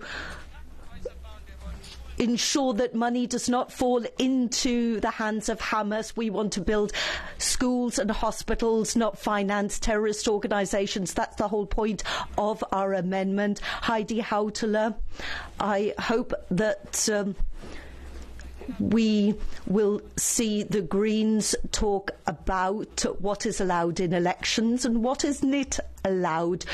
You cannot be tainting the reputation of colleagues. That's not appropriate. Thank you, Ms. Hohlmeier. Our next speaker is Michal Wietzig. Thank you very much. Once again, just to conclude the debate, tomorrow we are due to vote on discharge for 9 joint undertakings. We will conclude the process of granting a discharge for the financial year 2022. Therefore, I would like to thank once again to the European Court of Auditors for their role in support of our work. Improving accountability, transparency and financial management, that is the goal of everybody in this room and in this House. We all share a common commitment to ensure that the European budget is used in an appropriate way, legally and regularly, and in line with the principles of sound financial management of the implementation of the European funds, ensuring best value for money. So let's work continuously on all our shared principles of transparency, accountability, parliamentary scrutiny in the years ahead, and allow for sound financial management and rule of law in Europe. Thank you very much. Thank you very much, Mr. Wiezik. I thank all the colleagues who took part in this debate. The joint debate is now closed, and the vote will be held tomorrow.